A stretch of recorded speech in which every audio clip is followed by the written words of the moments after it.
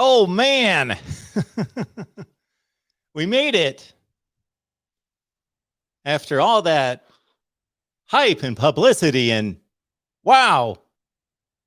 Thought for a second we might not make it, but welcome, everyone. Body clock be damned.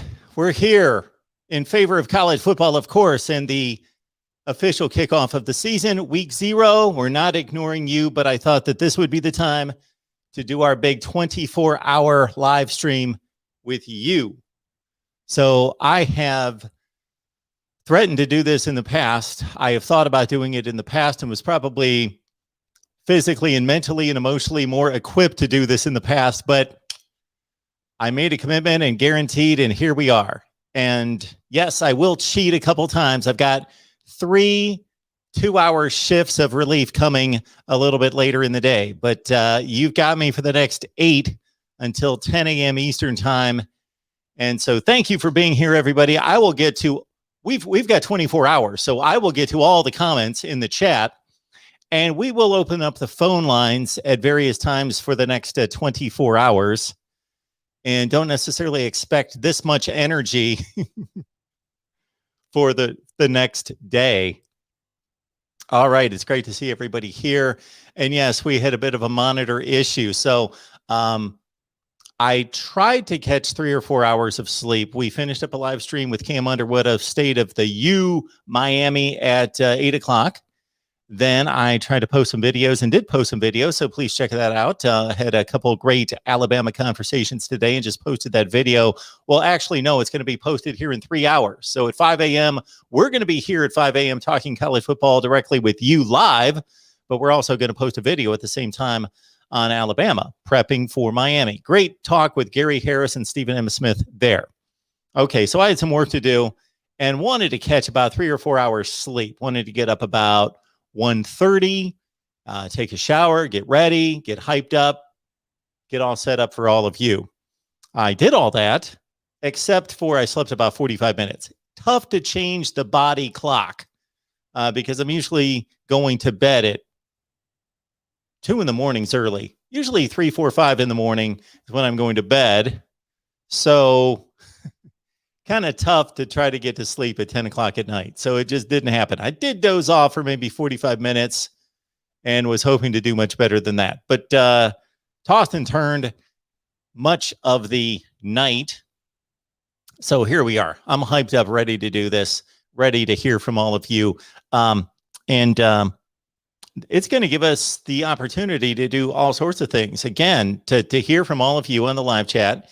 And again, we will take calls at some point during the 24 hours. So understand that once we activate the call-in system, that the meter's running constantly. Another reason to contribute here at the Voice of College Football, whether that be right here in the Super Chat or Venmo, PayPal, or Cash App, because once we fire up the call-in show, that the meter's running, so we don't want to crank it up for 24 hours. So we will take some spots today and crank up the call-in system, but otherwise I'm going to converse with all of you via the live chat. And we had a college football game last night involving UAB. I don't know what happened. We'll look at that in just a few minutes. This will also give me an opportunity to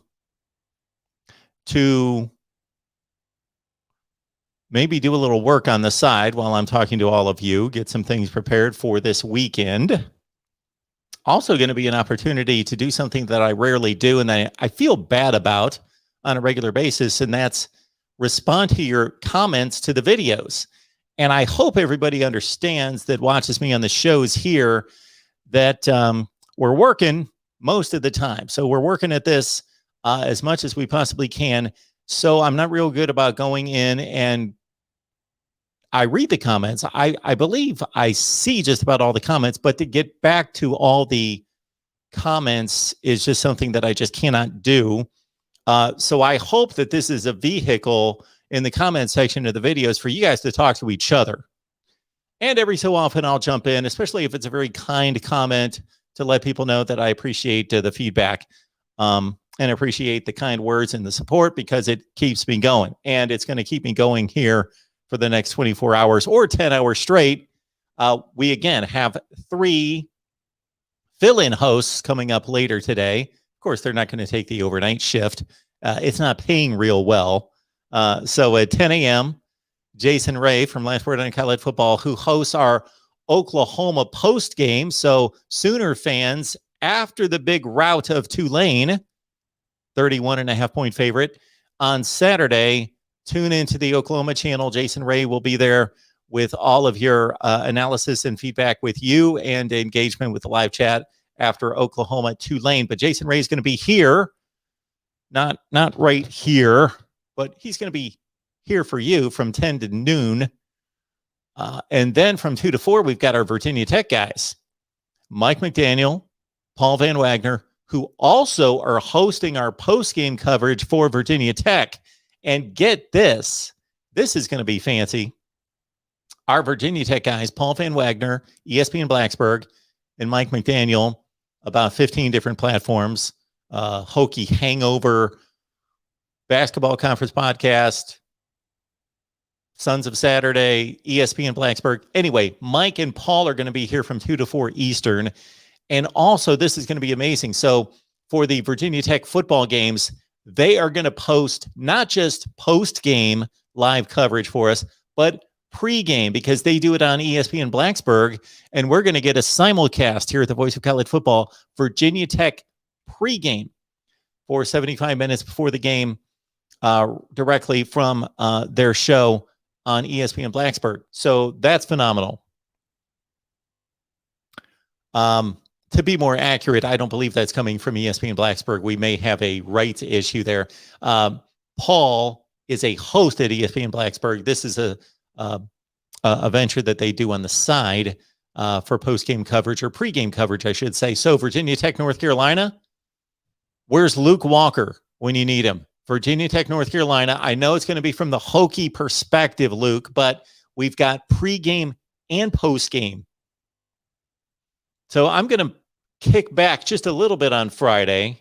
Just a little bit on Friday. I'm going to kick back and check out their pregame and postgame.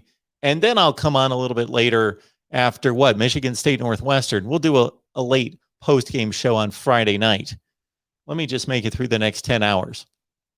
So 8 hours. It's only 8. Easy. I was thinking about this the other night when we had 3 consecutive live streams, and maybe I'll put my banner up here so some people that are stumbling around surfing YouTube right now who stumble upon this are like, who's this guy? What's he doing at 2 o'clock in the morning? Where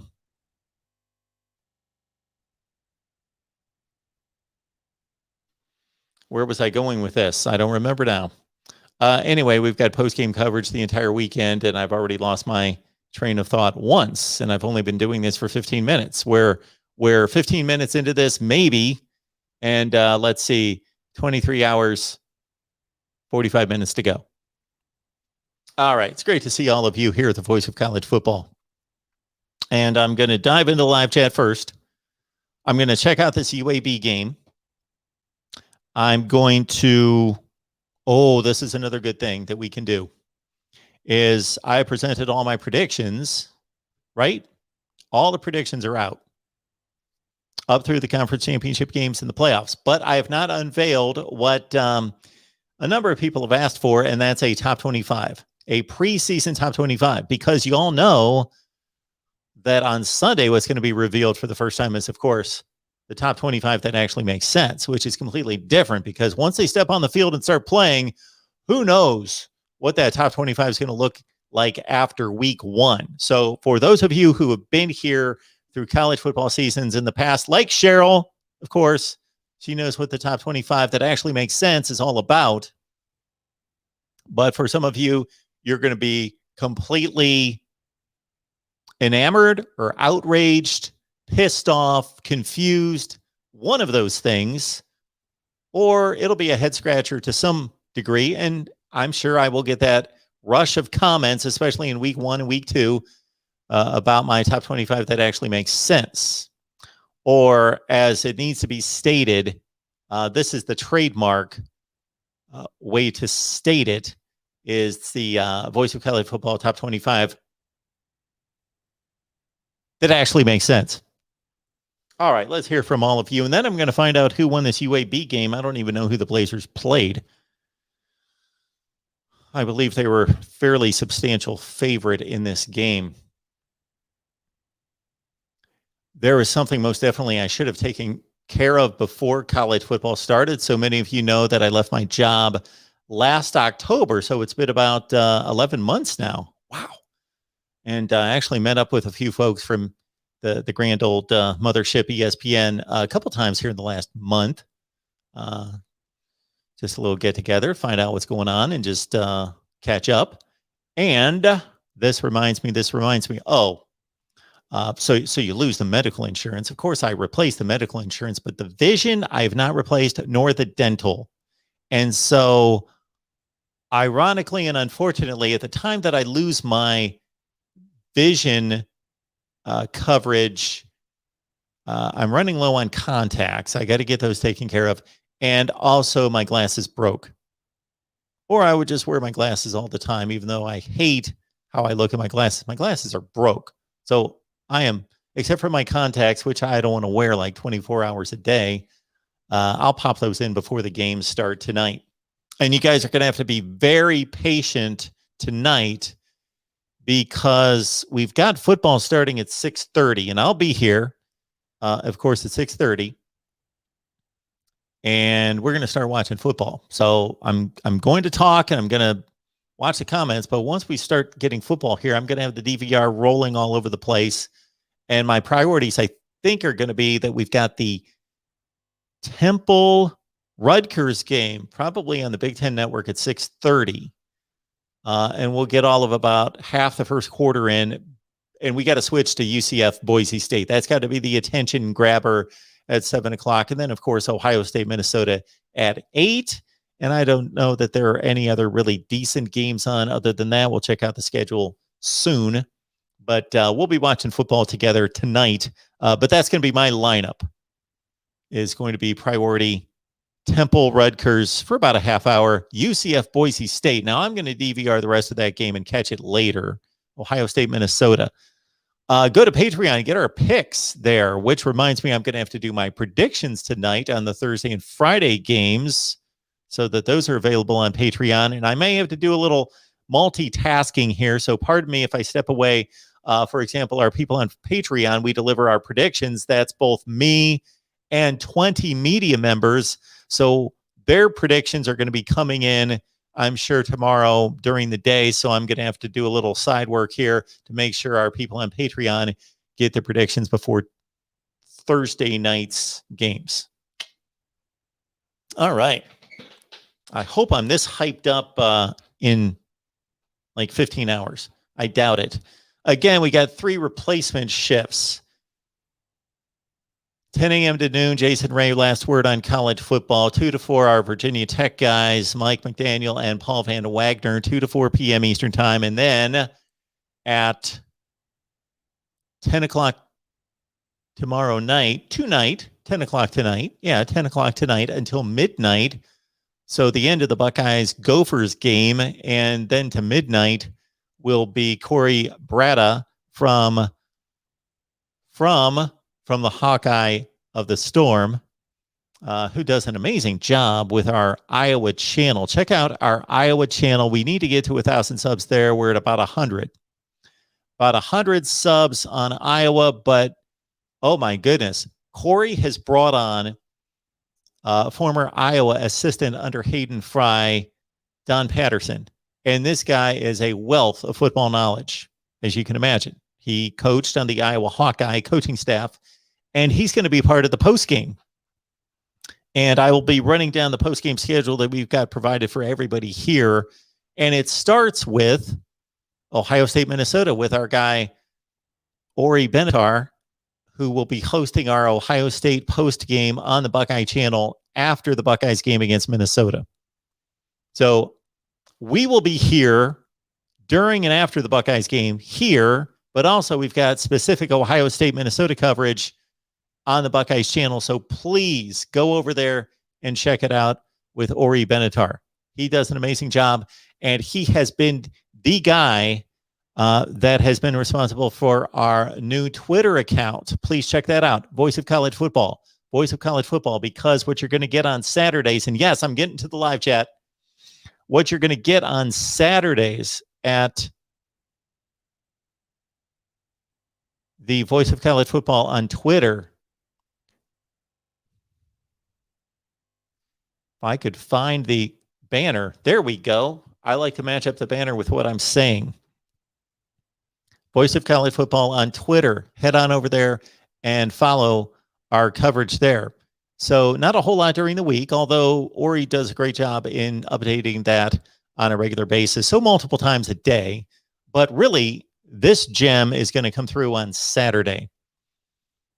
He's really going to lock in all day on Saturday, but pick out some specific huge games, Georgia, Clemson, Penn State, Wisconsin in particular, this Saturday, and provide clips and notes and news and notes and notes and news. They kind of went together there and all of that. And it's already been tremendous. He'll pop out a tweet every so often and I'll be like, oh my goodness, that's a really good anecdote right there. So Voice of College Football on Twitter or Twitter. Let's get to these comments. And I feel so bad because we had our Miami show with Cam Underwood, and somebody gave a super chat, and I couldn't find it. And I saw it on the screen. We were in the middle of a conversation, and I've explained this many times that I can only go so far back, and so I couldn't retrieve it. But then I thought I could go on YouTube and find it. But that would only go so far back in the comments for me to look for the super chat. So I feel horrible that I missed somebody's super chat in the Miami show last night. So maybe at some point in time, I'm going to stop down and look at that as well. Folks, there's no way I'm going to sit here for 8 consecutive hours. So expect a number of oddities. So we're going to play it real loose, depending on how far I can stretch that. See, if this was 6 months ago, I just take when I was using the webcam and we would just go to the kitchen and maybe about 5 a.m.'s time for some scrambled eggs, you think? About 5 a.m. scrambled eggs. So I'm going to do my best to move this large camera as far out to the kitchen as possible. And we'll scramble up some eggs, maybe get some cereal. That's about as inventive as I'm going to get. Maybe a PB&J once in a while. Also, yeah, I'm just going to have to keep the heart pumping. So maybe some jumping jacks over here. Maybe I'll kick in with some, well, I've got my yoga mat right there. And no, I'm not a big yoga guy. I would like to be, or I say that, but I do it about twice a month. Should be every day. Maybe some push-ups and some crunches to jumping jacks to keep me going.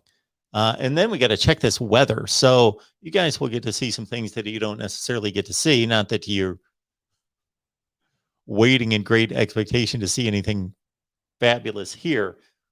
You know what actually I had thought about doing, and this will either amuse people or annoy people.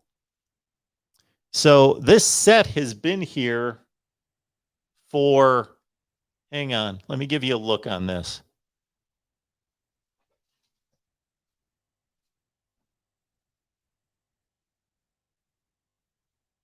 You really can't see that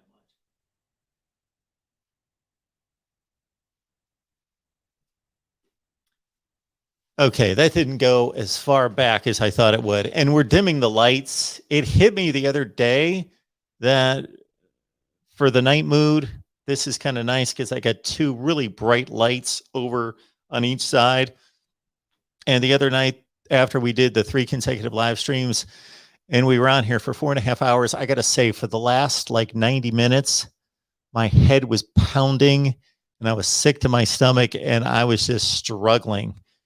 And for some reason, I shut the lights off and that didn't help, but at least it made me think, yeah, we can give it a little bit of a toned down mood at times, especially at this point in knock down the lighting a little bit because, man, they just... So anyway, what I wanted to show you is this set is nothing to brag about by any stretch, but there's a lot of stuff here. I got a large desk here that's really just a fold out table, like one of those tables that just a fold out table. And then I got a desk here and all of this stuff. Anyway, this has been sitting here for 3 or 4 years, something like that. And so I vacuum. Yes, I do vacuum underneath, but it's not quite the same as really vacuuming because there's so many cables and everything, and I lift everything and I put it on the desk and do all that. But maybe, again, this could be rather annoying to some of you, but it also could be rather amusing. Certainly not interesting, but I'm thinking about moving everything, but I'm going to have to keep it connected to keep us on the air. Move everything and vacuum. Maybe we'll vacuum about 7 in the morning. We'll see. All right, let's get to it. Got 50 on the line. I didn't know what to expect at 2 a.m. There were so many times with less subscribers and less of a following that I used to, and Cheryl and others will remember this, that I would jump on here after work at like 3 o'clock in the morning, 4 o'clock in the morning, just because I had something to say, something to talk about. And I would jump on here and I would be surprised how many people would jump on with no notification, no warning in the middle of the night. So we try to hype this up, and we'll see how low it gets. I got to think that maybe 4 or 5 in the morning is going to be our downtime, probably 4 to 5 in the morning, probably. 54 on the line. And you know what? I got to send out a tweet real quick because I let everybody know on Twitter that we were having tech issues, but I didn't say that we're up and running.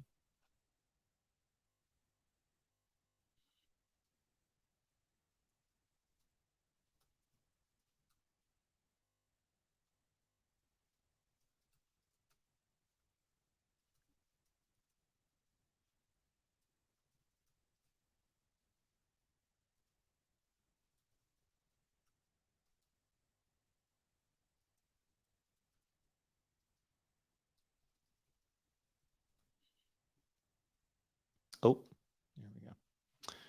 Okay. Let's see what you guys have tonight. Mike.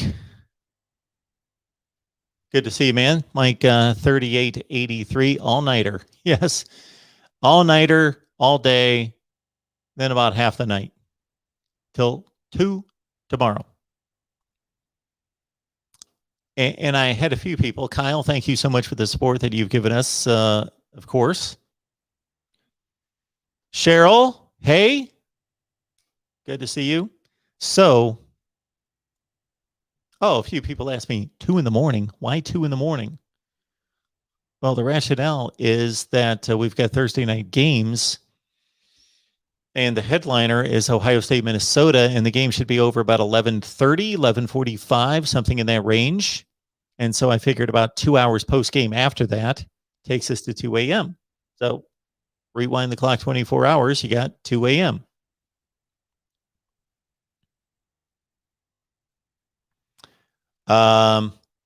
Cheryl, that's of course before your comment right there, before I explained, unfortunately, about 45 minutes. I could not sleep. Land found. Reloaded. Here comes the pain. I hope the pain's not coming my way. Okay. Oh, yeah. So that's what I thought when I couldn't get this. Wampus 75. Wampus, I have not seen you in forever. Are you just in the weeds, or are you just a late night guy and we've not done enough late night stuff recently? Maybe that's it. Wampus 75, good to see you.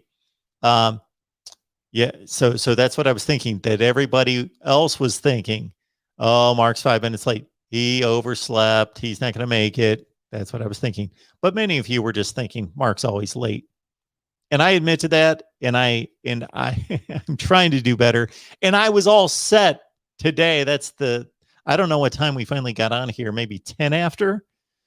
But that's the thing, is that I was ready to go. But for some reason, this monitor, it just kept saying no signal. And I was checking all my cables and everything was fine. You know what I ended up doing? Shut everything off. Waited, turned it back on. It works. Makes no sense. Land found. When Mark puts his mind to something, look out. Land found, I appreciate that. I will take that not as being stubborn. I will take that as being determined. But you're right. That's been said about me for better or worse. When I've got a task in mind, when I want to do something, we will do it. Good to see you, Mike. Sam, evening, folks. Anyone know what the significance of starting the suicidal stream at 2 a.m.? So hopefully, Sam, you heard my explanation. 2 a.m. post game tomorrow night. We wanted to go 24 straight hours.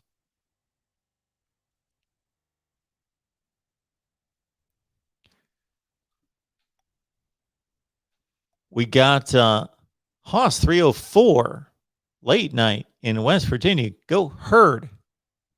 We'll have to check out who Marshall plays this weekend.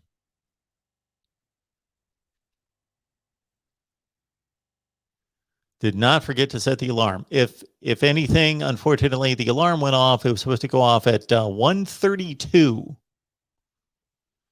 And I had been awake I slept from about 11:30 to 12:15. I got about 45 minutes. Yeah. Not good. Was just not going to happen. A dog named Brutus. Great to see you. See a lot of familiar faces in here. That's great. Waiting on a guest. Yeah, I need to get the word out that anybody can drop by if they want to.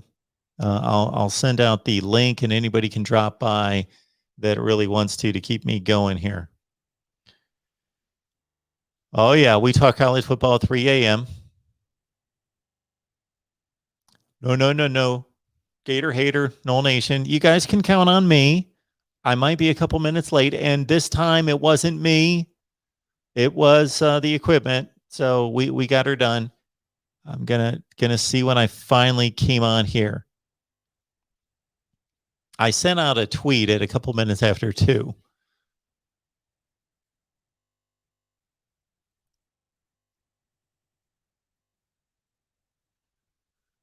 Gator hater, Knoll Nation. Is Ohio State going to cover? My picks are on Patreon, and to respect their contributions over there, I don't unveil my predictions here. But hey, if you guys are going to be with us at 12:30, I'll have to check my schedule. 12:30, I believe, is the time. Steve Merrill from Pro Sports Info and Wager Talk, who is supplying our lock of the week weekly on Patreon, is actually going to be here. So you get the first lock of the week from Steve Merrill, our betting guy from Wager Talk and Pro Sports Info. He's going to give you the lock of the week. So what we do with Steve is we give him the 3 biggest games of the week, which I have selected as Clemson, Georgia, Penn State, Wisconsin, and Alabama, Miami, even though I truly don't think Alabama, Miami is one of the 3 most important or best games of the week. I would have gone Iowa, Indiana, but I wanted to spread it to other conferences. And so Steve gives us insight into the 3 biggest games of the week. Then he's got a wild card selection, which is usually an under the radar game that he feels very strongly about. Jeremiah, I got nothing on him. Jeremiah is pulling a 24-hour. What I'm going to be pulling, oh my goodness.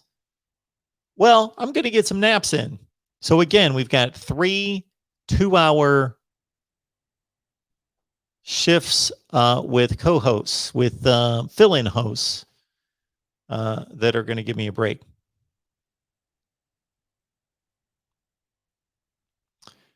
Sam would take many in the points.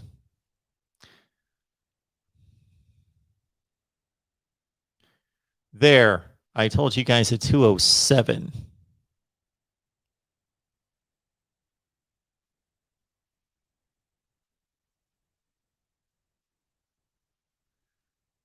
Jeremiah, I think you saw my Georgia prediction when I predicted the entire season, and so here's the deal.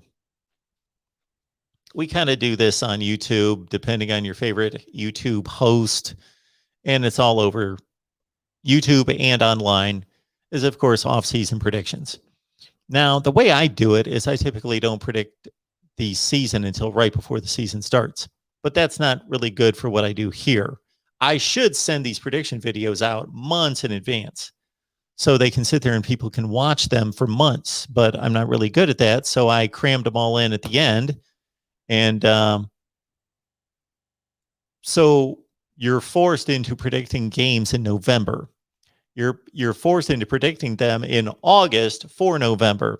So I reserve the right to change my prediction come game time. So, for example, I'm predicting Georgia to go undefeated. And so that kind of gives it away in regards to who I'm picking for the Georgia Clemson game. But I could change my mind. But there's nothing that's happened between, of course, making that season prediction and the game one prediction for me to change my mind. Now, game 7, we're going to have some completely different football teams by midseason than what we've got right now. So I reserve the right. I'm not going to just take my predictions from the offseason and just regardless if Penn State's 5-5 after 10 games instead of the 8-2 I would predict them to be, I'm going to think differently about Penn State. So that's pretty reasonable.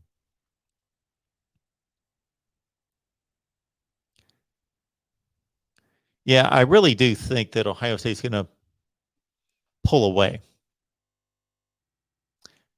I think it's going to be a decent game. I think it's going to be a good game. And of course, all eyes are going to be on CJ Stroud because he's the one guy in the field that has the most attention placed on him that we've not seen. We have never seen him throw a pass in a game.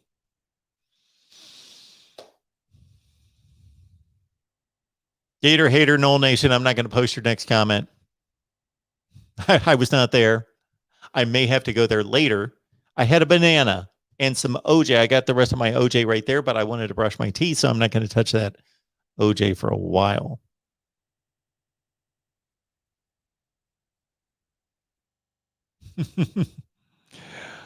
Okay. These little spoof accounts, they are growing, aren't they? This might be about the third one. So we've got this individual who actually spells my name correctly and did a pretty decent job of finding a decent shot of me, I guess. I don't know where they came from.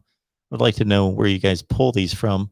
I guess you can just look up Mark Rogers TV on Google and pull up images. Then there was another one I saw the other night, and I think somebody chimed in with a super chat. I'll get to it right in a second. Oh, I lost that comment. Shoot. That's what happens when I get more comments. Crud. There it is. Barking at the moon tonight. How would that be? Oh, I got to tell you guys a story talking about this. And this reminds me, the barking at the moon reminds me. Okay. I own a condo development. You can kind of get the lay of the land there. So I like to go out when it's nice out and take walks, run a little bit, mostly walking these days.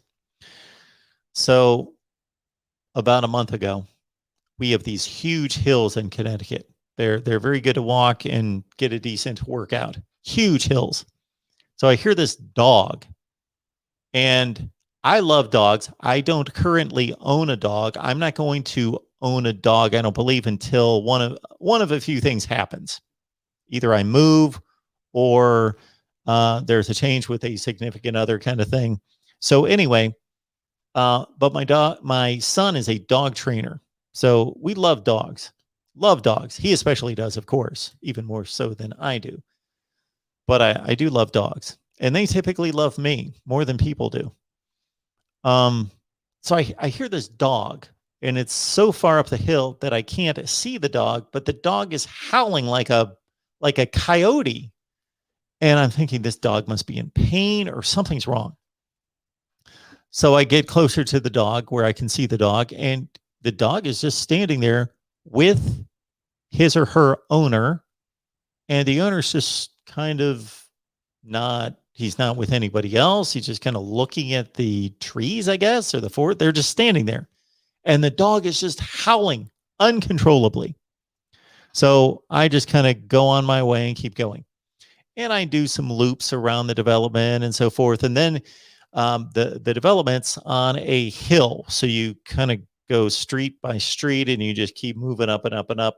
And I'm about 2/3 of the way up, but I keep going further and further up. Well, I cross paths with this dog and its owner again. And this time the guy is having a conversation on the street with somebody else. And the dog, the other person is a dog, but that dog's quiet. This individual has his dog, and the dog is still howling like and it's a good looking dog. Don't ask me what kind of dog it is. But it's a good looking dog, and it will not shut up.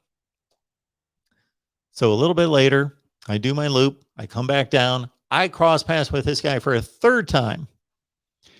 And this time I go up to the dog. I want to talk to the dog, see what the deal is. It seems like a friendly dog. And the dog was amazing. The dog was all over me. The dog's rubbing up against me and just laying its head on my knee, and stopped howling immediately. And I'm just playing with the dog and petting the dog and just wrestling around with the dog a little bit. And as soon as I got done, and that dog went back to its owner, and that the owner had some odd things that he wanted to talk about. Not like odd, like disgusting, but just odd, like starting to talk about a car he used to have with no reference or nothing in the conversation that led up to that point. Just started babbling about a car in 1974 or something. But the dog, apparently, I got the feeling that the dog was not real happy to be with that particular guy. So anyway, that's what I thought of when I saw the comment from Mark Rogers. And then we've got the Mark Rogers with a D. I don't know if he did that on purpose or if he just doesn't know how to spell my name. So we got a comment in from Mark Rogers the other night, another little spoof there. And then there's another one that I've seen, or maybe they just changed their avatar.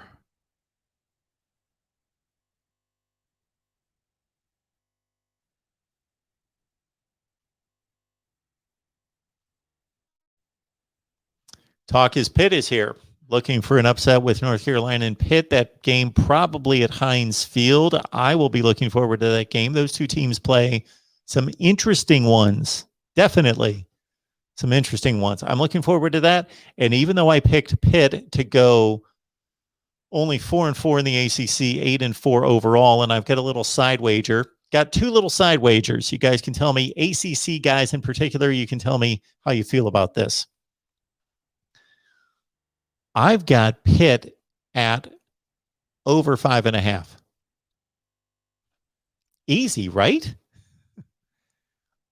It might not even be 5.5. It might be 4.5. I think I've got Pitt at over 4.5 with our guy Jason Parker on the Florida State show. He made some kind of hot take that Pat Narduzzi was going to get fired and Pitt was only going to win 4 games. And I said, are you kidding me? And so I said, I'll take over 4.5 with Pitt. We got a little wager on that one. And then with Georgia Tech, Jason went completely the opposite direction with Georgia Tech going like 8-4, whatever it was. It was way too high for my money. So I said, I'll take Georgia Tech in the under. I took Georgia Tech in under 5.5. So if Georgia Tech goes 5-7, and Georgia Tech, the end of their schedule is ridiculously tough. There's like Miami, Notre Dame, North Carolina, Georgia. Tough schedule. So yeah, talk is pit. You're going to go 8-4. That's what I've got you at.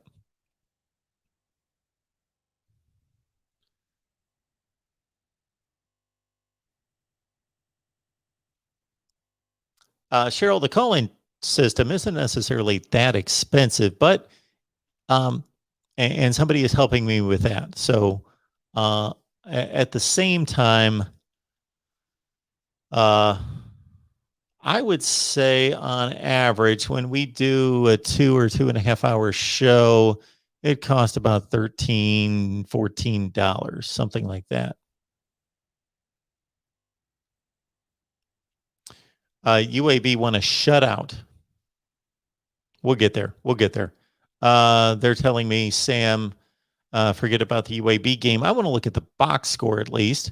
124-0. McD, good to see you, man. Maryland, West Virginia. That sounds like a noon game to me. That sounds like ESPN at noon.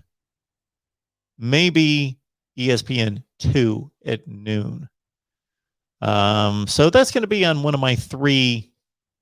I love to do this. I might post a video like this every week where it's kind of like Voice of College Football's viewing guide. So, for example,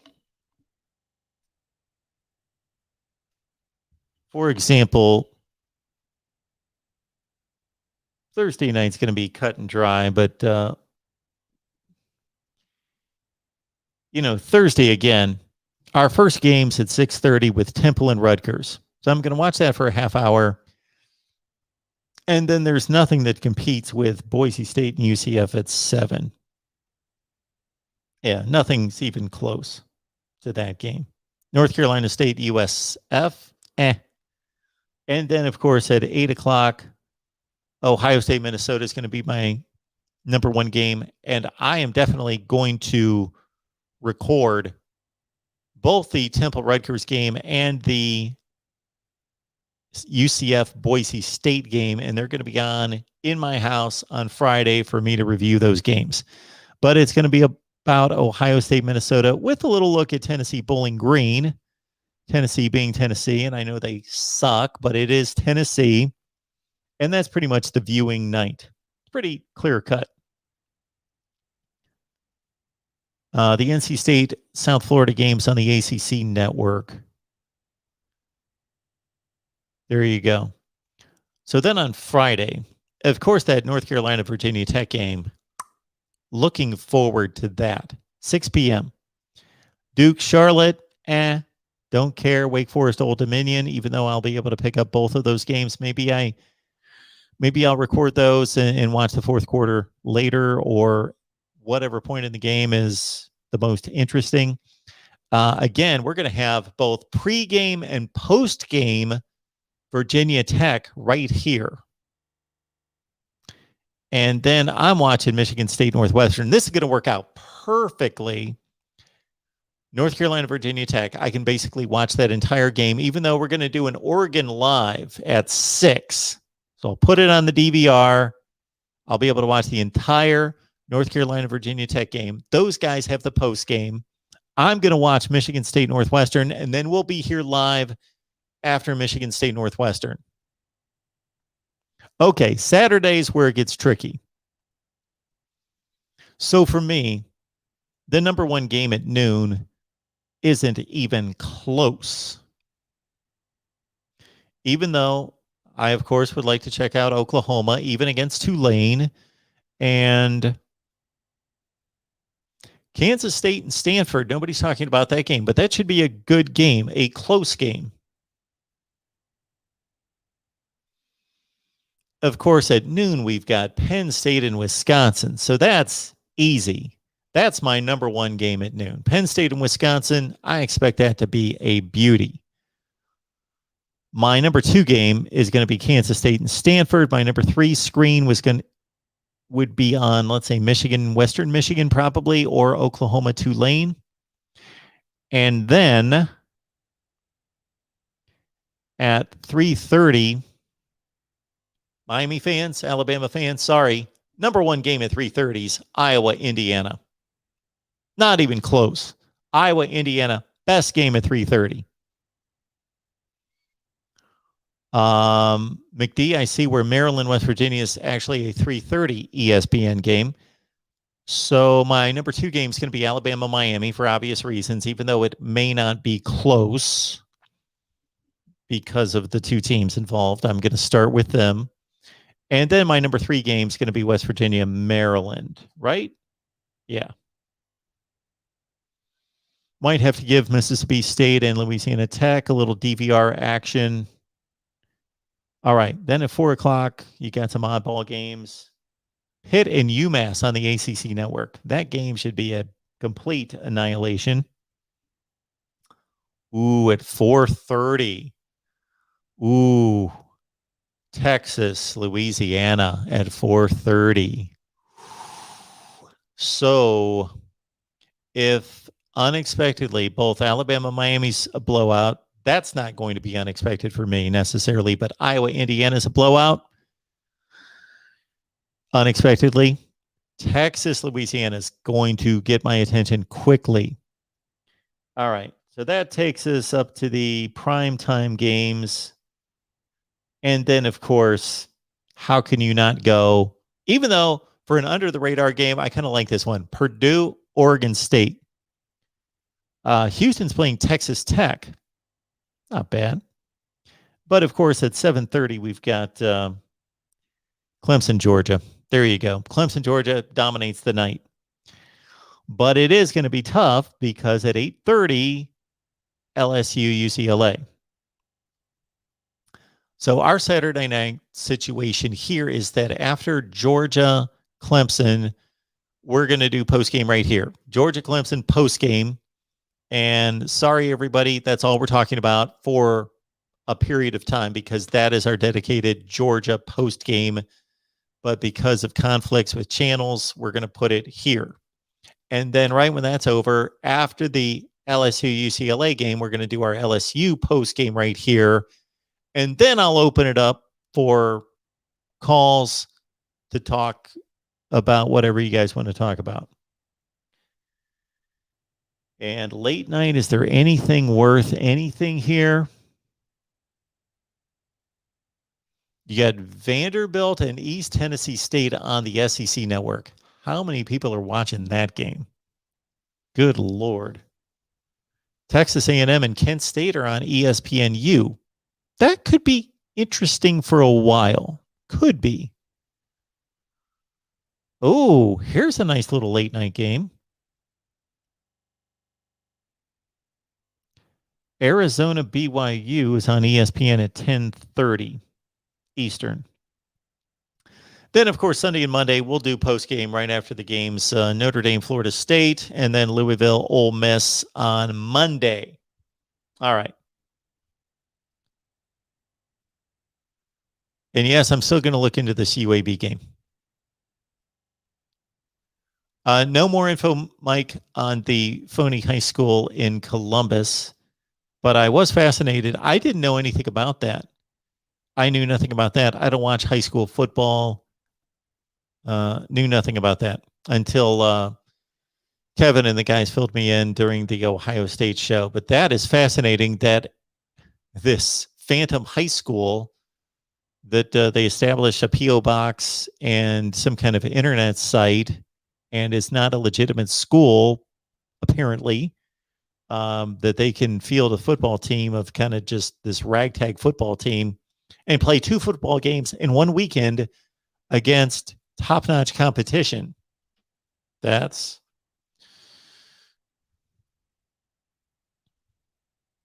web security. Thank you so much for the heads up about Clemson's Tyler Davis will miss the Georgia game with COVID protocols. He was vaxxed.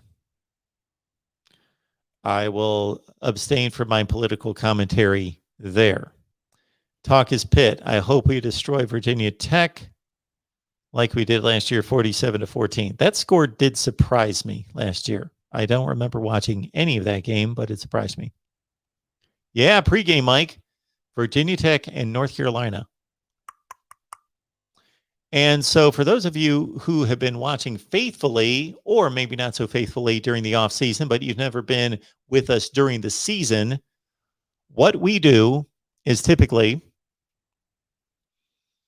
of course, the game started at noon Eastern time.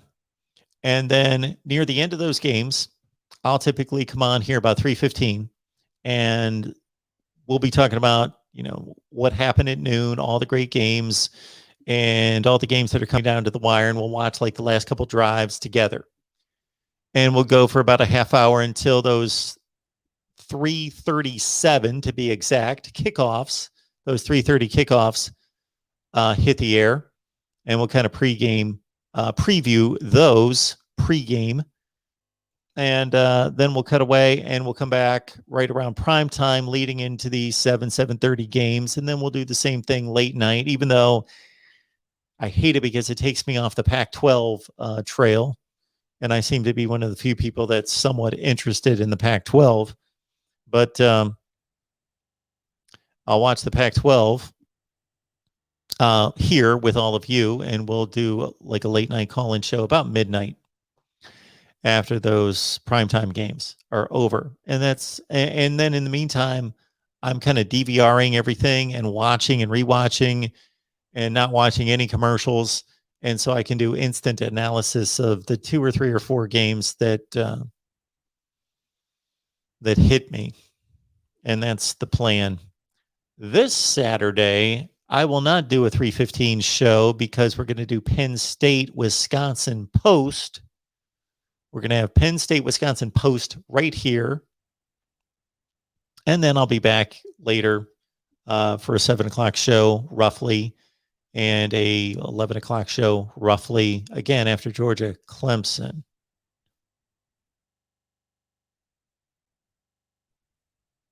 Land found, of course you like it.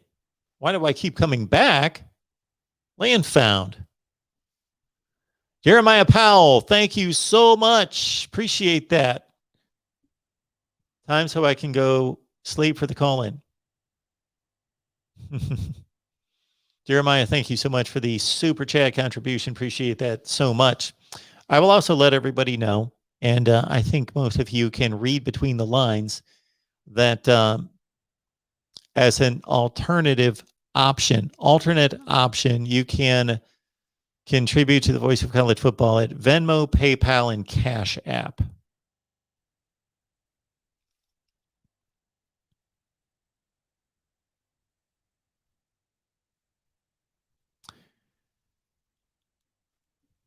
G-Dog Forever. G-Dog Forever, I don't believe that you have received the proper welcome to the Voice of College Football. This is the first time I remember seeing your handle.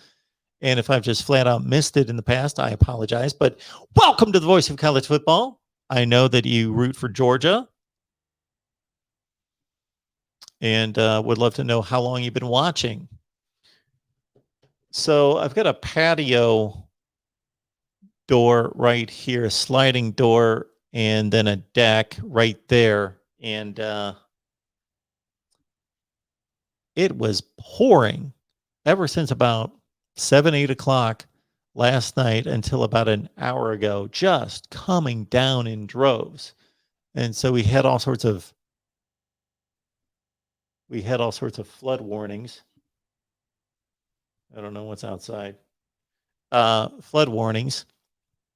But hey, while we're doing what we're doing here, talking college football with you, as I stated off the top of the show, I'm going to have to move around a little bit at some point.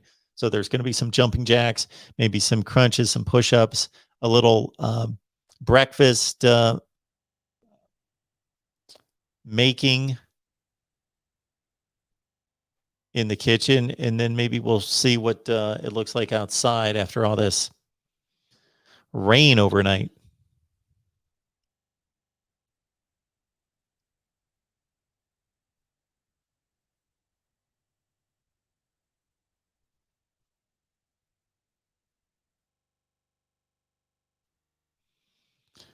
Mike says, let's do chat poll predictions and see how much the chat gets right.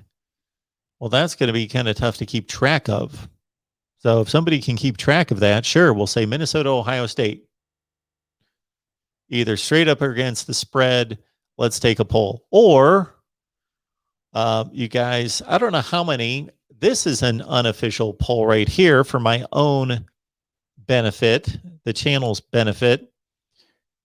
When I post something on the community page on the YouTube channel, how many of you guys see that or care to see it? Or because I would say most of the time I post something there. I post the live schedule there every day. Every morning I post Friday live schedule. And then if the shows are going to be on other channels, then I post the link to that channel right there.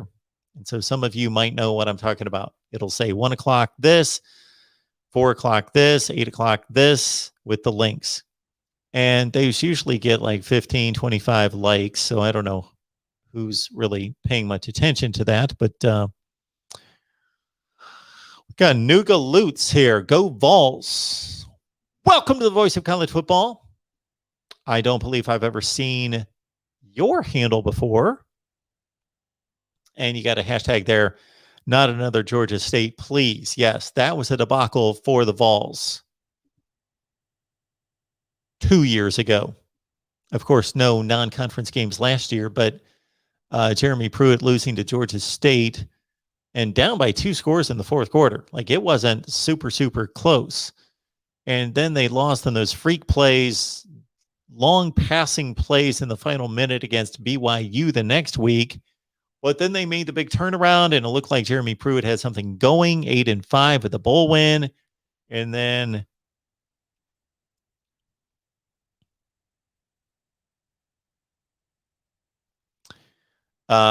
Casey, Florida 727 is asking, if Miami beats Bama, how high do they jump in the rankings? My rankings or those other slum rankings? What are we talking about here, Casey? So in my rankings, I rank, and you guys are going to see this, and many of you are going to, again, you guys are going to like have a hernia or some kind of mental breakdown when you see this. Like, people are going to go nuts. I get it. I only rank based on the football that we've seen. So let's take somebody, for example, Oregon. Oregon should be really good this year. I picked Oregon to go 9-3, 7-2 in the Pac-12. They could be better. So that's roughly top 15 status. But they're playing, I believe, Fresno State. So Oregon may not be the best example, but there are going to be better wins in the country than Oregon. And let's say Oregon's a little bit sloppy in that game. They win 28-21. Oregon is not going to have a high ranking for this kid right here in our top 25 that actually makes sense until they prove it. The week 1 standings, really the week 15 standings in my top 25 have everything to do with winning and winning impressively. And if you lose, who did you lose to? How good are they? And did you lose understandably? If Miami beats Alabama, understand that if Miami, I'm going to be judging pretty much a Miami win against Alabama versus a Georgia win against Clemson or Clemson win against Georgia as my number 1 team in the country. Miami's going to be arguably my number 1 team in the country if they win that game against Alabama. Because you got to make some assumptions. So some people are going to argue after my week 1 and week 2, they're going to say, well, how do you know that Alabama's any good? Well, we just kind of know that. You have to make some assumptions, because otherwise, if you cannot make any assumptions after week 1 in college football, then you would rank all the 1-0 teams tied for number 1 in the country. And then everybody else is tied for number 65 in the country if you don't make assumptions. What's going to happen to Miami in the actual polls that everybody looks at from the AP? And I gave a good reason yesterday of why the AP poll may not be the place to go, and the coaches poll is that I would guess Miami's number 14 and 16. They're going to skyrocket. They're going to skyrocket close to the top 5 if they beat Alabama.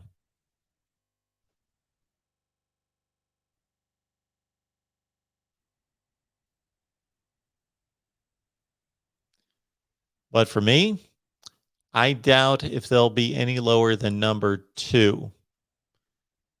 Because how can you have a more impressive win? Again, I'm going to judge it against the winner of the Georgia-Clemson game.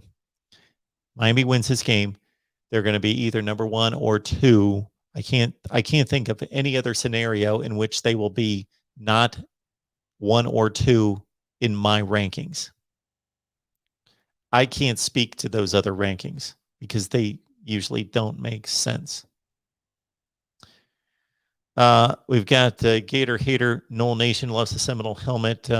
Placed Mark adds a touch of class to the place. Yeah, we got him right up there. Well, we had the little matchup for Notre Dame in the Florida State show, so we'll turn Notre Dame around and just to keep everybody happy. Maybe we'll mix this up a little bit from time to time. Can't remember who sent this to me, but thank you so much. This is the latest edition right here, North Carolina. Then I had a Nebraska fan about a week ago say, Mark, add a Nebraska helmet to your shelf. And I said, you know what? Going forward, this person right here and a few others. No, this would actually be the only person I think that's purchased a helmet. Yeah, I bought the rest of these. And I actually picked up 2 at work. But I had to buy those too. Anyway, so this individual said, hey, Mark, they gave me a donation. Plus, they said, just let me know how much this is going to cost, and I'm going to send it to you or where I can get it. I sent them a link. They ordered it. Boom, it showed up, and they got their North Carolina helmet. So the Nebraska fan about a week ago said something similar. Mark, I want a Nebraska helmet. I said, okay, you can order it right here and send it to me. And I did not hear back from them.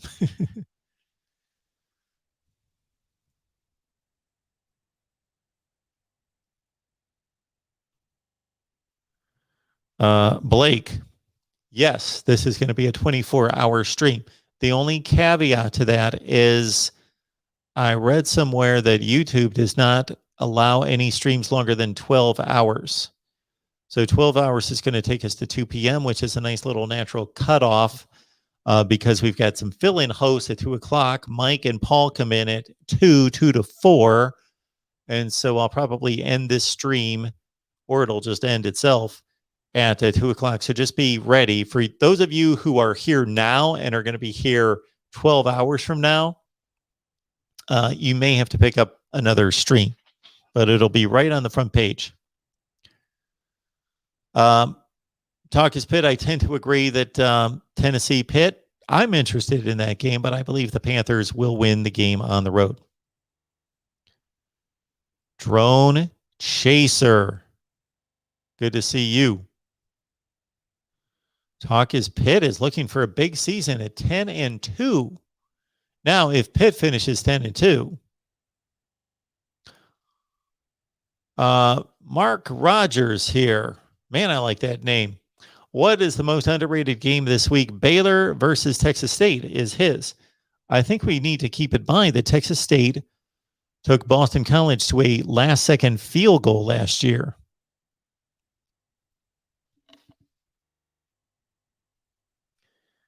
Baylor, Texas State. My other under the radar.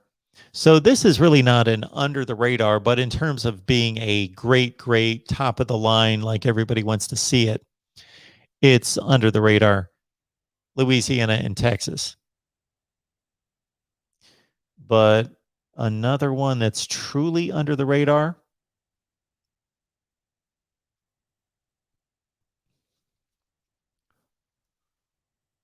Uh-oh, first yawn of the night.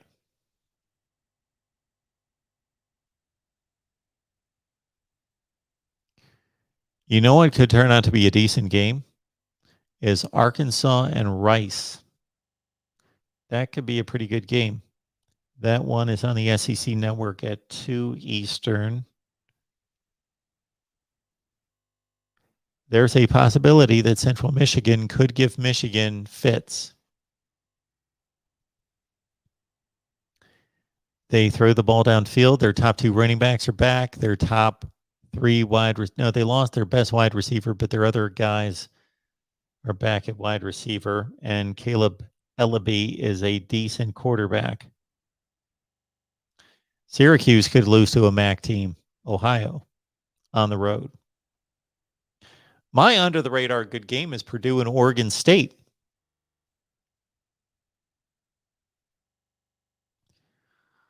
That's going to be one of those games that I will record, but then I won't watch it. I record just like almost everything with the intent that I'm going to watch it. Then I'm just too busy and can't.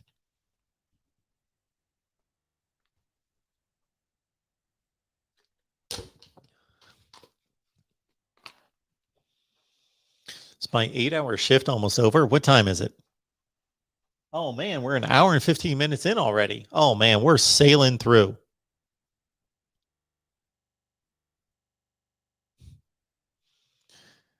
Mark wants to talk Buckeyes 24 hours. He's too anxious to sleep.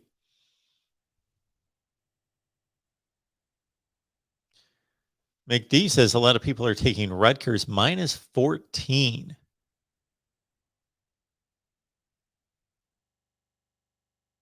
Wow. Minus 14. That seems like a big spread. Rutgers, I believe, is on the road. No. They're at home, aren't they?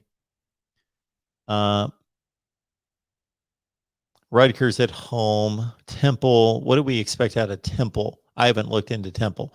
Anytime anybody brings up a group of 5, I'm sorry. I love and support the group of 5. And when the Power 5 did not crowd out these Thursday and Friday schedules, back in the day, most of what we saw on Thursday and Friday night was group of 5. And now the Power 5 has figured, you know what? We can dominate those broadcast windows as well. Because let's see in week 2. Let me look at week 2 real quick. Just curious on Thursday and Friday, week 2. Because week 1's special and the scheduling's a little bit different. But, okay. Week 2, there are no Thursday games.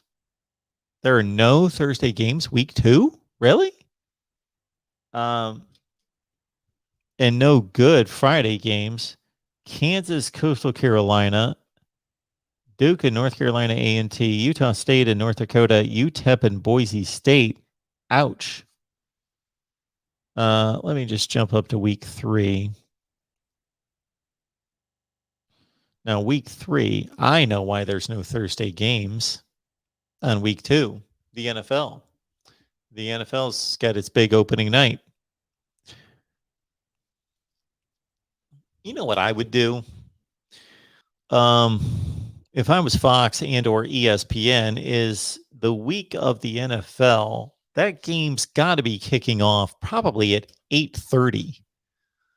I would play a 6 o'clock football game. I would go with a 6 o'clock start for a decent college football game and grab those 2 hours. And then if it's a really good game, a lot of people will say, I'm going to stay with this. It's 27-all in the fourth quarter. And forget the NFL. Or they'll at least say, okay, let's get 2 TVs on here. I would not punt the NFL opener if I was college football. If I was ESPN and Fox, I would probably FS1. Fox isn't going to broadcast against the NFL, but I would kick off a game at 6 because you're almost going to get the game in before the NFL. Week 3, again, this is more sparse than I expected. Week 3, Thursday's game is Ohio and Louisiana. And Friday, we've got UCF and Louisville. Interesting. Maryland, Illinois. McD, you with us? Friday game at Illinois. Brett Bielema against Maryland. Might have a couple of 2-0 teams going at it in the Big Ten opener. The Big Ten opener for the Terps.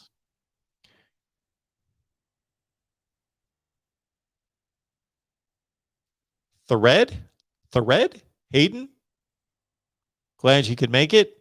And the GOAT term thrown around a little loosely, not just at me, at a lot of things, but I appreciate it so much. Thank you. Web security, sleeper upset, Ohio State, Minnesota.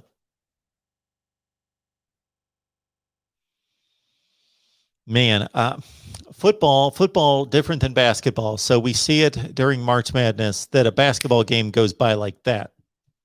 Man, they tip off those college basketball games during March Madness, and let's say we got a 3-14 game, and before you know it, it's 22-19 at half, and the underdog, the 14 seed, is up by 3 at halftime, and then they kind of milk the clock, and the game can just become like, it can go by like that. But a football game, you're out there for almost 4 hours, and it just to pull off an upset, especially against, we're talking one of the true elites, Ohio State. I know, new quarterback on the road. Minnesota's going to be hyped up. Minnesota's got weapons. They can score. But man, Minnesota could be up by 10 points in the third quarter, and still, it's like plenty of time, plenty of possessions. You see that all over college football throughout the season. You see upset bids where a team that's a double-digit underdog has a 10-point lead in the third quarter, and they still lose by 27. Gator hater, Knoll Nation. It's Iowa, Mark. It's Iowa. Don't know what that means. Sam, thank you so much about your recognition of Corey. Yes, Corey, again, Corey Bratta from the Hawkeye of the Storm. This guy is a worker. You think I work? He's always hitting me up for stuff like today. He wants the video segments on the Iowa channel to be as good as they possibly can be. He's built thumbnails, and he wants the music to be different. He doesn't want the same stale music. So he's like, Mark, can you send me more of your audio clips? So I did that today. And again, he's just on top of it and did a amazing job of going to get a former Iowa assistant coach to do the post-game analysis. They did a live stream Saturday night. Go check it out. And if you want a breakdown of a college football team, they delivered it. Yeah, Cheryl, thank you so much for reminding everyone to subscribe to the Iowa channel. Full disclosure here on any of the channels is that we need to get to 1,000 subscribers, because then we can monetize. And by monetizing, that doesn't mean that since we get 1,000 subs, I suddenly make like $2,000 a month on a, no.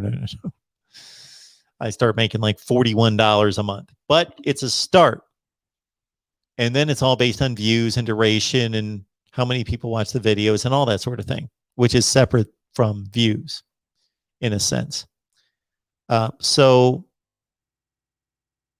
even if you love what we're doing here, if you believe in what we're doing, please subscribe to the various channels, especially the channels right now that are on the high end, getting toward 1,000, like Notre Dame's around 550, Alabama's around 600. USC's kind of falling apart. We don't have any USC content contributors. So USC's been stuck around 500 forever. But those would be the ones, and please subscribe to all of them if you'd like. But especially, even if you're not going to watch the content, help us get to 1,000. And then once we get well over 1,000, if you want to drop it, go ahead. That's fine. Because I've even heard I've heard some feedback from people that really study YouTube and the analytics that if people are subscribed to a channel but they're not watching the channel, they're actually hurting the channel. I don't know if that's true. So we ultimately don't want a bunch of non-Iowa fans subscribe to the Iowa channel. But for right now, just get the thing to 1,000 subs. And then once we get to 12 or 1,300, unsubscribe if you'd like. And as Cheryl is letting everyone know, please subscribe to the Iowa channel in particular. But again, Alabama is in the 600 range, Notre Dame in the 500 range, LSU's around 400, Georgia's around 400. Notre Dame, Georgia, yeah. Florida's around 200. So we need some help. All right, where are we? When I'm looking at the comments and then somebody else makes the comments, the whole thing jumps. So then I lose track of where I'm at. So somebody had given a super chat. I'm so sorry. I missed. Did I miss another one? I think by the orange that I typically get from this individual, I think it was Mike Williams. I'm gonna have to go check. I'm gonna have to find it maybe actually on YouTube. So I will get to that super chat as soon as I possibly can. Papa music. Always happy to support. Go Bucks. Go Knights. Would that be the UCF Knights? Would it be? Papa Music. Thank you so much. Appreciate that. And again, I can't go back. All right. Help me out here, folks. We had a super chat come in and it was orange. And I can't get to it.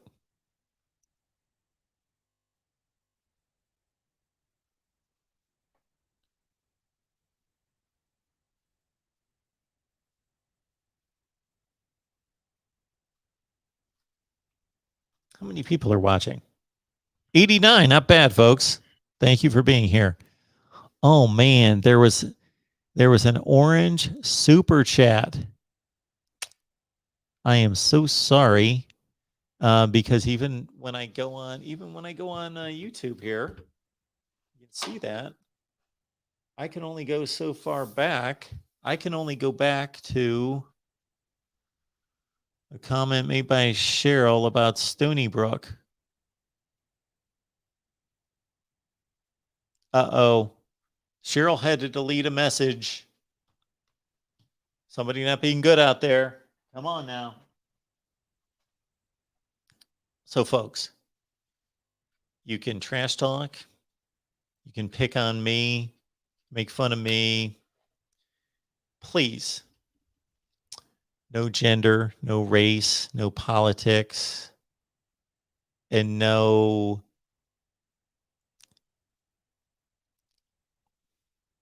aggressive, over-the-top obscenity. Really no obscenity because I get flagged for obscenity all the time, and I think, well, we have no obscenity on here. And so this video is going to post when it's finally done after 24 hours, and then YouTube is either going to give me a full like green monetization or they're going to take money away from me because of the standards being compromised. And anytime that happens, I know exactly what happened, that there were words in the chat that YouTube did not like. And so, yeah, just don't hit the hot button issues.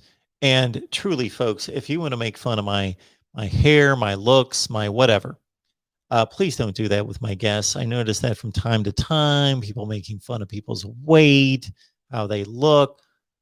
Seriously, we're making fun of the way people look.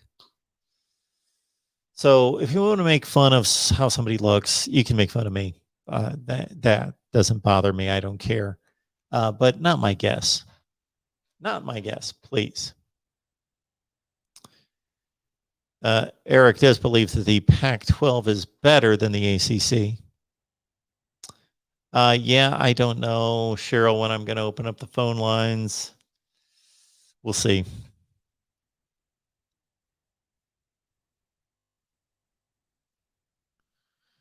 Date Star Mysteries, we hope you're okay. Jason is rooting for Michigan and Hawaii. We don't know who the Hawaii team is playing. I don't even know what to call them anymore. They're not the Rainbow Warriors. They're something like that, the Rainbows, whatever they are now. But they had a rough one against UCLA. Rough one.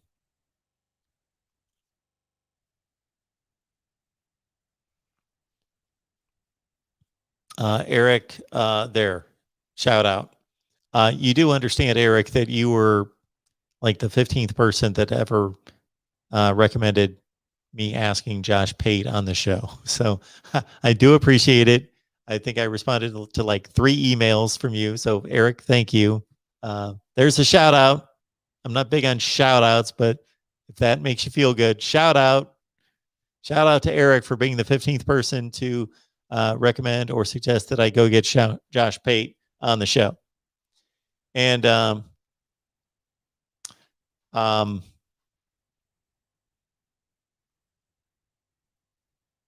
by the way, I exchanged a few messages with Josh, who unfortunately can't come on every week. He's too booked up, but he said, every so often, hit him up.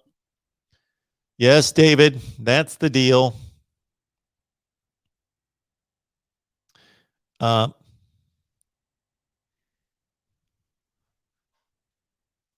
always going to botch some of these handles. Some of you guys come up with some of these handles. Anyway, Bilal Asaf, good morning. Good morning, everyone. Good morning. McD. Rained 6 inches in Maryland. Yeah, we were supposed to get something like that. Yes, that is the deal. You know what? I will just lay it out there on the line regarding the contributions. Here's the deal. We enjoy the super chats. The super chats are amazing. Thank you so much for the super chats. They're great. And they help considerably. I do at times let people know Venmo, PayPal, Cash App, wink, wink. That might be a more direct way to give.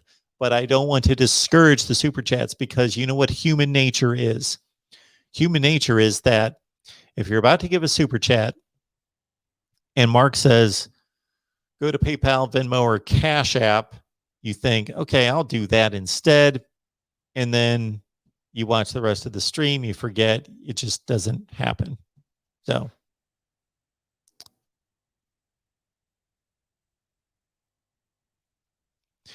And that's why I don't want to discourage anyone from giving in the super chat.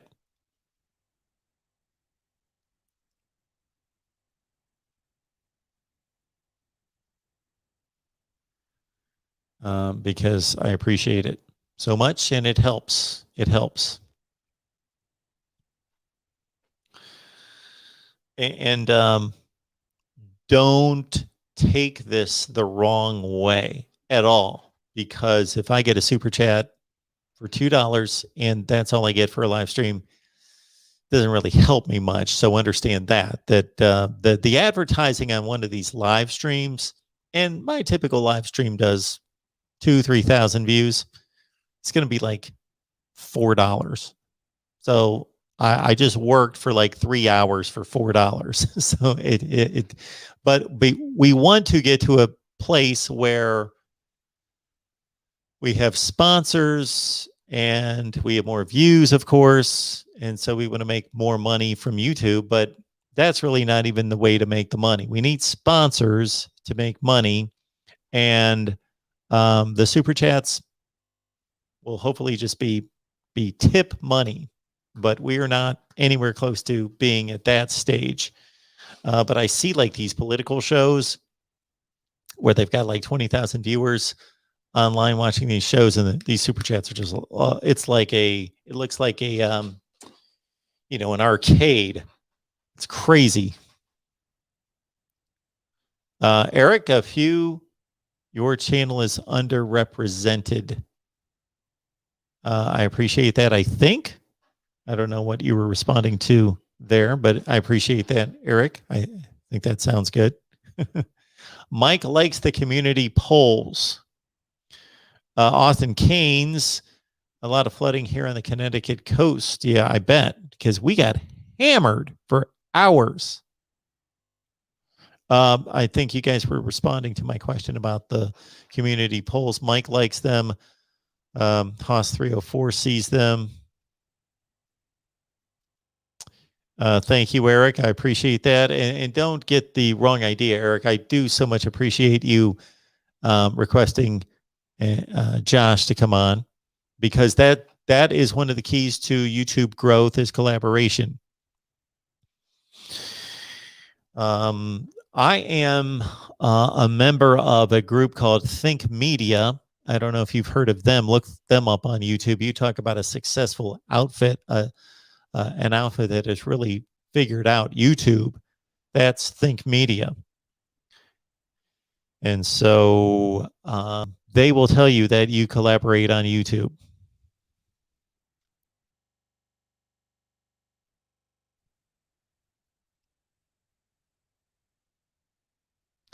Appreciate it, Sam.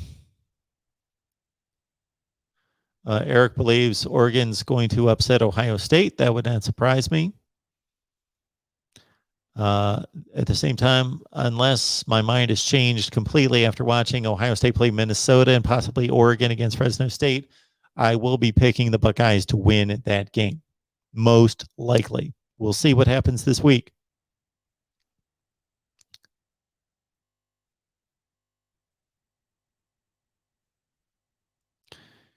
Eric says that Oregon has a tougher schedule than Clemson. Probably. Clemson, okay, so the Georgia-Ohio State games are a wash. And Oregon actually has to go on the road for its game against Ohio State, so that's a more difficult game as it stands right now. Oregon, I believe the only team that they miss that's difficult in the Pac-12 is USC. They have to play Arizona State and UCLA, Washington, Stanford. Clemson does not play North Carolina or Miami.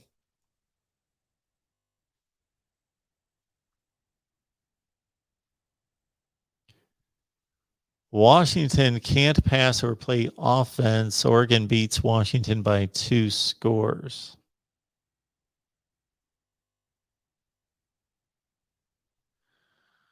Weston looking for a national championship, number 8, depending on how you count them. That's going to be an off-season project. We have to get to that this off-season.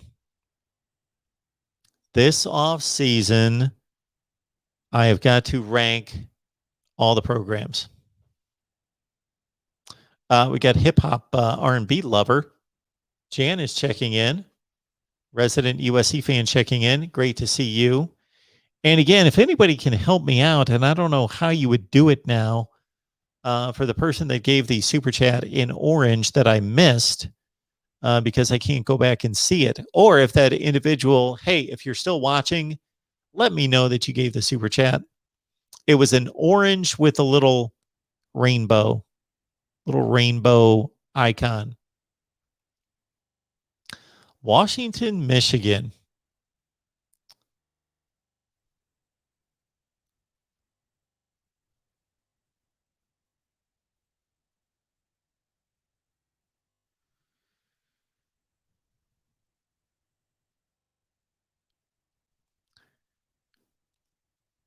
Hip hop R&B lover, you are welcome here.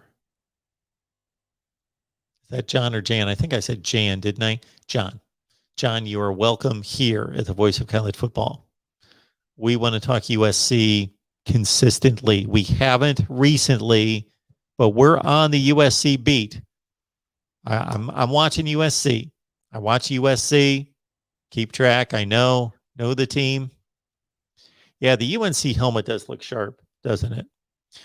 The next one that would look sharp, just from a look standpoint, that comes to mind that is my favorite uniform in college football, except for the obvious. My obvious favorite, right, Cheryl?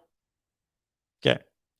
Past my boys, my favorite uniform in college football is UCLA.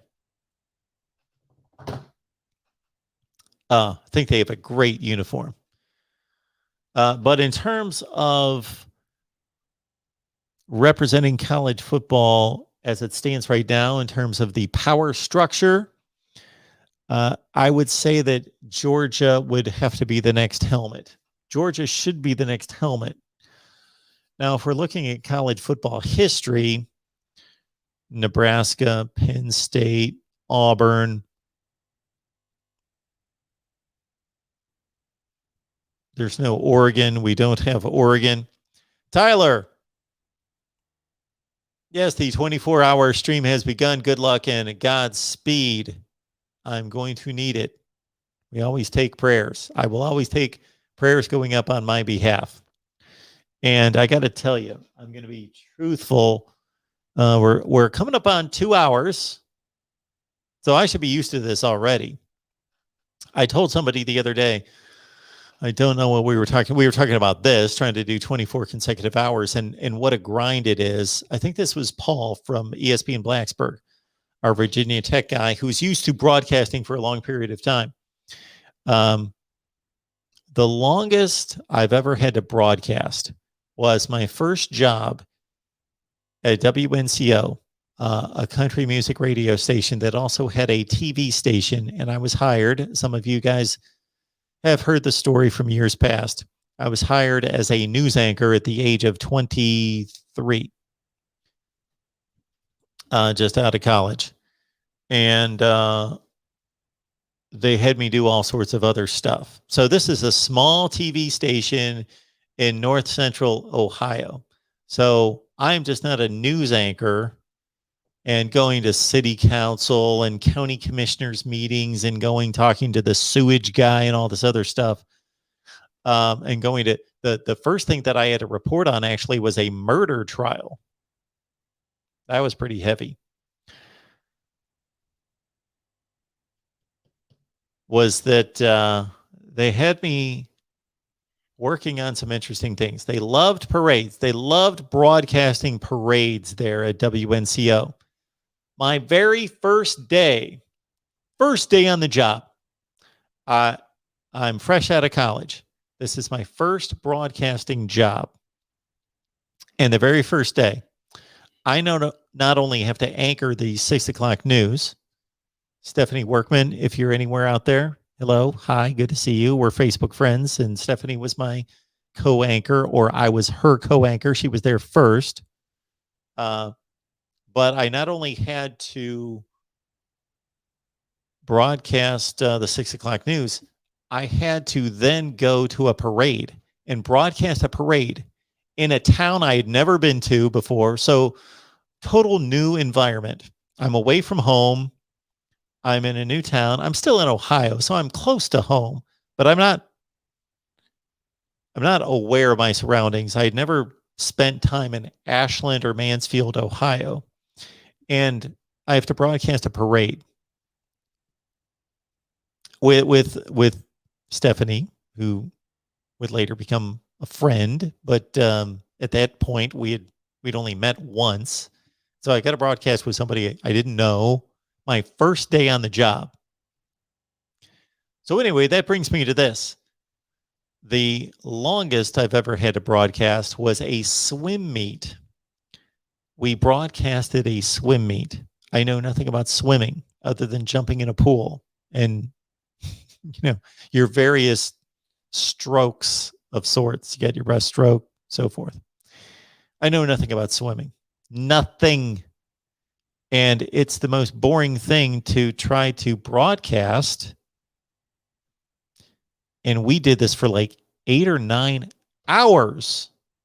Now, I did get some relief from time to time. I wasn't there for 8 or 9 hours consecutively, but I was doing 4 or 5 hours straight before I'm finally like, can somebody, it's like 90 some degrees outside. I'm outside in the blazing sun, broadcasting swimming, and I got the headphones on and the whole deal, and I'm broadcasting swimming, and I don't know what I'm talking about.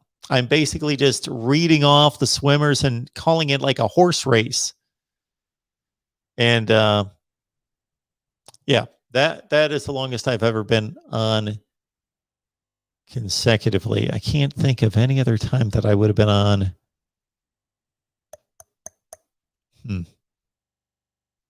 Yeah, Mississippi, we just did sportscasts, of course, when I was the sports director at WCBI in Mississippi. So just your standard 5-minute sportscasts. Although we would go on our high school football Friday night show was like 45 minutes long. That was a lot of fun. All right.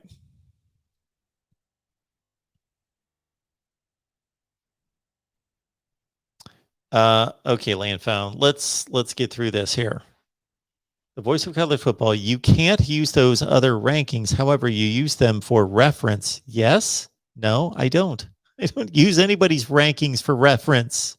No. Get that out of your mind. I do not look at rankings. I watch all the games on Saturday. Then I make out my rankings based on, in week one, it's all just going to be based on one thing. What happened that weekend? It's not going to be based on, I think Alabama's great and Ohio State's great and Oregon's great or whatever they are, or Kansas State's awful or marginal. No. If Kansas State beats Stanford like 50-0, you know they're going to be in my rankings. The rankings are simply based on what transpires between the white lines on the football field. No preconception about anything. Let's see. Who is playing somebody better than Miami? So you got Alabama, who we all consider to be one of the 4 or 5 best teams in the country, easily. But they're playing Miami. Let's say, case in point. Here you go. Here's an example. Let's say Alabama beats Miami by 3 points. And let's say that Tulane beats Oklahoma. And let's say they beat them by 20. People are going to flip out and go crazy. I'm going to rank Tulane above Alabama because I'm not ranking based on what I think. I'm not ranking based on what we've talked about during the offseason and how good we think the teams are. I'm ranking based on the performance on the field. And all the performance we will have after week one is that Tulane beat Oklahoma by 20 and Alabama beat Miami by a field goal. So Tulane is going to be ranked higher in my top 25 than Alabama. And people are going to go crazy and go nuts and say, you're an idiot and that doesn't make any sense. Well, it actually does make sense. It actually does make sense. My rankings are not saying this is my opinion. So if Tulane beats Oklahoma by 20 and Alabama beats Miami by 3, me personally, I will have to say this a million times. I still will think that Alabama is a better team than Tulane. But for that 1 week, based on that one result, Tulane will have earned a ranking better than Alabama.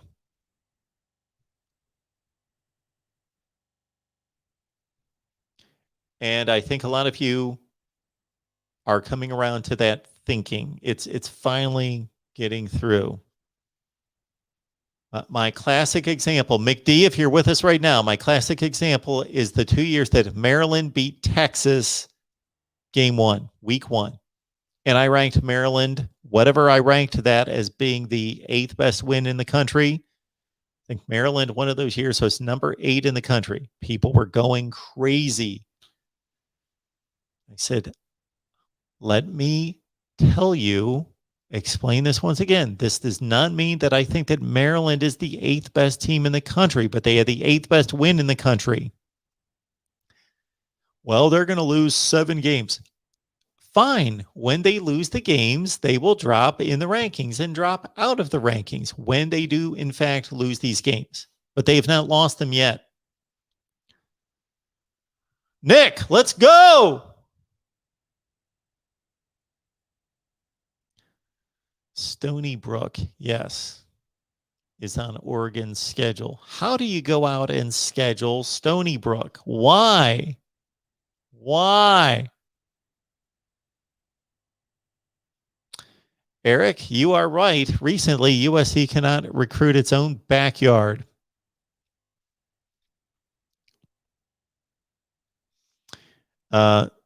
It is a little dark, right? I'm looking in the monitor. It seems a little dark, but I really don't want to turn any lights on. Yeah. Let's stay with the overnight theme for now. Sam is telling us that I almost never make bad predictions. Well, that's impressive, but I will say this UCLA will have a better season than USC. So you're telling us you're making a bad prediction before it comes to pass. Then why make the bad prediction? Okay. So that's a good counter there, hip hop. That, USC is continuing to recruit well, but they are losing more players than they did in their heyday.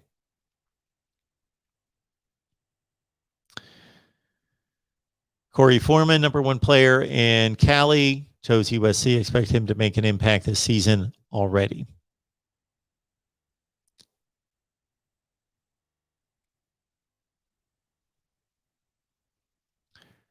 Mike, I think Western Michigan does have a shot. I agree.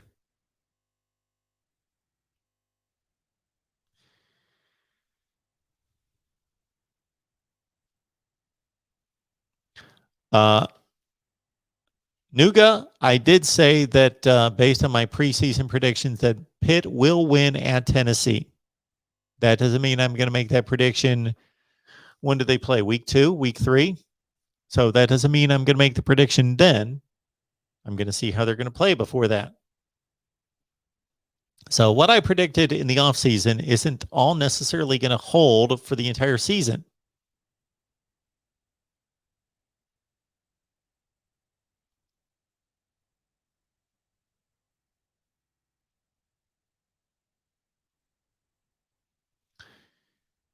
Yeah, so USC fans, they just don't want the dreaded 8-4 season. They want to excel and win the Pac-12, possibly get to the playoff. That seems a little bit lofty, but do something big this year or crash and burn, fire Clay, get him out. Talking season is almost over. Then we're just going to talk about watching football.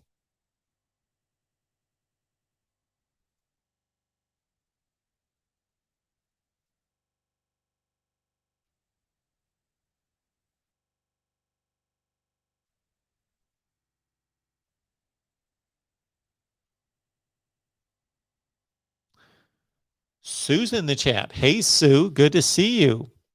Another Buckeye here. Who's too anxious to sleep? More excited than anxious, really. If Mark. Hi, Mark. Go Bucks. Hi, Sue. Good to see you. Thanks for being here.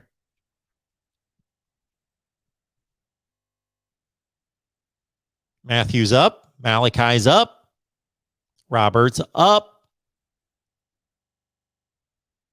Toledo, Akron.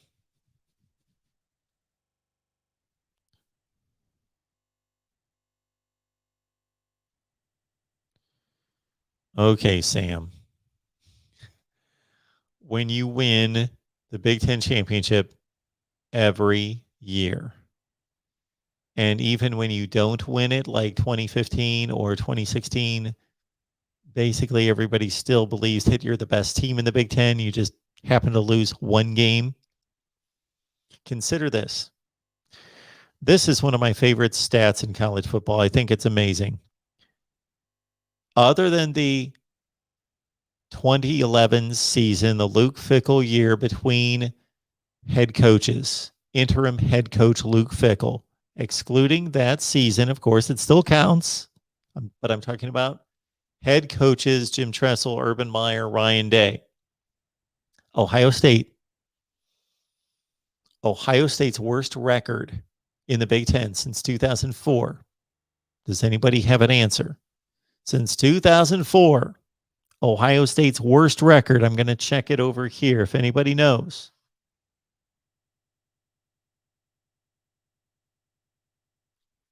Ohio State's worst record in the Big Ten since 2004.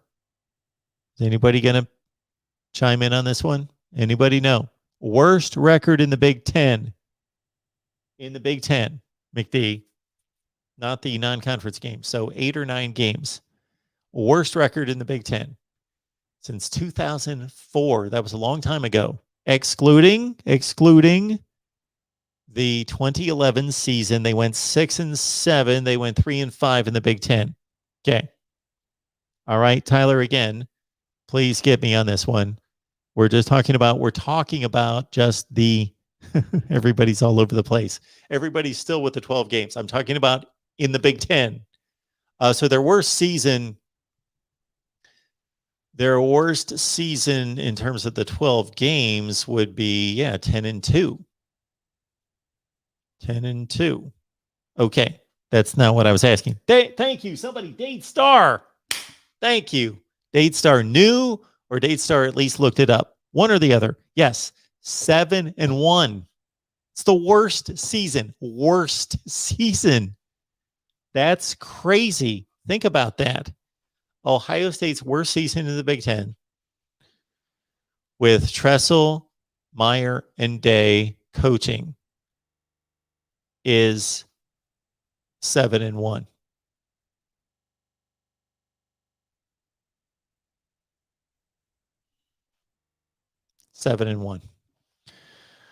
All right. So it's not ridiculous to think that Ohio State's going to beat Minnesota 42-10 because they've been beating the Minnesotas of the world 42-10 for 15 years. And this team is ultra talented.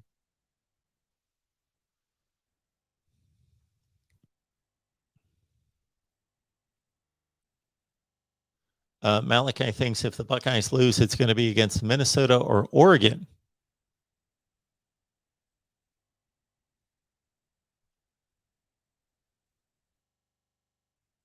Tyler, people like you keep us going right there. Yeah, like Christmas Eve.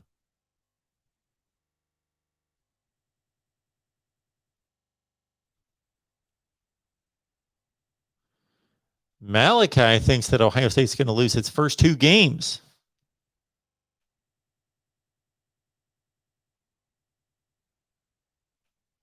Oh, so Sam, I have no issue with you saying it's not going to be 42-10. I don't personally think it's going to be that dominant of a score. But if Cheryl's right and it's 42-10, I'm not going to be surprised. That's not going to surprise me. Shoot, Michigan, not Ohio State, Michigan, not nearly as good as Ohio State. They beat Minnesota last year, game 1. What was the final score of that game? Somebody look that one up. It was like 42-24. They beat them by 18 or 20.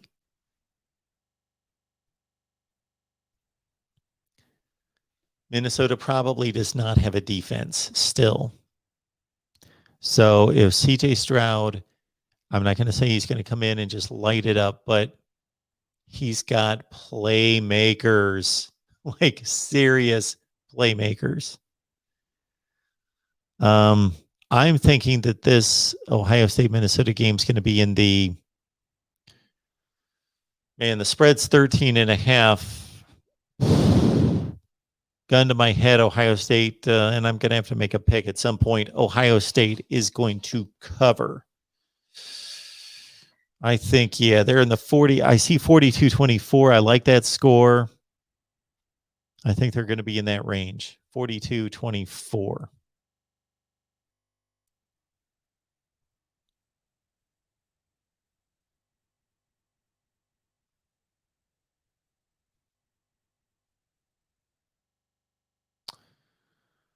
Hip hop. USC still the last Pac-12 team to beat Ohio State in the shoe after Ohio State beats Oregon.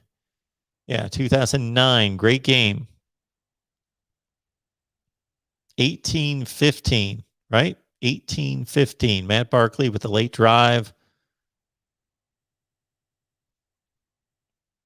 I'm with you, Sam. I got to see week one. I've got to see week one because I truly believe that Oregon's got a legitimate shot, not a puncher's chance. I think they've got a legit 30 to 35% shot. Robert, I do think that Kent State could give Texas A&M a struggle. I think Texas A&M's loaded. They're really good, but Haynes King in his first start, they struggled their first game offensively against Vandy last year. And Kent State's probably better than Vandy in the same range. The Arizona football program. So I posted my Arizona prediction, and I had a little pushback from some Wildcat fans, which I would expect. But they're going to be awful. Yes. Dennis, catch some shut-eye. Please do. Please do. Good to see you here. You probably missed my comment. That was, I'm 38 minutes behind in this live chat. I got to catch up. Eric wants me to open up the lines. Oh my goodness. At some point.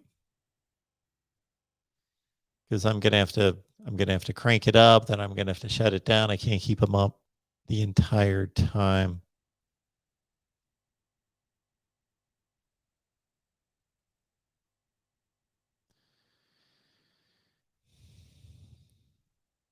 Ace of Wizards is already looking ahead to week 5.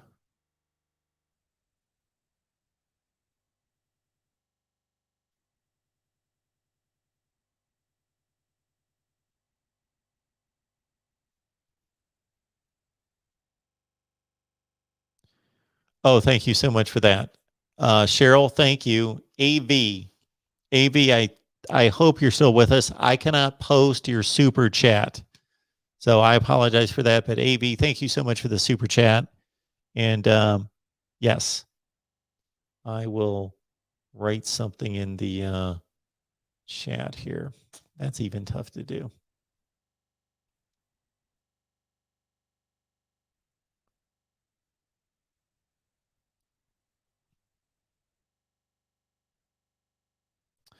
Yes, Sue, you were right. The Ohio State helmet should be front and center. And if once we get to the point where we've got all the helmets, of course, Ohio State and Minnesota will be there.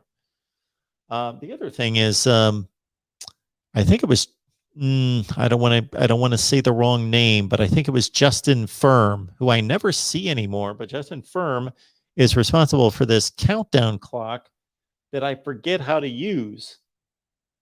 So we used this a couple years ago, and I wanted to use this, and all I could do was set the time, but I couldn't get it to start. And it's only got one button.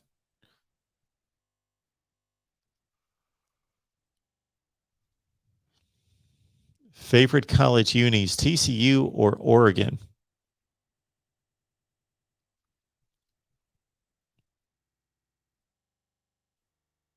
Ooh, Sam likes Penn State's uniforms.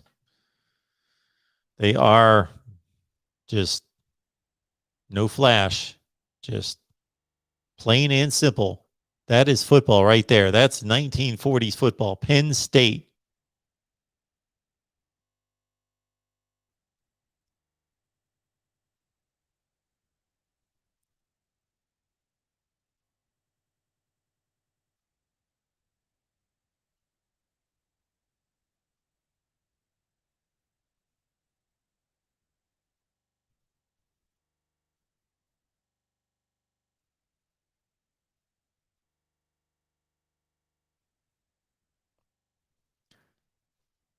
UConn football fan. God bless your soul. UConn football fan.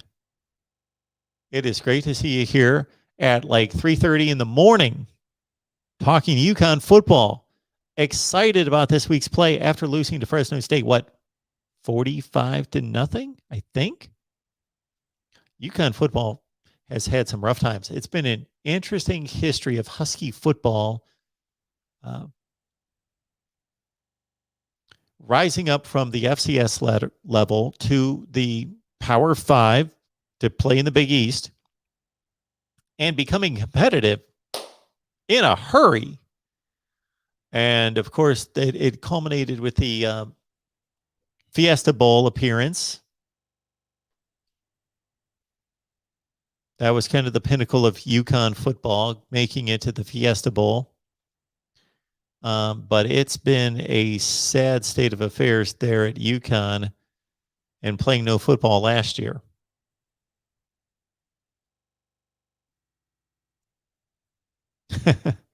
That's it, Tyler. Yes. Broadcasting parades, swim meets. Only one time with the swim meet, but a few parades. And one parade in particular was the day of the Ohio State-Michigan game. And it was a morning parade, like 10 in the morning, 11 in the morning. And I would help the crew break down afterwards. And I told our director, Mr. Asa, my man Asa, if you're out there, Asa, again, we're Facebook friends, probably not watching right now. But I said, Asa, Ohio State, Michigan today. Ohio State, Michigan. As soon as this parade's over, like the last word that comes out of my mouth and we go off the air, I'm gone. I'm gone. I am like sprinting to my car. And then another thing that Asa and some other people, so this is like, I had started this job in September and this is November. So just getting to know these people. So they understood that I was an Ohio State fan, but they didn't quite understand the level of Ohio State fan. So this is the year that Desmond Howard struck the pose. So Desmond struck the pose, 31-3, embarrassment in Ann Arbor. And these people from work are calling me after Michigan's first touchdown, second touchdown, third touchdown.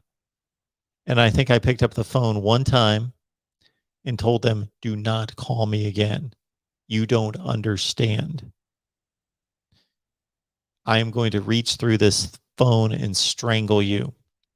So I never picked up the phone again.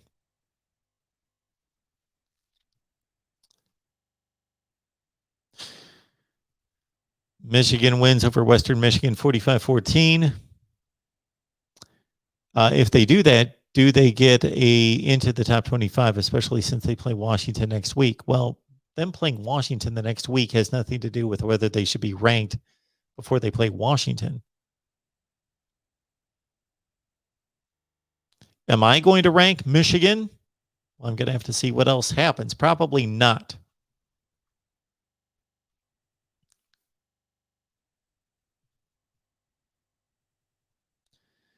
We've got a 55-10 score. Oh, I'm sorry, David, 35-10. Again, I explained off the top that I don't have any vision insurance right now. So no glasses, no well, I've got some contacts, but yeah, I'll have to get on that at some point here soon. That did not work well with leaving the job, vision insurance runs out and I break my glasses. Didn't work well for me there.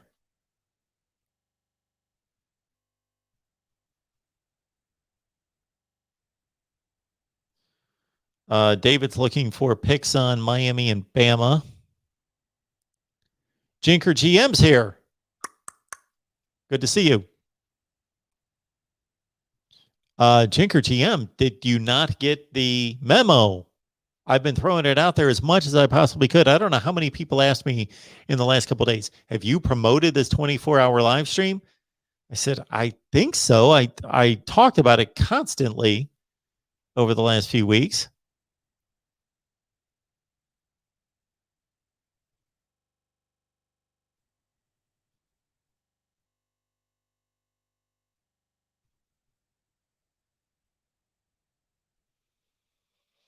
That's right, McD. 2019 after beating Syracuse, Maryland in the top 10. Malachi, to me, Washington is a top 25 team, which reminds me, I'm going to make my top 25. It is 4:08. We've made it 2 hours.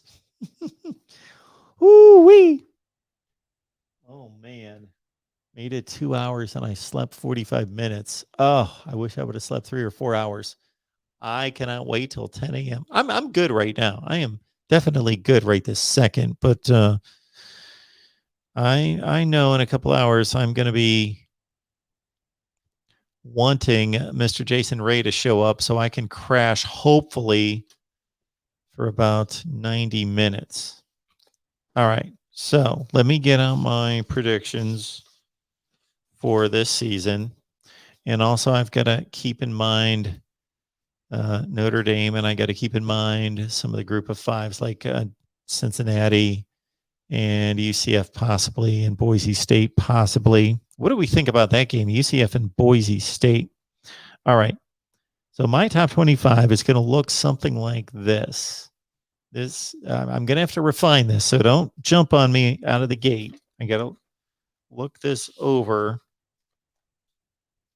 Let me give myself a scrap piece of paper. So I got my predictions for the 5 conferences right there. What you guys have all seen, hopefully. Although none of you really watched those videos. I thought people loved prediction videos. I threw out prediction videos and nobody watched them. All right, so okay.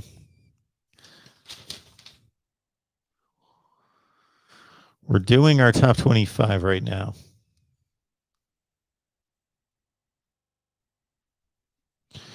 And I'm going to have to mess around with this a little bit. So this is my first rough draft. Bama's 1. So this is kind of a prediction at the end of the season, top 25. And then understand, so don't do this, please. Jinker GM, thank you so much for some coffee. And I hate coffee, by the way.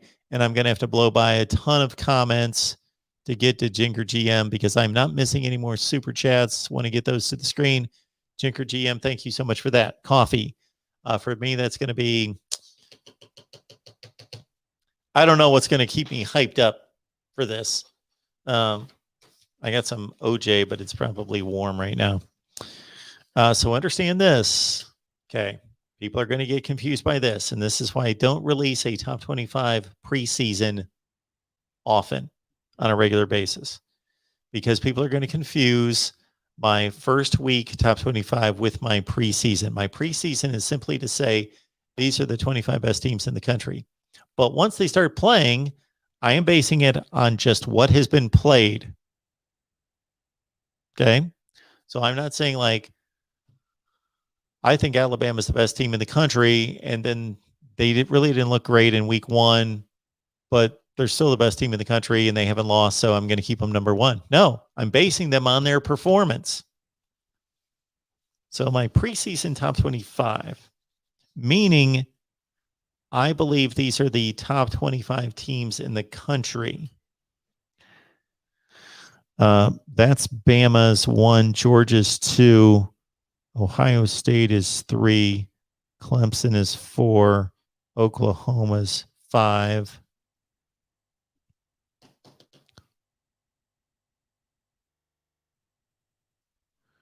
Again, I'm going to have to go back to this. Notre Dame is 6, Iowa State's 7, Cincinnati is 8, UNC is 9. What do I have here? Who else did I have with a really good record? I had Washington 10-2, Iowa State's 10-2.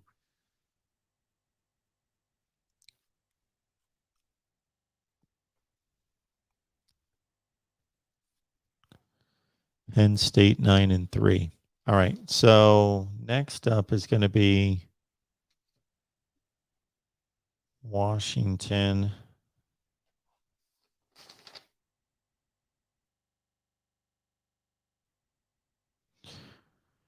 This is where it gets hard. I've got to weave through some 9-3 teams. Penn State, Kentucky, Arizona State, USC. I think I'm going to go USC. Actually, I'm going to put them above Washington. Penn State, Arizona State.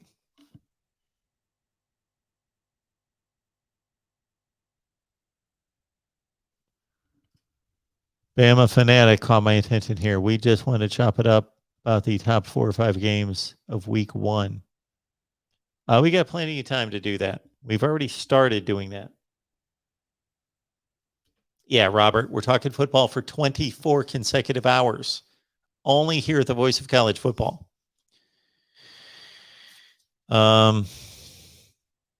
Iowa, they're going to be higher than that. And Wisconsin.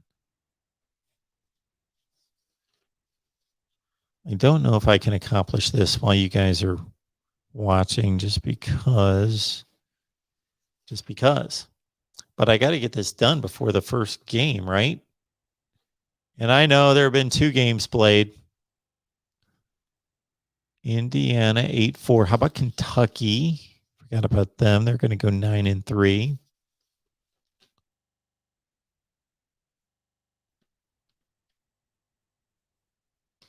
TCU, Oregon. I forgot Oregon. TCU. We've got 9-3 teams at number 19 in the country.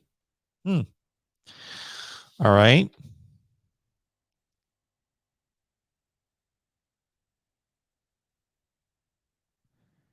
Texas, Indiana, we're 8-4. Texas, Indiana. Wish I had a graphic to go along with this. So what's going to enhance these live streams so much? I get myself a graphics dude that can keep up with me and supplement this with graphics. So we got a log jam of 8-4 teams like Florida, Texas. Oh, I forgot LSU's 9-3, so they're going to go up. Oh, I forgot Texas A&M. Where are they going to go? They're going to go in there at 7. Who did I miss? Anybody 8-4 or above? Help me out. Any other group of 5 teams besides Cincinnati that we think could finish in the top 25? I've got to consider them. There are going to be probably 3 group of 5 teams finish in the top 25. That's pretty standard. I got Oklahoma State 8-4. I got West Virginia 8-4. Wow. The other thing that I might do that will blow some of your minds is that understand that the top 25 is a random number. 25 is a random number. So understand that. We could have a top 37. We could have a top 18. We could have a top 42. 25 is a random number.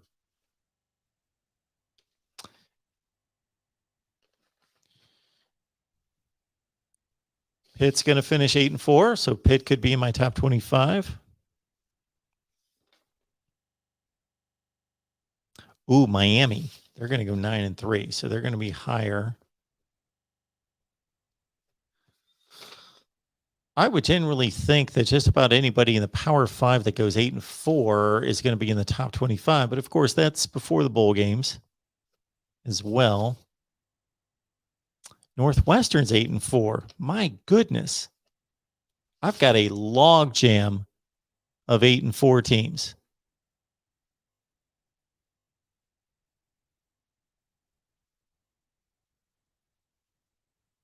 Listen to this, you guys. This is how many 8-4 teams I've got. I've got Florida, 8-4. Ole Miss, 8-4. Northwestern, 8-4. Indiana 8-4, Texas 8-4, West Virginia 8-4, Oklahoma State 8-4, Pitt 8-4, North Carolina State 8-4. Oh, and I forgot BC. I've got BC at 9-3.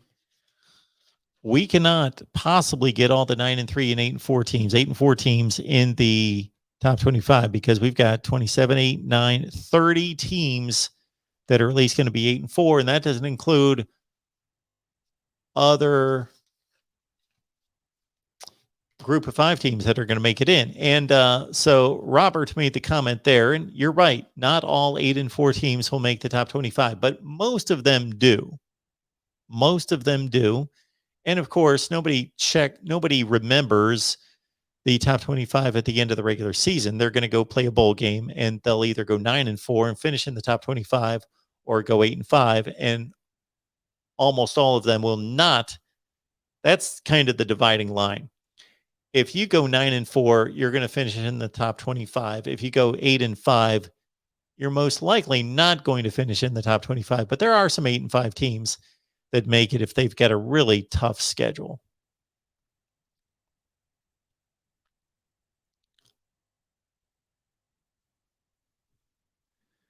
Sam says nobody wants to give the group of 5 any cred. Few teams get in there begrudgingly. Well, maybe not the AP polls.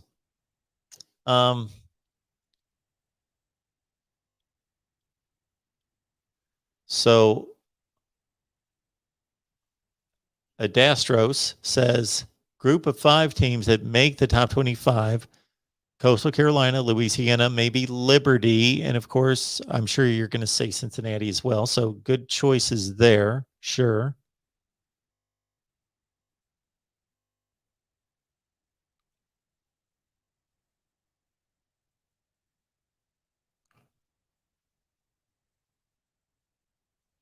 Okay, land found. Yes, 25 is a random number. It just sounds good.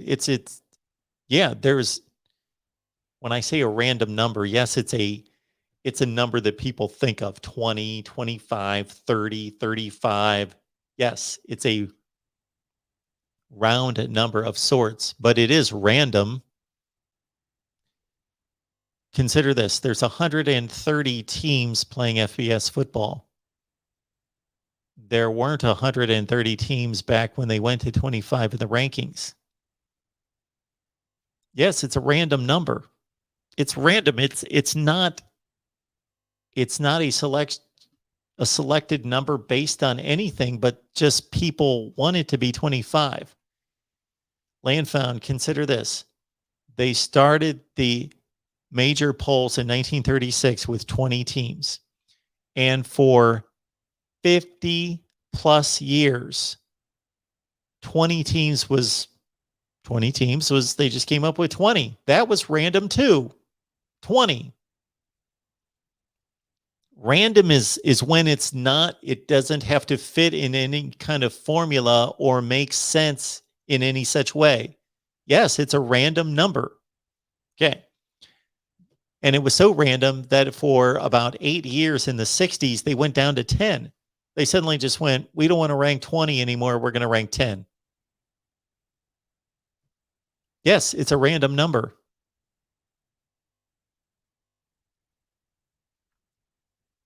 Okay. If we said we're going to rank all the teams in the Big Ten, the number would be 14. That would not be a random number because it's directly tied to the number of the teams in the conference. Or if we said we're ranking all the teams in FBS, that number would be 130. That's not a random number because we're ranking every team. But yes, 25 is a random number. It's not based on anything except for it was made up. It sounds good. So they went to 25 in 1989, and there weren't 130 FBS teams. So you would think if they added teams, they would add to the rankings. There's nothing magical about being number 25 versus being number 26. You were no better at 25 than you are at 26, except for you received a couple more points on a poll. So why stop at 25? Why don't we rank every team every week? You don't drop off a cliff because you're 26. If anything, we generally know after a certain number of weeks of the season, if you're number 6, we know you are safely within the top 25. But let's make no mistake about it. The number 25 team in the country in any given week might really be the 35th best team in the country or the 38th best team in the country, or they could be the 19th best team in the country. There's nothing special about being 25 versus 26. You just get put in a list. The number 26 team in the country could be better than the number 25 team in the country. So yes, it's random. Just because it's a round number. It's of course not an even number, but it's a round number, a number that we're used to putting rankings to, 10, 20, 25. That doesn't mean it's not random. It's random. Yeah, you guys are right about these group of 5 selections. I would love to see this. How many group of 5 teams make the final top 25?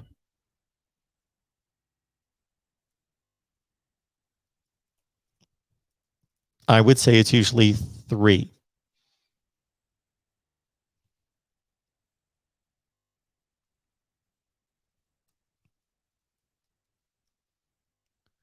Now, last year is going to be higher than usual because they had all those outstanding seasons because none of them played Power 5 teams. But in the final AP poll last year, you had, and again, this is going to be higher than usual, Cincinnati 8, BYU 11, Coastal Carolina 14, Louisiana 15, Liberty 17, Ball State 23, San Jose State 24, Buffalo 25. So there were like 7 last year. But again, that was an aberration because the Pac-12 basically didn't play. And so there was only one Pac-12 team in the final top 25 because they didn't play football. Everybody played like 3 or 4 games. So we got to really go to 2019. All right. Final AP poll 2019, group of 5 teams. 2019.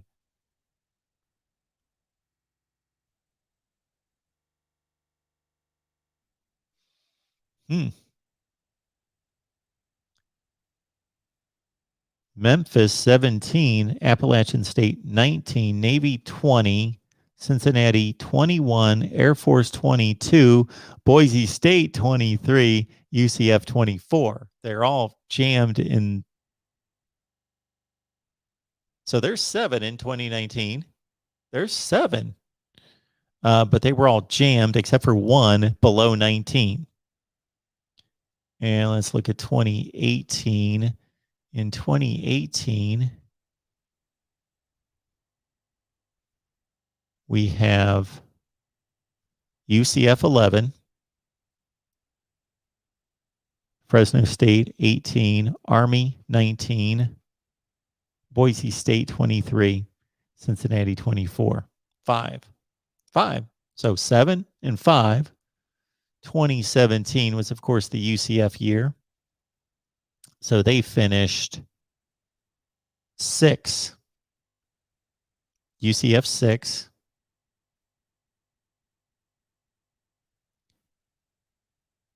South Florida 21. Boise State 22. Memphis 25. So there's 4. Let's go one more year. 2016. I think we got time. 2016. How many group of 5s in the final top 25?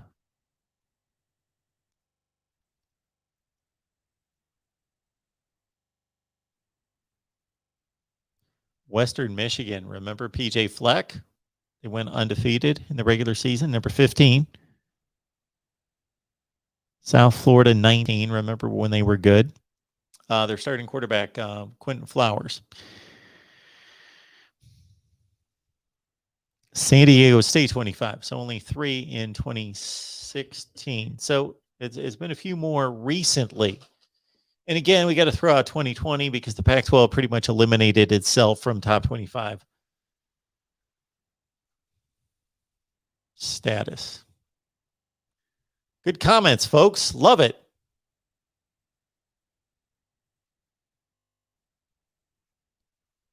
Michael's in here. Gregory's in here. Nevada, sleeper. Good call, Robert. Carson Strong. They've got a game against somebody in the Pac-12, right? Week 1. Who's Nevada got?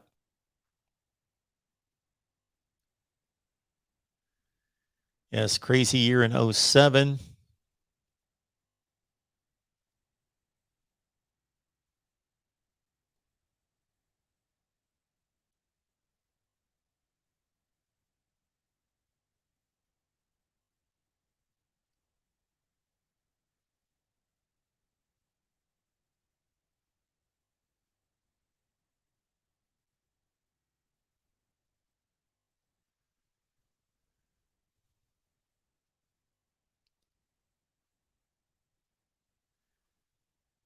Sam, I don't know when you made this comment, but about the top 20. Yes, that was in the old days.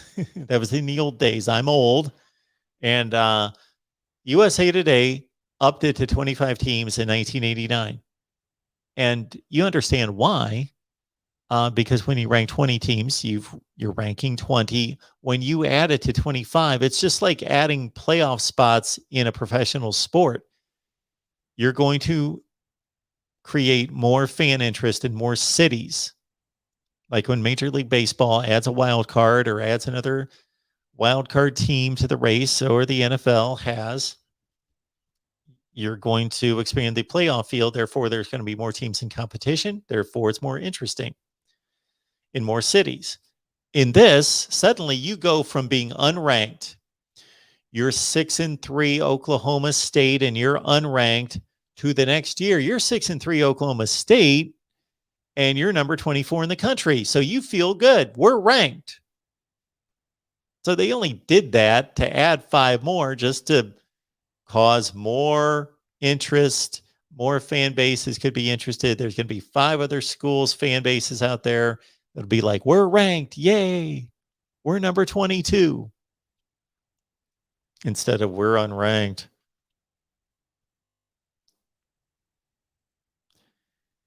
And if I could take the time to do it,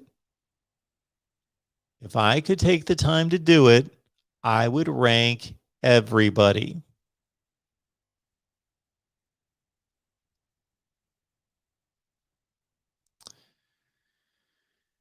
Yeah, E. Gibson, Boise State with the first-year head coach. Of course, that is the former Oregon defensive coordinator, Andy Avalos. I believe he's going to do a fine job there. Of course, Boise State has been the, despite Cincinnati right now, but despite UCF before that, the gold standard.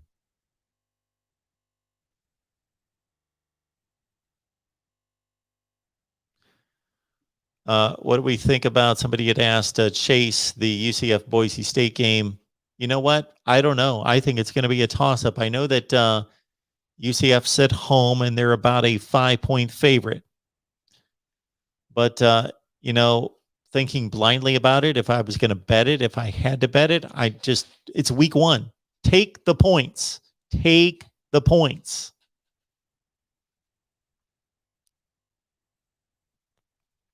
It is pretty impressive how many group of 5s have made it. I was more in that 3 to 4 range, but we see the last maybe 3 seasons, it's been more like 6, 7, 5, 6, 7.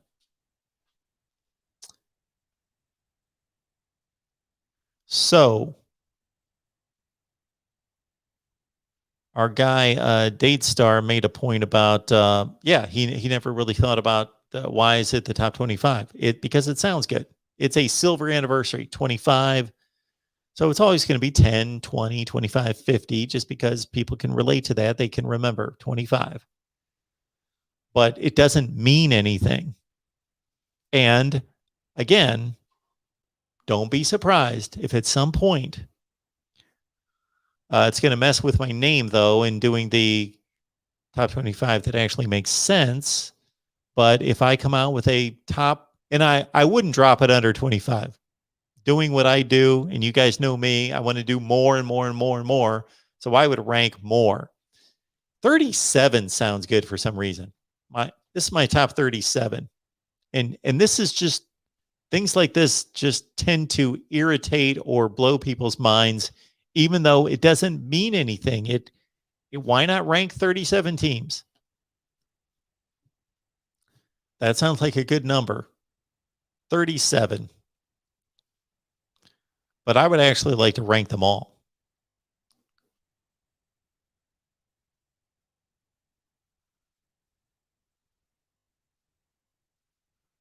So just to let you know, this came from Adra Strauss, that my picks are on Patreon. So we've got a great deal on Patreon for $5 a month. That's 17 cents a day. You get my weekly picks.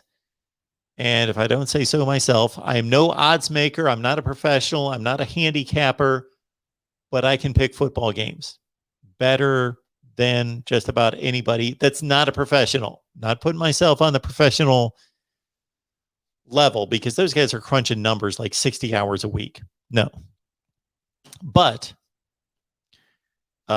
I get close to my goal every year of 60% against the spread, 80% straight.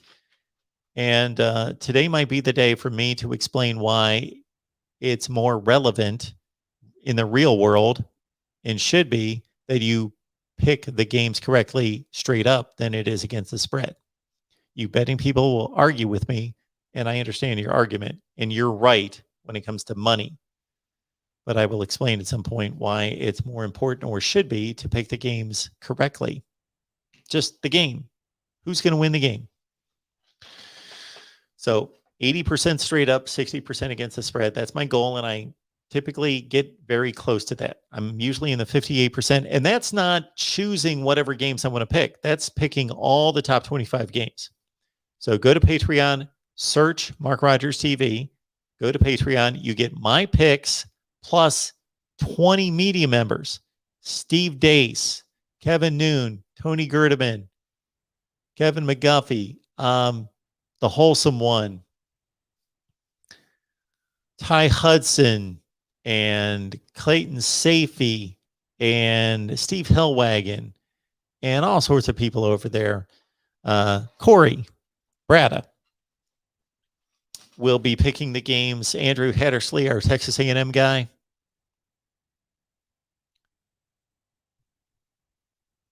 And also keep in mind, how many people we got here? Oh, I got a super chat. Don't want to miss this. Thank you for that, Mr. David Knight. David,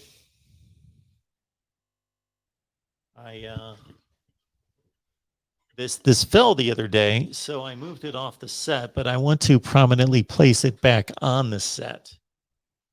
And David contributing here has reminded me. Oh my goodness, David, you know what our struggles are concerning this merch. We thought we had this just about to launch, and now we're back to square one. But it's going to be hopefully for the better. So we hope to get you merch soon. But man, once the season starts, it gets tough doing anything. I've got a big project that I was working on during the off season. I was trying to dedicate 3 to 4 hours to it every weekend. And it's going to be tough to continue through this season, but I'm very excited to share it with all of you in due time. Big project. All right. David asks, do you think when some coaches are doing well at a program and then bounce to a more lucrative spot and fail, should they have been happy with what they had instead of being fired?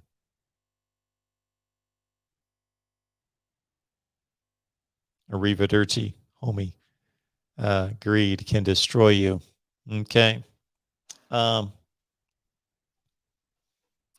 first coach I thought of when I just started to read that comment, David, was Brett Bielema, who was right at home at Wisconsin, right at home in Wisconsin. There was no reason to believe that he was not a happy man. He was in the Big Ten where he grew up. He grew up in Illinois. He went to school and played football at Iowa. He then became the head coach at Wisconsin, where he was an assistant coach under Barry Alvarez, became the head coach. So he grew up in Wisconsin football after being in Iowa, Illinois. You talk about a Big Ten guy. And he's succeeding at Wisconsin, built his brand of football, running the ball, offensive line play in the perfect conference to build that type of team. And what's wrong with making, I think this was the conversion at the time, $2.5 million a year. I think he was making $2.5 million a year. He had just hoisted the Big Ten championship trophy in Indianapolis at the Big Ten championship game after they beat Nebraska 70-31. And he was going to a third consecutive Rose Bowl. And he gets a call from Arkansas, and they offered him at least $1 million more. Now, could he have stayed at Wisconsin and said, hey, can you bump up my pay a little bit? I've taken you to 3 consecutive Rose Bowls. I don't know. But off he went to Arkansas. And in the middle of the SEC Western Division with a program where it's difficult to win. It's difficult to win at a enormous, crazy level. Arkansas, you can go to Arkansas and win, go 8-4, 7-5. And he did that. And he took over a bad situation at Arkansas, thanks to Bobby Petrino, of course. And he took the reins from John L. Smith, Brett Bielema, correct? Yes. So Bielema took over and 3-9 the first year, and he built it though. 3-9. Next year they won a bowl game over Texas. Then they went 7-5, 8-4, up the ladder. Then he had a leveling off season where they finished poorly. They started 7-2. They lost the last 4. They blew a 24-point lead at the Belk Bowl. Then he had one bad season, 4-8. They let him go. Bam, you're out, gone.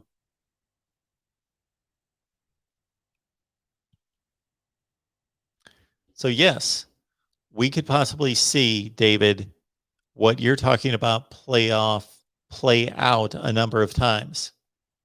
Brian Harsin, comfortable, a winner at Boise State, doing well.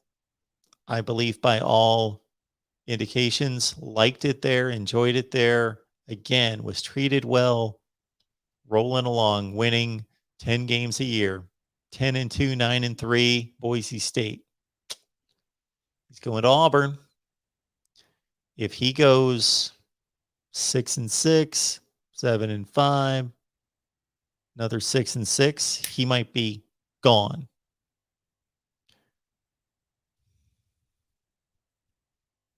Who else?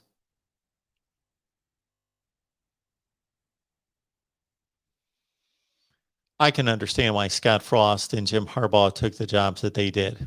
I can understand why all these guys took a better job to ascend up the ladder. But with Harbaugh and Frost, of course, native sons, hometown heroes, only made sense. It has not completely worked out for Harbaugh. It has totally not worked out for Scott Frost. Here's another one for you. Willie Taggart took over Western Kentucky. That was his first, I'll say, quote unquote, major job at a FBS level. Western Kentucky succeeded there. Got the next step up. South Florida succeeded there. Took them from a low 3 or 4 win program to 10-2 his final season. Then he gets the big job. Oregon. Willie Taggart, 1 year to Oregon. 7-6, not so great, but that lines him up for Florida State. Takes the Florida State job, crashes and burns. Now he's back at FAU. If it doesn't work out for a head coach at the big time level, at the big job, and he's never succeeded at a big job, if that's his first shot at the big job, Tom Herman, Charlie Strong, Willie Taggart, it's going to be tough for him to get back to get another shot. Lou Holtz, different. Lou Holtz, boom. NC State, Arkansas, Minnesota, Notre Dame, South Carolina, all these big jobs, he succeeds one after another. Or if you're Brett Bielema, succeed at Wisconsin, not necessarily succeed at Arkansas, but you get a shot at another big job because you've succeeded at a big job.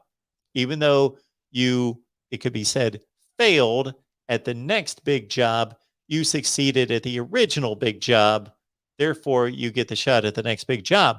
But if all you've done is not succeed, I won't say fail, but not succeed at a big job, and you get knocked down the ladder like a Charlie Strong, now Tom Herman, it could be, and Willie Taggart, you could now have difficulty getting to another big job because the track record is you have not succeeded at a big job. So why should we give you one? And if any of those coaches get back in the running for a big job, when I say big job, I mean in the Power Five, most likely it's going to be Purdue level. They're not going to get hired at Penn State. So, David, thank you so much, as always.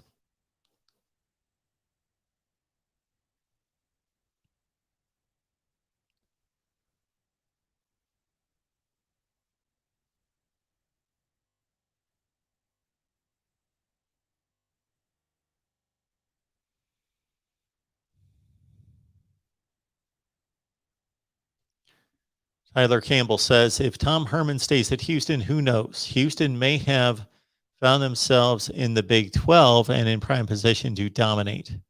He was doing well there, as did Kevin Sumlin.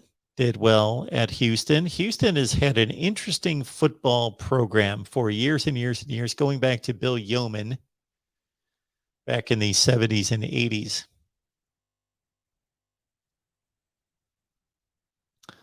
So Dade Star, Howard Schnellenberger had been the head coach unsuccessfully at the Baltimore Colts of the NFL. For you old timers who remember when the Colts were in Baltimore, and then he gets a Miami head coaching job. And of course, it cannot be overstated the amazing job that Howard Schnellenberger did building Miami.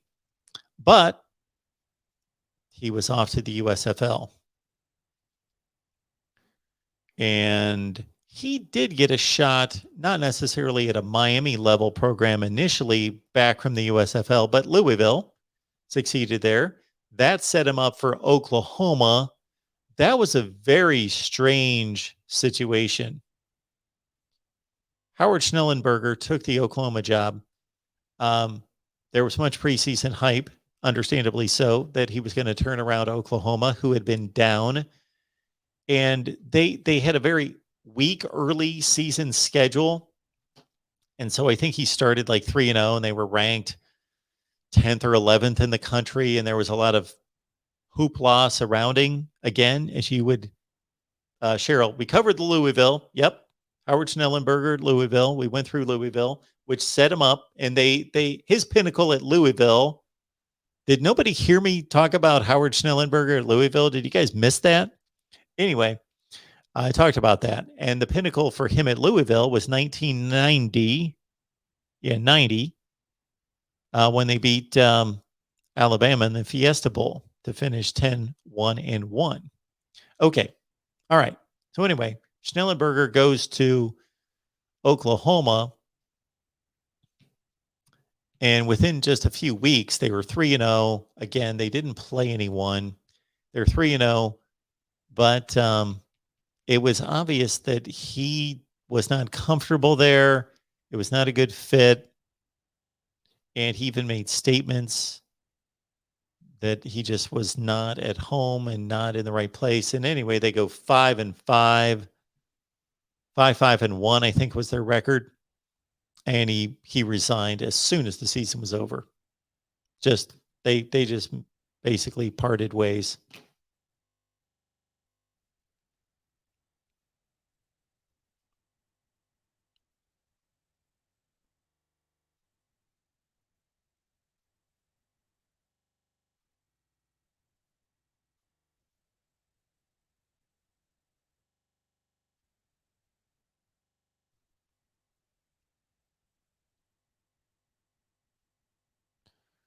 Bama Fanatic, voice of college football. Hey, Mark.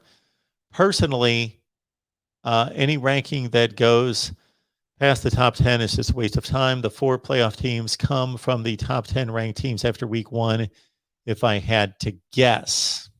Okay. You're taking a guess, Bama Fanatic. And of course, you're generally right. Okay. Just talking about national championship teams, the last national champion to come from outside the top 10 is Florida State in 2013. Florida State was preseason number 11 that year and won the national championship, the BCS championship. The last team to start lower ranked than that was Auburn, Cam Newton's team in 2010. They were number 22. Okay. Well, let's see some playoff teams. Let's see how accurate we are there. Let's start in 2015. So who made the playoff? Let's start with the first playoff year. So Bama Fanatic, let's go with your little example here. We'll start with the very first playoff year. So that was Florida State made it. They started number 1, Alabama number 2, Oregon number 3. So there you go. Your top 3 teams in the AP preseason poll made the playoff. Florida State, Alabama, Oregon. Now, Ohio State was number 5. So there you go. Okay. So you're golden on your assumption in 2014. In 2015, your top 2 teams in the country, Ohio State and TCU, did not make the playoff. Alabama at number 3, of course, did. Michigan State at number 5. 2015. Clemson, number 12. And Oklahoma, number 19. So in 2015, we had a number 12, Clemson, and a number 19, Oklahoma, make the playoff. So there's 2 outside the top 10 in just the second year. In 2016, of course, we had Alabama make it, number 2 preseason. Ohio State made it, number 5 preseason. In 2016, also, we had our other 2 teams were Clemson and Washington. Where's Clemson? Clemson started number 16 in 2016 after going to the championship game the year before. Really? Oh no, we're back to 2014. Why did they go back? My bad. 2015. 2016. All right, my bad. 2016. Alabama 1, Clemson 2. They both made the playoff. Ohio State, number 6, made the playoff. And the other playoff team in 2016 was, of course, Washington. They started number 14. So there's 3 in the playoff era outside the top 10 preseason. And then in 2017, of course, our playoff teams were Alabama started number 1. Clemson started number 5. Oklahoma started number 7. And your national runner-up, of course, was Georgia, who started number 15. So that's what we up to five teams outside the top 10 in the playoff era to make the playoff. Now we're up to 2018. Why does that keep going backwards on me? 2018. Alabama made the playoff. They started number 1, Clemson number 2. Also, who made the playoff in 2018? It would have been Clemson, Alabama, Notre Dame made the playoff, and they started number 12. So there's 6. And also in 2018, Oklahoma, who started at number 7. All right, let's move to 2019. And your playoff teams were, of course, LSU, who started. They started number 6. Clemson started at number 1. Ohio State started at number 5. And your other playoff team was Oklahoma at number 4. Okay. So they all started in the top 6 in 2019. And then in 2020, your playoff teams were, of course, Alabama, who started number 3. Ohio State started at number 2. Clemson started at number 1.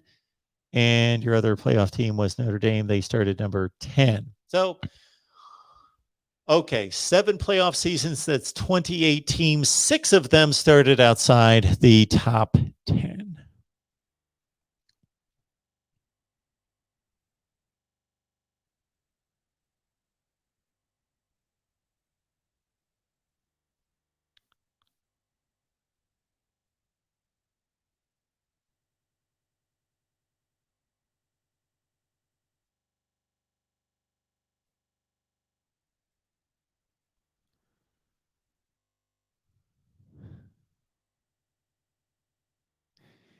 Yeah, Ace of Wizards, Jimbo Fisher. Why? If you're Texas A&M, Jimbo Fisher doing a nice job. Takes over a good football program that could do so much better, but with tons of resources, tons of facilities, tons of talent in the state of Texas, all pluses. He takes it over. First 2 years, yeah, they improved. They improved the recruiting. They don't get much done on the field. 8-4, 7-5. They turned into 9-4 and 8-5 after bowl wins. Then, of course, they had the nice season last year with only 1 loss. Okay, much is expected this year. Why? Why give him an extension? He's already making a ton of money and he has yet to deliver. I don't understand. I don't get it. Why was that necessary? Where is he going? Travis, roll tide.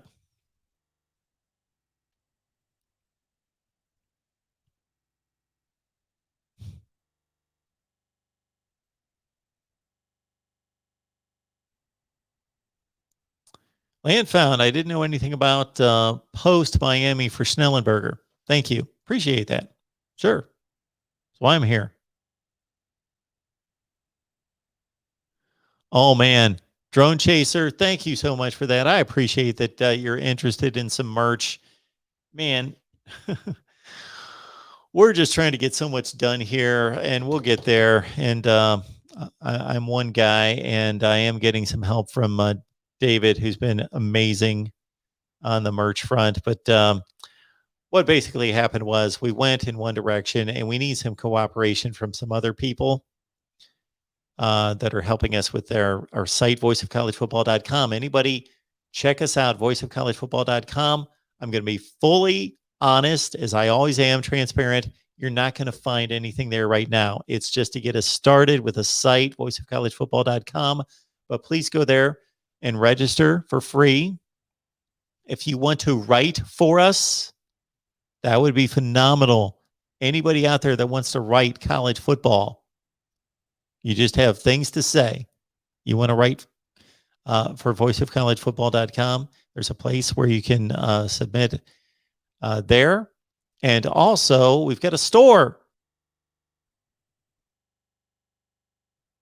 But Drone Chaser, hang on. We're doing our best. We'll try to pull through on that. but Dave and I had started down a path where we were locked in on one particular platform, one site. And now we've been directed in another way because of cost and because of quality, which we want to deliver the quality, of course.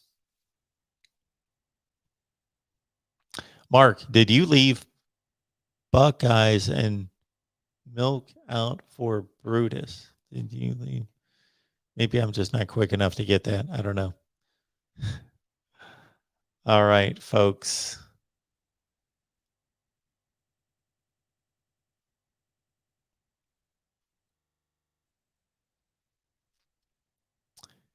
Dominic. Hey, Mark. Just woke up. Got a good amount of sleep. How am I doing? I'm doing well. I'm doing well. I can tell that I'm going to need some artificial boosters here at some point. So we're 3 hours into this. I've only got 5 more to go before I get some relief, get a little nap in. I am just hoping.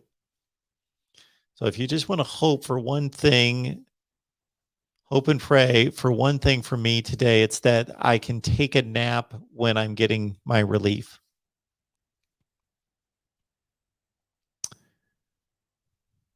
We got Rockefeller. This is going to be about the time that maybe some people are going to wake up. They're going to get the notification. They're going to jump on.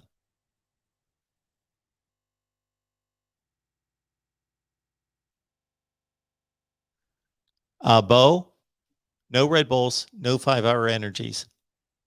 Pure natural right here at the voice of college football. None of that. I just don't.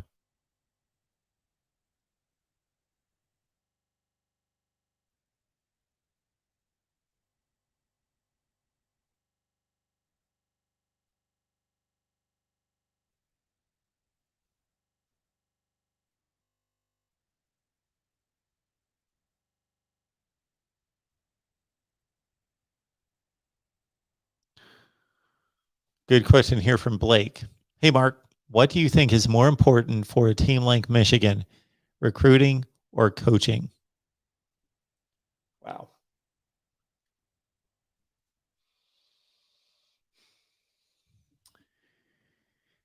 If the goal is to go 8-4 range, then the coaching is a little bit more than the recruiting, because we have seen examples of this across the nation. And even though some of these examples exceed the 8-4 level most of the time, Wisconsin, Michigan State, Mark D'Antonio years, Stanford, Kansas State, those are your gold standards when it comes to doing more with less.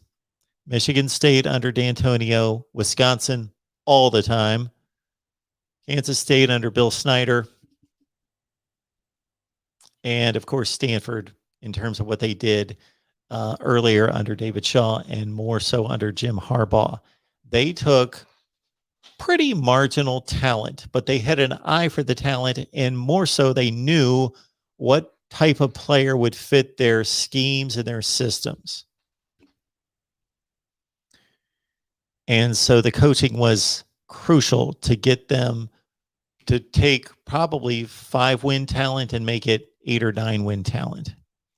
Now, when it comes to winning national championships, competing at that level, I will say then it skews more into the recruiting and the exceptional talent range. But you need both. You need both. You have to have both. You definitely have to have the talent. There could be some arguments that you could have like just crazy, ridiculous talent and marginal coaching, and you're still going to go 10-2 because they're just so good. That might be a bit of a stretch, but you certainly need talent. You can't get by without talent.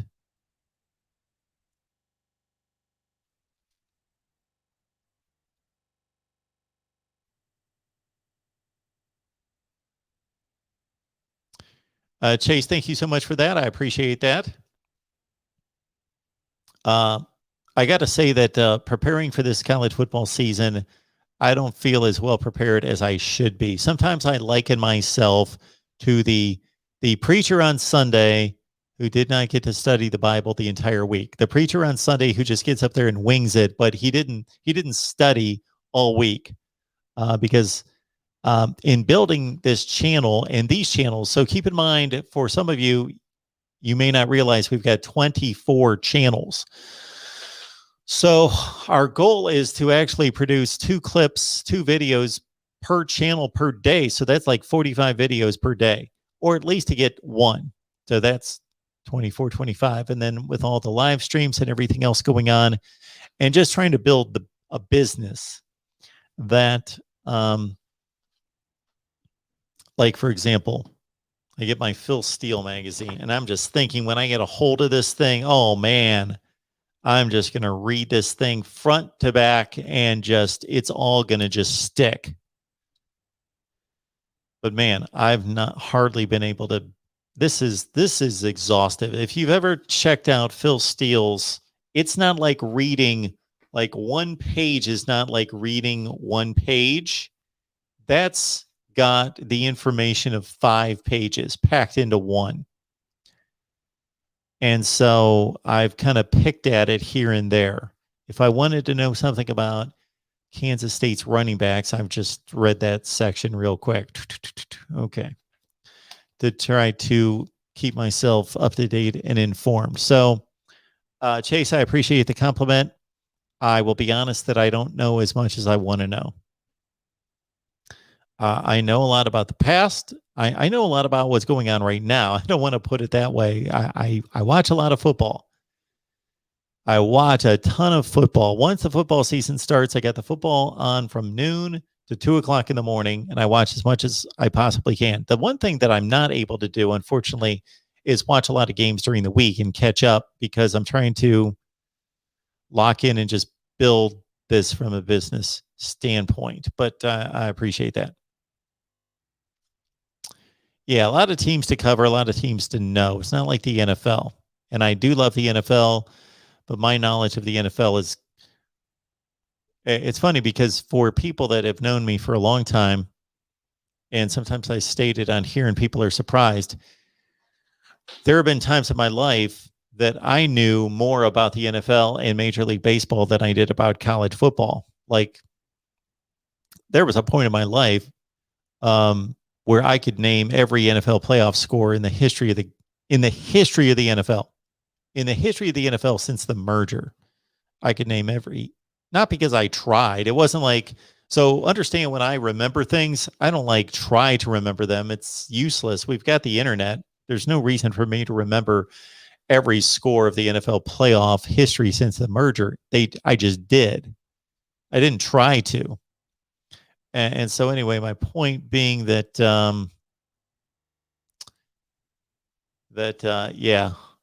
college football knowledge, we do our best to stay on top of it. So thank you. SEC Dog, is Scott Frost going to be around after this season? My guy, Greg Peterson, Husker Online, who does our Nebraska show with us, I posed that question to him.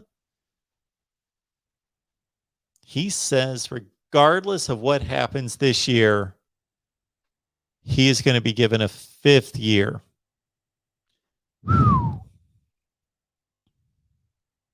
That's a long leash. I know that he took over a program that needed, much like Florida State does now, some cleaning up. But it's not like Mike Riley lost every game in the world. He was above 500 there. He had a better record than Scott Frost. He also took over a better program with better personnel than he gave to Scott Frost, to be fair. But my goodness, 4-8, 5-7, 3-5, and then whatever this year could be. They just played the team that was most likely considered to be the worst team in the Big Ten. One of the 3 worst. And they lost. And when you look at Nebraska's schedule now, after losing to Illinois, the winnable games appear to be Michigan State and Purdue. Winnable, not that they can lose those games, but winnable in the Big Ten.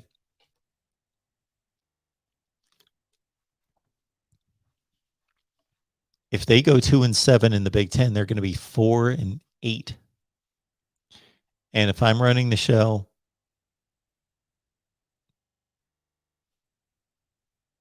he's gone. He's gone. I was kicking myself the other day because I was showing this on the Nebraska show that I originally picked Nebraska to go 5-7 and 3-6 in the Big Ten, and then I crossed it out. And I upped them to 6-6 and 4-5 in the Big Ten. And I'm regretting that. I should have stayed with 5-7, 3-6, because it's going to take some effort for them to get there.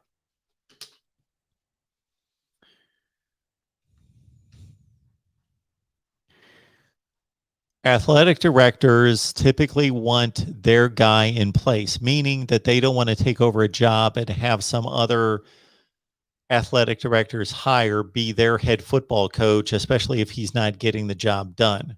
They want to be able to hand select their guy, unless, of course, they're taking over with a great coach in place.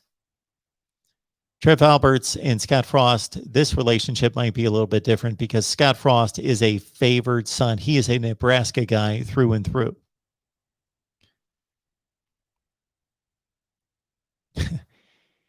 Big Red, if he's gone, who replaces him?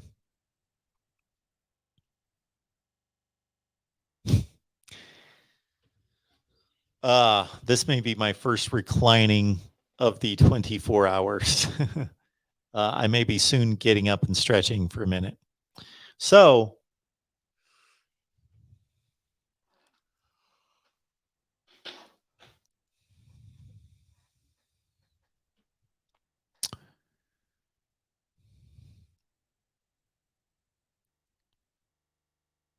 who replaces him? This is a difficult job. This, in some ways, is the most difficult job in college football because it's difficult to get players to Nebraska. Nebraska is isolated. Nebraska is isolated not from the meccas of the nation. I'm not speaking in terms of being far from Los Angeles and New York, from a political standpoint or a population base, but population does have to do with it. They're removed from football players. Nebraska has a lot of benefits, has a lot of pluses going for it. They have tons of money. This week they are playing Fordham, and they are very proud of their consecutive streak of sellouts. And they made it happen. They got a number of donors to buy tickets and make sure that their sellout streak is intact for another week against Fordham. 85,000 in the stands, or at least tickets sold. So it's a proud, not just tradition, proud current fan base, alumni group, boosters, all of it. And they expect to win. But they are far removed from talent. They have to bring talent in from Texas and California and Florida. Mike Riley went west. Scott Frost is going more south and southeast. It is a fake streak to a certain degree, yeah. Because, legitimate people did not go buy the tickets. The fans did not buy the tickets, and students buy the tickets. So that's a good point, Michael. But technically, they kept it alive. But they're that proud of that streak to keep it alive. My point being, there is no other place that quite reaches the Nebraska level of expectation versus what the challenges are geographically to go get football players. So I don't know if it's a very attractive job for somebody who can go wherever they want, like a Matt Campbell. I don't think you're going to go to Nebraska.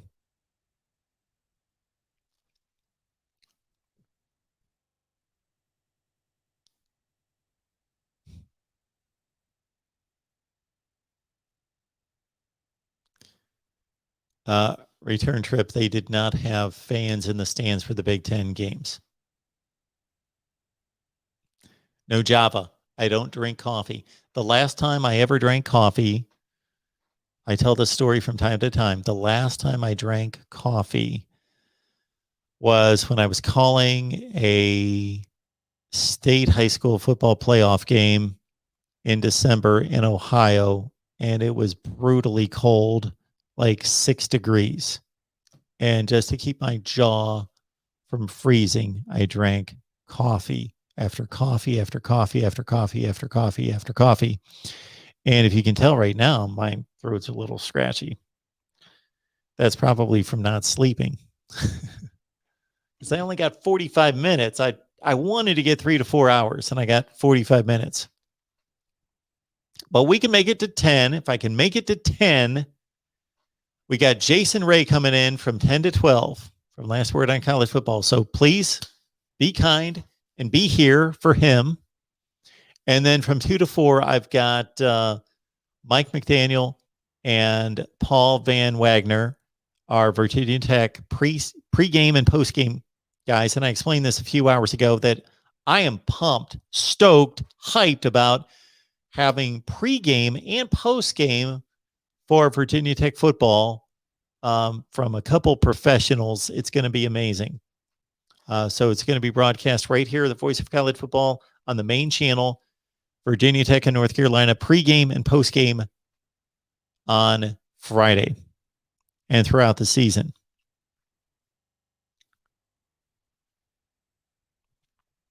Brandon is asking, is Jim Harbaugh done after this year? Go Blue. Oh, man. I've got Michigan going 7-5, 4-5 in the Big Ten, and I don't think that's going to do it for him. I think that if he goes in the 7-5, 8-4 range, there's going to be a lot of infighting in the Michigan administration as to what to do.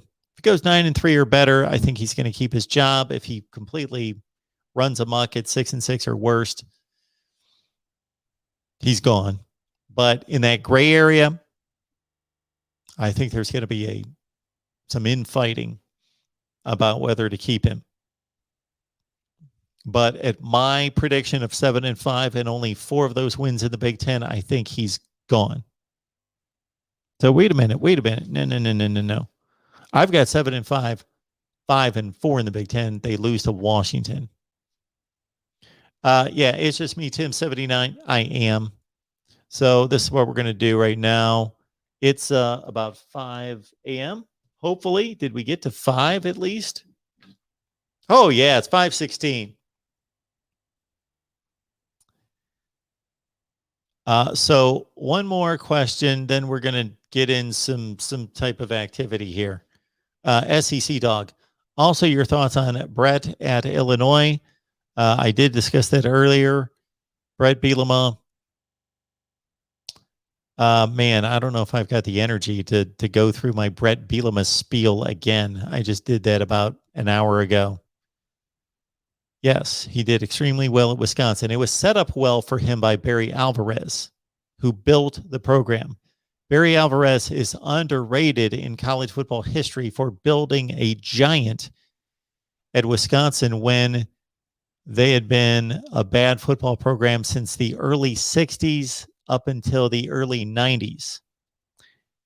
Barry Alvarez took it over in 1989. It took him a few years, and they went to a Rose Bowl and won the Rose Bowl in 93 and took off from there. And they have been Wisconsin ever since. Brett Bielema, yeah, highly successful at Wisconsin. I took us through the Brett Bielema years at Wisconsin and Arkansas based on an earlier question about coaches leaving really good places where they're successful, should be satisfied and content, and trying to move on to somewhere else and prove themselves, or taking a higher, more lucrative contract. And that's what Brett Bielema did. Arkansas waived over $1 million more at him, and he left a place where he had won 3 consecutive Big Ten championships, been to 3 consecutive Rose Bowls, and went to Arkansas for about $1.2 million more per year, if memory serves me right. And it didn't work out. Now, should have Arkansas have kept him? Yes. Super chat coming in. Thank you so much for that. Gregory, going to bed. West Virginia fan in Oregon. Yeah, this would be the time, about the time many of our late nighters out on the West Coast will say, hey, I've had enough. So I totally get it. West Virginia fan in Oregon, thanks for the great product. And thank you, Gregory. Appreciate that so much.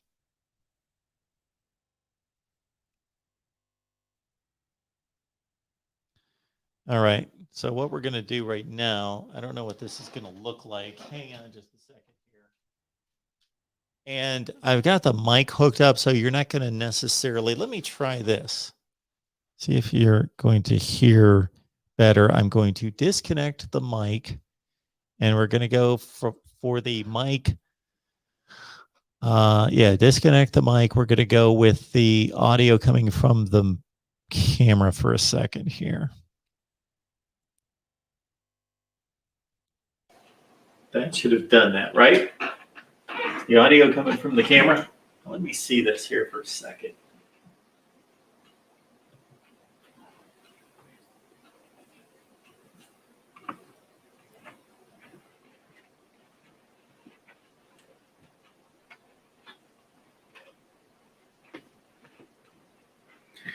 All right, we're going to swing this around. There we go. I should have been a little bit more cognizant of the way the rest of the room looked, but that's fine. There you get to see my lights and whatever, and I left some, where do I have my flip-flops over there going?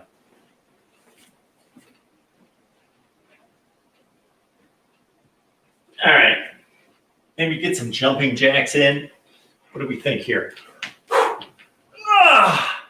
Let's wake up a little bit here. What do we got? 5:30. Little wake-up call here. Maybe some.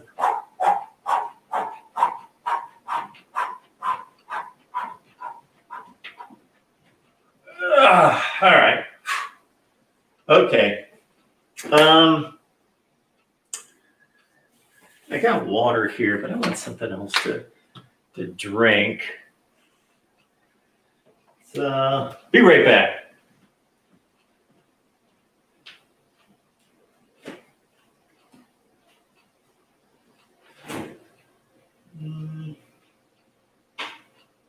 Yeah.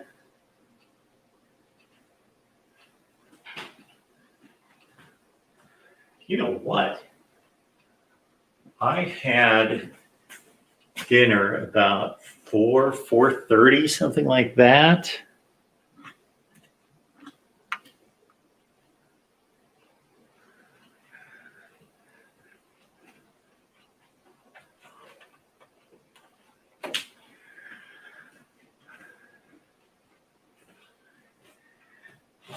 Yeah, hang on, let me put the mic back up here.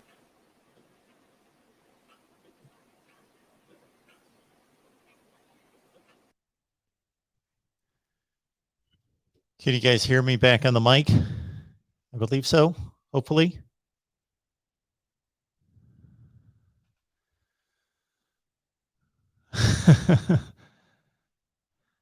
Cereal. So people love to talk about cereal. Most of us, I guess, are cereal people, right? Didn't you grow up, little kid, eating cereal? So I used to love, dinner about 4:30 because I had live streams after that. Kia Helani. That's the time they serve the retirement communities. Yeah. I'm number one. Yeah, I'm getting old. And number two, I eat when I can. So I had live streams after that. So I went and got myself a couple slices of pizza around 5:15. And so that's the last time I ate, and I'm getting hungry. Okay, so yeah, cereals, my favorite cereals of all time, even though I don't really eat them often. I did get some Lucky Charms a couple weeks ago. I cheated a little bit because I had a contract with my son that I couldn't eat fast food or junk food for a month. And that's really hard for us, really like crazy hard. And so I got around it by getting some junk cereal that kind of filled in for the junk food. So I lived on some Lucky Charms for a couple weeks. But all time favorite cereals, Lucky Charms is very high. I used to like honeycombs, sugar smacks, Cocoa Puffs.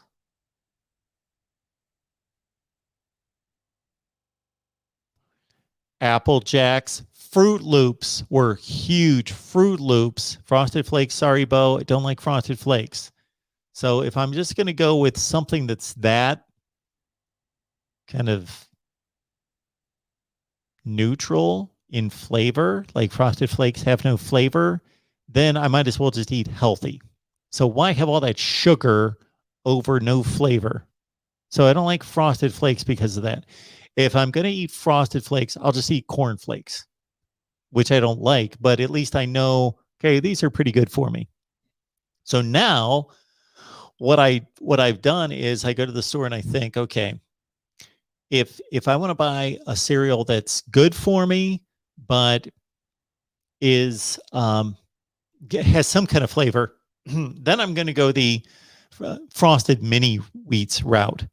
But if you really look at some of these cereals like that are supposed to be really good for you, like Life and Frosted Mini Wheats, they have more sugar in them than you would think. They're very close to these sugar cereals.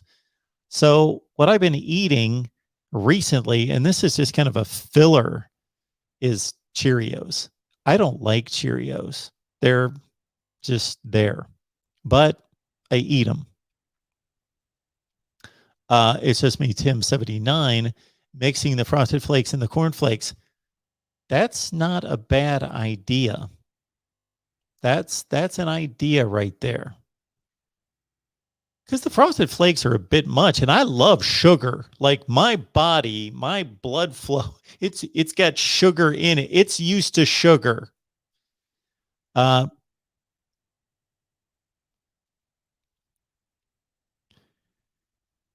Yeah, Fruit Loops, Brian. Fruit Loops. Absolutely. So I ripped off my favorites, but now I'm trying to eat better. So yeah. I was just getting a little disappointed looking at myself the other day, thinking, man, my arms are scrawnier than they've ever been, ever. Just not pumping iron these days. And I'm in the worst shape of my life, but I still feel good, but I can do much better. Lisa, it's good to see you, Lisa. We would love to know who you root for and how long you've been watching. Not a big morning person, so I don't usually eat breakfast every morning. Lisa, you should eat breakfast. It's the most important meal of the day. Eat breakfast. A lot of people skip breakfast. Fruity Pebbles, good selection. Lactose intolerant. Sorry to hear that, Robert. My son is as well. Unfortunately, I was failed as a parent in this area where I brought him up on sugar, lactose intolerant. Sugar also bothers him, but I tell him all the time, that's a blessing in disguise because you're going to steer away from a lot of the habits that I established, which are not good at all. Brandon, thank you so much for the super chat. I appreciate that so much. Brandon says, thank you for all of your content, Mark, especially when it comes to my Wolverines. Thanks again. So, Brandon, I hope that you are subscribed to the Michigan channel, right? So you're not just relying on the Michigan content here. So understand, everybody. Again, we are totally transparent here at the Voice of College Football. I'm not ever trying to fool you into thinking that we provide more than we do. So if you go, for example, to the Michigan channel, most of that content is available here on the main channel, and then we repurpose it for the Michigan channel. So if I've got a conversation with, let's say, Justin Rowe or Clayton Safey, Then I will present the entire conversation here, 25, 30 minutes. But I will break it down into conversation about recruiting, conversation about the quarterback, conversation about Harbaugh, whatever, on the Michigan channel. But if you go to the individual team specific channels, there is content there that you won't find here. And that is increasing at those channels. Because let's say Michigan gets a commit from the 15th rated cornerback in the country. I'm not going to provide that video here, but I'm going to cut a piece and place that on the Michigan channel. Now we got 100 people on the line. I don't know where we've been during this first 3+ hours. We're making it. We're going to make it. We just did some jumping jacks. I did all of about 8, but kept us going there. Golden Grams. That's right, Bo. Golden Grams. Honey Nut Cheerios. I never liked those.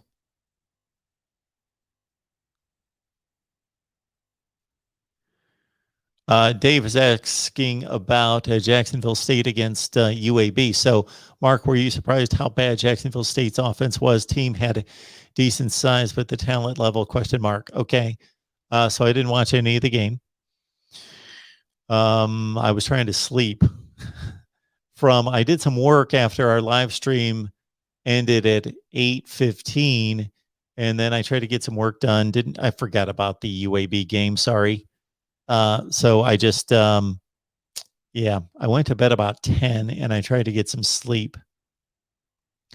I went to bed at 10 and tried to get some sleep, and I got about 45 minutes of sleep. So I should have watched the game, even though that would have put me to sleep. That's what I should have done. Watch the UAB game. Let's see what happened in this game. And then you guys need to continue to help me to craft my top 25. So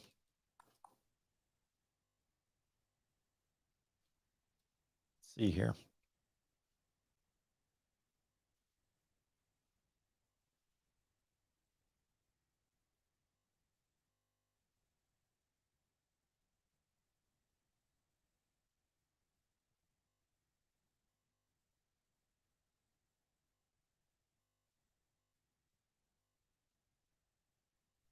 Where's the game? Come on. Make it so hard to find a score.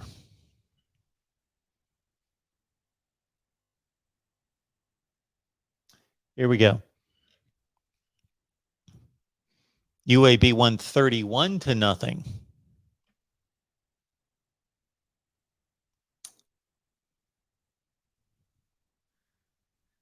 So the box score on this one, 31-0.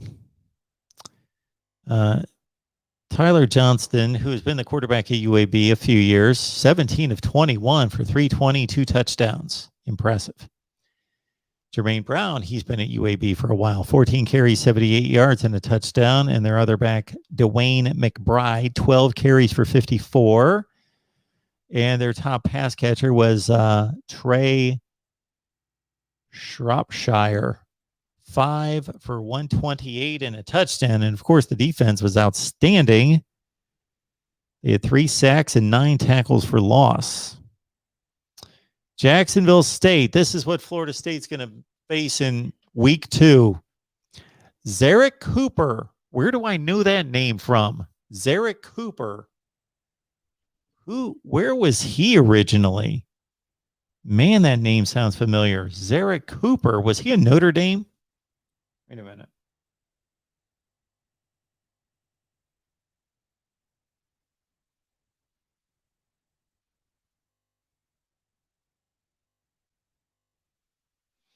Help me out, people. Zarek Cooper. That name is so familiar. Wait a minute.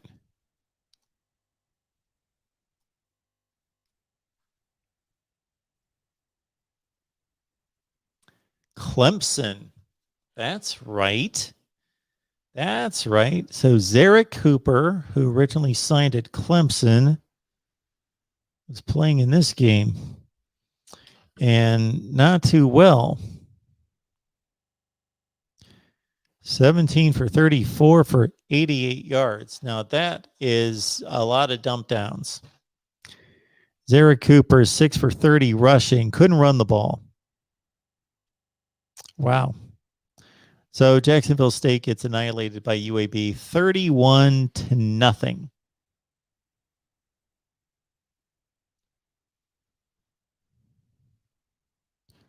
$518 total yards to 154.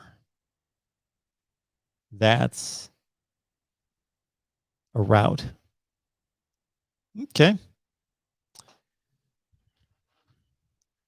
What are you guys talking about? Cereal?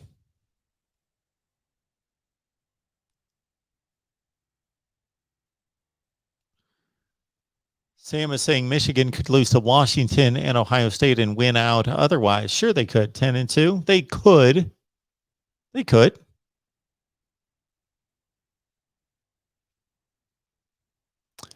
Lisa's here. She can't wait for the Buckeyes to be playing tonight, of course. So we're going to be here. So you could keep us on and the Buckeyes at the same time. And we're going to be on through the game. Of course, we're going to be on until 2 a.m. after the games. And then I'm going to crash, hopefully. I want to crash for a good 8 hours. That would be phenomenal right after that. And then we'll get back to it. And Friday's going to be amazing. So keep it locked in here. You know what you guys could do for us more than anything is share these videos out on social media. And then also just let people know, just when you talk to people, when you text people that are college football fans, say, do you know about the Voice of College Football? We talk college football every freaking day. In May, we do. In February, we do. We talk college football all the time, every day. So bring them on in here.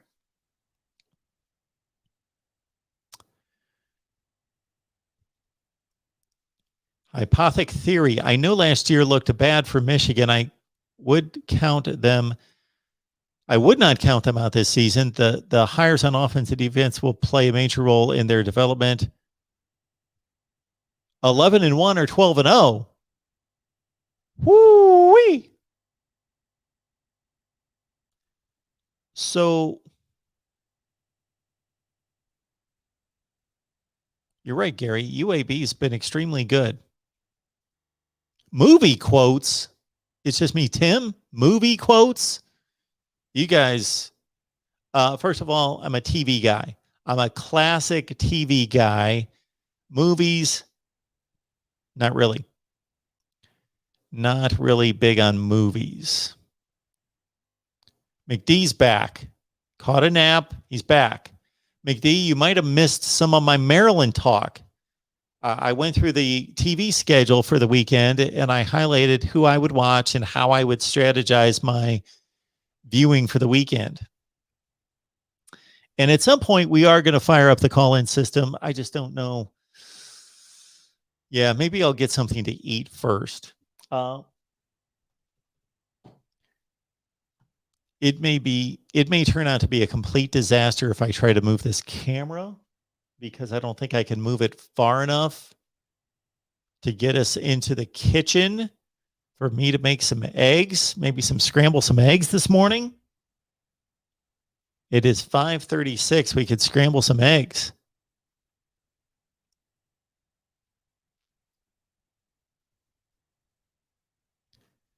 Robert, I can't quit you. Mr. HD's up. Make those scrambled eggs. Well, man, see, okay.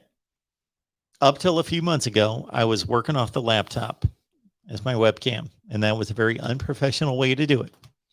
So we sunk a lot of resources into this fine Canon camera that we've got there.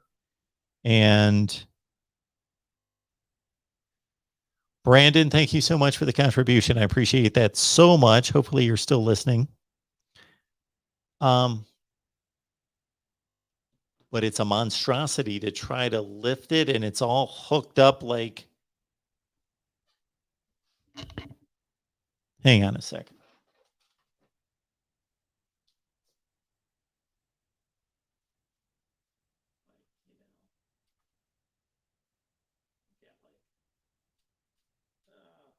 Yeah, sorry.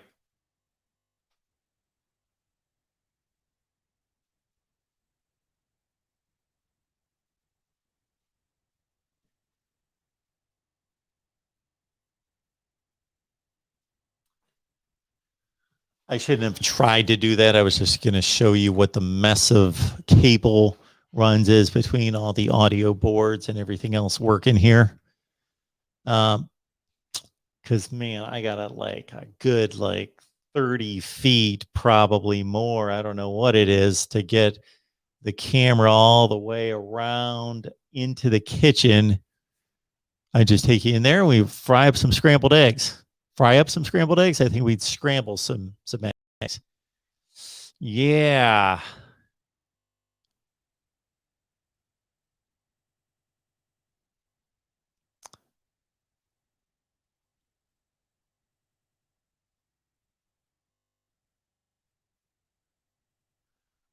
Chip here is saying that there was a positive test Tuesday after two vaccinations, after having two vaccinations. So I'm locked in my room for a few days watching college football. Well, we just hope that you're doing fine and you feel good. Dave, this is a Canon something. It's a Canon quality camera, and the only thing that and I shouldn't bring light to this, but during the recorded videos, I don't have a I don't have the what's it called? The rate, oh shoot. I can't think of the terminology. The camera rate, the rate of speed at which the camera functions, it's not correct. So it gives like a shutter effect on the videos, and I've got to fix that. I got to figure it out.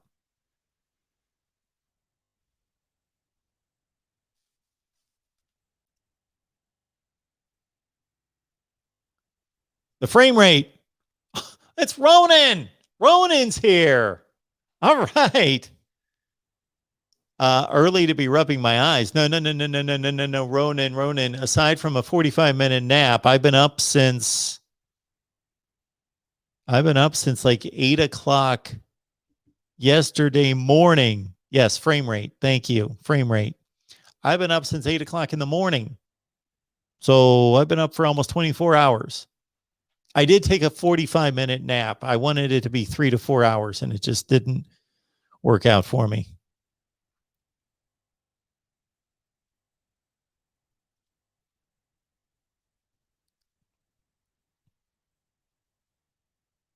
Good to see you, Ronan.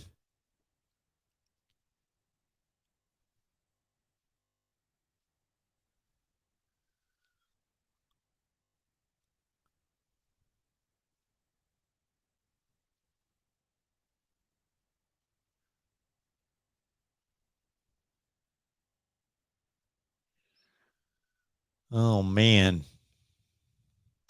So you guys all know that we've got post-game coverage of a ton of teams this year. So if you've been with us previous college football seasons, I've been just me and you after all the games on Saturday right here on the main channel. But starting this season, and we started it with Nebraska last Saturday, we've got post-game shows on all the team-specific channels, and some of them are going to be here because we run into a lot of Big Ten teams, in particular, and SEC teams will run into each other on the SEC and Big Ten channels. So we're lined up for post-game this season with Ohio State, Michigan, Nebraska, Penn State, Iowa, Virginia Tech, Florida State, Miami, Oklahoma, Texas, Notre Dame, Texas A&M, Florida, Georgia, LSU. And we've got an SEC show on Thursday and Saturday nights. on the SEC channel. So lock it in, your favorite team and anybody else that you're interested in, post-game shows. And we're really excited to have our first week 1 post-game show after the Buckeyes Minnesota game. I'll be here after the game, but also we'll have our guy Ori Benatar hosting our Ohio State coverage on the Buckeye channel after the Ohio State Minnesota game. And then on Friday, this I am just geeked up about because Mike McDaniel and Paul Van Wagner from ESPN Blacksburg are not only going to provide us with post-game Virginia Tech coverage, but pre-game and post-game right here at the Voice of College Football, Virginia Tech and North Carolina on Friday. So the pre-game is going to be at 4, kickoffs at 6, and then post-game right here. And then I'm going to come back for Michigan State Northwestern post-game.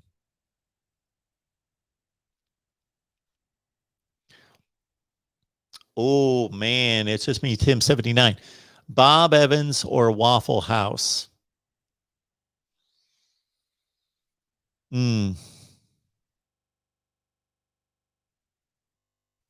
That one is tough. Bob Evans or Waffle House? I would have to say on a consistent basis, I've got to go Bob Evans. It's just more of a quality meal and experience. But if it's like 1 o'clock in the morning, then it's Waffle House. If it's one of those deals, late night, you've been up all night, out, having a good time.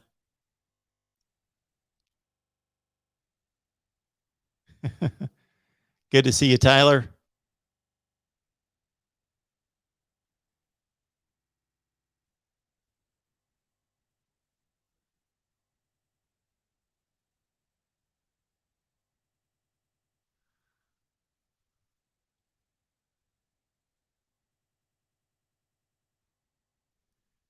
Gary is not a Buckeye hater, Pac-12 fan. I just know the culture from that rivalry from the team up north's perspective.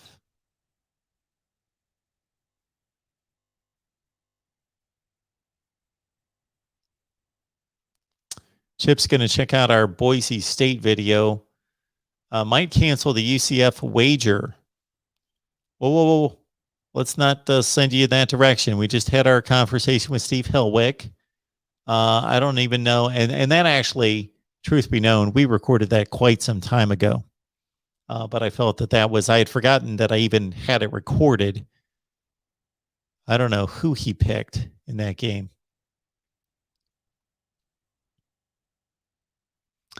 I do believe the Buckeyes will cover, not by much. I'm looking at 42-24 sounds like a good score.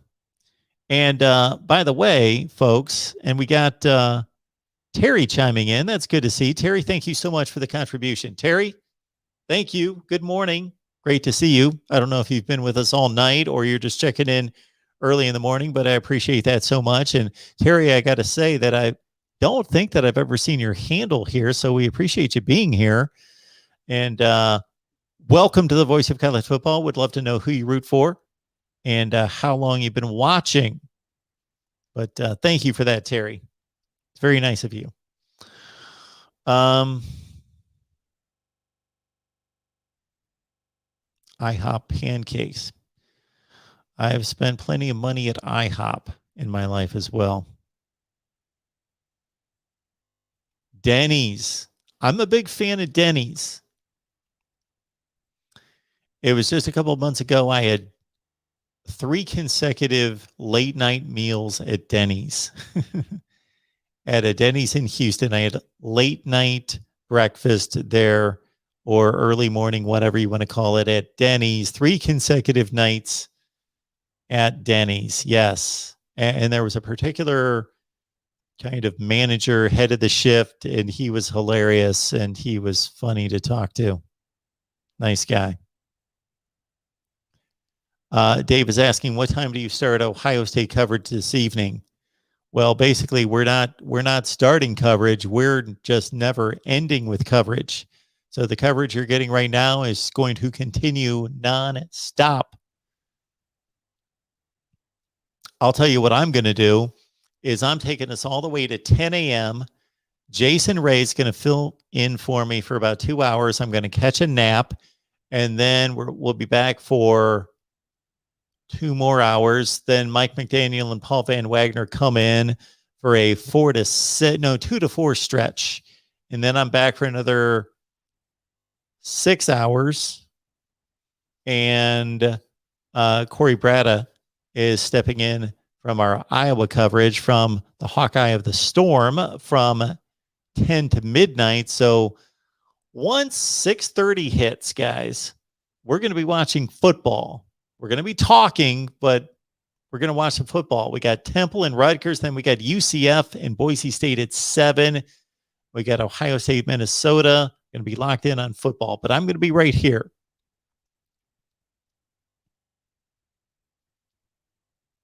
Yeah, Denny's. The Denny's meal, actually, even though it was late night, for some reason, I didn't go with the breakfast, which is kind of strange on my part. I went with some kind of it was recommended that I get, I think it was like a French dip. They called it something else, like some type of French dip with cheese, and it was really good. And I was sold on it. So I got it the next night. And then the third consecutive meal, I went for some kind of a club sandwich. Cracker Barrel. Love the Cracker Barrel. My favorite meal at Cracker Barrel is the pot roast. Love the pot roast. My sides are typically mashed potatoes, corn, and love the mac and cheese.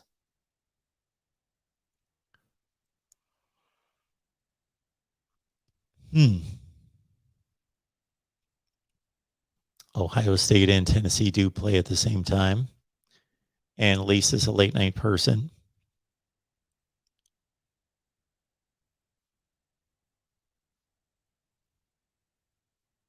Open-faced pot roast, yeah. Boston Market meatloaf. I don't think I've ever had it. I will say, for as much as I love Cracker Barrel, I'm not completely sold on their meatloaf. It's okay. It's fine. It's not great. Waffles are pancakes. I grew up more with pancakes, but right now, can we throw one other one in there, Tyler? We're going to go with French toast. French toast is my favorite. Then waffles, then pancakes, but I like all of them. I love all of them. But it would go French toast number 1. Gary likes his waffles. So does Malachi. Yeah, Robert, a good meatloaf. Why are you guys doing this to me? You understand I'm going to have to go fix some dinner breakfast. And it's going to be some combination of cereal and I can do some eggs. Perkins. I have not been to a Perkins in a long time. Badger.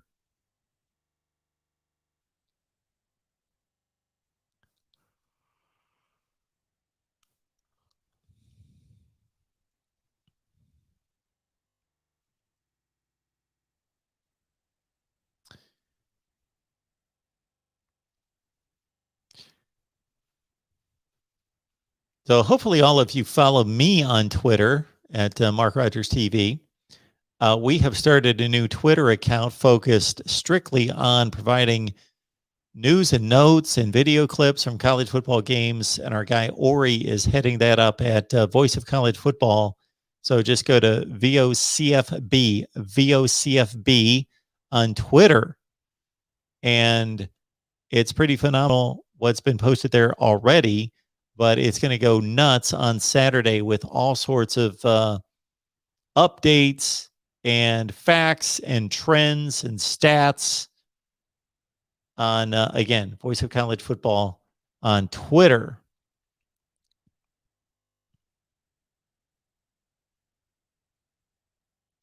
Oh, man. Remember Shoney's? Yeah, Colin. Shoney's. I haven't seen a Shoney's in forever. Sam is looking for a most likely big two major upset this week. So for those of you who watch me on a regular basis and probably watch me too much, keep watching. It's not too much. I've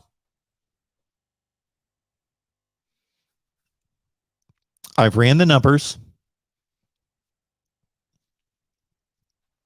and there are typically 4 to 5 upsets in the top 25 every week.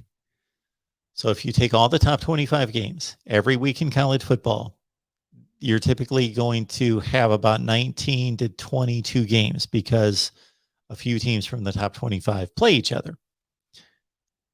So there's about 19 to 22 games. It's almost like clockwork that there will be 4 or 5 upsets, usually 4 upsets. I've kept track of this for 3 or 4 years. So you're talking about like 60 weeks of college football, 4 or 5 upsets. So if you can find, you don't have to find all of them, but if you, let's say, try to find all 5 and you hit on 3 of the 5 or 2 of the 5, you're going to make money. So let's go to our, let's go to the betting lines.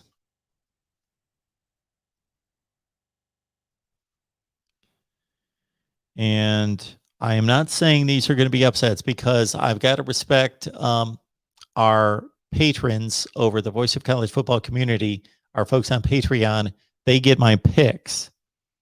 So these are not going to be my picks because, again, those are over on Patreon. It's for all the people that have contributed tonight, which is amazing. Thank you. Consider that for $5 a month, that's 17 cents a day, you can get my picks and the predictions from 20 media members, plus Steve Merrill, Pro Sports Info and Wager Talk. He delivers his lock of the week over on Patreon. Corey, I will get you to you in just a second. Actually, no, let's do this right now. Corey, thank you so much. I'm going to guess that Corey's a Buckeyes fan.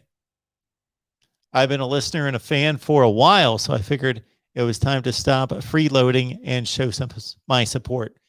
Corey, thank you so much for that. I don't appreciate that or discount that in any way for anybody who's not able to contribute, but thank you so much for the contribution. Go Bucks, OH, everybody together. Corey, thank you so much for the contribution. It is greatly appreciated, sir. Thank you so much for that.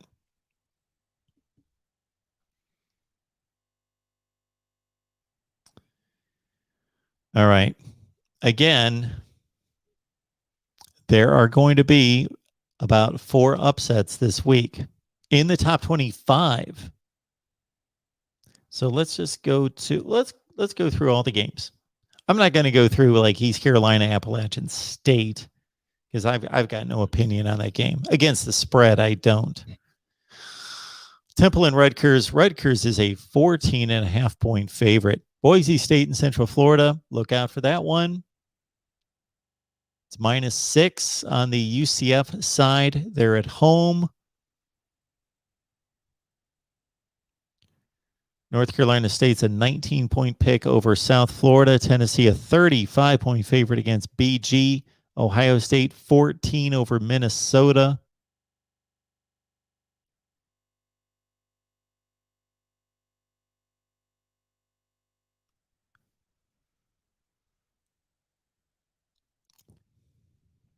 Why do some of these games not have a line now? Okay, here we go. On Friday, yeah, somebody had said it in the chat. This is one to look for. If you are looking for upsets,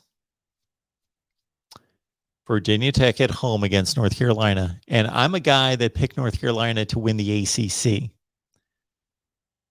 But I also picked North Carolina to lose 2 games this year. And North Carolina is a better football team, but their offensive playmakers have not played together. North Carolina's a 5.5-point favorite on the road. Just saying. Now, I don't think this one's going to happen, but it did last year. Northwestern opened as a 7.5-point favorite against Michigan State, and it's down to 3 or 3.5. I got to make my picks on these games too. And if you're talking outright upsets, do you consider this an upset? Kansas State's only a 3-point favorite against Stanford. I don't consider anything inside like 3 points to really be an upset. It is technically, but if you're just looking for a money line that's going to pay off, you may want to think about adding Stanford against Kansas State.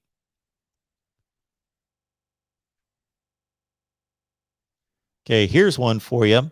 Penn State, 5.5 points at Wisconsin. Again, if you're looking for value, McD says UNC covers. Tyler says no way.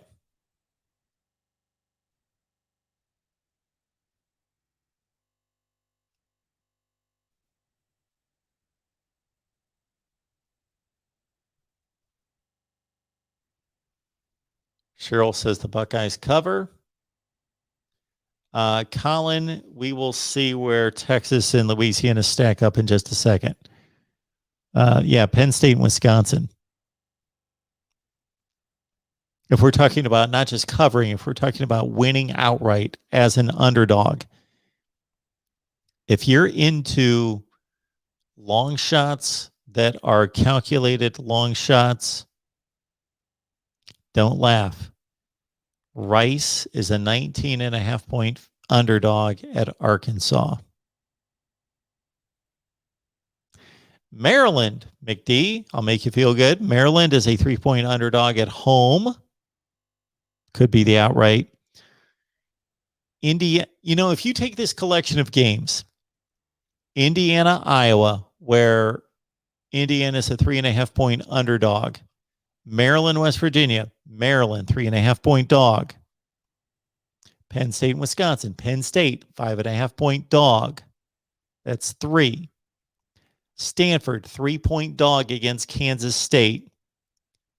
And then finally, the Virginia Tech UNC game where the Hokies are a 5.5-point dog. Take those 5 games. If you hit 2 of them, you'll probably make money.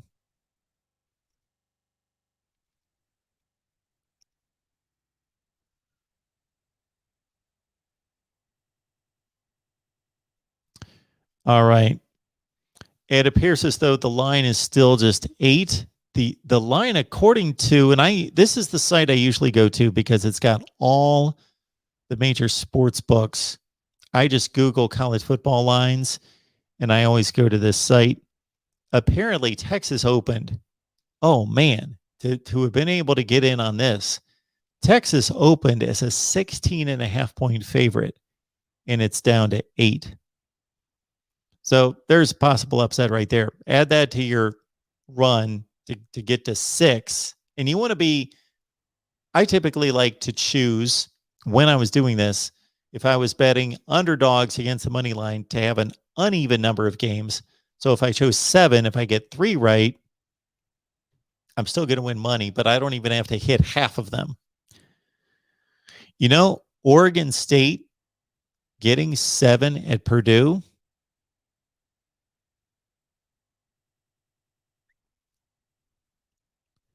Texas State at home getting 14 against Baylor. Texas State took Boston College to the last play of the game last year. And I will admit, I don't remember anything else they did last year. You know what's going to be a sneaky, close game is that Illinois is coming off this big win against Nebraska. And they're back at home where they don't have any kind of great home field advantage. And Texas San Antonio comes in as only a 5.5-point dog against Illinois.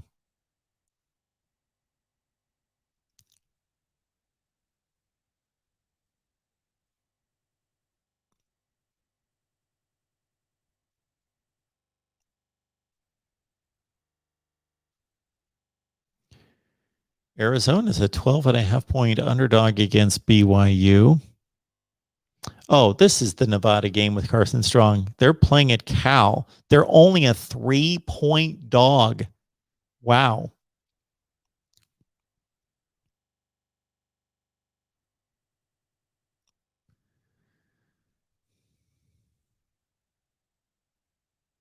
And that's what I got for you, because I do think that Notre Dame, at this point, I haven't made my predictions. They're going to be on Patreon, but Notre Dame and I like Ole Miss to cover big.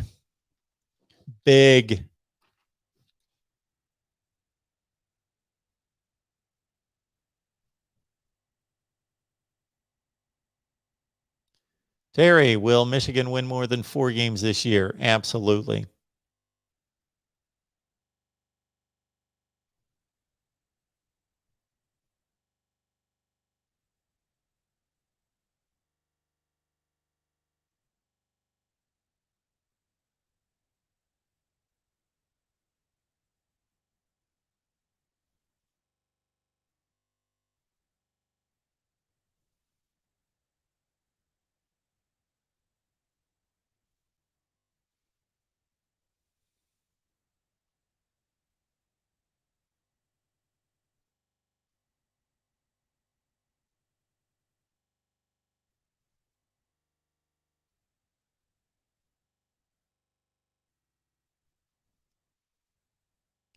Good to see everybody here. 117 on the line.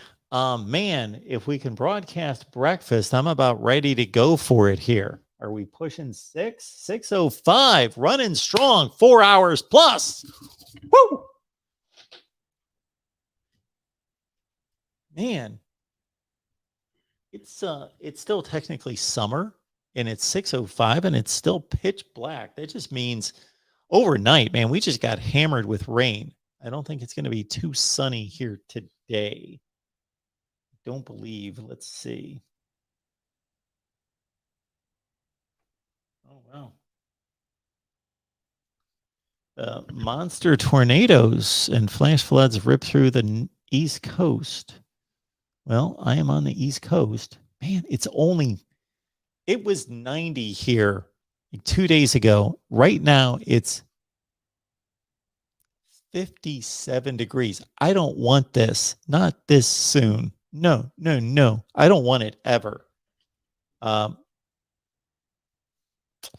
Depending on how a few things shake out, I am moving to a warm climate. All right. So, yeah, I'm going to have to get up in a minute. Look at the hourly forecast. It is 57 degrees here. I love having the windows open, and when I can't have the windows open, it annoys me. It's gonna be sunny. Okay, by 11. I'm of course gonna be stuck in here, but by 11 o'clock, it's gonna get sunny. Okay, it's gonna be sunny tomorrow, but not that warm. It's gonna get up to 66, 68. Yikes. See what the 10-day is. 67, 73, 68, 76, 75, 74, 71, et cetera. Low 70s. Yeah. What you would expect. Actually, early September, it should be warmer than 70. It's usually more like 80. Okay. All right. I want to take you guys in the kitchen with me to make some scrambled eggs, but this could be a difficult task here. Yakov's with us. Look at this. People just filing in, people leaving. You can come back later. We'll still be here.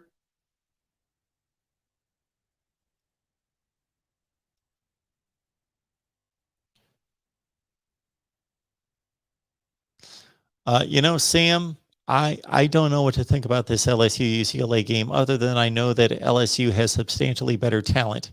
If you listed the top 50 players in that game, 35 play for LSU. But Greenville, South Carolina? Yeah, I don't know anything about Greenville. Lisa, where are you located? I do not complain about the weather here in Connecticut from May to practically October. It's nice, it's beautiful. It's been very sunny this entire summer, and most summers it's sunny, sunny, sunny, sunny. But man, we hit a wall in usually in what happens is once you get past about Labor Day in Connecticut, it stays hot during the day. What I'll consider it's not that hot. 75, 80 during the day in September, but the night, once the sun goes down, the temperatures just plummet. Lisa's in Ohio. Sometimes I hate our weather. That's where I'm from. So, yeah, I love Ohio to the point where I could get out of my car every time I cross the state line into the Buckeye State and kiss the ground. But yeah, I hate the weather there too. Well, I don't hate it, but I actually think it's probably sunnier here in Connecticut than it is in Ohio, but it's slightly warmer in Ohio.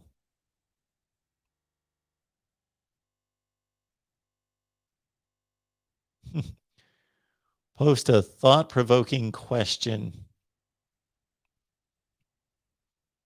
I wanted this to be an interactive, not interactive, but more of a, I don't know. If I had the mobility in terms of the camera situation for future levels of updating here at the Voice of College Football, where, I could take you around the house, I could take you outside.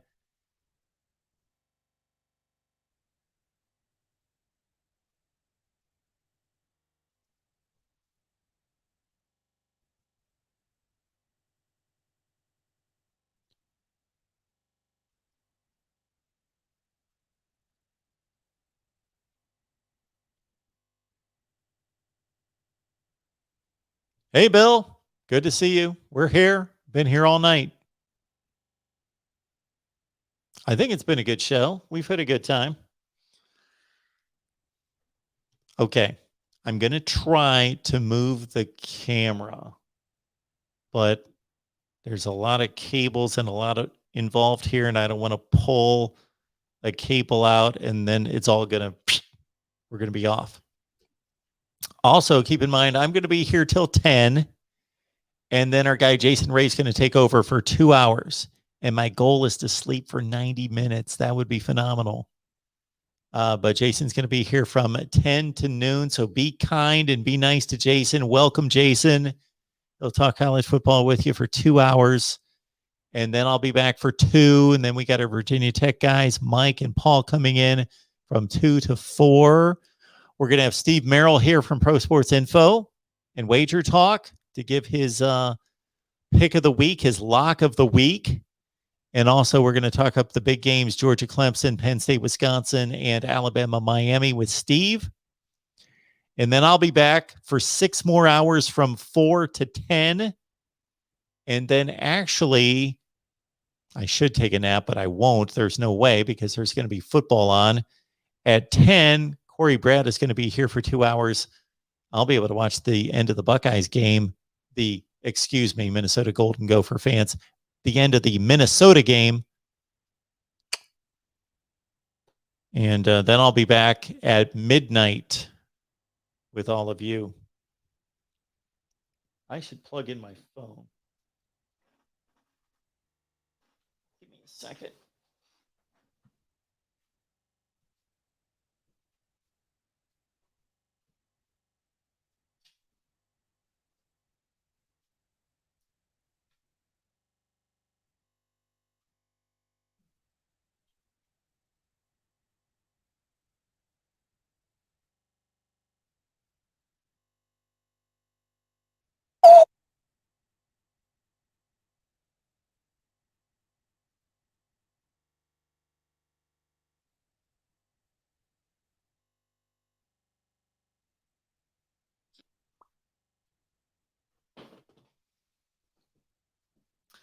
Okay, let's send out a tweet. Every so often we should remind everyone that we are here live.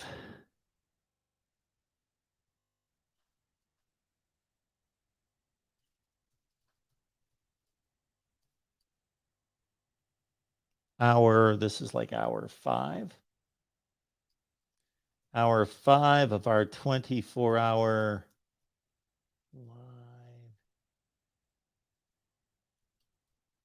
college football marathon.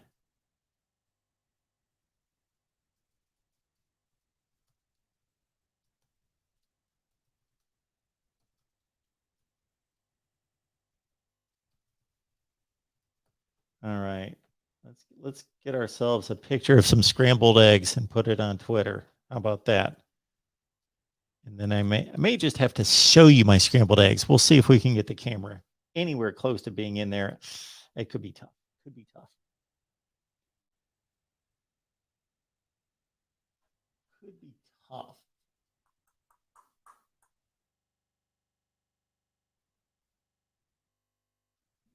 Choose that picture. For those of you who follow me on Twitter, you're going to see a tweet come out with some scrambled eggs.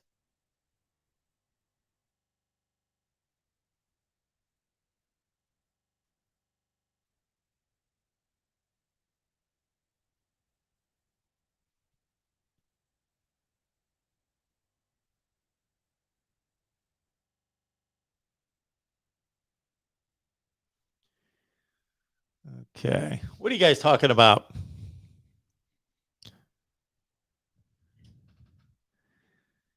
Terry's here.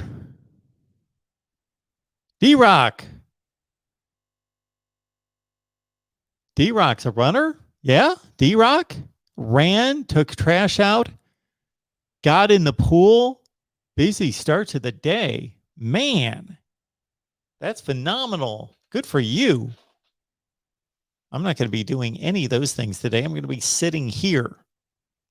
But we are going to get some breakfast. Don't move to Arizona, Cheryl. It is expensive. Yeah. Man, I hear it's nice. I've only been through Arizona. Oh, see, Dave, anywhere from 10-2 to 5-7. That's a lot of wiggle room there for a prediction.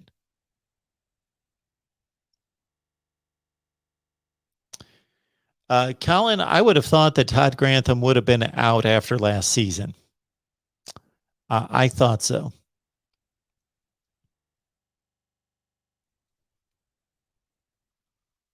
Sam says that UCLA could absolutely become semi-elite. Who's semi-elite? Is like Penn State you're talking about?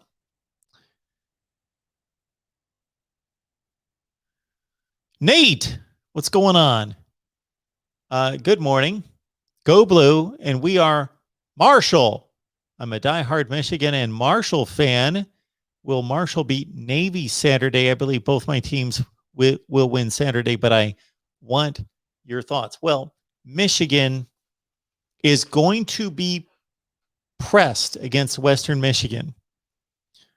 We talked about this with Steve Dace. Check out the 10-Minute War on Michigan podcast.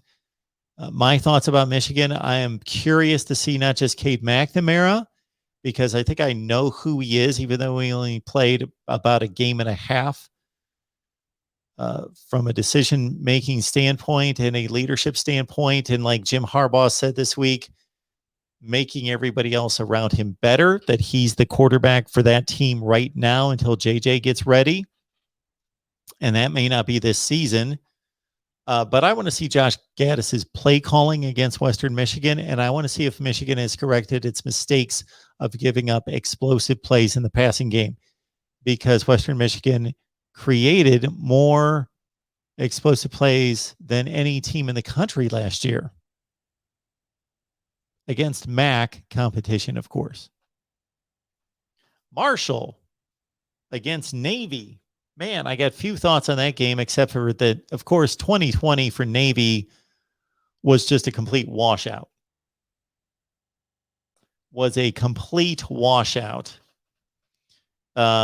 They didn't tackle during the COVID issues, and in training camp, Ken Niumatalolo, I shouldn't be trying to pronounce that name this early in the morning, but Ken Niumatalolo, he wanted to protect his players, and it cost them. They got blown out by BYU. They went 3-7. That's not a Navy type season.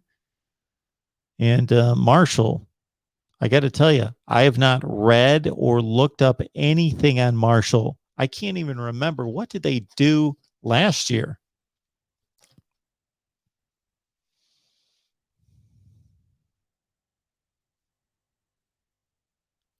Oh, we're getting a number 1 pick here out of Athlons for Marshall football. So the Thundering Herd is coming off a 7-3 season. That's right. They lost to Buffalo in the Camellia Bowl. Okay. I, of course, watched that game. 8-5 is the projection from Athlons. And again, a 7-3 last year. They lost the last 3 games of the season. That's right. They got off to that great start. Then they ran into Rice and inexplicably 20-0 lost to UAB, then lost to Buffalo. With Grant Wells back at quarterback, 18 touchdowns, 9 picks. Sheldon Evans at running back. Marshall and Navy at Navy. I'm going to guess that Marshall's probably a 4 or 5 point favorite, correct? I would think in this game.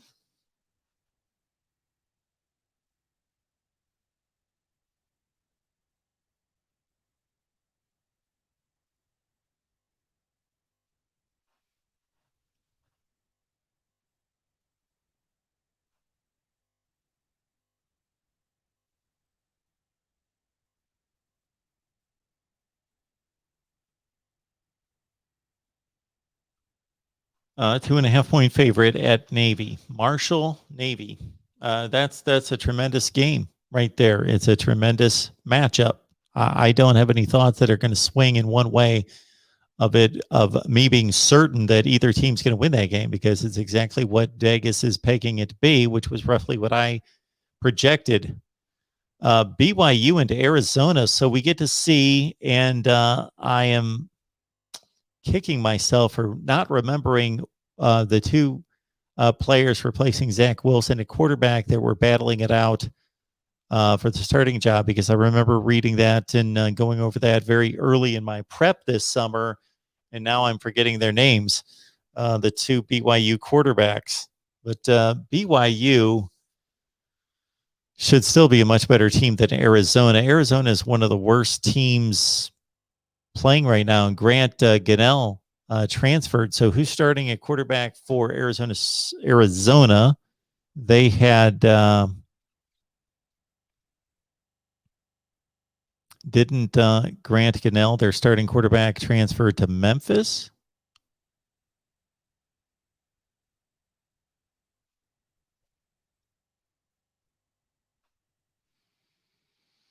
Yeah, they're going to start most likely Will Plummer. Yeah, Grant Gunnell was a decent quarterback. He left, transferred to Memphis. Yeah.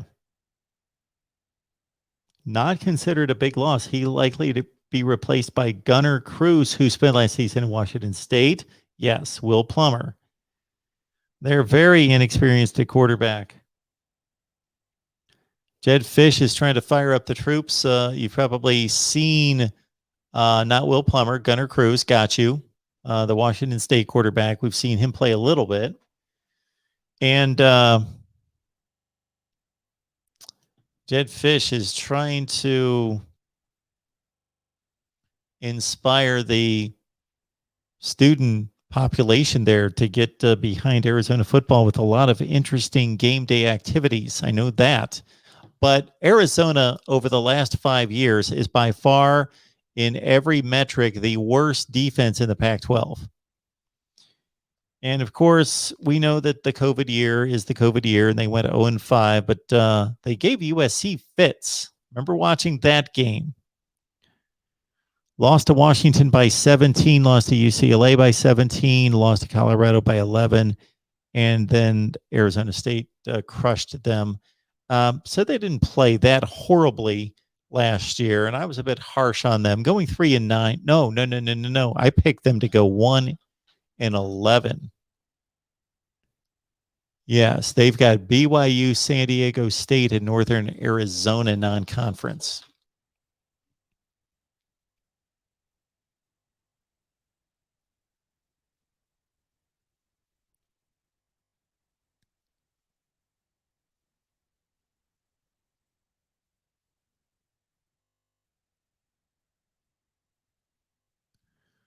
Off the top of my head, without really looking into it, I would take BYU to win that game, but the spread's like 12.5.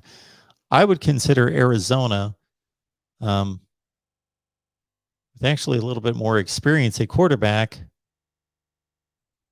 to be a play there, possibly. I'm not picking that game. Terry, thank you so much for the contribution there. Appreciate that. So understand that I picked the top 25 games and then the other games of interest, meaning outside the top 25, but still within the realm of being relevant, either to a conference race or otherwise. So for me, week one, that might be Boise State and UCF and some other ones, maybe Michigan State, Northwestern.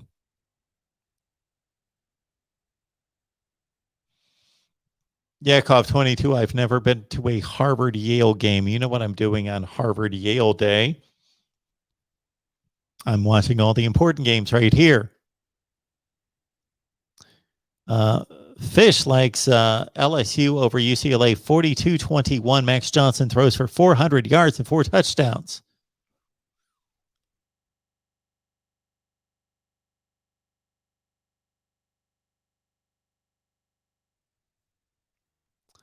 Okay, folks, we've got a good crowd on the line. I'm going to attempt to move the camera. And if you see us just lose everything, stay tuned and I will send another live stream. But I don't want to do that. Of course not.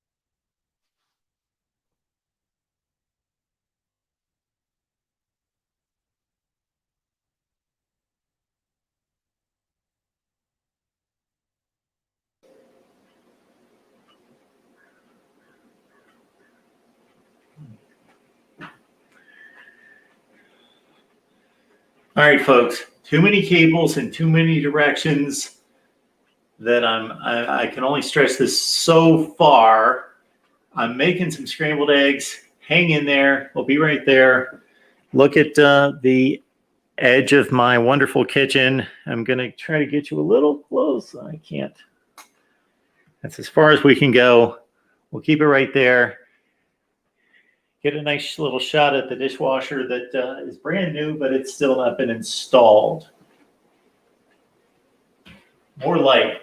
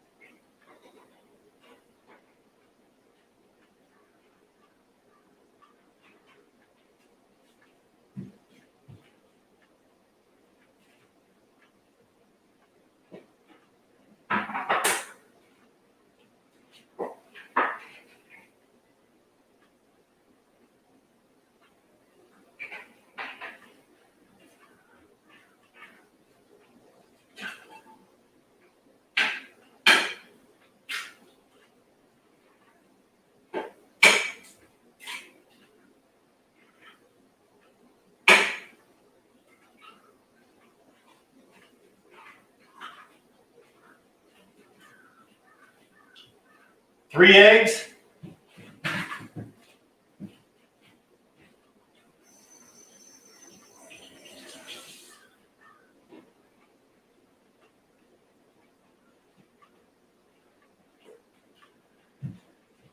Little vegetable oil.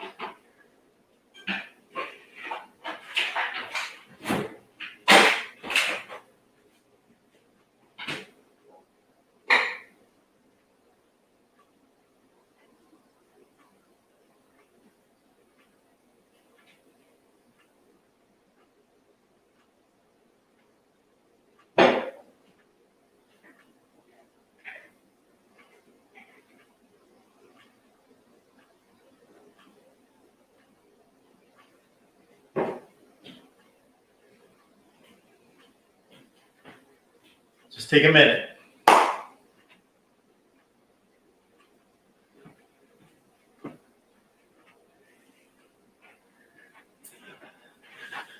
So it was actually kind of a waste to do all that. Now we're going to take everybody back here. That was a total waste.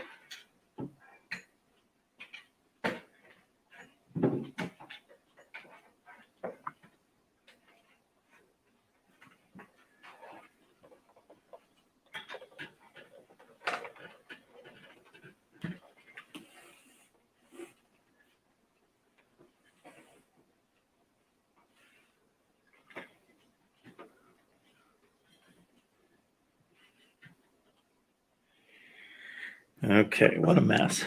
What a mess. What a mess. What a mess.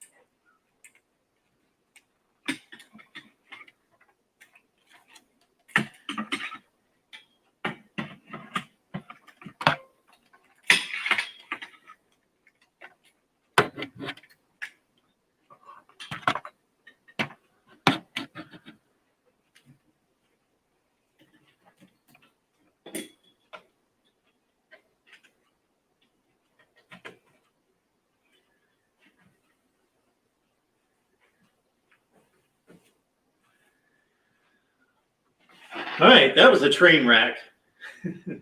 That was not quite worth it, but we'll get the eggs done. Be right back.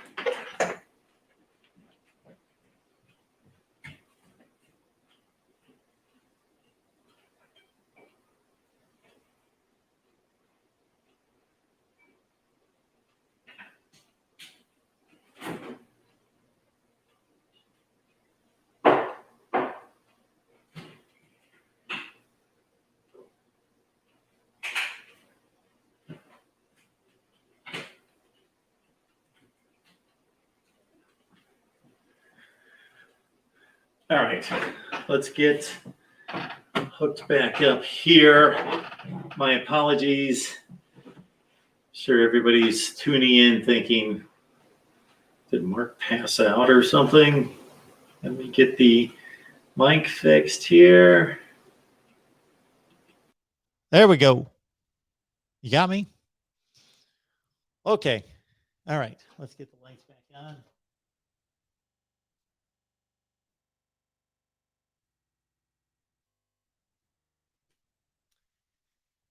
And a little bit later, maybe we'll take a little peek out the deck. Maybe we'll do that. And this is a horrible looking shot that we've set up here. We can do better than that.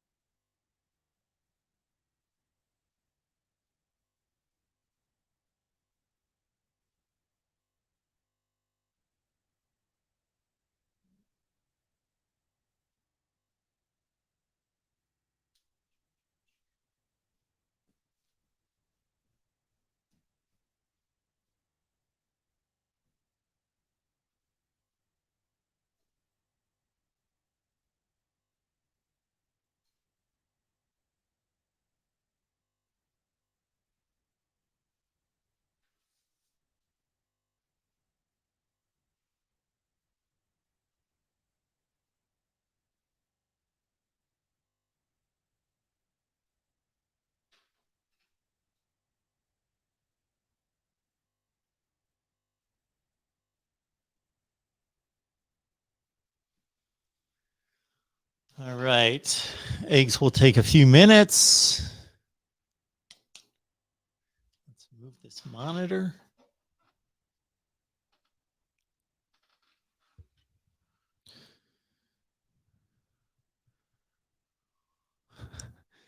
Hey, Terry. Thank you for that. Appreciate that so much. Appreciate you being here. What is everybody talking about?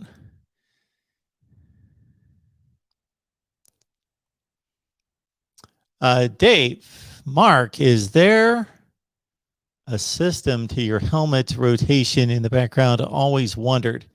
No system, none, zero. Shouldn't be. Just is the least important thing imaginable, except for to a lot of people out there. The only system that I've got is if I'm just talking about Alabama, then I will rid the shelf and just place the Alabama helmet. Or if it's the Florida State Notre Dame matchup, Florida State and Notre Dame.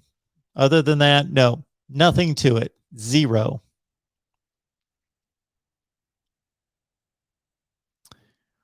I know you like that, D-Rock.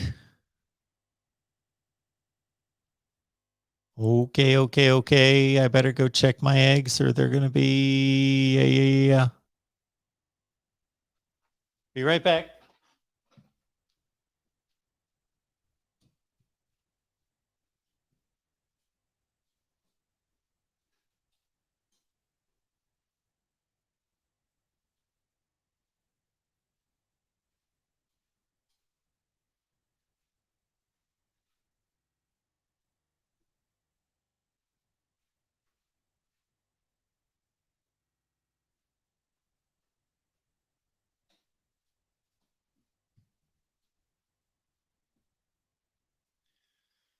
I'm going to have to keep doing that a few more times.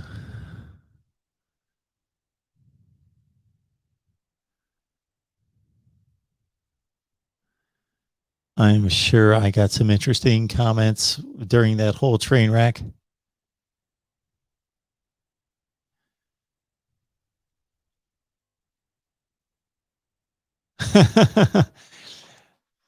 Kia Helani, the line on the eggs being rubbery, minus 140, meaning I'm the favorite. I'm the favorite on this, but rubbery. No, they're not going to be rubbery. If I keep an eye on them and I get right back to them, keep them moving around, then they'll be good. They'll be good. I don't like them runny or rubbery, but Cheryl, glad I can be of amusement to you.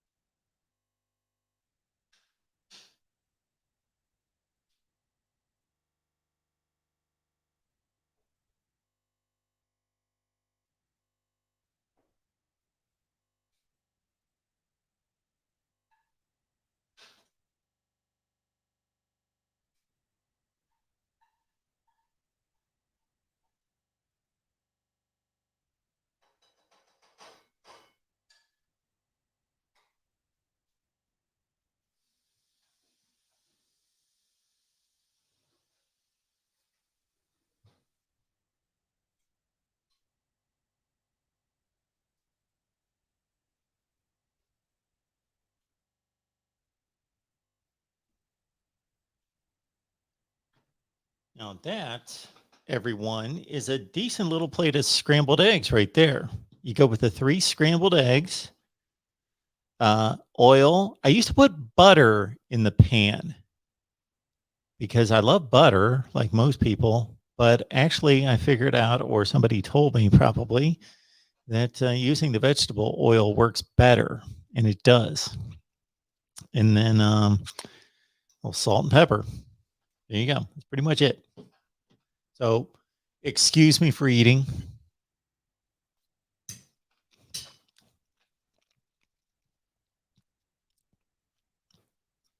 That's funny you say that, Michael. So that is a new washer. The old one still works. So what happened was I bought a bunch of new appliances last summer. I got a new washer and dryer and a new stove. And the way it worked out was if you bought a certain number of appliances to a certain price point, then you got like $500 off. So it actually paid me to just go ahead and buy a new dishwasher too. So I bought the new dishwasher and it's still not installed because I hate to trash the old one because it still works fine, but I will at some point. So there you go. So I don't need another dishwasher. I've got one too many actually.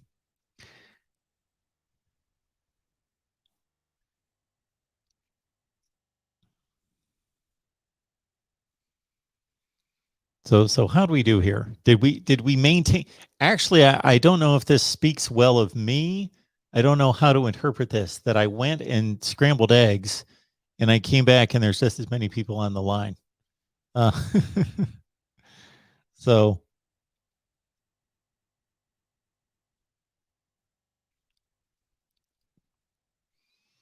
did I miss anything? Yakov, am I thinking about starting a cooking channel? Now that would be something. Um, Video 1, scrambled eggs. Video 2, spaghetti. Video 3, French toast. Video 4, back to scrambled eggs. Video, yeah, it would be pretty messy.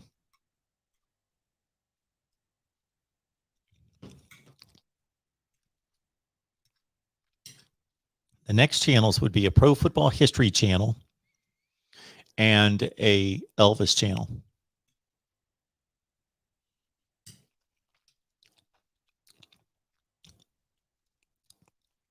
There you go, rocker. Voice of college football and a little breakfast.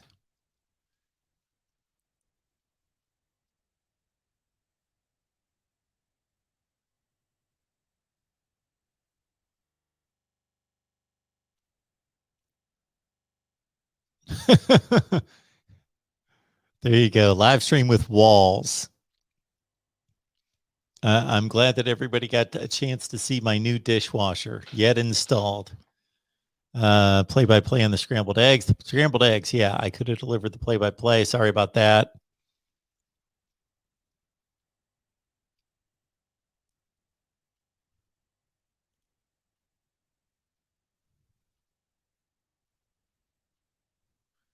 I'm glad that everybody got into the whole washing machine, dishwasher, I should say.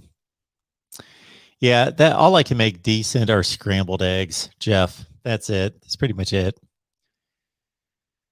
Yeah, scrambling eggs.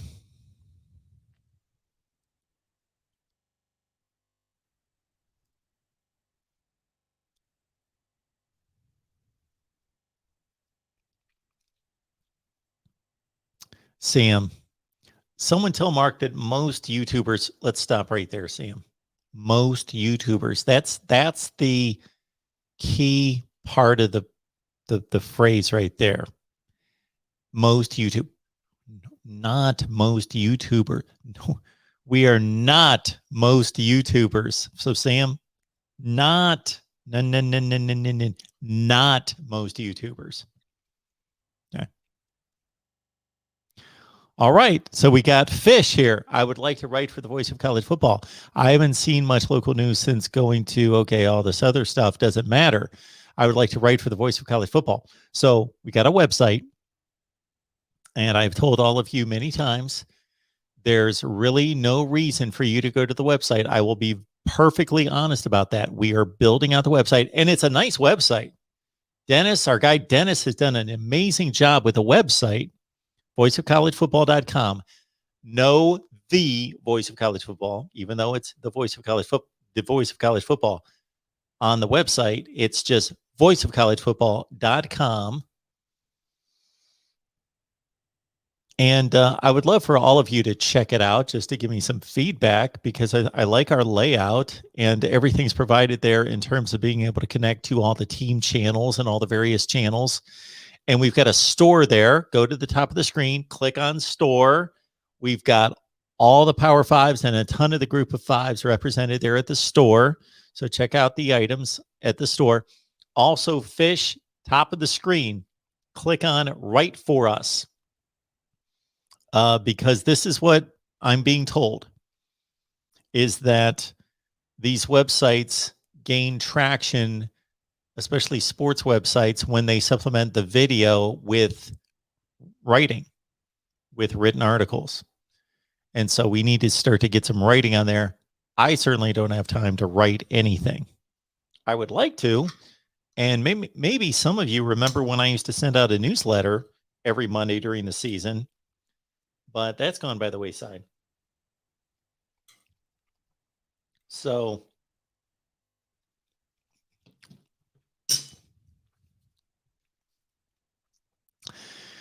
And Lord knows I'm a better writer than I am than a broadcaster.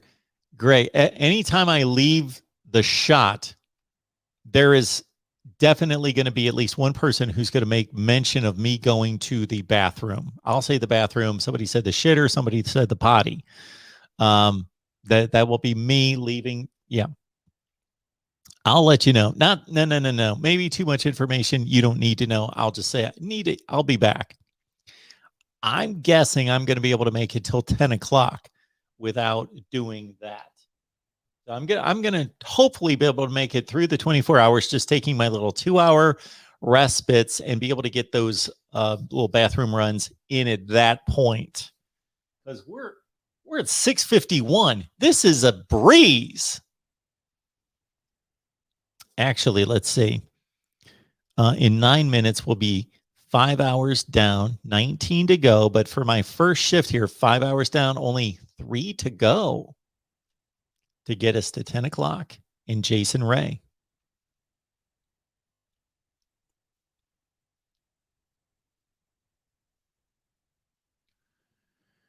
Yakov, the Ohio State Minnesota game will have by far the most week 1 viewers? Question mark.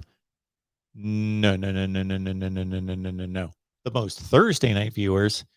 I can about guarantee you the number 1 game for the week will be Clemson and Georgia by a wide margin. Number 2, probably Alabama, Miami. That would be my guess. And number 3, probably then Ohio State, Minnesota, even though LSU and UCLA, very attractive, but that game's going to be on. You got to consider what's in competition, because UCLA and LSU is going to be playing roughly at the same time, kicking off an hour after Georgia and Clemson.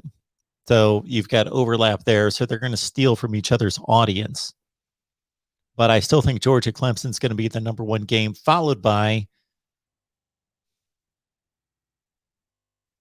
considering that there are other games to compete against Alabama, Miami, especially that Iowa-Indiana game, although it's only on the Big Ten Network. I'll say Ohio State, Minnesota might be number 2 because there's no competition, no real competition.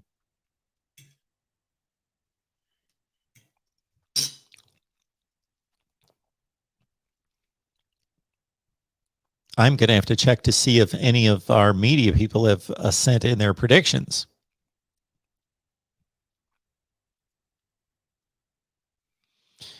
Dave is saying here, Mark, so offensive lineman Zinter is Michigan's best offensive player. That's what the coaching staff is telling us. Speed and space, huh?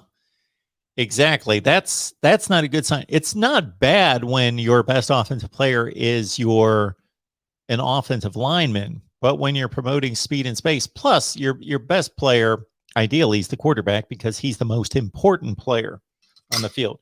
I think we give too much attention to the quarterback and don't count the other players nearly as much, but he still is the most important player. No question.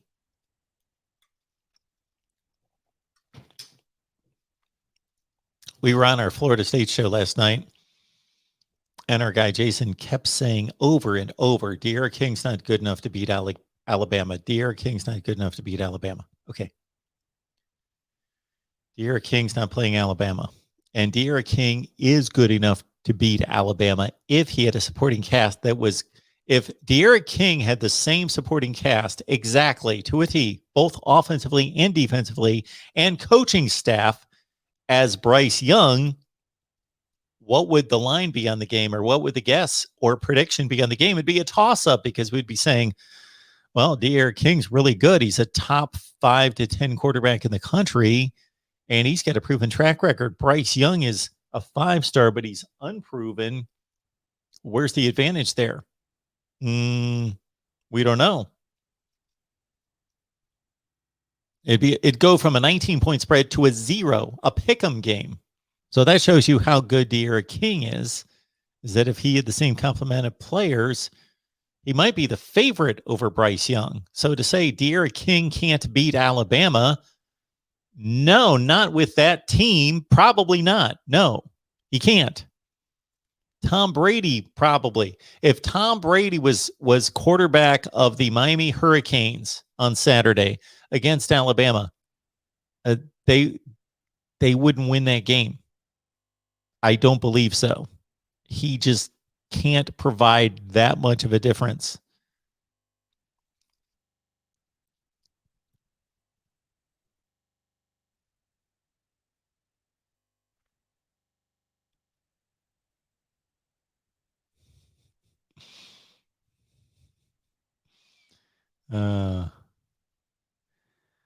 Badger was going to the Wisconsin Penn State game, but my daughter has to move into college. Oh, yes, I remember those days. Had to give my tickets away.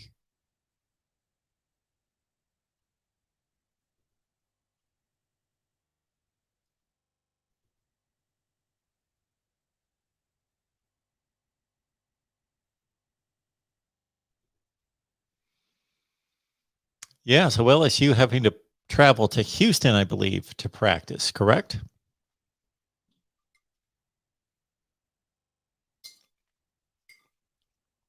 This hit the spot. I think it'll take me to my break.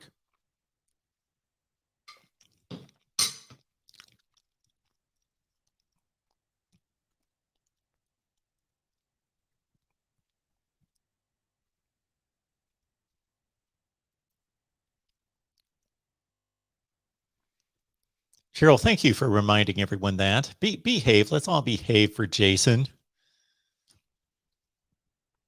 All right, 904 Hurricane. And 904 Hurricane is always encouraging everyone to hit the like button. The 3 games I'm watching this weekend are Georgia Clemson, Miami, Alabama, Florida State, Notre Dame. Yeah, I get it. If I could only watch 3 games this weekend, well, I'm going to watch Ohio State. Not that that's going to be one of the 3 best games, but I'm going to watch the Buckeyes. So let's take them out of the mix. The 3 best games for me, the 3 best games or best matchups, we have to wait to see if they turn out to be the best games. Penn State and Wisconsin, Iowa, Indiana, and Georgia, Clemson. Those are the 3 best games, I think.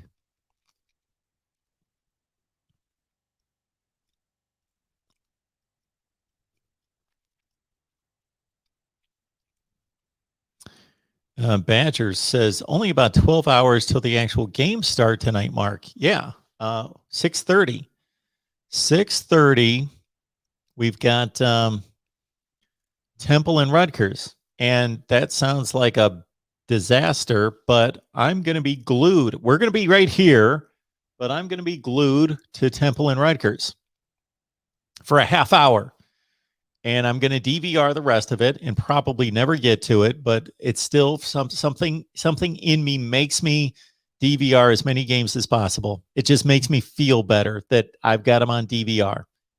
In case Temple and Rutgers is 35 all with 4 minutes left, and I get to watch it the next morning and say, let's watch the last 4 minutes. I'm going to do it. And then we got UCF and Boise State at 7. And I'm going to hate to shut that off in favor of Ohio State and Minnesota. And if this was a typical Saturday, let's say, where I wasn't live, then I'm going to have a second game over here and a third game right here. But we won't do that tonight. Well, maybe I'll throw a game on here.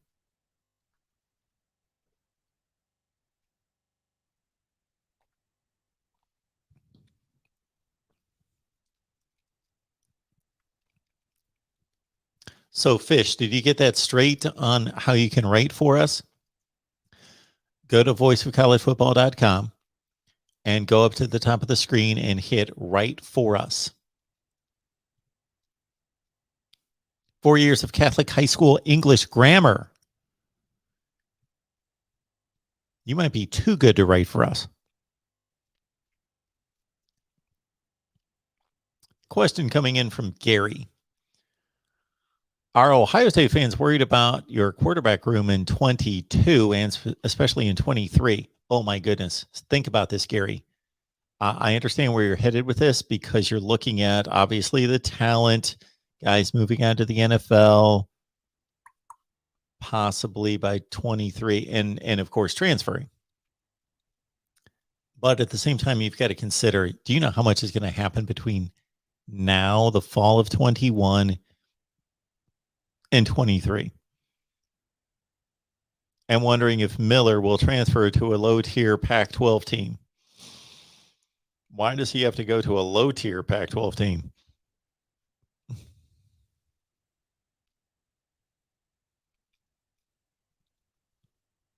I hear this every so often that Miami is Michigan's South. That's a compliment to Miami.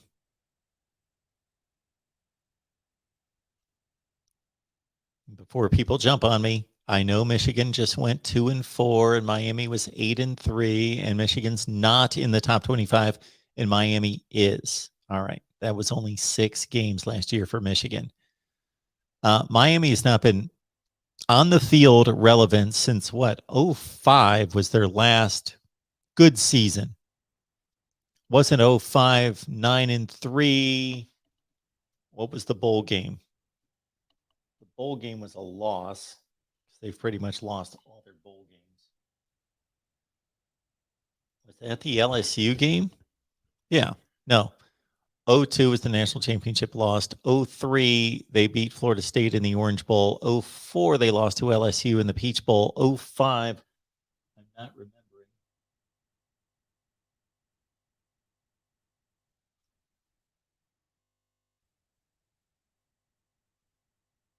Okay, that was the loss to LSU. So Miami in 05 went 9-2 in the regular season, lost to LSU, got obliterated in the Peach Bowl, 40-3. So that was really the last time that Miami, that run of years from 99 to 05, 7 seasons of course, ridiculously elite play in 2000, 01, and 02. And then really good in 03, 11-2, beat Florida State in the Orange Bowl. That was a top 5 team. And then 04. Oh, that's right. They beat Florida in the Peach Bowl that year in 04. That was a good season at 9-3. They were still playing 11-game seasons. And then 9-3 the next year after they lost to LSU. So that was the last we heard of Miami in terms of being a top 10 team. I know they jumped up there in 2017 and they finished 13 at 10-3. That was one team that really was smoke and mirrors. So it's been since 2005, 16 years ago since Miami was a top 10 team, top 10 program. Michigan's been that a number of times since then. They were tremendous in 06. They were still good in 07. Then they were awful from 08 pretty much to 14. 15, they were back to beating Florida, finishing at 10-3, 10-3, Orange Bowl in 16. 18, they went 10-3. So, no, Miami's not the Michigan of the South. I get your point, but that's a compliment to Miami. Coastal Carolina is better than Michigan. Would that not be a fascinating game?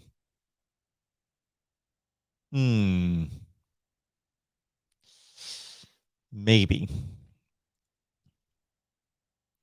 Dave is asking if Kirby Smart has been a disappointment so far. Kirby Smart has been the victim of his own success, meaning he took over for Mark Richt. Mark Richt was consistently finishing in the top 10 in the nation, but not winning the SEC, not competing for national championships other than 3 years, basically, 3 times. 02, 07, and 12. Kirby Smart took over. First year's a honeymoon, 8-5, won a bowl game. Not a great season. Not expected to do a whole lot in 17. Number 15 preseason, of course, Jake Fromm takes over for the injured Jacob Eason. They come within an eyelash of winning the national championship. And he's recruiting out of his mind. So he set himself up for having to achieve at that level national championships.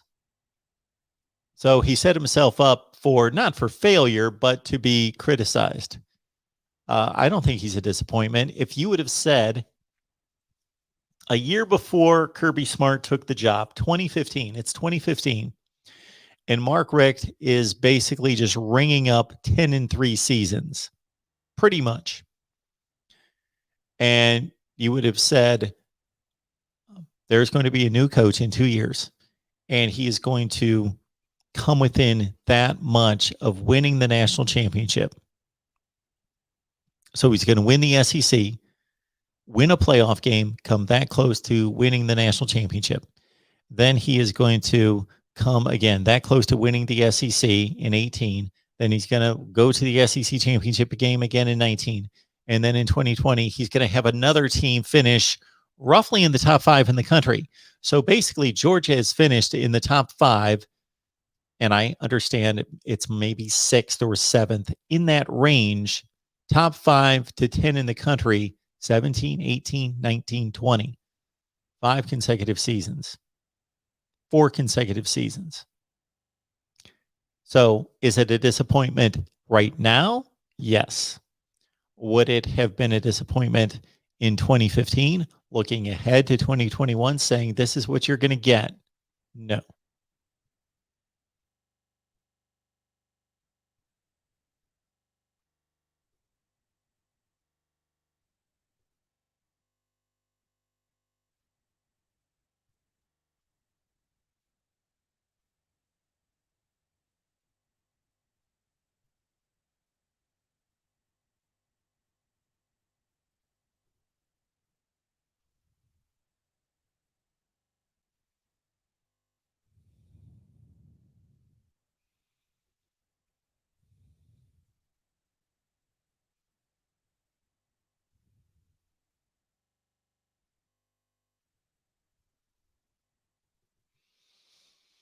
Good to see you, David. Glad you could make it as well.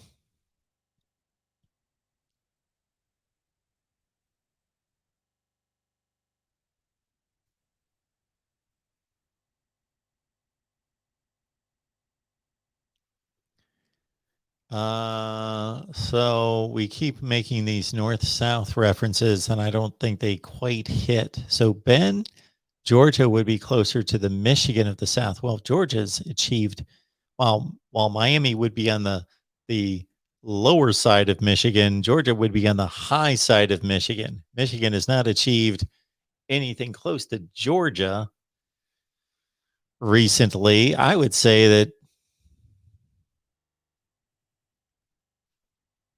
maybe more like Florida's the Michigan of the South. Florida, and maybe Georgia is like the Notre Dame of the South.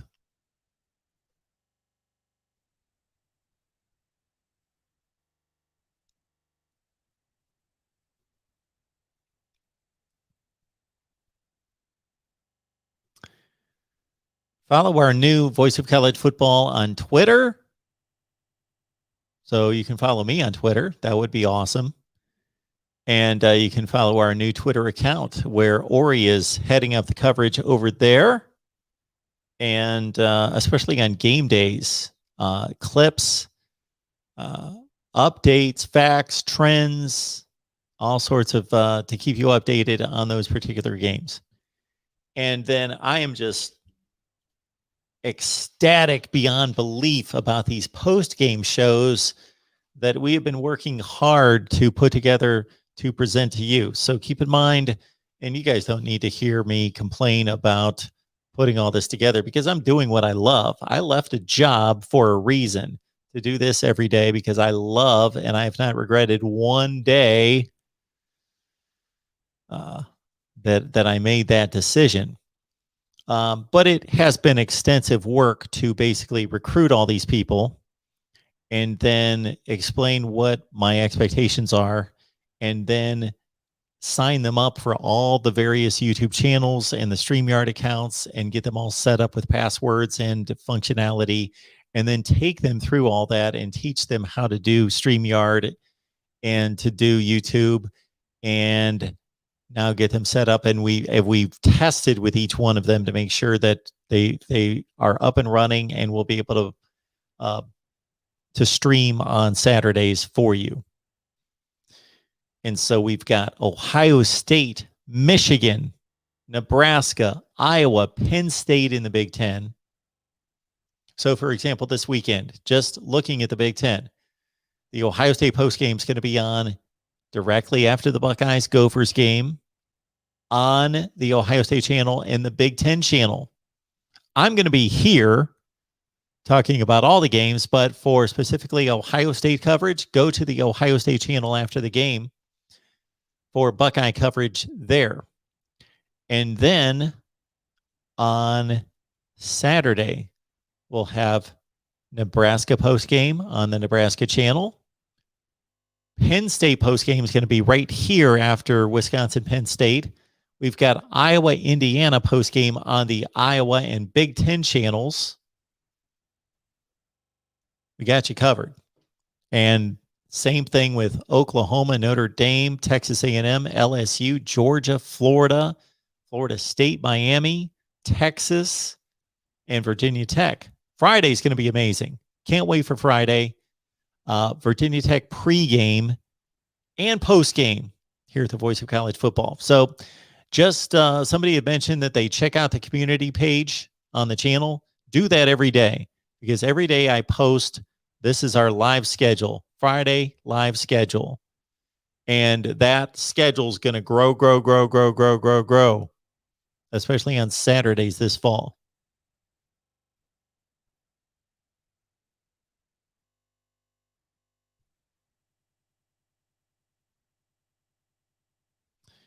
Greg is asking whether Greg Peterson. Let me try that again. I've been talking for 7 hours. No, actually, it's only been 5. Sorry. Greg is asking, could Greg Peterson help with the Nebraska post game? So I understand that. And Greg, of course, is our main man for our Nebraska show on Tuesday nights. And Greg says that he will be able to help out on the road games. He goes to the home games. He will be able to help out on the road games. So I will remind our Nebraska folks to include him, which I did for this past weekend, and apparently that did not happen. Well, not apparently. I had it on, and it did not happen.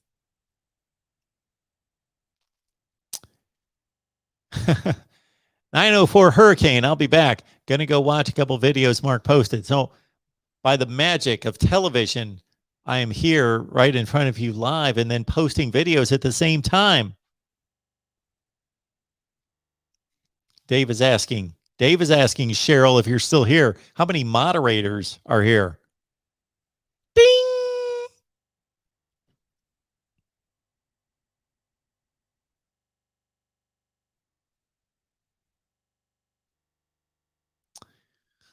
Yakov with a nice question here about Ohio State football.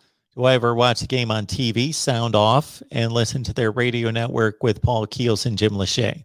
No, I do not. Have I heard calls by Paul Keels? Yes, I have. He's exceptional, but I don't do that. No. My college football experience for the last 7 or 8 years has been consumed with doing this. So as soon as Ohio State starts to play somewhat irrelevant football, meaning they're ahead of Rutgers 45-6 in the second quarter, then I'm elsewhere.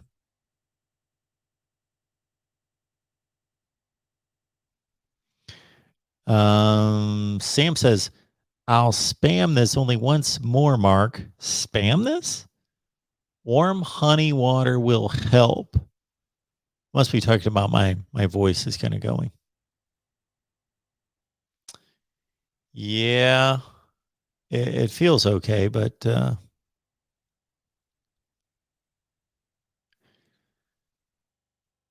so I got to say, one thing we'll be tracking that we missed out on last year is conference comparisons because of the lack of non-conference games last year.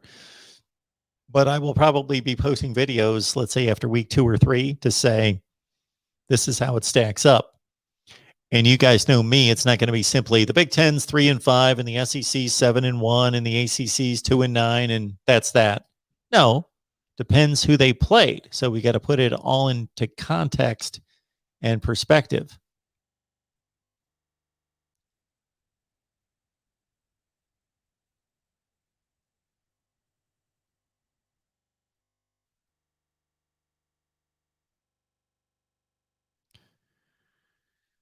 Fish says in the last 20 years, SEC championships, LSU 5, Bama 7. So I'm happy with LSU the last 20 years. Yes, could have been a little bit better, but 128 other schools wish they were LSU. 128 other schools wish they were LSU? Really? Well, almost that many. I certainly don't think Ohio State wishes it was LSU losing 3 and 4 games every year.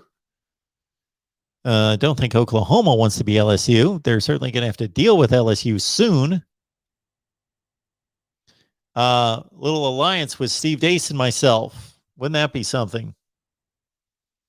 Yeah, we get Steve on here as much as we possibly can. He knows that he is welcome all the time, flat out. And of course, I am appreciative that he invites me onto his Michigan podcast every Tuesday.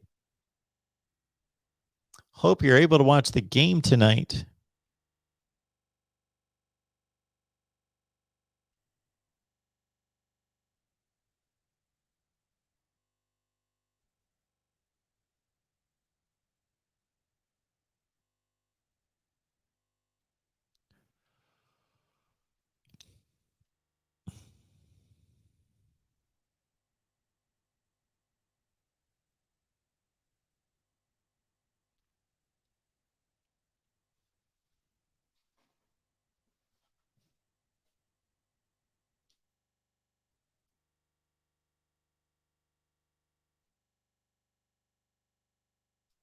How we're looking outside at this point.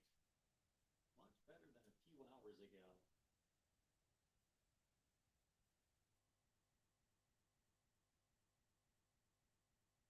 Snow, rain. How are the skies looking?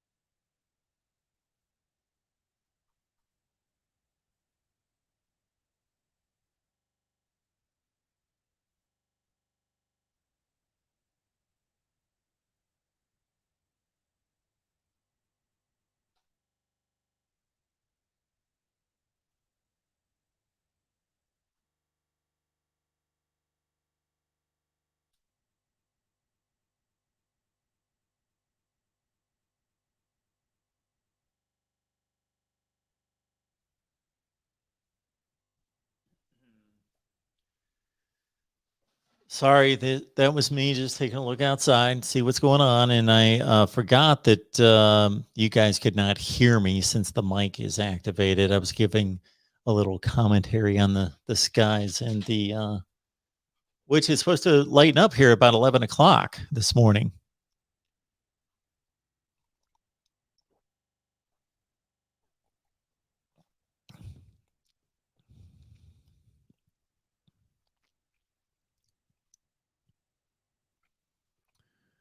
Mark's going to get the Florida fans going. What, by that Michigan comment?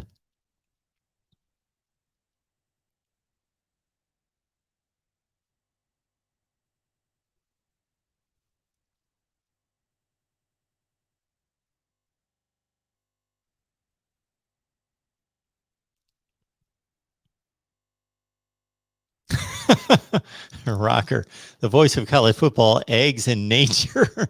Yeah, I'm sorry that didn't turn out to be such a great look outside.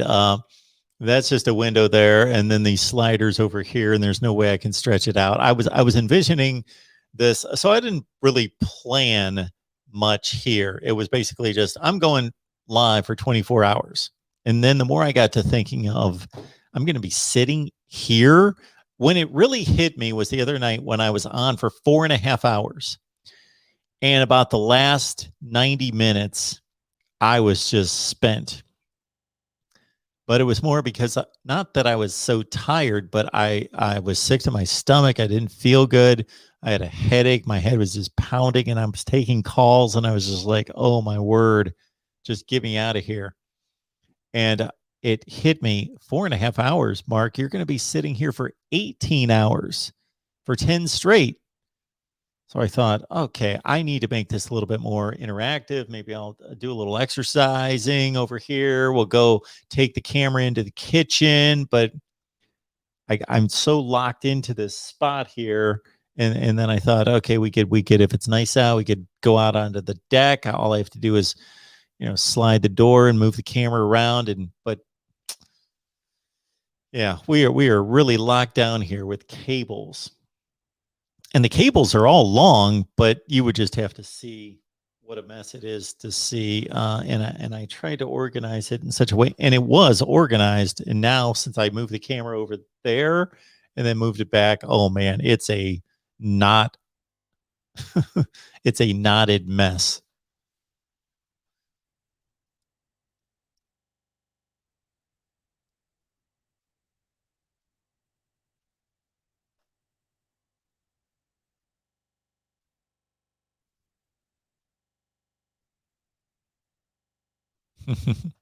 Greg, who is the strongest conference and why is it the Big Ten?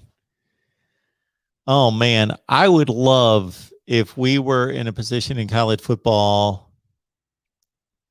Mackenzie, good to see you. If we were in a position in college football where we could legitimately have that conversation, and that debate would be phenomenal. There you go, Colin. Yes, falls asleep the first quarter of the Ohio State game. Yes, after doing 24 straight hours. Can't wait for college football. Yeah. Derwake ran out of milk, tried water in my cereal. Whoo. Just eat the cereal dry. Oh my word, water? Whew.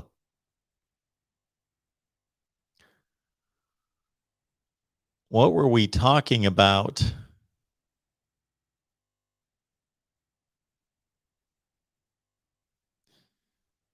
Sam, you should have had a basic plan for food, Mark. Well, we can, I can make peanut butter and jelly, that I could knock out real quick, be right back here if I really need to eat.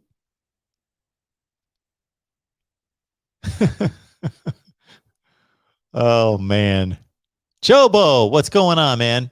And Jobo, when I took your call last night, that was really strange because I lost you and then I tried to reconnect with somebody else. And anyway, you stayed on the line and that was a great call.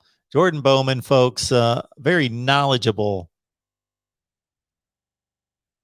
Very knowledgeable. Yes, we've got just here in Connecticut, we are not void of trees. They are everywhere and apparently bears. Yeah. I grew up in Ohio. I was born in Chicago, moved to New Jersey, but basically I grew up in Ohio from the time I was 5 to the time I was 23. 26. And it's almost time for another stretch here. I never saw a bear in my life. Moved to Mississippi, never saw a bear. Living here, there's bears walking up and down the street practically. It's unbelievable.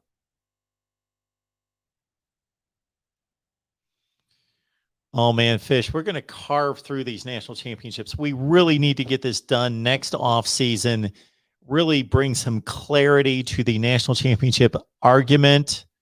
I've posted videos for those of you who are interested in college football history. I believe we've done a decent job of presenting the national championship races and disputed national championships of 1983, 84,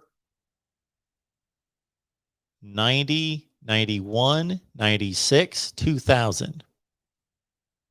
And I pretty much could do that for every year. Alabama fans, before you stop me about 2020, did Alabama do enough to prove that they were the best team in college football last year? Absolutely. Alabama outclassed everybody. They took on 2 of the 4 or 5 best teams in the country in the playoffs and wiped them out. They did everything. Yes, 13-0. The only issue I have with our current system is, what about the playoff? What about the selection of the playoff teams? Alabama definitely earned it. Clemson definitely earned it. Ohio State, there could be an argument, but based on the games that they played, definitely earned it as an undefeated team. 4th spot, Notre Dame, Texas A&M, Cincinnati, Oklahoma. So because we have an imperfect system, and no system is perfect, but we have a flawed system, and I've fixed the system. We have fixed the system to make it objective. So what detracts from Alabama's national championship? Well, really nothing detracts from it because they proved themselves well enough. Best team, no question. LSU, I'm not arguing with those teams being dominant national champions. I'm just stating that the teams in the playoffs, the selection is not objective. It's based on people's opinions. And we could have had other teams in the playoffs this year that theoretically could have knocked off Alabama. Theoretically. Texas A&M could have gotten a rematch. Cincinnati could have been there.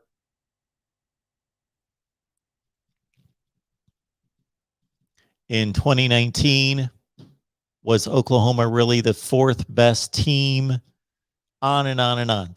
Every year it can be disputed, not necessarily who won the national championship, but who participated in the playoffs. There's been a controversy every year. 2019 aside would be the only year that it was pretty clear cut. But the national championship seasons, I hope I get to a point here soon, maybe early off season, where I can announce the project that I'm working on that I hope many of you will find interesting. I know one viewer in particular out there. I'm betting DeAndre is going to find this fascinating, but I'm working on a project. It's taken me a lot of time and will continue to, but I don't want to announce it yet. But it has to do with college football history, and it has to do about revisionist history of sorts. You know, LW, the other day, I picked up, I don't, Jabari. I lived in Ohio from the time I was 5 to 26. So back to the B12 comment, wherever that went. For the first time the other day, I picked up a multivitamin and also fish oil, omega-3. And I picked up, what's it called? Collagen. Heard good things about all those things. And I feel great. I need to exercise more. I'm in the worst shape of my life, but I feel good. But with what's going on with immunities right now, zinc, pick up some zinc. That multivitamin hits all of the major groups, hits all of the vitamin A, C, D, E, on down the line. Sam is asking, Mark, have you heard of Feng Shui? Did I pronounce that correctly? I have no idea.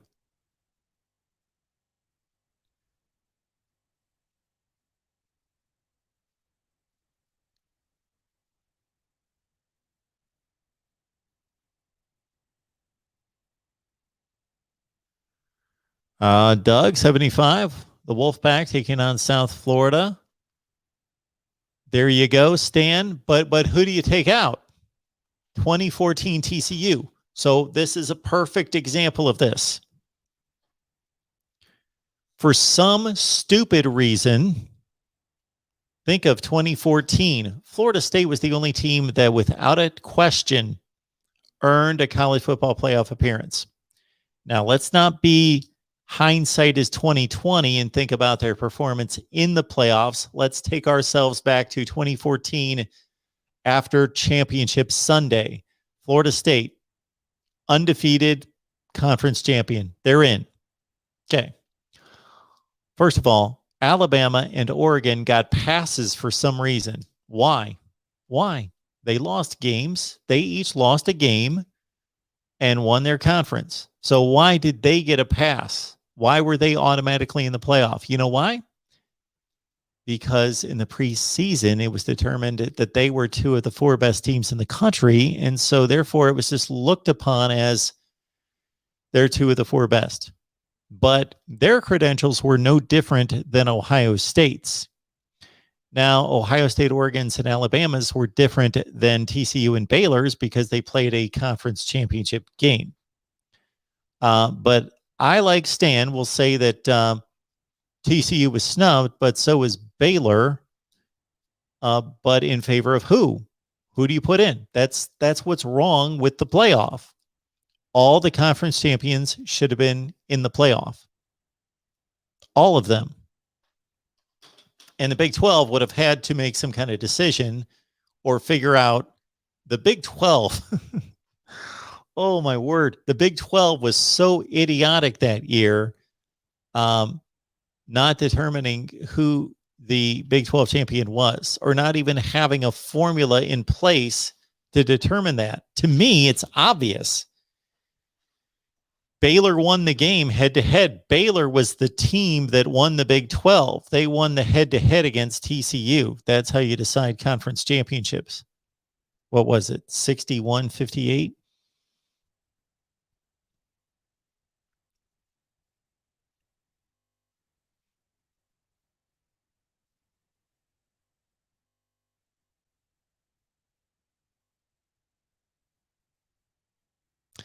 Colin really feels as though those three particular years, 1996, 2006, 2008, were just the golden years of college football. Just so much more enriching and meaningful. I don't know what it was about those particular years, but Colin, I think you nailed it. Just 96, 06, and 08. Just my memories of those three college football seasons, they were just set apart. Just so much better than the other ones.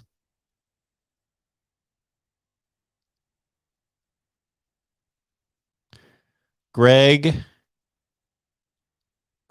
we appreciate you, but you obviously have not been listening to me for too long.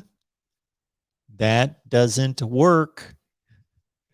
The 6-team playoff does not work. Everybody say it with me. No buys. I'm not going to explain it right now. Rick, Greg, I'm sorry. Greg, I would ask, I saw Rick's name there. Greg, I would ask that you would call a call-in show at some point and just bring up your playoff system and say, I want to go with 5 Power 5 champions and then the +1 for the 6 teams, because there are 2 huge flaws in that.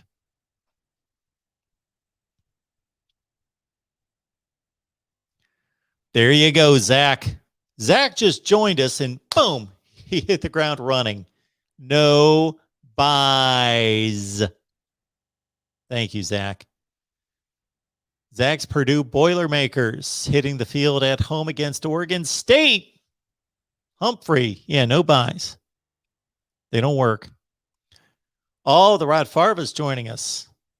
The Rod Farva hardly misses anything, but he missed the first 5.5 hours here. Timothy, thank you so much. No buys.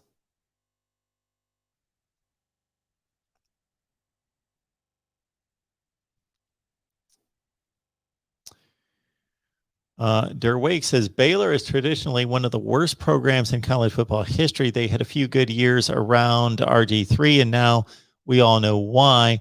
Horrible things their coaches and admin allowed. Yes. Okay. So let's take that aside. They did horrible things. They allowed horrible things. I'm not going to comment on that. We certainly did at the time.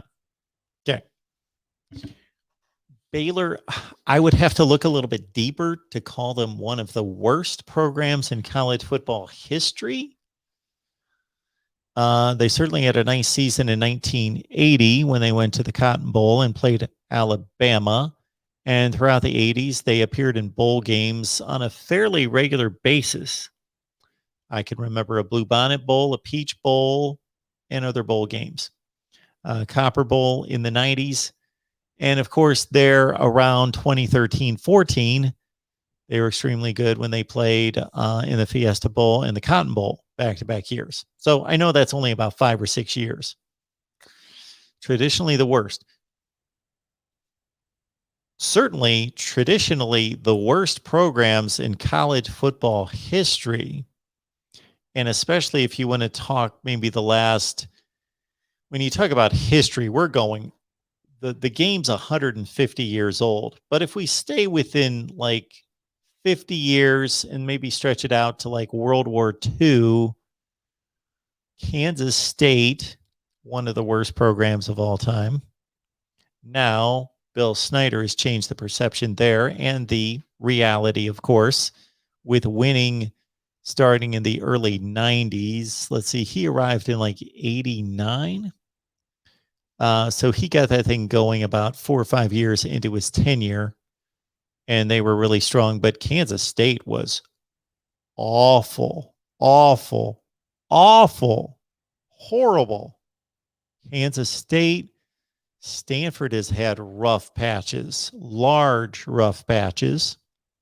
Of course, Kansas and Iowa State, they have been terrible for almost their entire histories. Duke, of course. Duke is awful. Mississippi State, before the 90s, they got good under Jackie Sherrill in the early to mid 90s, and they've been pretty good since then. But before that, Mississippi State had one of the worst winning percentages in history. Northwestern, before the mid 90s, Northwestern, one of the very worst in history. Oh my goodness, Northwestern.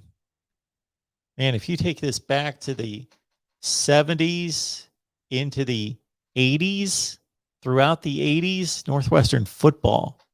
Oh.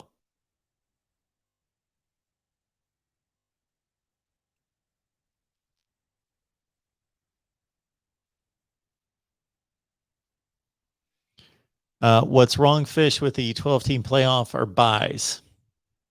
So that's the only thing wrong with it. Otherwise, I'm for it, and there are some definite positives to it. In addition to just allowing more teams into the playoff and expanding it so all the conferences are in and worthy second place teams are in. So all of that makes sense. Plus, I like what they've done with in terms of the proposal. It has yet to be implemented, but that the conference champions are given, that makes total sense. If you really think it through in terms of giving weight to the conference championship games and then giving those teams the buys. But that's the problem, the buys.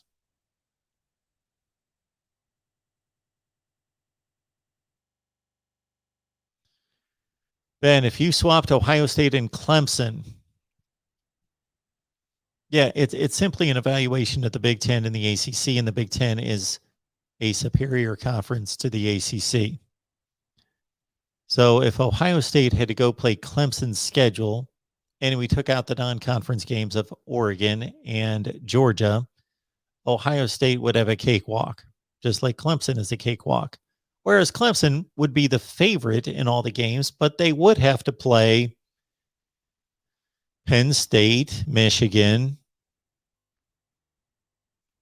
maybe Minnesota. So Ohio State's got a light touch this year because they don't have to face Wisconsin, Minnesota. They're playing them tonight, aren't they? Wisconsin, Iowa.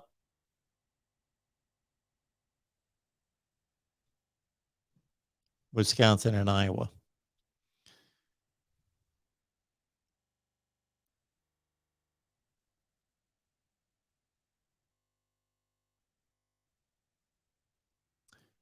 Mark, do you think that Auburn will lose to Georgia State? I do not think that.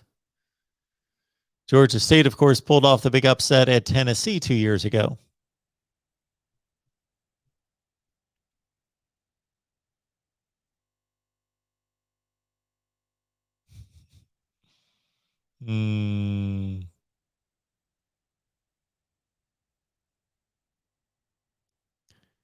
All right, so where do we stand here on time? I still haven't finished my top 25, and I got to make my picks for at least tonight's games to get those on Patreon. Let me check to see if I got the predictions in from our media folks. Let's see here. Oh, believe so.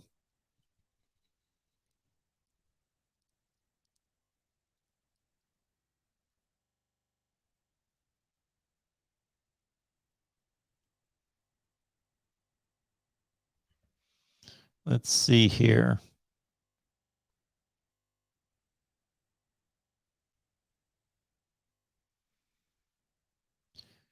Land Found just joined us on Patreon. Land Found, thank you. Okay. Got a contribution in from Ronan and from Brandon Lively. Appreciate that, guys. Thank you so much for that. That is exceptional. So I was checking on our,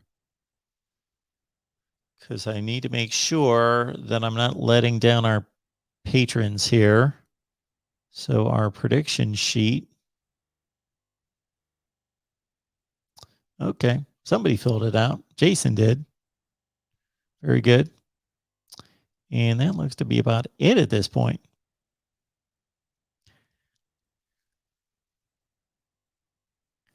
But it's only been out for a while, so we will catch up with it. So if you join us on Patreon, these are the games that we will have available with our 20 media members and myself predicting Ohio State, Minnesota, North Carolina, Virginia Tech, Northwestern, Michigan State, Clemson, Georgia, Kansas State, Stanford, Wisconsin, Penn State, Alabama, Miami, Iowa, Indiana, LSU, UCLA, Texas, Louisiana, Notre Dame, Florida State, and Ole Miss, Louisville. And then I predict all the top 25 games, plus more. Will SMU be great again? No. Great like they were in the early 80s with a Pony Express? No, they don't play at that level of football, and they can't recruit like that. They can't cheat like that. No. Will they be good for the American Conference? Sure, they could be possibly, especially in that state, they could possibly get and make a run like Memphis, UCF, Cincinnati. The conference is amazing.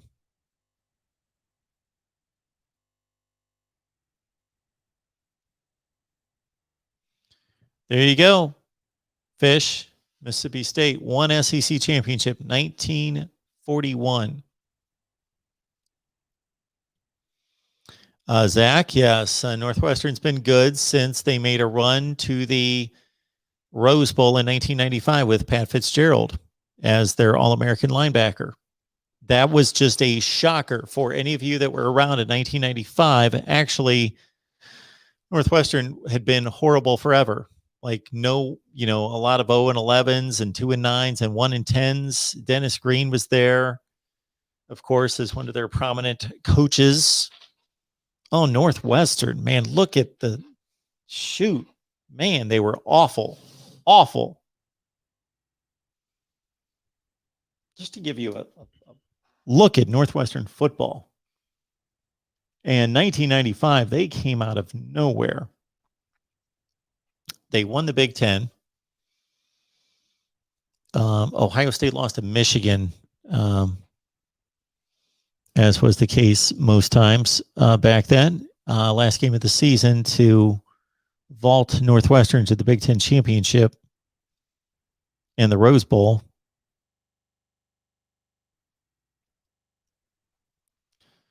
Yeah, I should be able to recite these records, but prior to, let's say, so just think of it this way. The 95 Northwestern team that went to the Rose Bowl and won the Big Ten championship was coming off a season of 3-7-1. And before that, 2-9, 3-8, 3-8, 2-9, 0-11, 2-8-1, 2-8-1, 4-7, 3-8, 2-9, 2-9, 3-8, 0-11, 0-11, 1-10, 0-10-1, 1-10, 1-10, 3-8, 3-8. That's how bad Northwestern was for like 20 years. Awful. And, you know, you're talking about, I'm just going to grab 1980. They lost, surprisingly, they only lost to Michigan that year, 17-10. They lost to Washington by 38. They lost to Syracuse by 21. They lost to Minnesota by 28. They lost to Ohio State by 63.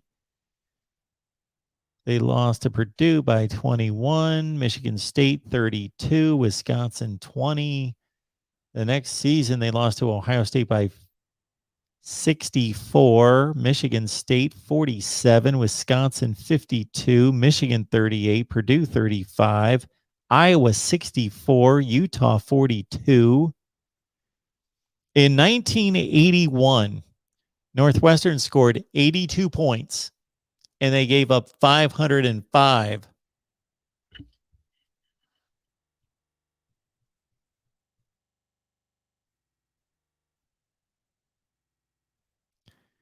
Rick is pounding this 1980.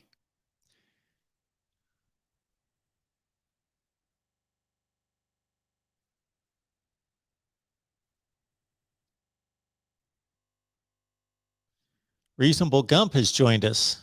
He's fond of 1980 as well. 1980, boy, people are jumping on 1980. 1980, Herschel Walker, George Rogers. 1980. Heck yeah. I have no idea why you guys would possibly be going to 1980. David Anthony, 1995. I was 12 that year. It was a dark year towards the end of the season for Ohio State. In 95, Northwestern came out of nowhere that year. Yes.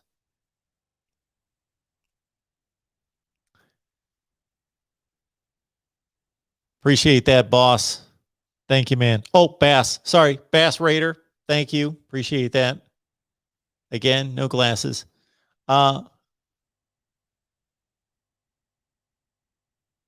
Jabari is asking, Mark, do you think that Georgia Tech could lose to Kennesaw State? I don't. I don't know anything about Kennesaw State, but I can't imagine. Georgia Tech did lose, 2 years ago to the Citadel? I guess so. Kennesaw State runs the option. Well, those leftover defenders are used to running against the option in practice. Somebody else said something in here that sparked me.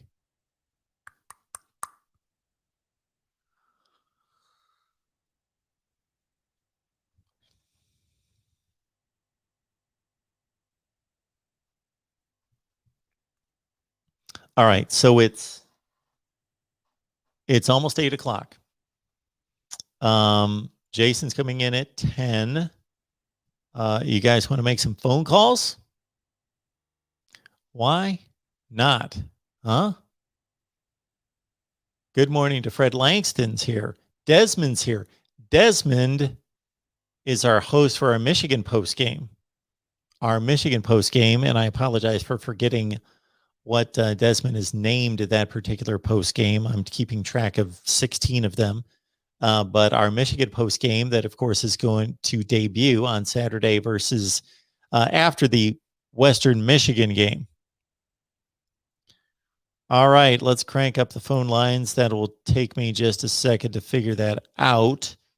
And also, I was in the process of looking at my predictions and then trying to translate that into a top 25.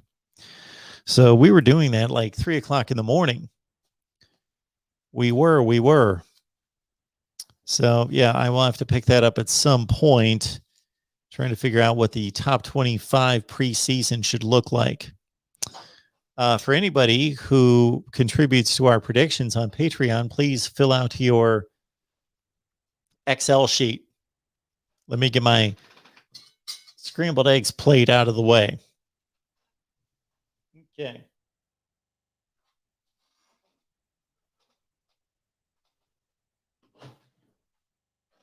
All right. We're going to fire up the phone lines.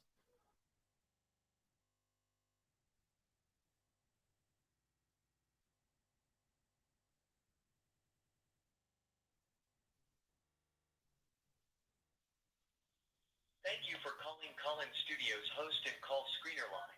Please enter your 6-digit PIN number. Okay, gotta find the website. You have not started a show session in Collins Studio and cannot yet receive calls on Mark Rogers' Voice of College Football. Please visit the Collins Studio website and begin your session. Music will play until your session begins. Oh, or you may call back when you are. My motivation here is always to get this started before the freaking music starts. That sounds so just pitiful. It just sounds, it like makes me want to be at a funeral or something. All right, we did it. All right, everyone, we are fully functioning on the phone system. I just got to find my earpiece.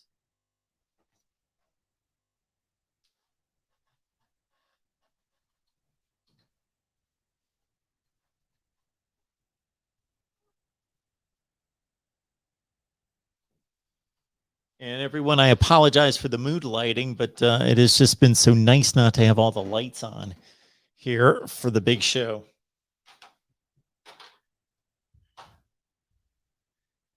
And we do have a call coming in, I believe. No, we don't. Guys, when are the phone lines open? They're open. And let me post the number 860-499-3332. So my apologies. I forgot I needed to post the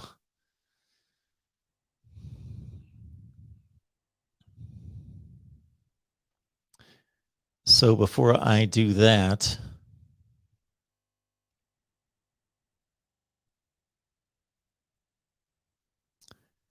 real quick, before I do that, check out the bottom ticker. Venmo, PayPal, and Cash App. We appreciate your contributions. Venmo, PayPal, and Cash App. If you do not want to use the Super Chat, keep that in mind as a more direct contribution here at the Voice of College Football. All right. Now, 860-499-3332. 860-499-3332, and it's on the bottom ticker for all of you. What else was on my list? I started a laundry list of to-do items to kind of pass the time because I thought, who knows who's going to be with us throughout this process, and I may have to just buy some time, but we've made it along here pretty well. So we are into like hour 6, and we do have a call coming in. Welcome to the Voice of College Football. Who's on the line? I am good. I just need to switch you over, and we first will do that right quarter now. Of your stream over. Let's see. We started at 2. We're at 8. 6 hours in, and I get some relief in. Oh man, 2 hours. Oh, that's good. That's great. I think it's pretty cool you're doing this. No, I'm not going to take long getting ready for work here. I just want to chat up with you one little thing. I gotta ask you, really? Notre Dame's making the playoff this year? Well, I wonder, did you?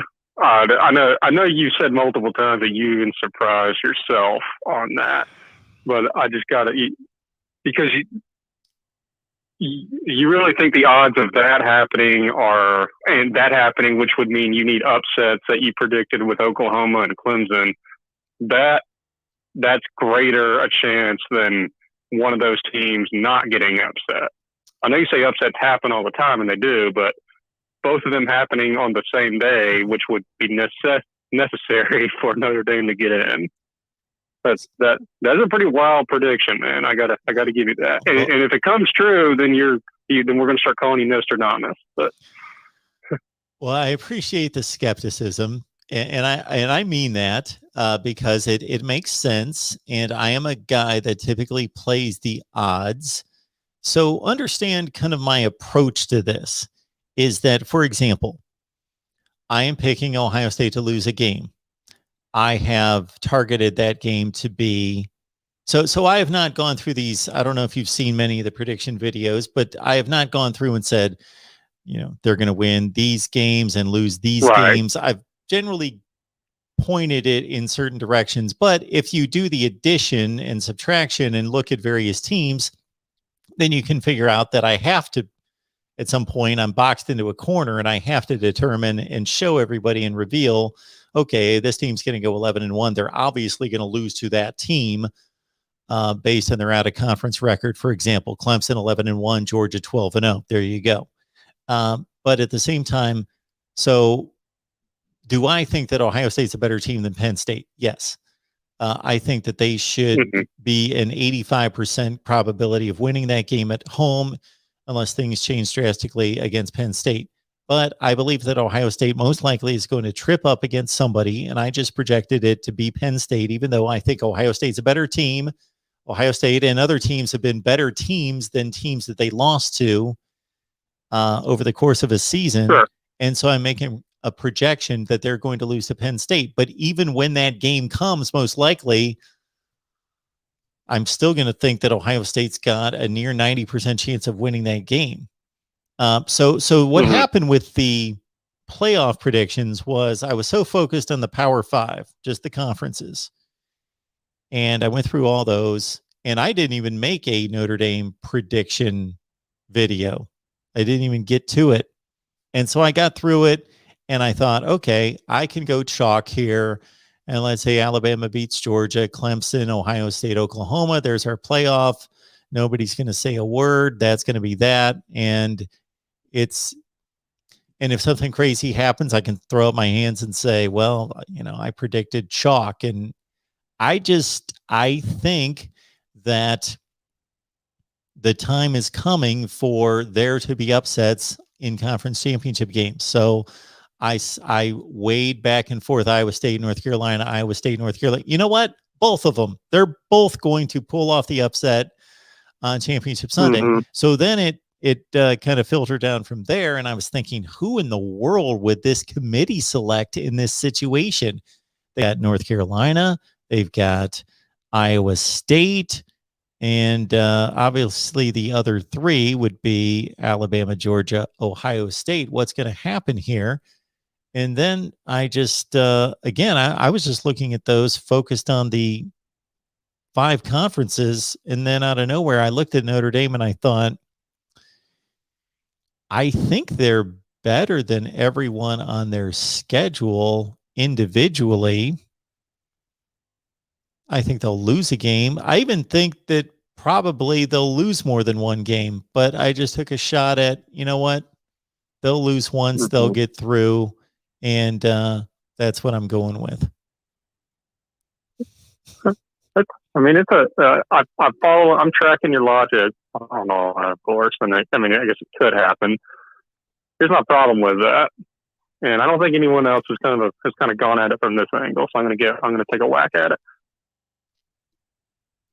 Don't you? Okay, not don't you, but do you ever feel like there's sort of an unspoken kind of rule, agreement, whatever, with regard to Notre Dame in the playoffs, and that is the only way we, as in the committee, are going to be able to put your 12-0 schedule up against these 13-game schedules potentially is that you have to go undefeated. A 12-0 Notre Dame, then we can measure you against teams that probably play 13 games, and you'll be competitive and most likely get in. But if you lose one game, you're out. That's got, to me, I think there's something like that going on. There's got to be some sort of punishment, or not punishment, but I guess handicap for not taking the risk that all these other teams are doing. I think an 11-1 Texas A&M, which you left out in your Iowa State and North Carolina spiel, I think 11-1 Texas A&M with a lost Alabama gets in over 11-1 Notre Dame. For example, there's other examples in there too. A 12-1 Clemson with a loss in the ACC championship gets in over an 11-1 Notre Dame. Hell, and a 10-2 Clemson might even do it for that matter. An 11-1 Texas will get in over an 11-1 Notre Dame. These are all in my opinion. An 11-1 Penn State, with only lost to Ohio State, would get in over an 11-1 Notre Dame. Clemson's 11-1. Clemson's 11-1. Well, first of all, Clemson, the only way they could go 11-1 and not. I just threw that out there, Mark. I don't know Clemson's schedule. I guess they probably don't play North Carolina. Okay. Their schedule is awful. They don't play North Carolina or Miami, so the schedule's awful. Clemson's toughest game. Disregard Clemson one, but you get what I'm saying with the teams like Texas A&M and Penn State. So that's all I'm saying. I think the odds are steep. The only way a Notre Dame with one loss gets in is there's absolute bedlam across the country, a 2007 style bedlam. That's the only way I see there being room for a Notre Dame with a loss. I know people are probably going to go ahead and say, well, they got in last year with one loss. Completely different circumstances, different stage, different game. All right. Yeah, different stage. They were playing. That's my problem with that. I think as soon as Notre Dame takes a loss in a 12-game schedule, they are basically behind. They are standing at the back of the line. And a lot of people have to trip and fall over for them to jump up to make it within 4 spots. And I think that's justified. I have no problem with that because I think they should be penalized for not playing in a conference. But under my scenario, the 11-1 Notre Dame team will make it. Do you happen to have, just out of curiosity, do you happen in your scenario, do you know how many games you're predicting Texas A&M to win? Oh yeah, I know you said Alabama would beat them, but we did the one prediction live stream that you obviously saw because you saw the Notre Dame. But prior to that, I released all these videos, so I've got all my predictions for every team right here, and I've got Texas A&M going 10-2. 10-2, okay. All right. So basically, your scenario is kind of what I described with a 2007 like, and you've got a lot of bedlam going on throughout the country. Maybe I'm just rooting a little bit because it would have been easy just to make the selection between Alabama and Georgia.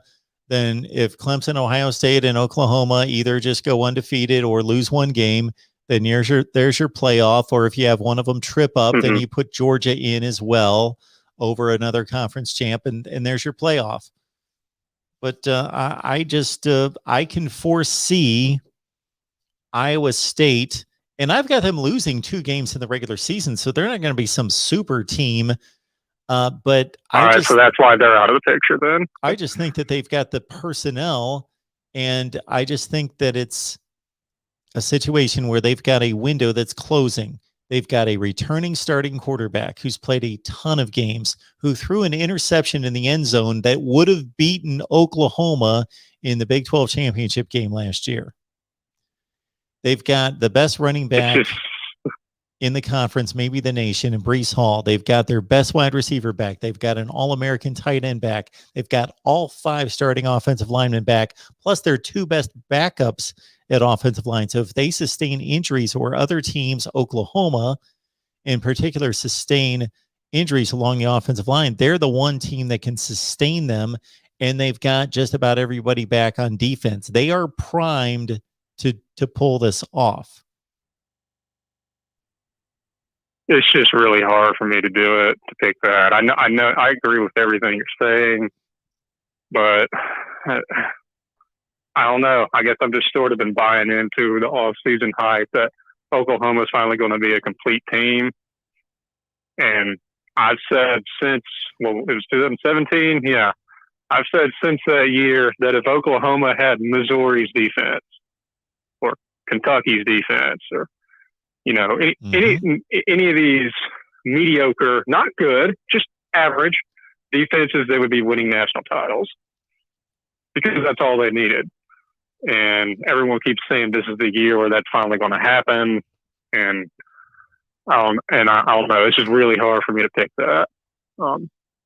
I've gone a different route than you. I think Clemson is going to win against Georgia, and I think they're going to be 13-0, just because that's just the ACC. I don't really know which way I'm going right now between on Georgia and Alabama, because that would then follow Georgia's path to get in is to win the SEC at that point. And I don't really know who I'm going to have there, because I have no idea what to expect from Alabama at the moment. I guess I shouldn't say I have no idea. I expect greatness, but I don't know if I need to expect a buzzsaw offense like last year. Because I'm kind of hesitant. I'm kind of hesitant to be shouting, you know, that Bryce Young is an awesome quarterback, because I know I've heard everything you said about Nick Saban not even having a quarterback battle in the spring and all that, and I get it. It's hard for me to get on that train when everything I've seen with my own eyes was mediocrity. You know what I mean? Like, the only thing I've seen of him were plays last year in the in the spring game, all of which was either mediocrity or worse. So I don't really know until I see more. I can't really kind of get on that train just yet. But yeah, I have Clemson beating Georgia this week, so that's going to take care. That's going to. I think that's a big swing game as far as the playoff picture is concerned. Don't you think? Yeah, I do. I think it'll really be a swing game if one of those two teams shows themselves to be the superior team. Now, if it comes down to a last-second field goal, I think that especially Clemson with a loss is still okay. Georgia obviously has to fight. So I can see a scenario in which Georgia loses to Clemson in a great game, 38-35, and they march through the entire season undefeated otherwise. Then they meet Alabama in the SEC championship game, and they play really well, play them tight, lose the game, and we're all sitting here thinking Georgia's one of the best teams in the country, but they have to be left out because they've got 2 losses. And they're going to be left out in favor of somebody who's not as good, that has 1 loss, a la Alabama to a certain extent in 2019 in favor of Oklahoma. Or Ohio State the year before. Yeah. And by the way, Mark, that's justified. I mean, Georgia got left out. What was it, 18 with 2 losses? Mm-hmm. You know why? Because the only 2 big games they played in, both of them were losses. Yeah. LSU and Alabama. This year, the big games they play in will be Clemson and Alabama, and if they happen to be both of them losses, you know, what can you do? It's like you had 2 chances. You played 2 playoff teams, and you lost both times. Yeah. What do we think you're going to do if we get you in the playoffs? You know. So yeah, that would be completely justified if that happened. All right, Mark. I'm gonna finish getting ready for work, and I'll talk to you later. Thank you, Reasonable Gump. Appreciate it. I'll be tuning in. Okay. Thanks so much. Hey, See ya. Bye-bye. Our man, Reasonable Gump, breaking down my playoff scenario. And yeah, I took some calculated risks. It would have been easy for me to say, so for example, I believe that Oklahoma is going to be the best team in the Big 12 for the entire season. Decidedly the best team in the Big 12. But all that has to happen is for one team, and most likely that's going to be Iowa State, just to finish in second place in the Big 12, and they're going to get a one-game shot at Oklahoma in the Big 12 championship game. And last season, Iowa State was throwing the ball in the end zone down 27-21 to pull off a win after they were down 27-7 in that game, after they lost one of their best defensive players, one of the best defensive backs in the Big 12 on the first play of the game on a horrible targeting call. The North Carolina pick is a little bit more of a stretch. But again, regardless of, and we saw it through the 90s and through the 2000s, where some teams were good teams playing mammoth teams, great elite looking teams in conference championship games. And with that one game on the line, we saw it with Texas, with a 4-loss team against Nebraska that was rolling, had won the back-to-back national championships, was going for a three-peat and was dominant. Texas, James Brown took them out 37-27 in the 96 Big 12 championship game. The Oklahoma team that went down in 2003, and on and on and on throughout the 2000s, we had a number of those scenarios where teams were set up to vault into the BCS championship game. Tennessee in 2001, they got picked off, upset. So I think we're overdue. And maybe I'm rooting a little bit, but that's okay. I could have played it safe and just said, Ohio State's going to win the Big 10. Oklahoma's going to win the Big 12. Clemson's going to win the ACC. I'm just deciding between Alabama and Georgia. There you go. There's the playoff. That's what everybody expects. And for the top 5 teams in the country. And it probably will play out like that. The probability is that it will. The percentages say that 4 of those 5 teams, the probabilities probably are that at least 3 of those 5 are going to make it for sure. It's almost without a doubt. And then the other spot may go to one of the other top 5, or maybe outside of that. Notre Dame, North Carolina, Iowa State, Texas A&M. That collection of teams. Or there's always the Cincinnati factor, which I would have put Cincinnati in the playoff, except I think between a difficult conference and Notre Dame, Indiana, I think Cincinnati loses once. I thought about Cincinnati possibly making it through all the way, but they've got to play a conference championship game against the team that they probably already played, whether that be Memphis or UCF. And then they've got to play again, Indiana and Notre Dame. So for Cincinnati, let's see here.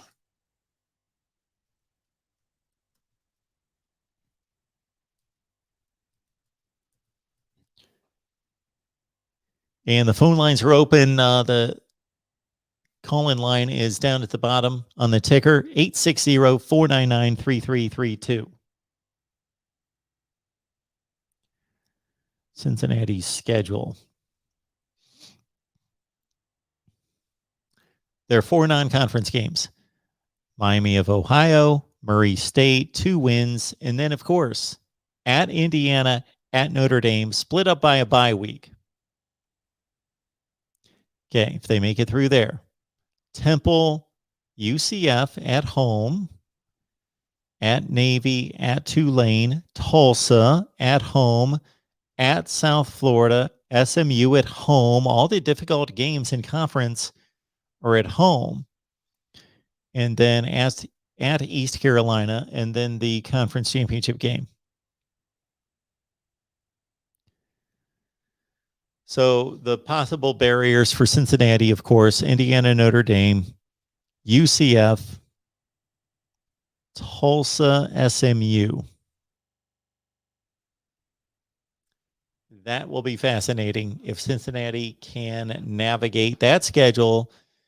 And then they're going to root for Notre Dame and Indiana to have big seasons.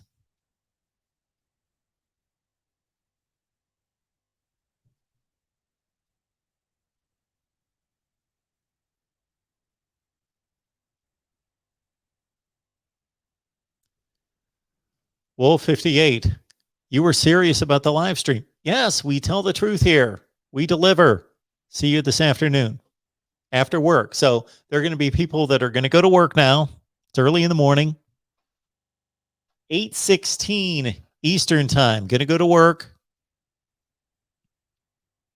Come home. We'll be right here.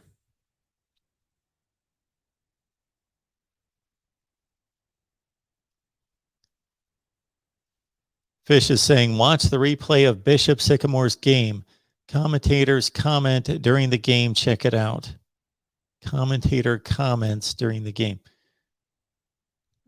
Sorry, Fish, I just don't have time for that. But it's fascinating.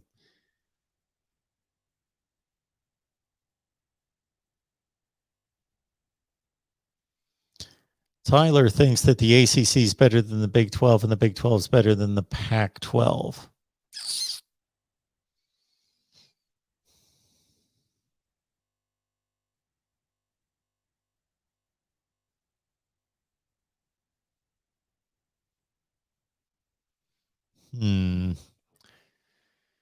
The ACC and the Big 12. Well, the Pac-12 does not have an elite team. So the ACC and the Big 12 both have it over the Pac-12 as it stands right now because of Clemson and Oklahoma. Past that,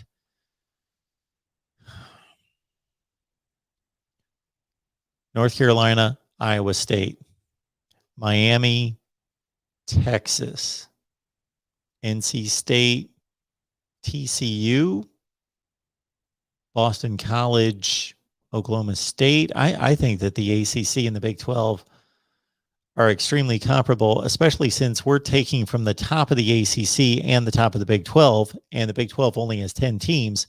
So the ACC, you can't leave off all those teams, meaning you're comparing 14 teams to 10 teams.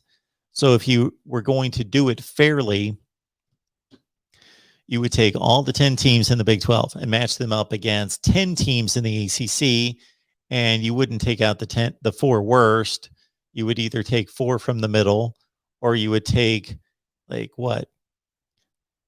three teams, take out the fourth, take the next three, take out the fourth, something like that. And then you would have to do a comparison from there. You can't just take the top of the ACC against the top of the Big 12, because that's not fair. Then you're leaving off the entirety of the bottom of the ACC in that comparison. All right, so you must have an issue there. Let's see. Mark tried the Twitter handle Voice of College Football. Well, let's give this a look here because it does exist. So maybe I gave you the wrong handle. We'll see.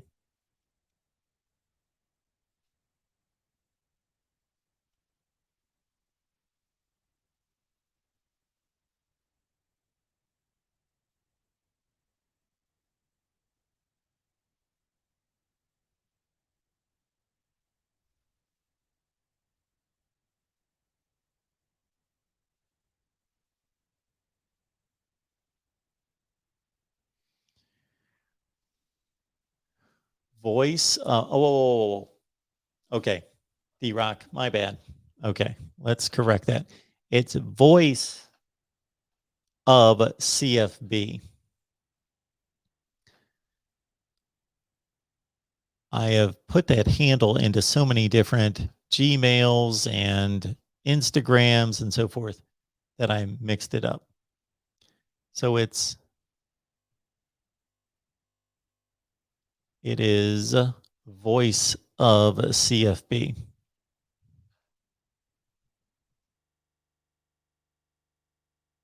There we go.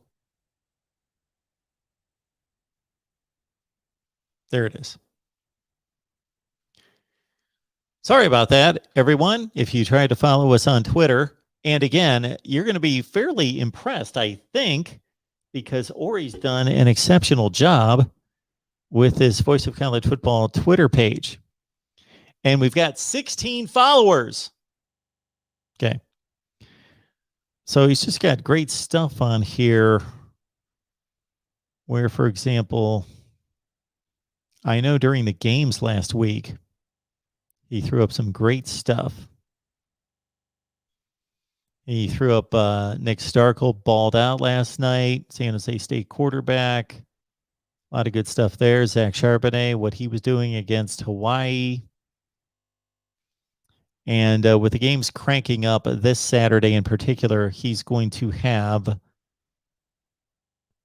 game notes, facts, trends, clips of big plays, interesting situations, funny plays, all that kind of stuff.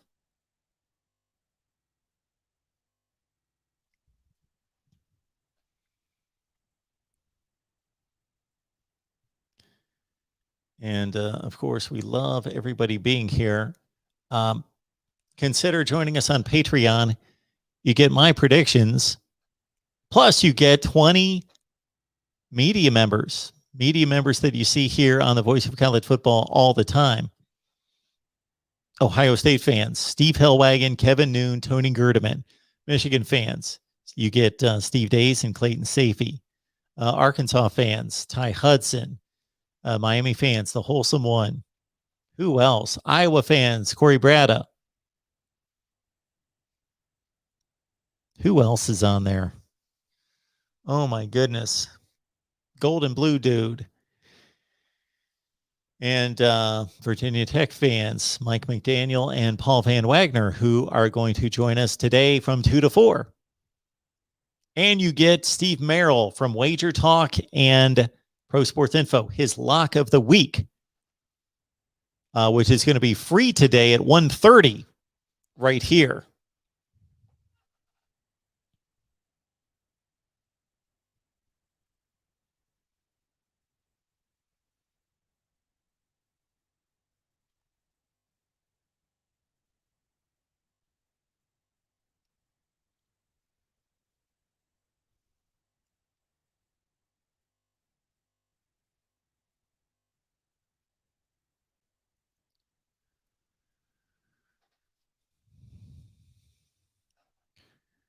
When we talk national championship seasons, of course, what happened with Clemson in 2016 is rather remarkable in that they were down by 2 touchdowns, of course, to Alabama early, being completely outplayed and mauled in the running game by Bo Scarborough and company.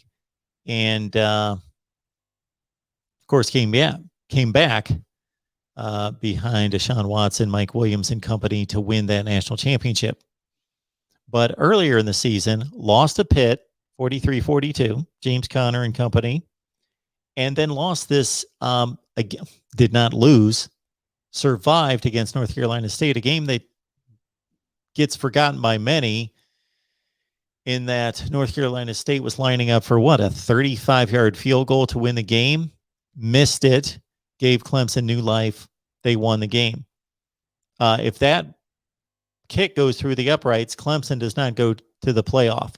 If Louisville and Lamar Jackson are able to convert a 4th down and 5 in which the receiver, I think it was Jamari Staples, went out of bounds.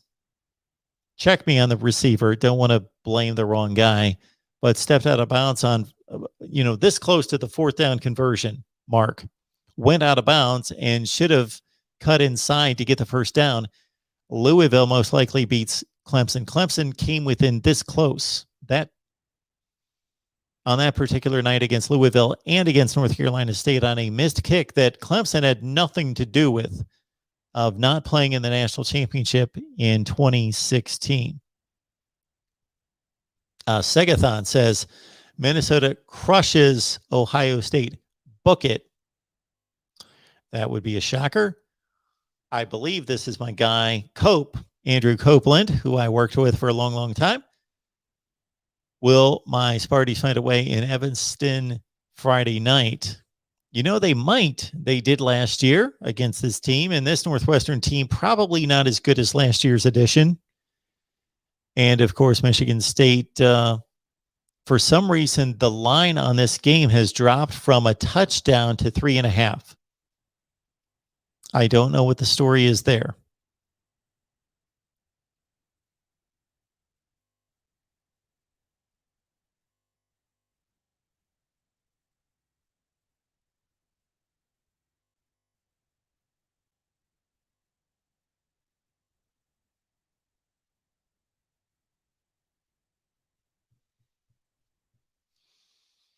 So the consensus seems to be that the SEC is the best conference. I'm definitely on board with that. Unfortunately, that we don't have an argument on that. I would love if it was a close call and we would really have to break it down. But until further notice, and we've got these non-conference games to change our minds, the SEC is the best. The Big Ten seems to be a pretty decided number 2. Appears to be, again, Indiana loses to Cincinnati, and Oregon goes and beats Ohio State, and Michigan loses to Washington. And not all of those have to happen, but I'm just pointing out the games that mean something out of conference to conference evaluation. Then maybe the Big Ten falls from number 2. I think there's an argument for all 3 to be number 3, meaning the Pac-12, the ACC, and the Big 12. People generally relegate the Pac-12 to 5th place because there's no elite team. So that's something we're going to track, is we're going to evaluate the performances of all the Power 5 conferences against each other. But here in week 1, we've got a power matchup with the ACC and the SEC, Clemson, Georgia. The only caveat to that is that Clemson is definitely, without a doubt, by far the best team in the ACC, taking on just one of the best teams in the SEC. They might be taking on the best team in the SEC. They might be taking on the second best or the third best or the fourth best, but they're just taking on one of a few.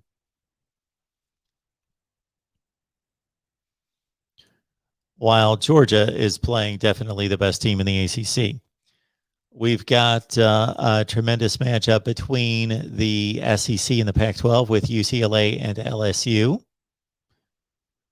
We've got, of course, the ACC and the SEC, Miami, Alabama. The Big 12 cannot have what it had last year with a group of 5 beating up on them with 3 consecutive losses last year. Texas, Louisiana. Now, if Louisiana turns out to be a legit top 25 team and Texas falters in the Big 12 and gets beat up by a number of teams in the conference and is, let's say, only 5-4 in the conference, then it's not a horrible loss. But at this stage of the game, while Texas is claiming to be roughly the 3rd best team in the Big 12, they need to hold serve at home against Louisiana. What other big games do we have in week 1 between the Power 5? That pretty much seems to be it. And then in addition to that, which conference is going to blow games against the Sun Belt and the MAC in the Mountain West? Is there going to be an upset with a Fresno State against an Oregon or San Jose State and USC? We've got another power matchup with Stanford out of the Pac-12 taking on Kansas State. Big 12.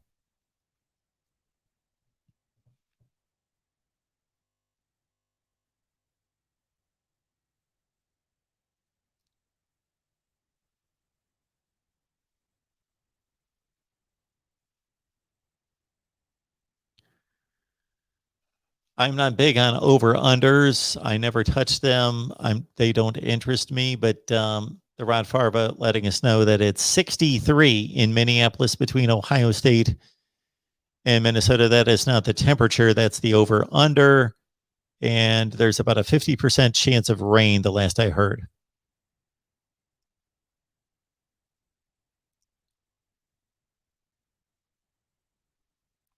Oh, we got a call coming in. Welcome to the Voice of College Football. Who's on the line? Hi, Mark. This is Ben. How are you doing Ben. today? I'm doing well. What's going on?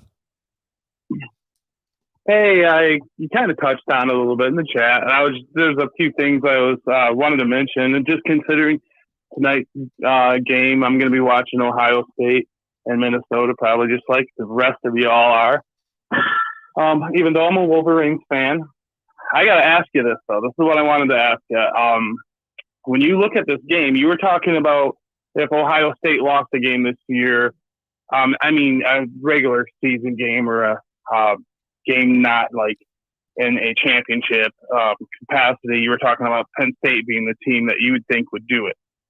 My question is, you're not more nervous about the Minnesota game than you are the Penn State game? Well, speaking about my emotions, I'm not really nervous about either or any, but I get your point. So the reasons to be concerned about this game is obviously that CJ Stroud has never thrown a pass in a college game, and they're going to be on the road in a hostile environment. And I put hostile in quotes. It's not Death Valley or anywhere like that, but Minnesota is going to be amped up for this game. And they do have a veteran quarterback, running back, wide receiver trio with Tanner Morgan, Mohamed Ibrahim, and Chris Ottman-Bell, if he's able to play. He's been banged up. So Minnesota have played in some big games with this personnel 2 years ago in finishing in the top 10. So Minnesota, it's only a 2-touchdown spread. It's not like Vegas has sealed this as a 35-point game. So it's a legitimate game, sure.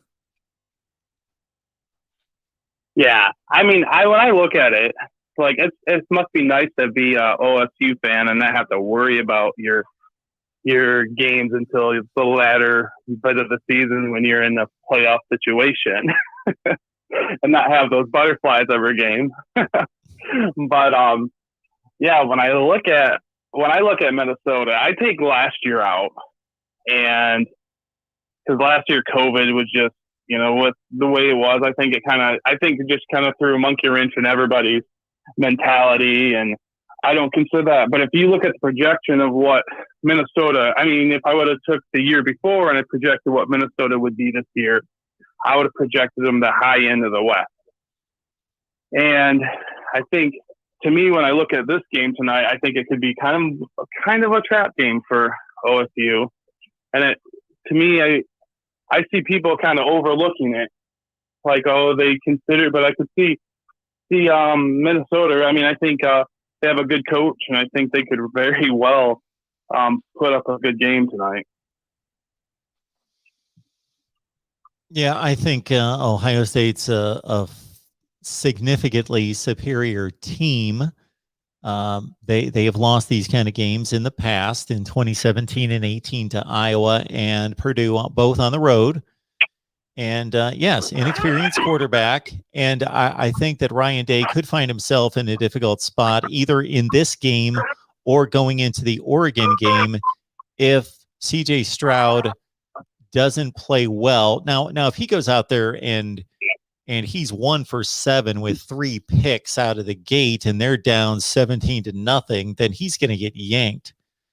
Yeah. But if he just, let's say they win this game 24-20, and he throws 3 picks, and he's like 10 for 22 for 130 yards, and there's questions as to whether, okay, they won the game, now they're playing Oregon, so do you stay with the young quarterback that at least has some bullets fired at him under his belt and just stick with him and say, okay, he's going to improve to game 2, or, man, he was not good enough to beat Oregon, most likely, so we need to go with somebody else. I think that's going to be an interesting dynamic if it plays out.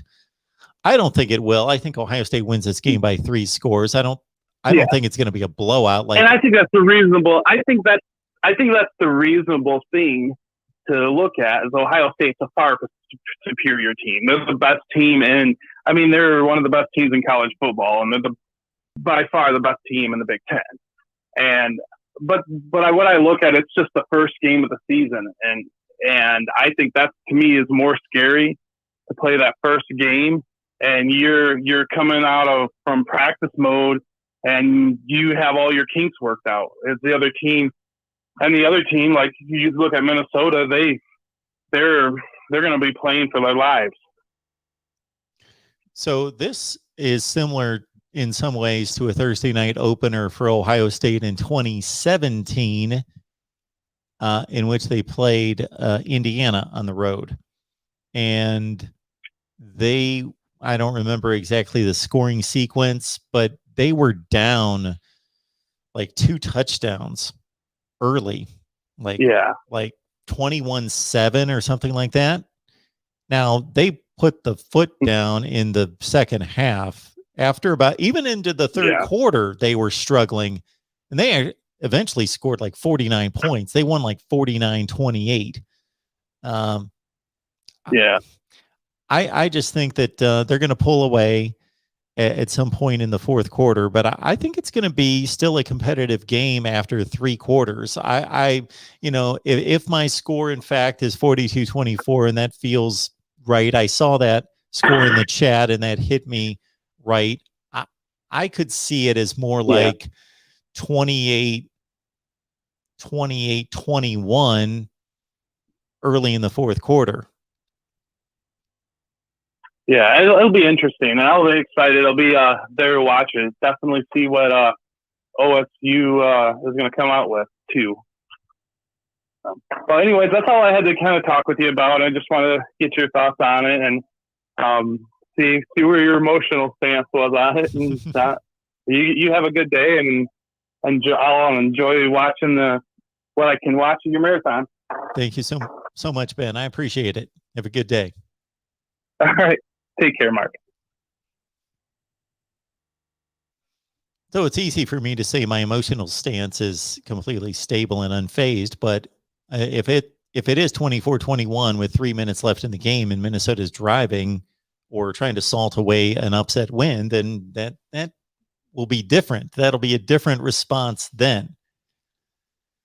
But again, as I have responded to many times when we've got into these discussions, my responses to these games at my age versus what it was 20 years ago is quite a bit different.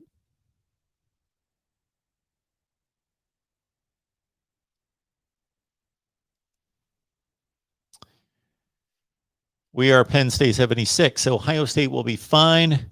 There was Barrett, Haskins, Fields. There's always one waiting in the wings. None of those guys played much before taking over. Stroud is just next in line. I tend to agree with that. We'll see. He's a different guy. He is a different player. And I pointed to that Indiana game in 2017, but that was with JT Barrett at quarterback and as a veteran quarterback at that point. That was his next to final season as the start. No, that was his final season as starter. And when we look at national championship teams and playoff teams, let's consider that I've made this statement a few times that it dawned on me at one point to go back through the seasons. And if you go through all the playoff seasons and even back to 2013, the Florida State-Auburn BCS championship game, we've got 8 national championship games. So 16 teams participating in those 8 games. Half of them had quarterbacks who started that season with no experience, no starting experience. And I mean, Bryce Young threw 20 passes last year, but meaning that they had no reasonable experience in meaningful games. 8 of the 16 that took their teams to a national championship game. So that bodes well for, yes, you would rather have an experienced quarterback because you know you've got a proven commodity and he's already shown you what he can do. So that's a good place to be. But this bodes well for Ohio State and Clemson, and especially Ohio State and Alabama, that 8 of the 16 quarterbacks starting in national championship games the last 8 years had no starting experience before the season started. Good morning, Warren. Good to see you here. The framed picture directly in front of the BC helmet has a intense glare being reflected. Oh, okay. So there's not much I can do about that right this second.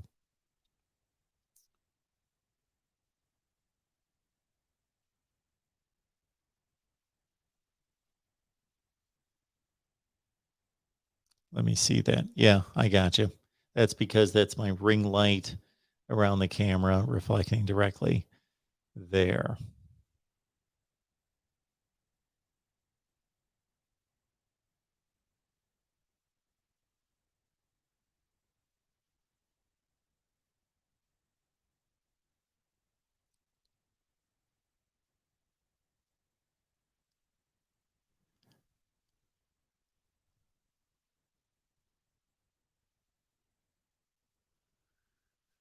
No more calls. We are here at 860-499-3332. And I'm going to remind our friends on Twitter.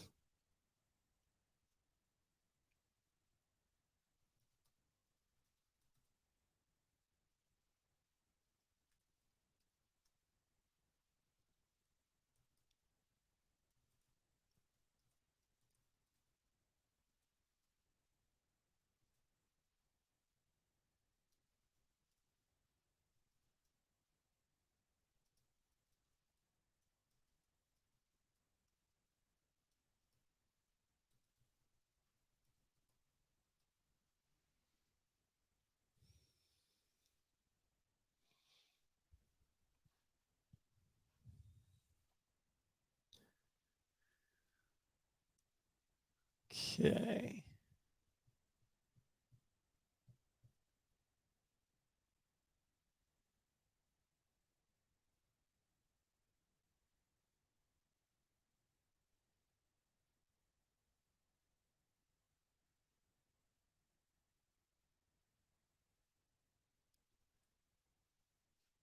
There it is from College Football. Jared, hit that like button. You can also contribute at Venmo, PayPal, and Cash App, and also here on the Super Chat. Share these videos out on social media. And keep in mind that we've got post-game. The post-game schedule is crazy. So I've got to build a graphic for this, but I'm just going to read it off here. So our post-game plans for this weekend.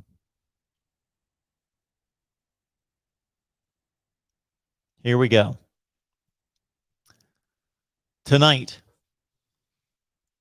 following Ohio State, Minnesota, right here, I'll be live. Okay.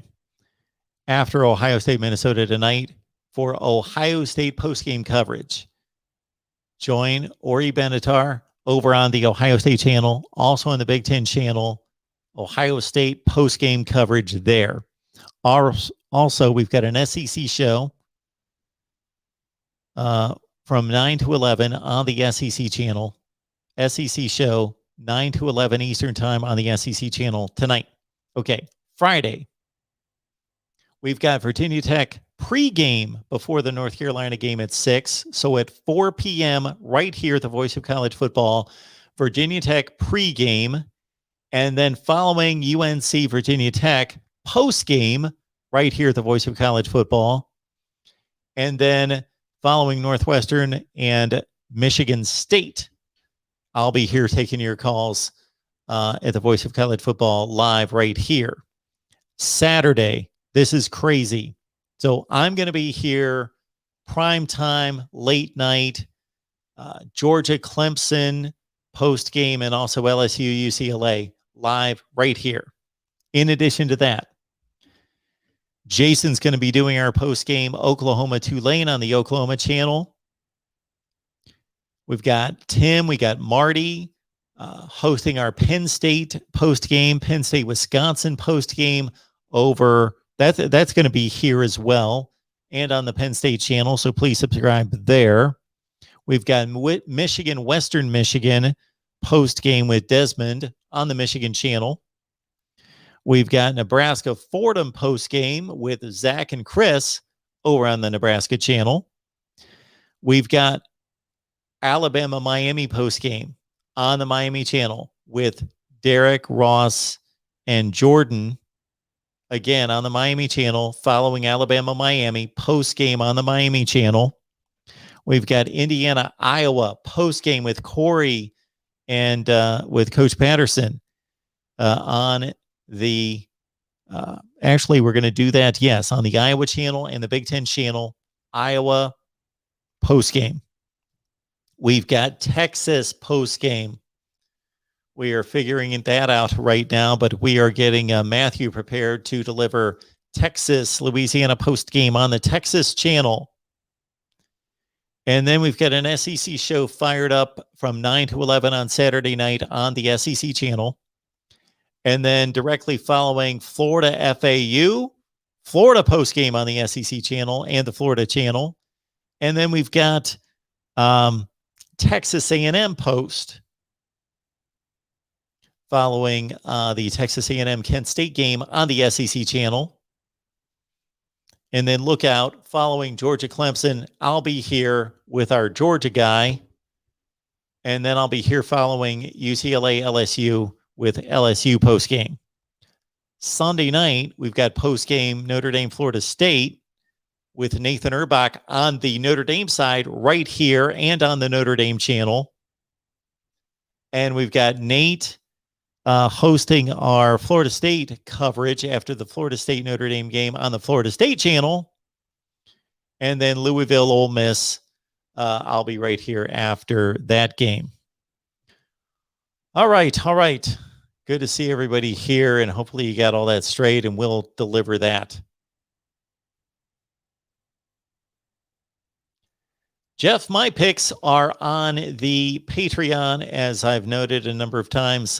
We've talked about what the score might be, and I've talked it up and kind of delivered my pick to a certain extent, but I want to stay true to those folks at the Voice of College Football community that get my picks and 20 media member picks there on Patreon. So just go to Patreon, search MarkRogersTV. You get our picks right there.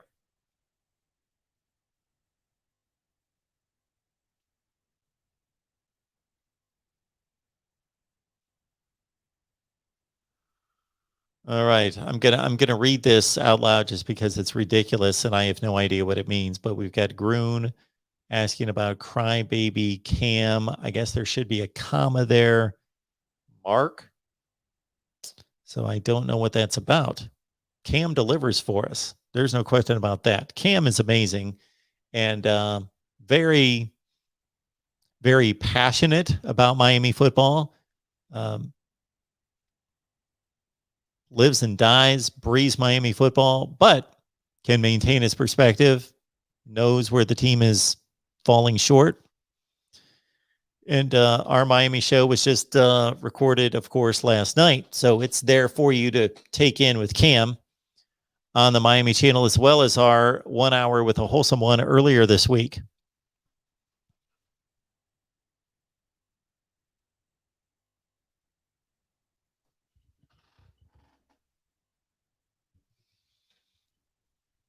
Time to take a call here at the Voice of College Football. Who's on the line? Hey, good morning, Mark. My name's Warren. How you doing, buddy? Hey, Warren. Doing well. What's going on? Hey, listen. How long you been awake now?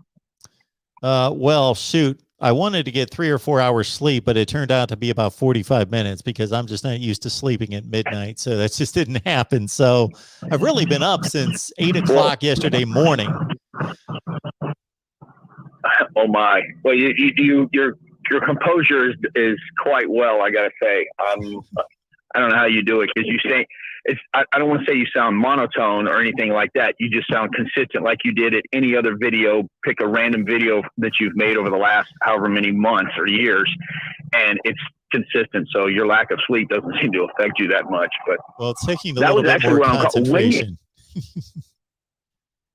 when do you sleep, and when you spend time with your family? I know you have obviously wife and children, but this video's on there all the time. You got this scheduled and that scheduled and this video, and when do you sleep? Well, I usually sleep from about 3 a.m. till about 8. That's when I usually sleep.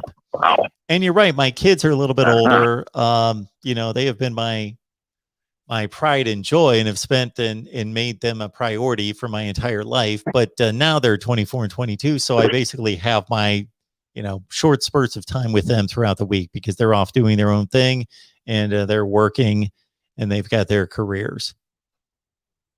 Okay. All right. Listen, what are you most excited about seeing for the college football season? What one particular aspect? Is it a particular conference? Is it what is it you look most forward to? I look most forward to the fourth quarter of any one of 10 to 15 games every Saturday. I think that's college football at its best, is that we get a lot of games every week. Sure, there's some duds, of course, but we get at least 10 or 15 games, more than I can watch, where I just think if I could just watch the fourth quarter of all these games from this particular week, that's exciting to me, is the drama and the strategy of watching these athletes and these coaching staffs go at it in tight ball games in the fourth quarter. That's what I enjoy about college football more than anything. I see. I can see where that makes sense because they're going to give a recap of the game in the fourth quarter as it goes along. If it's close, if it's a blowout, then going to the next game. But, and what conference do you want to see, or I guess what school do you want to see really step up and do something? I mean, I'm a Miami fan. Clearly, I want to see Miami go all the way and do everything, but I know it's not going to happen. And Clemson seems to be the ruling with an iron fist, and until they relinquish that, then it's going to stay that way, obviously. But what conference do you want to see do something? That's an interesting. Or given the nature that these conferences are about to change, does it really matter? Well, yeah, that's an interesting question because I'm an Ohio State guy, so I don't need them to really step up. But as a college football commentator, analyst, somebody who just loves the game, there's a number of teams that need to show something this year. You've got USC, you've got Texas, you've got Michigan, you've got Miami. Then you've got a number of teams that are on the cusp of showing us something that have been building because of their great coaching, like Iowa State with Matt Campbell, Texas A&M with Jimbo Fisher, and North Carolina with Mac Brown. LSU's a bit of a wild card. Chip Kelly looks like he's got something going at UCLA, maybe not to that degree of those other teams, like they're going to push for any kind of playoff spot, but where they could be much better than they've been in a long time. It would be nice to see, in some senses, even though I'm an Ohio State fan, based on what I do here, to see the Buckeyes get pushed by a Penn State or an Indiana. I think the Big Ten Western Division race is intriguing and will probably come down to Wisconsin and Iowa. I would like to see the winner. What I'm guessing is the winner of the North Carolina-Miami game is going to own the Coastal Division, but we've been fooled by that before. But I would like to see the winner of that game give Clemson a legitimate game in the conference championship game. Well, that's a tall task. Yeah, it is. It is. It can be done, but will it be done, and when will it be done is the question. So, yeah. Listen, I just want to say I absolutely love your show. I wish that would have this kind of college football coverage when I was growing up, because I mean, it would have changed everything. But you know, we didn't have it, and I absolutely love, and I speak for a lot of people. I love what you do. And you know, you said it twice on this call that you're an Ohio State fan, but it's very hard to disseminate that just based on your general conversations. You have to listen to quite a few. It's not like, you know, me, or Cam or somebody who's clearly a fan of a school and they have no bones about it. It's absolutely impressive to hear you give honest criticism about your team or their opponents or whatever game is up there. I really enjoy your show. I've learned so much about college football, and from listening to your other, I don't know, I listen to the Michigan guy, the 10-minute war that you do. I find those very interesting. I really do. And I'm not a Michigan fan in any state, nor an Ohio State fan, but I like those videos. They're really interesting. So thank you very much for what you do for us. I truly mean that. I really do. And I'm not going to take up any more time. All right, buddy. You have a great day. Go ahead. Thank you so much. Appreciate that. All right. Have a good day. All right. Take care, buddy. Good luck with your All right. Bye-bye. Thanks, Warren. Yeah, so those kind of comments are amazing to hear because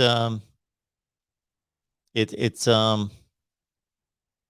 sometimes you know, I look at some of the comments and most of the comments are neutral. They're just you guys talking about your teams, and that's what I want.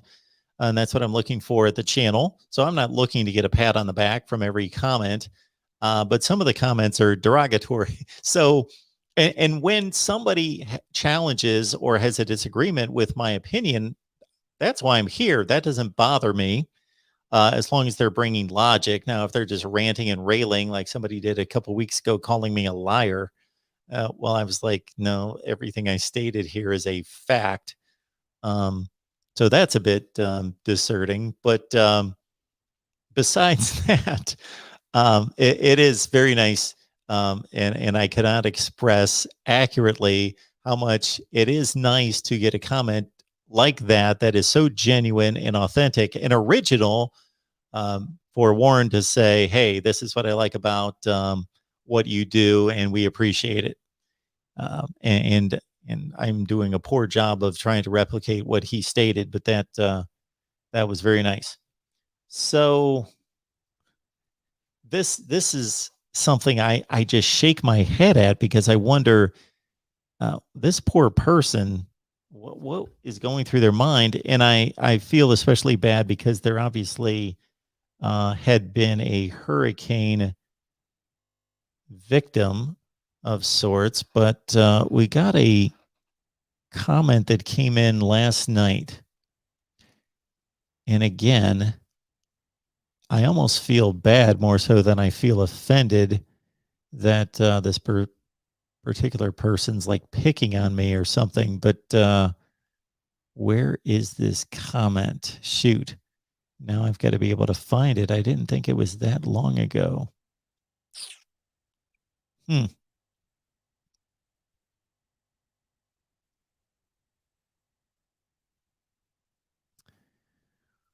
Well, now I think I only have one other way of finding it, just because I thought it was awfully a strange comment.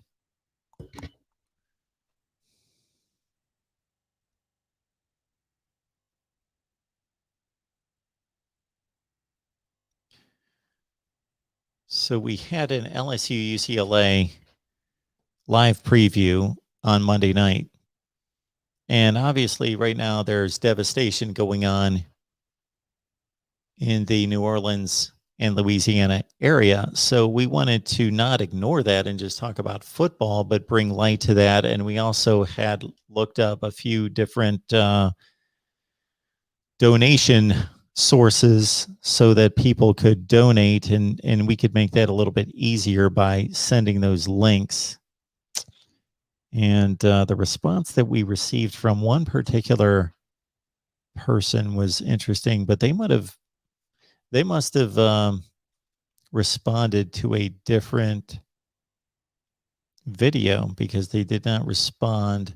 So I saw this the first thing this morning. when I opened up my account and saw the list of comments, and I saw this one in particular, but I can't find it now. So anyway, my apologies for that, because I can't find the comment. I'm looking at all the comments that came into the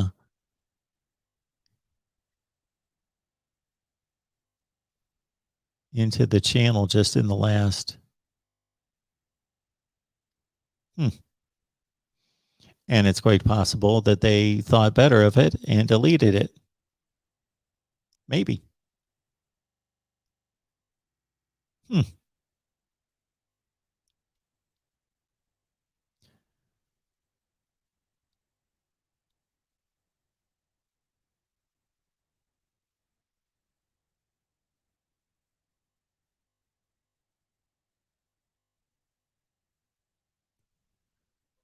Okay. Huh.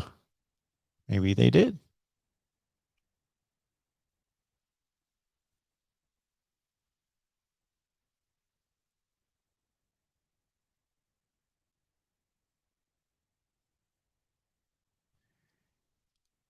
And I made this comment off the top of the show.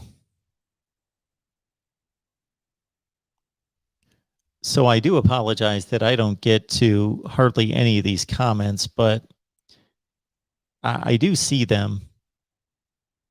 And it would just take too much time for me to try to get to all these comments that come into the channel. So thank you so much for the comments. And I hope it just creates conversation between all of you. But do know that I do see the comments, and I do read through them. I try to do it quickly, and then I respond to probably one out of every, I don't know how many, but it's difficult to get back to them, and I just wouldn't be able to produce the content that we do for these 24 channels if I took all that time to respond to comments. And actually,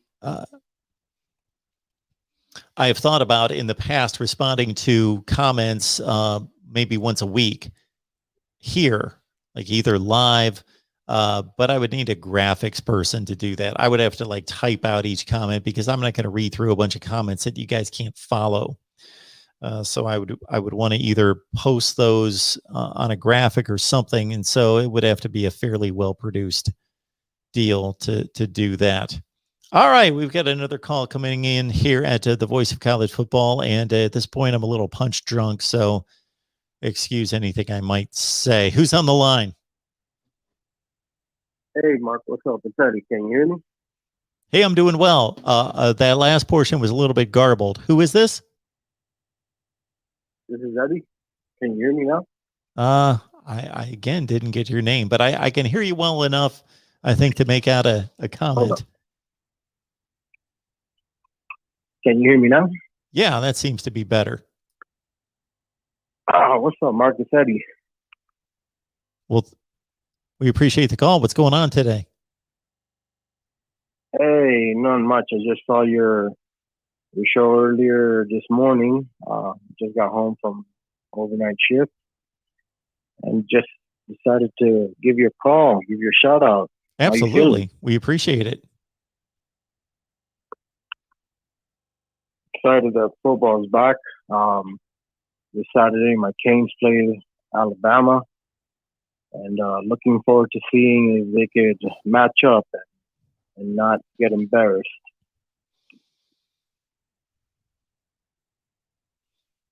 Yeah, so I don't necessarily expect Miami to get embarrassed, although if that happened, it would just be another long one in the long line of Alabama embarrassments, especially on this stage, week one, neutral site. They have not played a close game in any of these games. They've pretty much manhandled everyone to varying degrees, but I do think that Miami's an improved team, and I think that it's going to be at least a decent game for a half or so. Yeah, I hope so too. No matter what, though, I do feel good about the rest of the schedule. Basically, Bama's just that measuring stick game, and hopefully we take care of business in the Coastal and see what happens. You know, we bring back a lot of people, a lot of guys. Manny's calling the plays again. We got T-Rob, who's doing a phenomenal job with our cornerbacks and safeties. So it'll be intriguing to see what they do this season. Yeah, well, of course, this game doesn't have any influence on the Coastal Division race, but it's certainly going to give great indication as to how much this team is developed and is ready for the big stage. If the Coastal plays out the way most of us believe it will, which it rarely does, but if it does, then of course it's going to come down to the Miami, North Carolina matchup in Chapel Hill. And the winner of that game is going to basically have a 2-game advantage over the loser. So that's going to be huge. Yeah. And to all the hating Noel fans, listen, Derek King is back. He's 100%, and he could run. All right. So y'all need to calm down. Y'all need to stop saying that no, he's not 100%. King is 100%. And he's going to run all over you guys again. All right. Anything else that you've got for us today? Nah, that'll be it. I'm going to go to sleep. So have a good morning, Mark. All right, Eddie. Thanks for checking in, man. Have a good day. Get some sleep. Anytime. Yeah. All right, folks. You know, this has happened about 3 times where I've been taking calls, and I think I'm just on autopilot in terms of the way I approach this. So it looks like the calls have dried up, and I've thought, okay, I'm about ready to wrap it up. Oh, yeah, we can't wrap it up. That's right. We're going for 24 hours here. I've done that about 3 times where it just felt like, okay, the call is coming to an end. I don't have any other calls here. Okay, let's wrap up the show. Oh, that's right. We can't do that. Relief's coming in 53 minutes. We're doing pretty well. Actually, I'm doing better than I thought I would. Like my typical thought is that this is no problem. I can do this. I can stay up for 24 hours. It's not a big deal. And I am cheating in this. I'm not staying up for 24 hours. But actually, I already kind of have. But anyway, not staying up for 24 hours to get through all of this. Again, I appreciate Jason covering from 10 to 12, Mike and Paul from 2 to 4, and then Corey's coming in from 10 to midnight a little bit later. So, yeah, that has helped considerably, or will help considerably. As long as I can get my body to sleep when it needs to, as long as I can get it to sleep when Jason takes over. And I'm thinking, of course, it's going to take me a few minutes to get to sleep. Hopefully that's it. And then I'll set the alarm for about 15 minutes before I've got to be back on. And so hopefully about 90 minutes of sleep would be tremendous in about an hour from now. That'll feel good. Maybe we're ready for, I don't know, push-ups and sit-ups or something. Maybe I'll do some crunches and some push-ups over here. All right.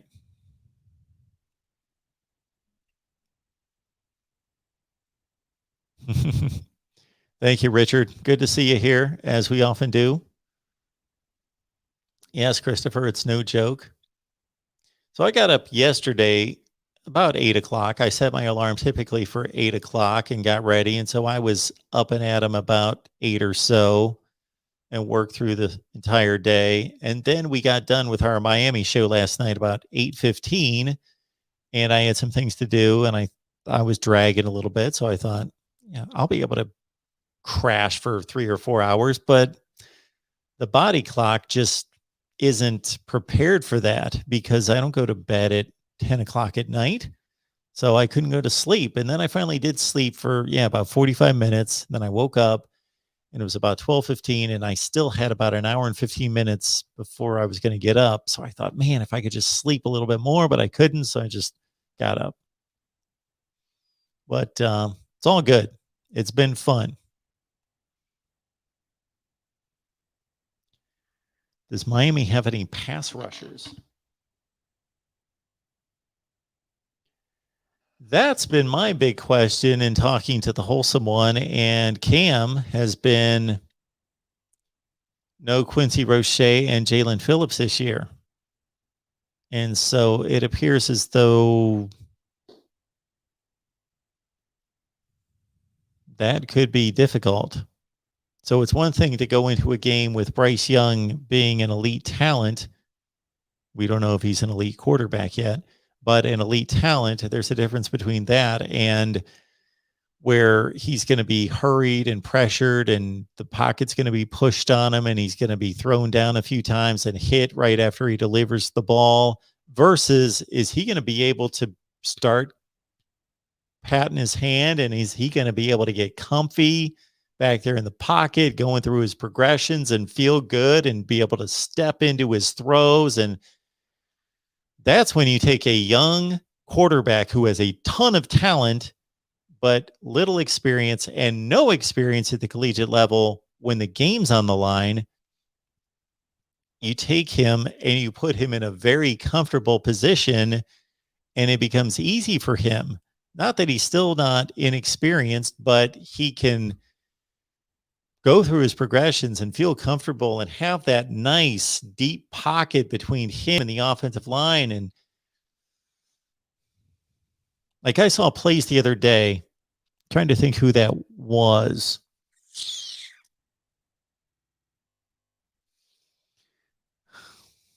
I was watching some college show and they were showing best of from last year. And I noticed that the best of from last year basically involved, and we were talking about pass catchers downfield, is that the best of involved quarterbacks who had a ton of time to throw and they had a clean pocket and they could step and throw. Those guys are too good that under those conditions, even without experience, Bryce Young is going to be lethal if that's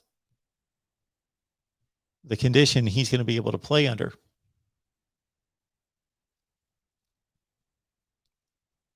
Okay, 904 Hurricane. I understand that Greg Russo didn't play a snap last year, unless you're talking to somebody else, because maybe you're talking to somebody else. So if so, I apologize, but I didn't mention Greg Rousseau. I mentioned Quincy Roche and Jalen Phillips. So yeah, Rousseau opted out. And I believe AVI, thank you so much for the super chat. I think you were probably gone by the time that I said thank you.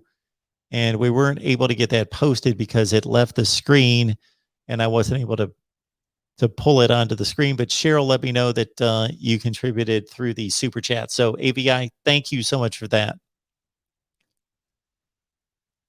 Yeah, Evan Neal's a monster.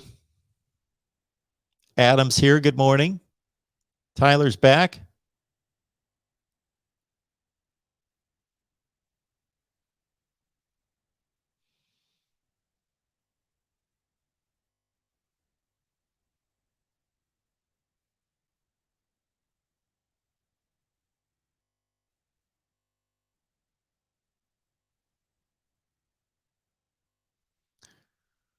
Hunter is asking, what do you think is the most underrated matchup this season?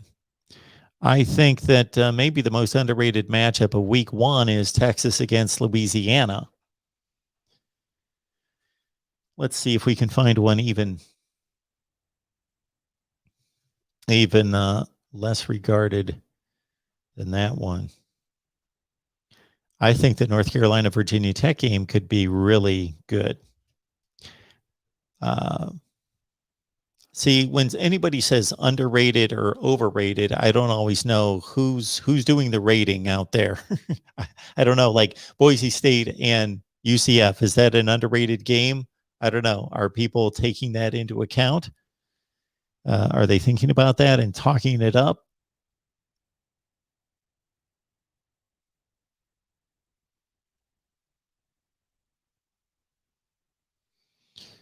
I don't hear a whole lot of people getting excited about Iowa and Indiana, and that's a huge game. Huge game.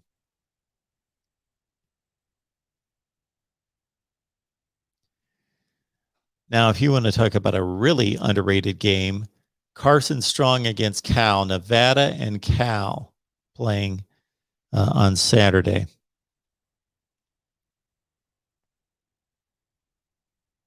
And that's a Saturday night game on FS1.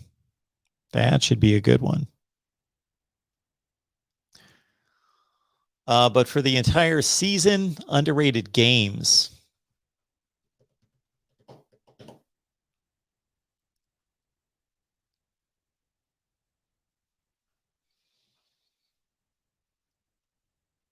I think like a Utah-Arizona State game could be huge. TCU, any game that they play, particularly against Oklahoma and Iowa State, they could be a spoiler in the Big 12. And if they play spoiler a couple times, then they could find themselves in the conference race to grab that number 2 position for the championship game.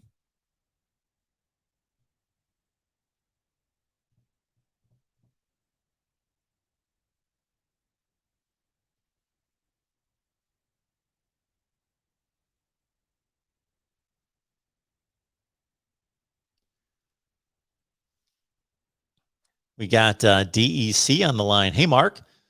Love the content watching from Melbourne, Australia. Do you think that Western Kentucky's offense will be improved this year, bringing in, yes, Bailey Zach Kitley from Houston Baptist? Well, we know what Houston Baptist did against Texas Tech last year. They took them to the wire, the last play of the game. Can't say that I know a whole lot beyond that about Houston Baptist, but Western Kentucky, yes. Goes a little bit beyond my realm of study, the Western Kentucky and the Houston Baptists of the world. David, we're not coffee drinkers here. I've answered that one a few times. Yeah.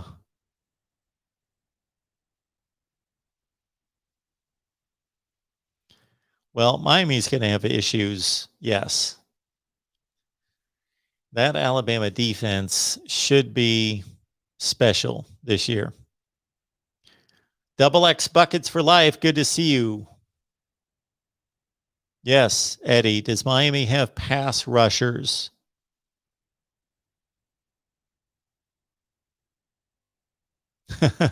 Yes, David. The bus is still rolling. David was with us at the outset, and here we are.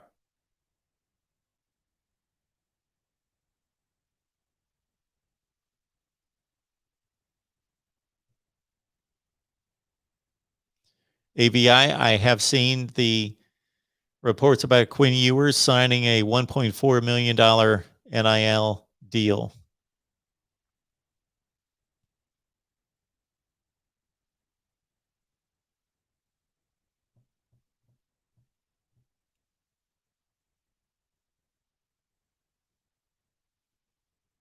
Maybe a little tea. I've got some green tea. And actually, I'm not having problems staying awake. I do feel a little I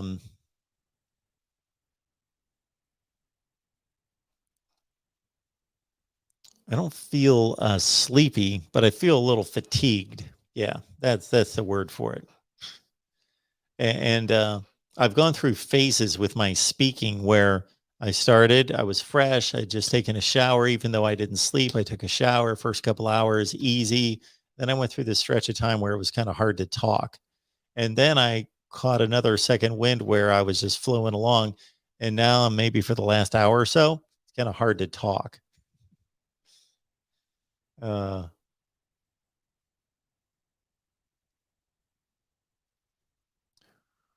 Richard, Ole Miss put up 45 on Bama.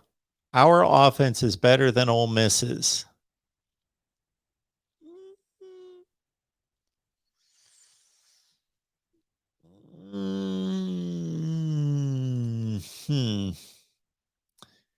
Well, this is Ole Miss's offense last year before Kenny Yeboah and Elijah Moore left for the NFL.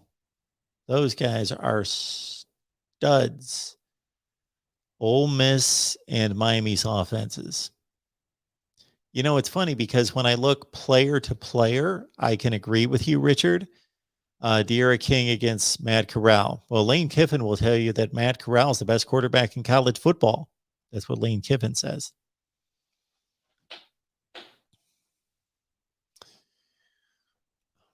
I've got to think that the Ole Miss offensive line is better. I know that Miami brings back more, but Ole Miss's offense last year was ridiculously good.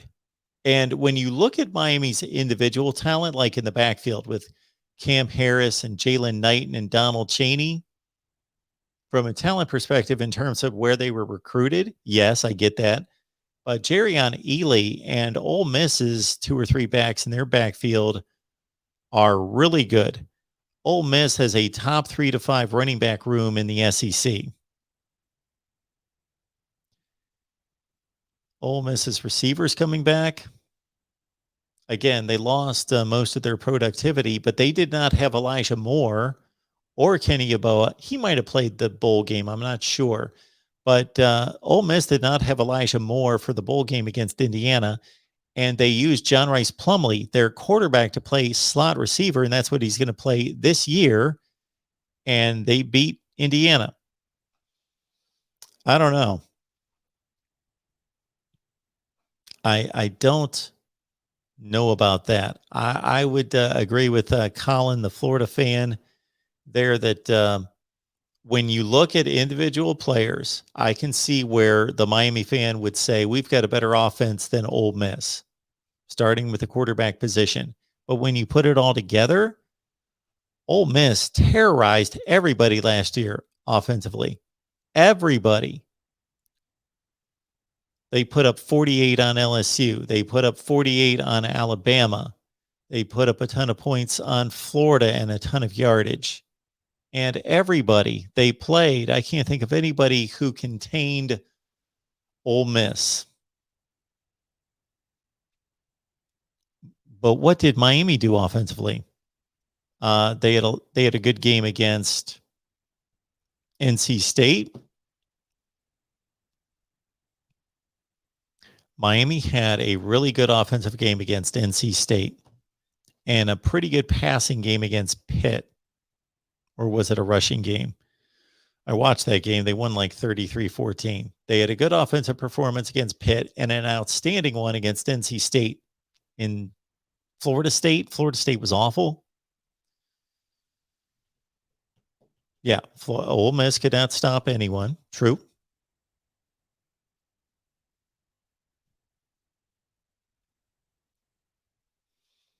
But had Ole Miss played Miami in a bowl game last year, toss up.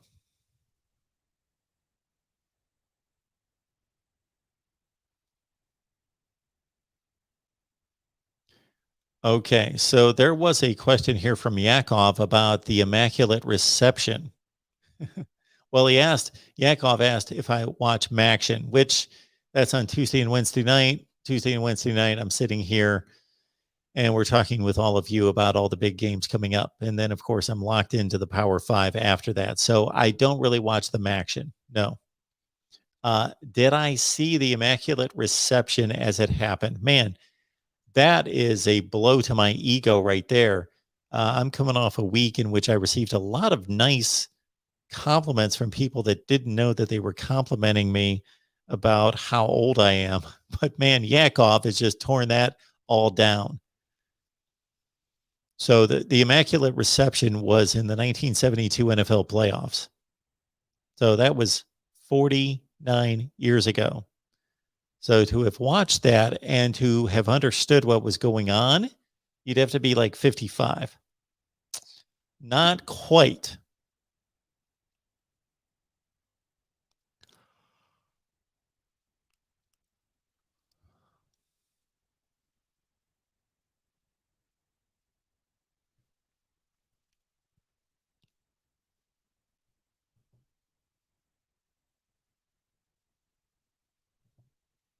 Dylan, I will take both. We'll give Arkansas a good year, whatever that means to you, and we have good videos.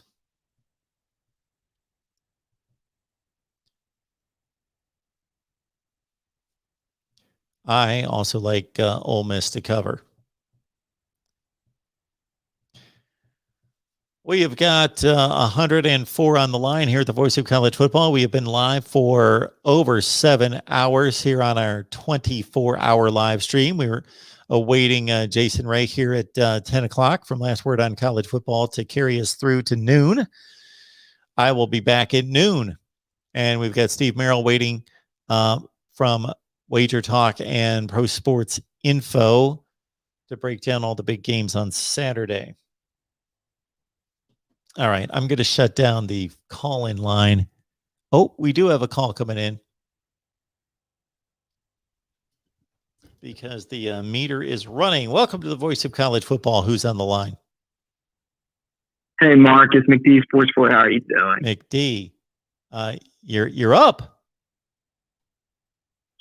Yeah, I got pulled away with stuffing, so but I'm here. So what you got for me? First of all, how are you hanging in there? So I just heard you say 7 hours.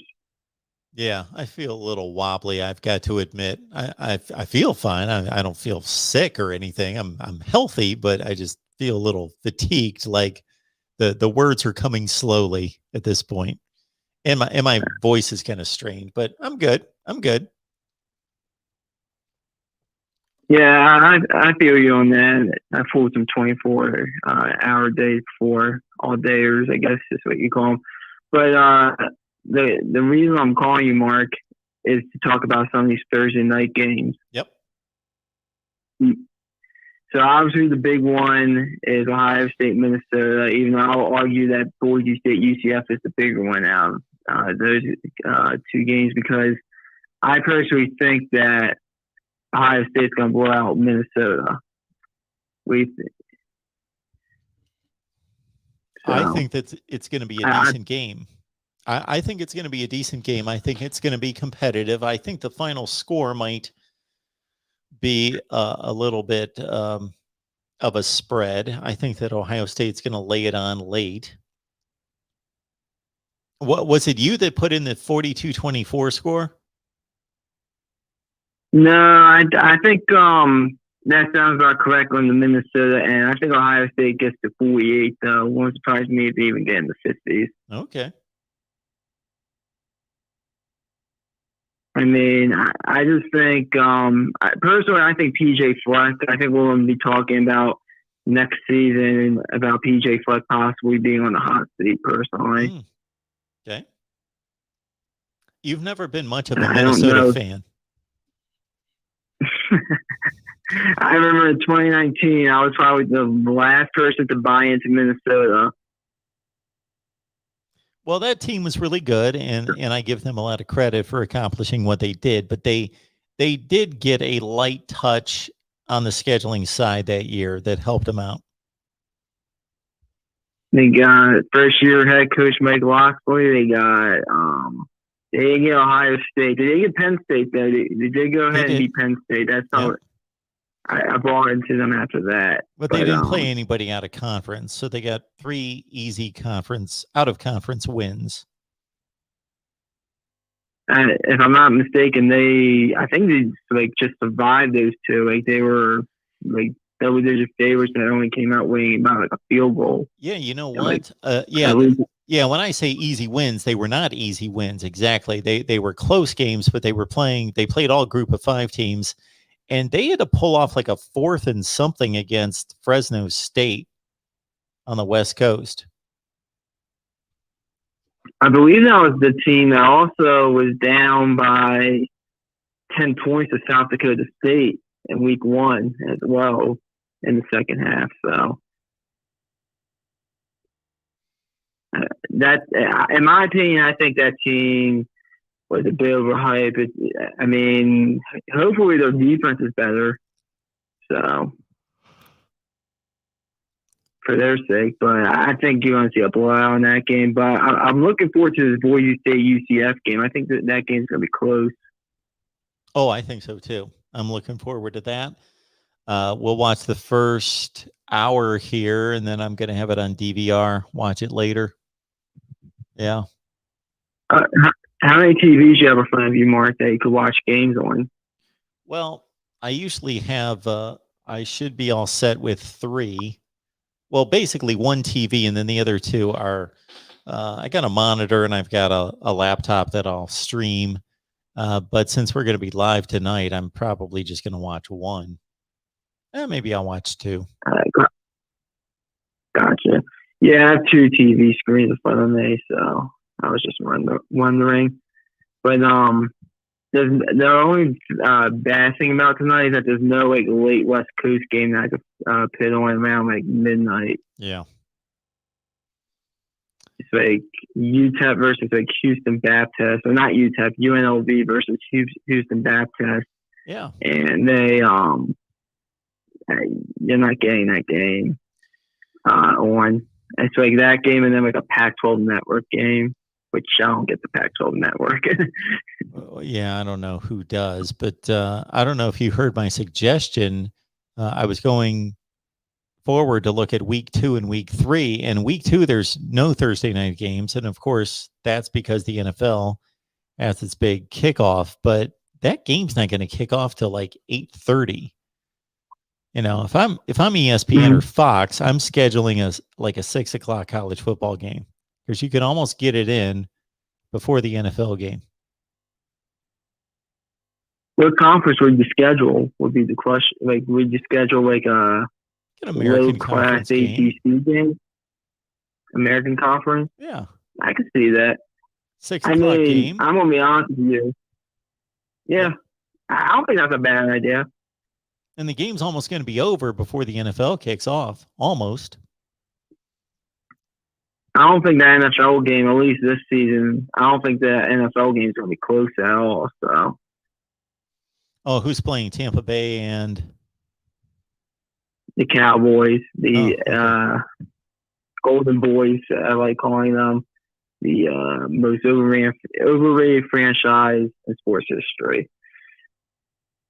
Well, I don't know about in sports history. Their last close to 30 years. Yeah, their last 25 years.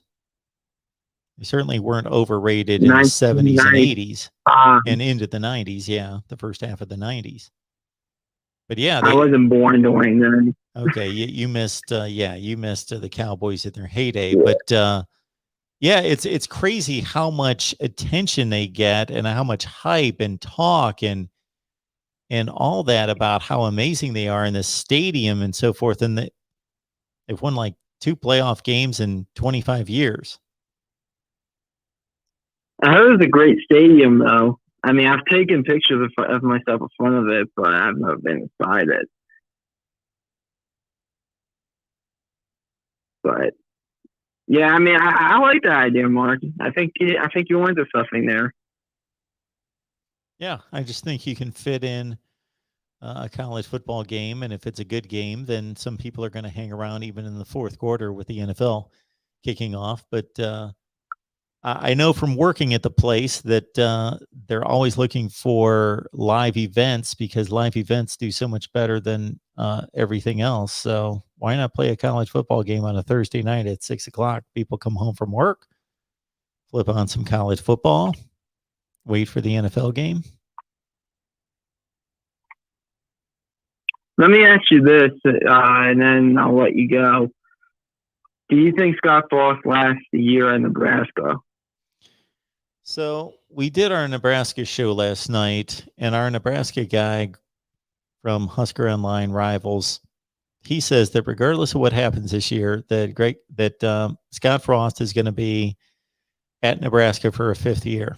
And I just can't imagine that they've had 3 lousy seasons, that if they go through a 4th, that with a new athletic director, Trev Alberts, and you know how athletic directors are, unless the coach is great, that they inherit They want to go hire their own coach. So their season, I usually don't jump the gun on these kind of situations, but it's not even Labor Day, and Nebraska just lost to the team that looked to be one of the 2 or 3 worst in the Big Ten. And now their schedule, really, Purdue and Michigan State seem to be the only winnable games. Well, I know that Michigan State game's on the road, because I remember seeing it because they came out and said that they were going to lose that. But if that Purdue game's at home, I think they'll finally beat Purdue. I'm not high on Purdue at all. Yeah. But I don't think he gets fired in the middle of the season, but I think he's gone at the end of the season. I disagree with your Nebraska guy. Yeah, I think he needs to get to a bowl game to keep his job. I don't even know the game to 4 wins from when I saw on Saturday. Yeah, I don't know. So, I mean, and I picked Illinois to win that game. I don't know why I picked Illinois. I just had a gut feeling they were going to win, I guess. But I didn't think they were going to win like that. Well, because see, I was with you. My gut told me to pick Illinois, but I just didn't. I took them with the points, but I obviously should have taken them. But that's how I entered that game. I watched that Nebraska team, and Adrian Martinez can run around and make some plays with his feet, but he's just an erratic thrower. There's nobody special at running back. There's nobody special at wide receiver. Their offensive line couldn't push anybody around to get any kind of movement in the running game. Their offense is pretty bad. Yeah, I mean, I'm not going to sit here and trash Adrian Martinez, but it's pretty embarrassing when the best throw of the game came from a quarterback that everybody thought was terrible at Rutgers. Yeah. I mean, he dropped it in there. You're talking about that throw he made down the left sideline was beautiful. He dropped that. I can't believe. Yeah. Stankowski, I couldn't believe how good he was because that guy was terrible at Rutgers. You know how if you watch just about any game in major college football on a Saturday and you go from team to team and you're flipping around to games, every team has a couple guys at wide receiver that are pretty freakish. You know, they're fast, they're long, they're just dudes that can pluck the ball, and they're just pretty crazy athletes. Like I see a bunch of dudes playing for Nebraska at wide receiver they're just guys. You know, they should be like 4th receivers.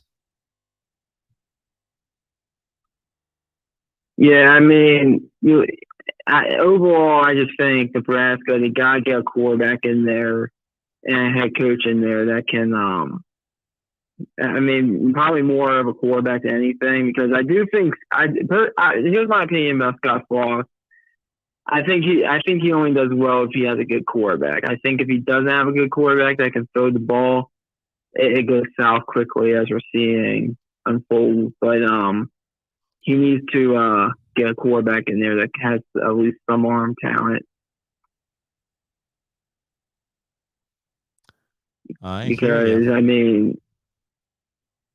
JV quarterbacks, maybe even some PV quarterbacks that can throw the ball better than Adrian Martinez. From what I saw on Saturday, what was his name that got the 30-yard penalty? That was can't think of his first name. Tanner Stuffing. I know it's Tanner Stuffing. I don't understand why he was back in the game at all for the rest of that game. He had a horrible mishap with the safety. Tanner. What's his name? Tanner. What is his name again? Caleb Tanner. Just came. Caleb Tanner. Yeah. I don't know why he was in the game after that 30-yard penalty at all. I mean, he had a horrible mishap with the safety, and then the whole 30-yard penalty thing. I mean, to taunt a guy after they didn't even get the sack. You roughed him, which I thought was the right call, and to taunt him, I mean, I don't understand why he was in the game at all after that. So, yeah, and one of the key plays in the game was Adrian Martinez at the end of the first half coughed the ball up. He's been playing for 4 years, and I know it's easy for us to sit here and make these kind of comments, but again, this is what's expected from the position, is that you got to be able to know you've been standing in the pocket forever, and you're moving ahead in the pocket, and there's traffic all over the place, and for you just to be holding the ball out, for somebody to strip it out of your hands, like he's been doing this for 4 years, and to scoop and score, you just gave up a touchdown at the end of the first half. Yep, and now you're down in half for 16-9. I mean, and I know some people don't like criticizing college athletes because they're not getting NIL stuff. I think it's fair to criticize them over that. Yep. But yeah, that was not good at all. I mean, Nebraska just absolutely just mishandled that situation. Absolutely. I don't even know why they snapped the ball. Yeah. All right. Actually, no. I was thinking of actually they scored a touchdown. They got the ball for like 20 seconds, and Adrian Martinez took off like 5 yards and took a hit. I don't even know why they snapped the ball there. That was what I was thinking of. But yeah, I'm not. I think Nebraska, they'll get lucky. They could get to 4 wins. I think if they get to 4 wins at this point, it's a success.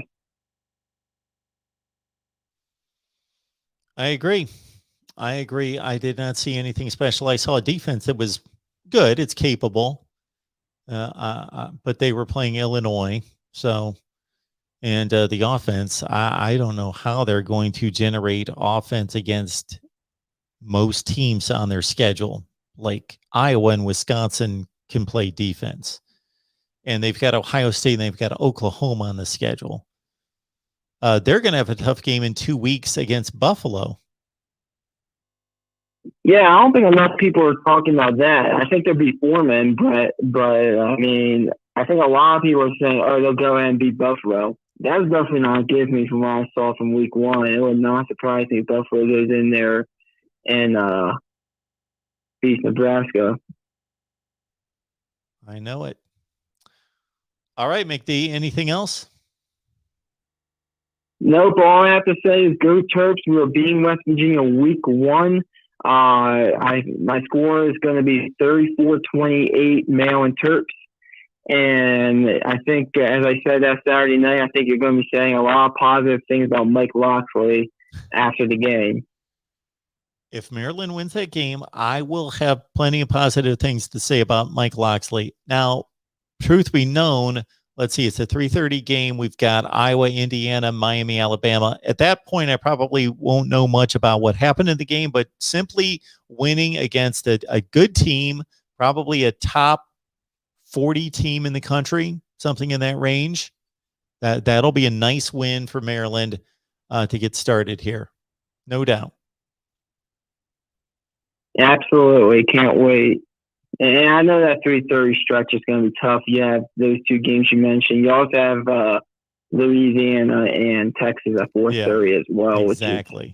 That's a top 25. And this is the only thing, McDade, I don't like about college football is I can't watch all those games.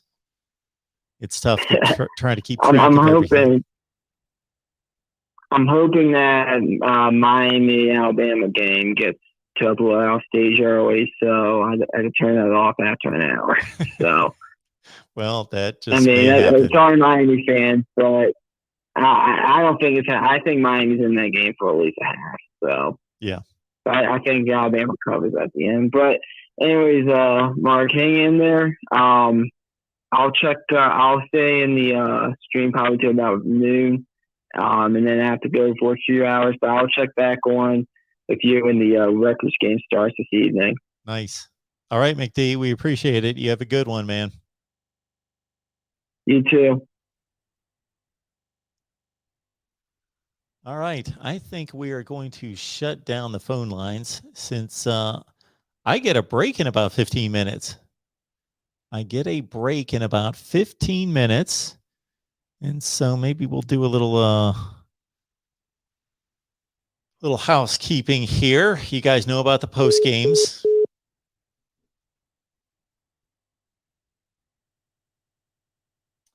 You guys know about the post game shows. It's going to be crazy, like air traffic controller kind of stuff every Saturday here at the Voice of College Football.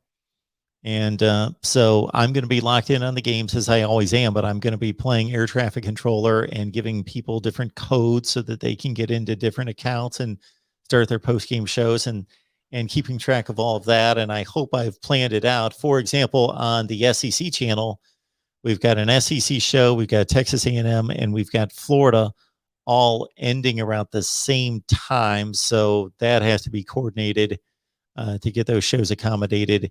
And with Georgia and Clemson being as big as it is, and also LSU and UCLA, and really nowhere to put those shows, we are going to focus and concentrate on Georgia Clemson post-game coverage right here on the main channel after Georgia and Clemson are concluded. And then right after that, UCLA and LSU play. They kick off an hour after Georgia and Clemson. So we will do our LSU post-game right after Georgia post-game here. And then I'll keep the phone lines open and we'll open it all up to everyone talking about whatever happened in the day of college football, because we know with all those amazing games, there's going to be something crazy to talk about. There is going to be a plethora of storylines. All right. So I still did not nail down my top 25. I went to work on this and I asked for some help, and I went through my standings, basically, my predicted standings, and then I want to convert those predicted standings to a top 25. So I got to about number 20, and then it kind of breaks down with a ton of, let's see. I have 30 teams. So if you take just Power 5 teams plus Cincinnati, because they're so highly ranked, 30 teams that are going to go at least 8-4. So of course, 5 of them can't make the top 25. And then on top of that, put in possibly Louisiana and Coastal Carolina, maybe Appalachian State. Do they make Boise State, UCF? Who else makes the top 25 out of the group of 5?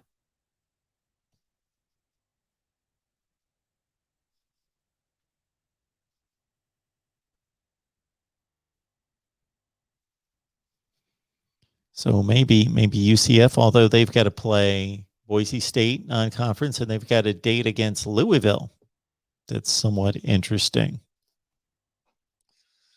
So I don't know about my other top 25 teams from the group of 5. That is hard for me to determine because I'm not, as I readily admit, I'm no expert on the group of 5. I don't have anything against the group of 5. It's just difficult for me to cover and keep track of as much as the Power 5 because they're playing at the same time.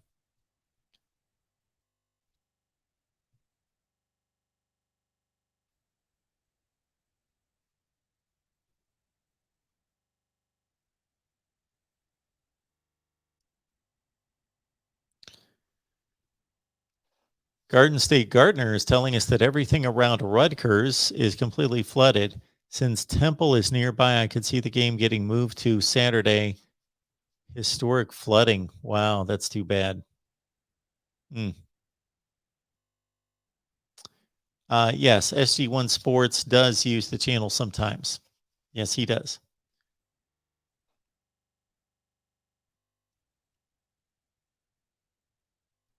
Super chat apology.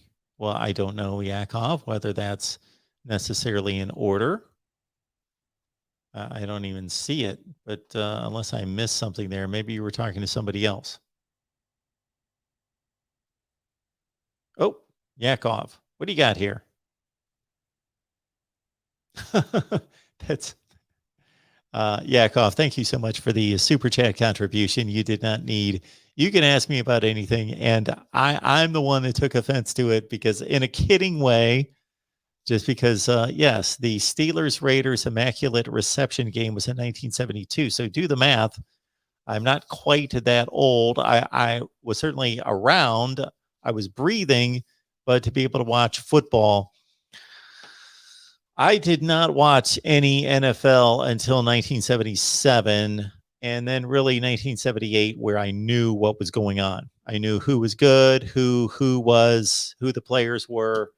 1978, end of 77. I really got into it late in the season in 77. I remember the NFL playoffs in 77.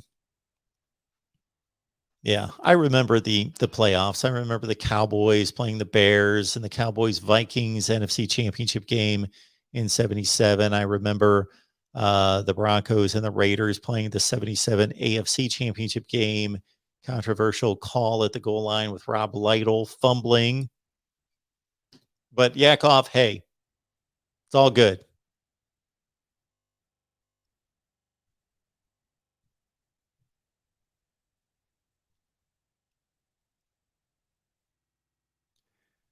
I've got to admit, everybody, that we were sailing along very well here for quite some time. I'm speaking for myself, at least how it felt. And now I'm in this situation where Jason's going to be here in about 8 minutes. So hopefully he makes it on time. But certainly I appreciate him delivering on the relief shift here. So I would have to admit that this last half hour or so has been a bit rough. And it's like when you're waiting for the bell at school to ring. For the last like 3 minutes, it seems like it's 30 minutes waiting for the bell to ring. So, we got Corey on the line from the Hawkeye of the Storm. And Corey, there were some exceptionally complimentary things that were said about you and the Iowa coverage. So Corey's doing some amazing work over there. So check out the Iowa channel. Just look up Voice of College Football Iowa. And also Corey's YouTube channel from the Hawkeye of the Storm. So if you love the Big Ten, there you go. 200 likes. I got to say that I personally would not care about the likes, but YouTube apparently puts a lot of stock in the likes. So please like the video. And we've been on here a long time, so we should probably have 200 likes. Let's see. I want to see how many people have been in here. I'm going to guess if we've got 100 views right now or 100 online, I think that's what we've got. Then we probably have, maybe 500, something like that.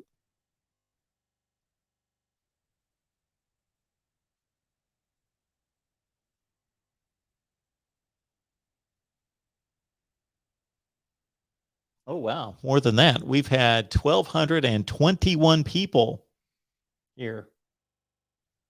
Very cool. 1,221. So 200 likes out of 1,221 total views.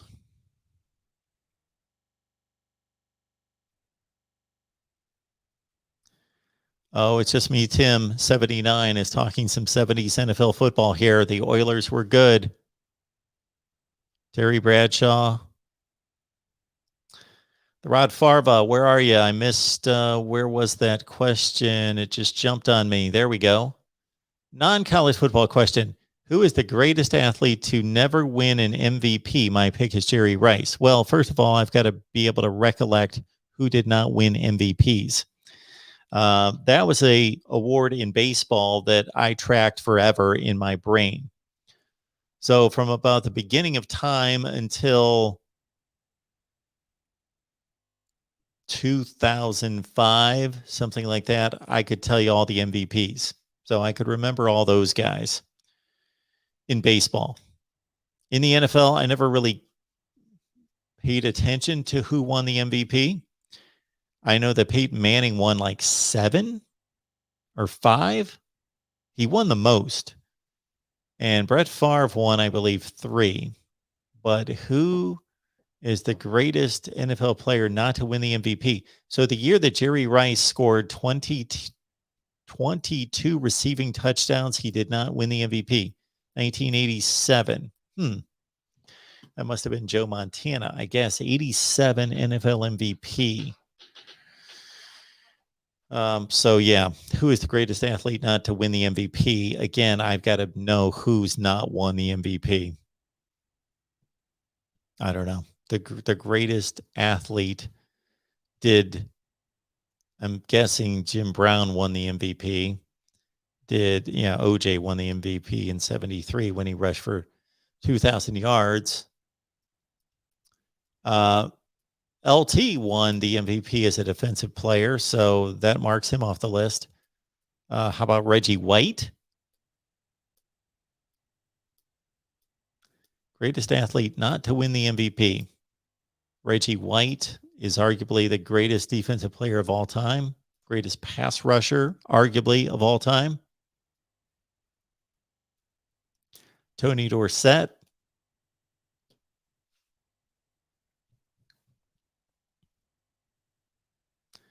John Elway won the MVP in 87. Really?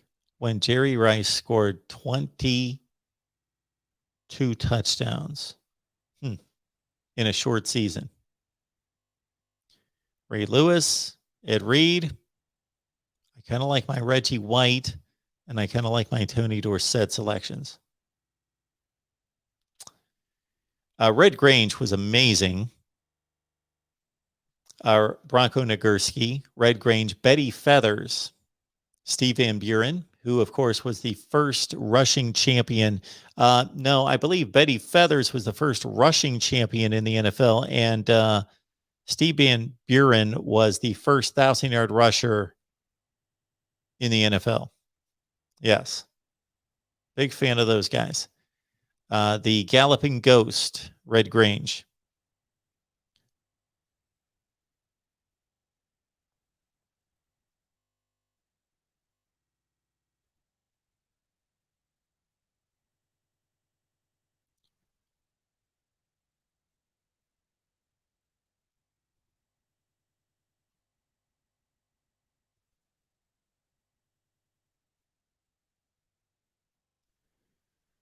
Yes, Furnace, 1978 was when Earl Campbell came into the NFL off his Heisman Trophy win in 1977 at Texas.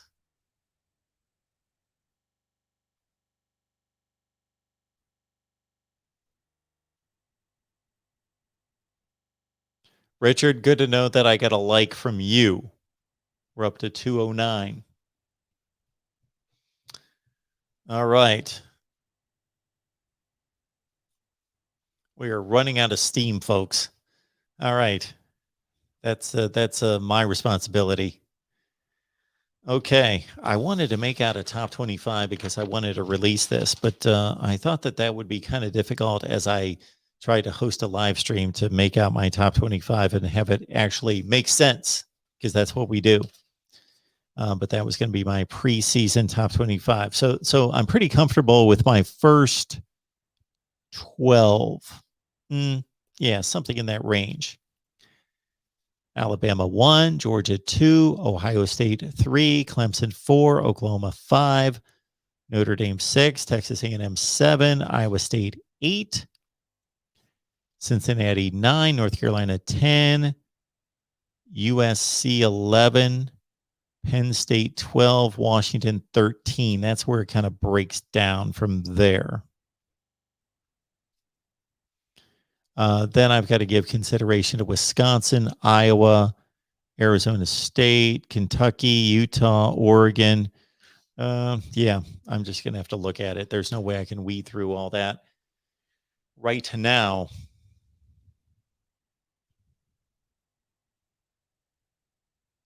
Why is Georgia second? They're good.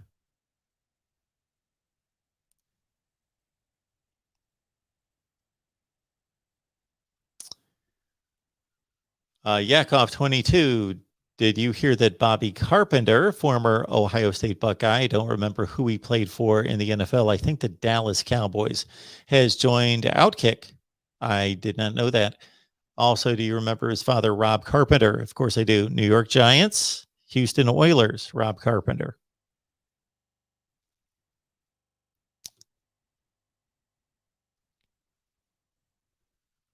Well, Desmond, it's been a bit rough. Again, I didn't sleep, so that was the problem. Was that we woke up at 8 in the morning yesterday, and so then I worked all day, and then the goal was to sleep about 3 to 4 hours. Well, the 3 to 4 hours turned into 45 minutes, just because the body clock does not sleep at 11 o'clock or midnight. And so I just ended up laying in bed, and then I got myself up at 1:30, prepared for this, and came out of the gate, and I thought we were rolling. We had a ton of people in here. We had as many people overnight as we do now, maybe more. And so we were on a roll, and we are dragging right now. So it's been a little bit rougher here.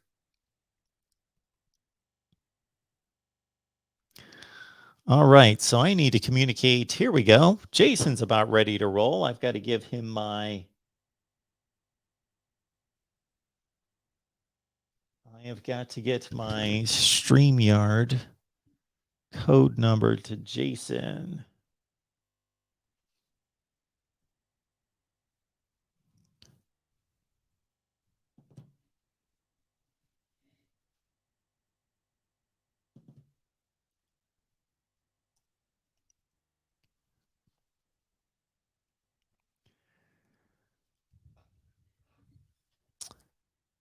So everybody welcome in Jason. You will recognize Jason from our Oklahoma coverage. He's hosting our post-game at the Voice of College Football on the Oklahoma channel. Jason does an amazing job. He's done a number of live streams over there. And we host together an Oklahoma live stream every Wednesday. As of this past Wednesday, it's every Wednesday at 12:30 Eastern.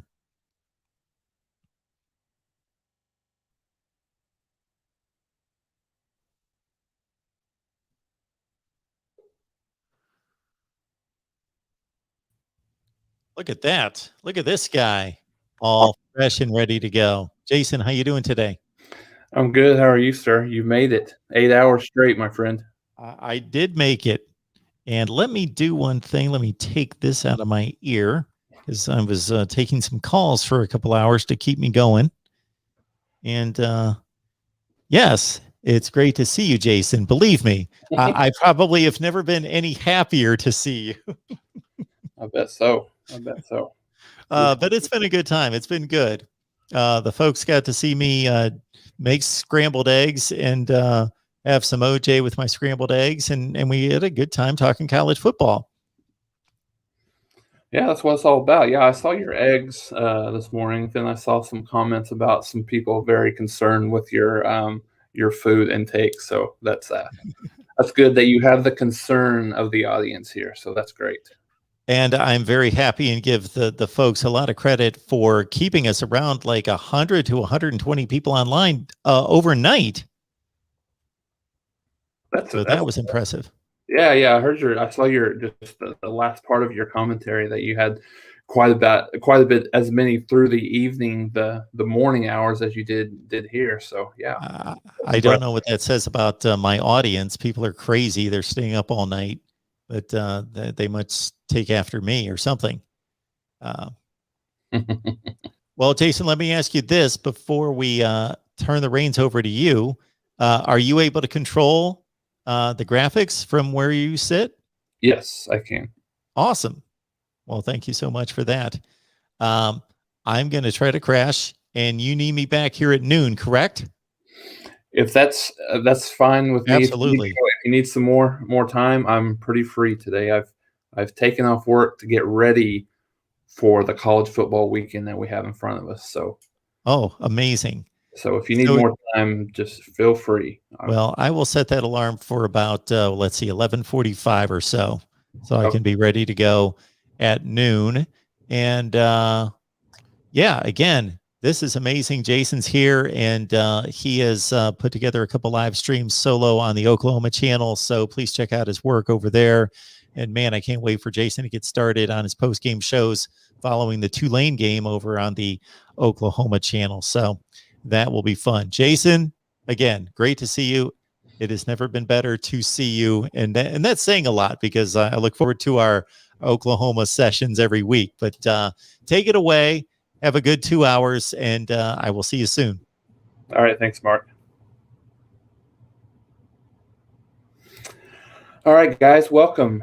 So I apologize if my internet's a little bit slow. If you see some degradation, we've had some issues kind of in the area here over over the last couple of days. So I've had some intermittent slowdown in terms of my internet connection. So if it's a little bit slow, I apologize. Hopefully it'll catch back up from time to time. So anyways, if you can't always see me, hopefully you can at the very least hear me. So extremely excited about this weekend of college football. There's about, I think, 16, 17 games that I'm really excited for.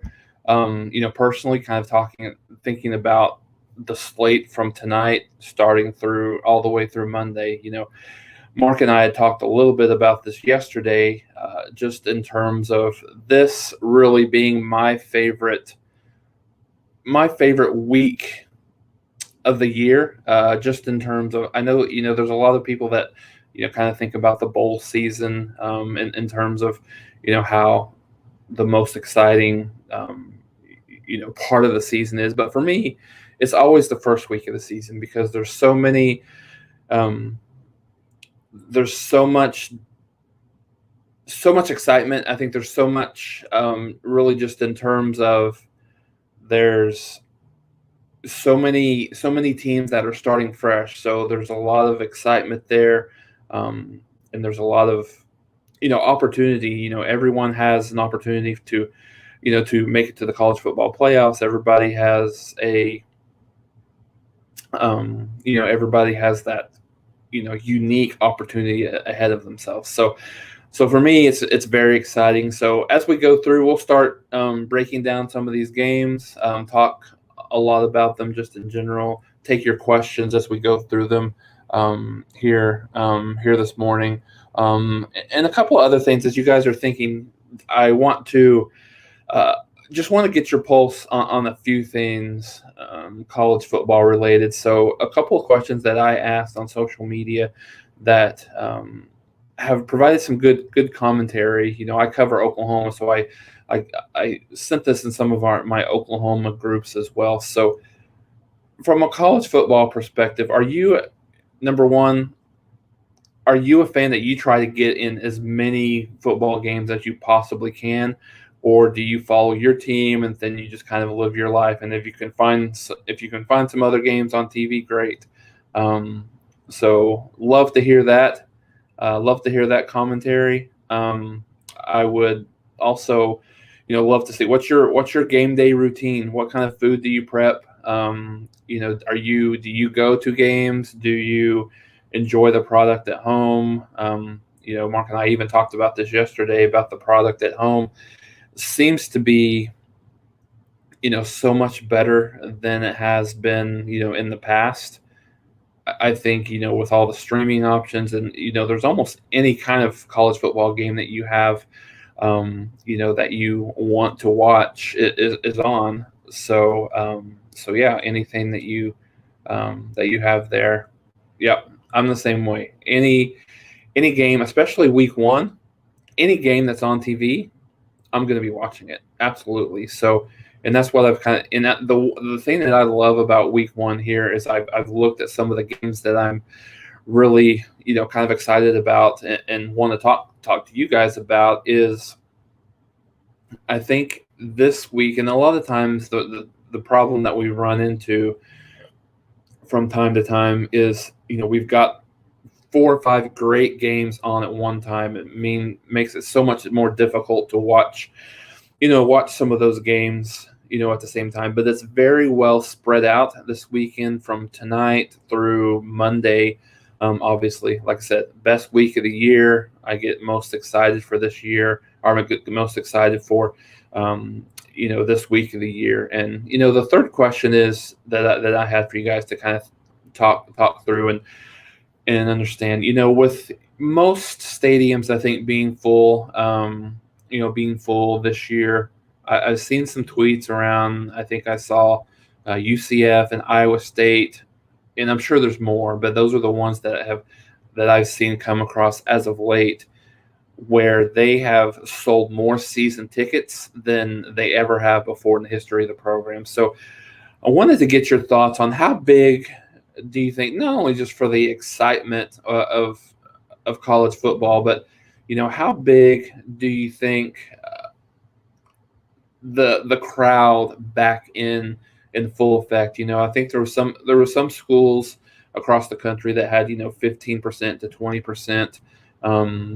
and I think by and large there's some schools that are having some some specific protocols. Some are requiring vaccination, some are requiring masks, and some are just going normal, just recommending those things, but not really forcing those. So I want to get your thought. How big of a home field advantage are we going to see? Is it going to be more than we typically see, given the excitement that's coming in to this, coming into this year, and specifically some of those teams have, they've went 2 years without having to deal with any sort of crowd noise to deal with. So I think that's something. So those 3 questions, love to hear your comments and questions around that. So we'll talk through some questions here, and then I'll start walking through some of these games that I'm excited for, really go in chronological order, starting with some of the games tonight, and then go forward throughout the weekend. So the first question is, oh yeah, George, good night. Mark, hopefully he has a great nap. He's definitely deserved it. A trooper for doing this, and I think this is exciting for college football in general. So it's just me time 79. Welcome. Thanks for the question. Is Iowa State overhyped? I think that in the one, and I'm glad this question was asked because, being on here with Mark, and then I watch a lot of podcasts, in my spare time. I'm very blessed enough to be able to work at my day job, work from home. So I have a TV here so I could kind of watch and listen to things while I'm working. And I've seen quite a few, and I'll give Mark a little bit of credit for here. I saw in his predictions, he's got Iowa State, I believe, beating Oklahoma in the Big 12 championship game. And I've seen, Josh Pate, I think he has Iowa State going to the college football playoff. So Iowa State is very much a trendy pick this year in terms of where they'll finish up. So I think there's a lot to love about Iowa State from a roster perspective. Brock Purdy is a very solid quarterback. He's good. I don't know that I would call him great just yet. He certainly could get there, but I don't know that I would call him a great quarterback really at this time. Breece Hall is definitely a great running back, one of the best in the country.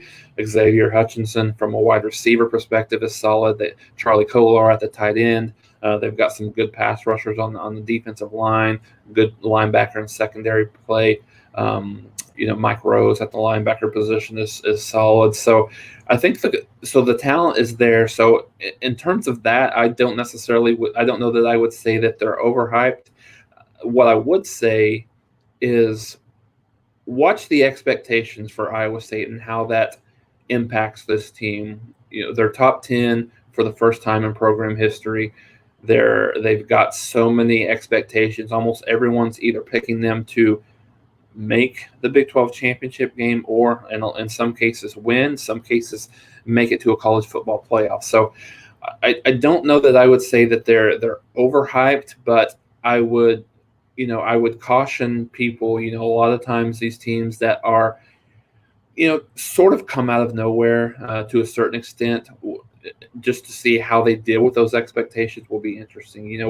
They played Northern Iowa, week 1, so obviously we shouldn't find out much necessarily about them in that game, but they host Iowa in game 2, so I think that'll be a big kind of barometer test for Iowa State, just to see exactly how good they are and what that looks like, because I think most certainly you will see College Game Day there next Saturday. So looking at that will be interesting to see exactly where they are. Have they completely arrived, or can they avoid that early season pitfall that they seem to have had every year and losing to a team that they're much better than? So good question. Having not to travel is a big event. Yeah, absolutely agree. Good. Certainly a good point there. So I think the stadiums are going to be rocking this year. It's going to be much different, this year than we've seen in the past. So yeah, agree. Very good games. So for Iowa and Iowa State, the second game of the year. So, looking at some of the games that me personally, I'm very excited for. So first, when you start tonight, Boise State and UCF. Boise State actually goes to UCF at the Bounce House. UCF is a team that really has one of the best quarterbacks in the country. And again, guys, so I'll reiterate, I apologize for my connection here. I know it's not the greatest. We've had some work in my specific neighborhood going on, and like I said, my connection isn't as great from Wi-Fi, so please just bear with me here. I hope you can. If you can't see me and the video's frozen a little bit, hopefully you can still you can hear me maybe a little bit better. So my sincere apologies for that. Because the only reason I know, because I can see it on my playback here. So Boise State and UCF to start the Saturday to start the weekend for us, I should say. The coaching side, Andy Avalos comes over, is the head coach for Boise State now, with Harsin going to Auburn, and you have and obviously Gus Malzahn at UCF. So I think interesting from a quarterback perspective. Hank Bachmeier, very, very solid quarterback. We talked just a second ago with Dylan Gabriel, one of the best quarterbacks in the country, bar none. You got 32 touchdowns, 4 interceptions, 60% completion percentage for him a year ago. I think they would like to see his completion percentage go up just a little bit, but still very solid in terms of, as good as you could hope for from a touchdown to interception ratio. Johnny Richardson's a guy for Boise State who might be, really kind of counted on a little bit at the running back position. You got Jalen Robinson, who was really the second leading receiver for UCF last year, and he is coming into this season again as probably going to be the leading receiver for UCF. So great game to start off the football weekend, even though it's tonight on a Thursday. So that one starts 6 p.m. Central, 7 p.m. Eastern time on ESPN. And then another game that's, after that, it's a little bit under the radar, I think, nationally, but I think it's going to be a very competitive game. East Carolina and Appalachian State. I think that's the game that's actually going to be, it's in the neutral site at Bank of America Stadium, the site where we'll see Clemson and Georgia play on Saturday. Interesting game here. Appalachian State really kind of fell below the radar just a little bit last year with the success of Coastal Carolina and Louisiana for the Sun Belt. And the Sun Belt was one of the stronger non-Power 5 conferences a year ago with how well all three of those teams played, over the year. So I think Appalachian State, even though they went 9-3, a little bit under the radar, have tons of returning guys. I think they have 20 returning starters overall. for a team that fit, like I said, for a team that finished 9-3. And then, you look at Chase Bryce has moved over, from Clemson, went to Duke last year, wasn't extremely solid last year, really had a big time struggle in that offense, moves over to Appalachian State. So can he be a guy that can, can he be the guy that, he looked like as a backup at Clemson a few years ago to kind of solidify that offense for Appalachian State. And then when you look at East Carolina, again, I think this is a theme that you'll see with a lot of the super seniors this year and maybe even next year across college football. You'll look at East Carolina has 20 starters coming back as well, on their side. So, Holton Ahlers is a quarterback that, maybe some of you haven't heard of. 18 touchdowns, 9 interceptions a year ago. So he's a veteran. He's a junior this year, but he's played for the last 3 or 4 years for East Carolina. They struggled on the defensive side of the ball, gave up about 35 points a game. How much better can they be this year on the defensive side of the ball? Absolutely. So comment here, best teams in the AAC is UCF and Memphis. We're not forgetting about Cincinnati here, are we? I think Cincinnati is absolutely the best team in the AAC this year. Don't necessarily have them on the docket this year or this week as a game that I'm really looking at, but because I believe they host Miami of Ohio, but they'll get their opportunities absolutely.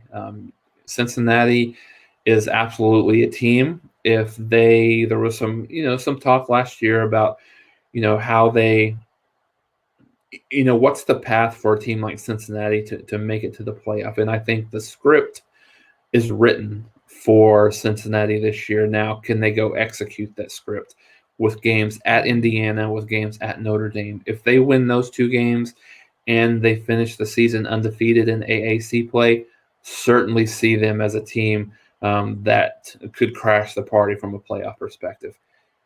If they get into a situation where they run the table and they still don't make the playoff, I think I'm ready to say that there's not a situation where we can see a group of 5 team make the college football playoff.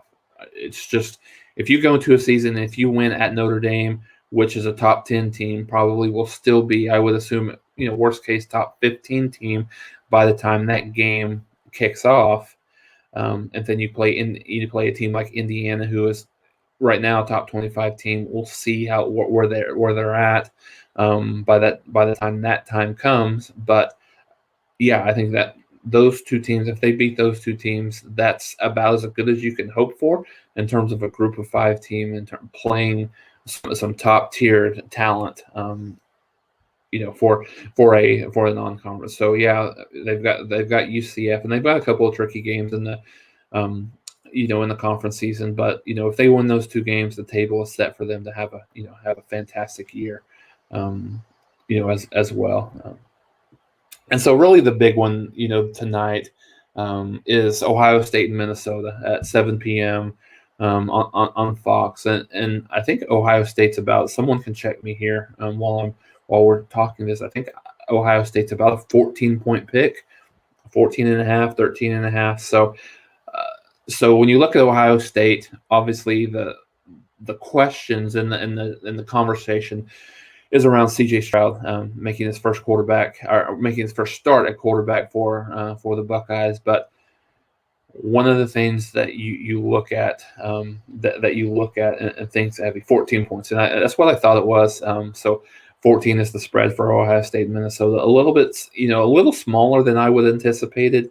But anyways, when you look at Ohio State, he's got a lot of talent around him. I don't know that CJ is going to be a Justin Fields off the jump, but he's got tons of talent around him. Personally, I think Ohio State has the deepest and most talented wide receiver core in the country. They've got some talented Talent at running back position. Travion Henderson is interesting as a true freshman. He looks like a dude. You certainly got Master Teague there, and then offensive line is strong, as well. So when you look at him or look at offensively, I think they've got enough weapons. Garrett Wilson and Chris Olave out wide, are as good as you can get from a 1-2 tandem for looking at that or offensively for Ohio State. Defensively, when you look at it, their front four is going to be about as good as you can ask, about as good as you can hope for. When you look defensively, I think the questions are at linebacker and safety. They got exposed a bit to a certain extent against Bama. I don't really put a whole lot of stock into that just because Bama exposed everybody last year. So I think if there's a question mark on this team for the Buckeyes, that's probably where it would be. Now the question remains in their schedule, outside of Oregon, who in the Big Ten has the ability to take advantage of those question marks and weaknesses, and I don't know that Minnesota is the team. Like I said, Oregon might be the only team to be able to do that. You could maybe in Michigan, I don't know, and I'm just it's just stretching here to see any teams in the Big Ten that can stretch them vertically to give them any chance of a loss here. And got some score predictions coming in already. Ohio State 56-17. That would be really impressive. That would be really impressive if they go and win that game by almost 40 points. Certainly don't see it happening. The way I kind of see this game going for the Buckeyes is I think Minnesota keeps it close for a half. I think they've got some good talent coming back on the offensive side of the ball. It was a real bit of a struggle. 2019 was really a solid year for Minnesota. I believe 11-2. Got the bowl win. And really just bringing in that culture to that team. Last year they took a little bit of a step back, 3-4. I believe, and then you got Tanner Morgan at quarterback, who's, he's solid but not good. We talked about Brock Purdy, which I put Brock Purdy in the good, not great. I probably put Tanner Morgan in the really the same category, more maybe solid, not good category more than anything else. So, and so when you look at Muhammad Ibrahim, honestly, I think he's one of the better running backs in the country. Certainly one of the better running backs in the Big Ten Conference. So, but the problem is he's running against a very big strength for Ohio State. So I think the home crowd keeps Minnesota in it for a little bit, maybe a half, maybe 3/4. But I think the athletes, and the strength up front, really begins to kind of take its toll on on Minnesota, and I think Ohio State wins comfortably. I like Colin. I think that's a good prediction. I like that. I don't think we'll see. I would be surprised if we see a 39-40 point victory, but I do think Ohio State will win comfortably somewhere in the 17 to 21 point range. Is what I would guess if I was giving a prediction. So let's see some more predictions. I know there's some Miami questions here. We will absolutely get to that. Not questions, but comments. We'll absolutely get to that one as well. So those are the three games that I'm really looking forward to tonight. Ohio State, Minnesota, East Carolina, and Appalachian State, and then Boise State at UCF. I know that there was someone had asked about this or made a couple of comments. It looks like the Temple-Rutgers game has been postponed to Saturday. I don't know, honestly. I have no context if anyone's following that on social media or Twitter, Facebook, or whatever. If you've got any insight, please let us know. I don't know if it's COVID related. I've heard that it looks like that it's going to be rescheduled for Saturday. I'm not sure the time or what that, or the channel, or what that looks like, but just as a note, because I think that was a game that was scheduled to kick off at 5:30 tonight on the Big Ten Network. So so those are the games that I'm kind of looking at tonight. You've got Bowling Green at Tennessee on the SEC Network at 7. I think Tennessee rolls in that one. Bowling Green is one of the worst teams in the country. So that's if you're interested, as you're flipping around, I think that will be interesting game. Not really interesting from that perspective, but just to kind of get a look at what Tennessee looks like under Josh Heupel. Certainly, me very familiar with Josh Heupel. Just being from Oklahoma and everything. So, so thanks. Good comment here. So there was apparently that part of Hurricane Ida, or maybe the remnants of that is hit the New Jersey area. So that's the reason for the postponement. So thanks for that. I didn't really think about that. So, so yeah, thanks for that. And I'm not even going to try to butcher the name. So, UB Smack, me and you both, going to switch channels all night. So what I've got set up here, so I've got a 75-inch, big screen that I'll be watching as my main channel. And then I've got a couple of laptops and an iPad that I'm going to use all weekend, so I can, get as much action as I possibly can. I was sharing this with my dad before we get into some of the other games on Friday, that through, I know that everyone's not necessarily an FCS fan, but through FBS, FCS, all through the country, from last night, which we had UAB and Jacksonville State, up until Monday. I think there's 90 plus games that are on some form of TV, whether it be streaming or regular cable or whatever that is. So you got to have, as my man here, Lil Cheese says, you got to have the dedication. It's go big or go home, right? That's where we're, where we're at. So, anything else, that I'm looking at? There's a lot of FBS versus FCS teams tonight. Coastal Carolina plays the Citadel. You've got, UCF at NC State. Could be, fairly interesting. That's on the ACC network at 6:30. NC State is a very heavy favorite. UCF is still, kind of getting to where that they need to be on the within that program. So they're still working through where they should be, where they need to be, really in terms of what that looks like for them, just as a program that has kind of hit some hard times, and then they're not quite where we need to be. So NC State's a solid team, top 25 fringe team that I think and could be one of the challenges for Clemson later on in the season as Clemson goes to rally to face NC State. So I think there was a question here about any MAC games. So Bowling Green at Tennessee from the MAC. Let's see. You've got Western Illinois at Ball State for that. You've got let's see. I'm trying to see if there's any other MAC games. You've got Wagner at Buffalo.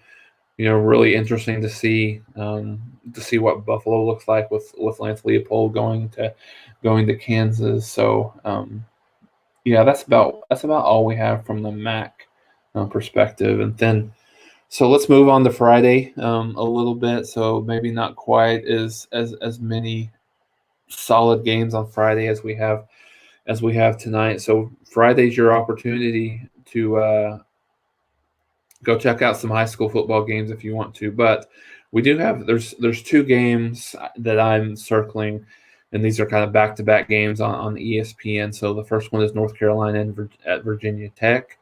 So North Carolina is another one of those that are really kind of in the same, spoken about in the same vein as Iowa State, just in terms of are there, are they too hyped this year coming in, coming into this season for North Carolina? Are they too hyped? Are they ready? Can they take that next step and challenge a Clemson? So I think they're prohibitive favorites to certainly face Clemson in that ACC championship game. Obviously, their game with Miami is going to be pivotal later in the year, but North Carolina is a team that it starts and ends with Sam Howell, one of the best quarterbacks in the country, a top Heisman contender, probably one or two, depending on who you what you look at and what you see. We put our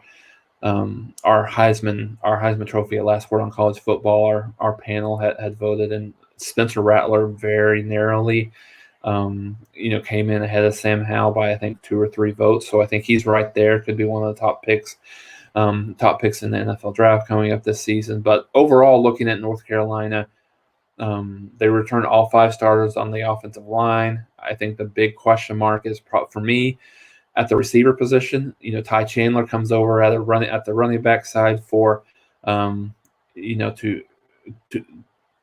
to bolster that running back group. So I think they'll be fine at the running back position. I think that's more of a concern. Defensively, they returned 10 starters from last year. So good team overall, I think. And I think I don't know. I don't think that they're overhyped. But a tough game for them to go in. We talked about environments. I think that environment, in Blacksburg at Lane Stadium is going to be one of the biggest, one of the best crowds that we see here early on. So I think that'll be interesting to see. So, and I think looking at the other side of this game, Virginia Tech, I think, it's a big year for Justin Fuente. Just in terms of, I did this just as a little bit of a research before we started the pod here. He's 38-26 overall, at Virginia Tech, and how good he was, at Memphis, and then moving over here. I think it was, just kind of a foregone conclusion. He'd replace Frank Beamer, and then the wheels would just stay on the bus, and there would be no concern whatsoever. But he's not really done a great job, and I believe last year they went 5-6 if I remember right, and they snapped. I believe they had a 27 game or 27 year bowl streak that was snapped a year ago. So big shoes to fill, obviously, and then it's a big season for him. So I think he's firmly on the hot seat for Virginia Tech. So I think you got Braxton Burmeister, who's probably going to be their starter. There's not a whole lot that excites me about Virginia Tech. They lost 4 of the last 5 to end the season last year. So what does that home crowd do? I think it's very similar to honestly what we saw last game that we talked about. I'm sorry, I lost my train of thought there. Between Ohio State and Minnesota, I think the crowd keeps them in it a little bit. Maybe not quite as long as Minnesota keeps them in it against Ohio State, but I think I think North Carolina wins fairly easily. I think 10 to 14 points, maybe even more there for the Tar Heels. And then, the other game that I'm looking at on the ESPN, and I should have mentioned this, that's a 5 o'clock kickoff, early kickoff. So check out work early if you can tomorrow, just so you can get home to watch that kick. And then the nightcap is another Big Ten game, Michigan State at Northwestern. So obviously last year Northwestern made the Big Ten championship game against Ohio State, played them extremely tough, but they lost a ton off of that team. They only have 8 returning starters for overall 4 on offense and 4 on defense. So I could see this being a little bit of a rebuild for Pat Fitzgerald there at Northwestern. I don't think they're anywhere near the Big Ten championship game. I think they're good enough to still make a bowl with what he's being able to recruit there, but I think they're down from what they have been. However, I do think that that's good enough to certainly beat Michigan State. I think Michigan State is on the uphill climb. They've got a ways to go.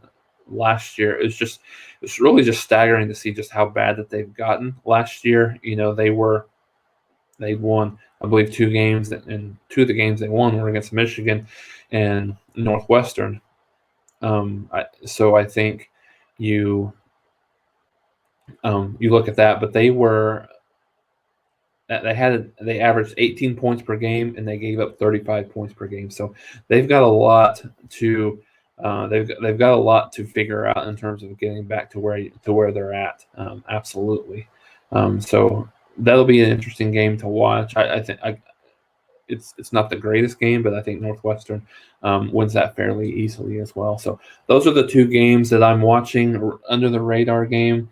If you're a Big 12 enthusiast here, and I would shudder to think that we actually maybe have a Kansas fan that actually watches, but Kansas may have their best opportunity for a win this season. They host South Dakota Friday night at 7 p.m. That game's on ESPN Plus.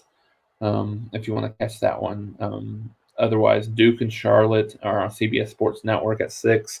The game doesn't do a whole lot for me, but Duke was a team it's kind of in the bottom of the ACC, so that could be fairly, I think, could be fairly competitive as well. So just take a quick break here to look at some of the. So there's a question about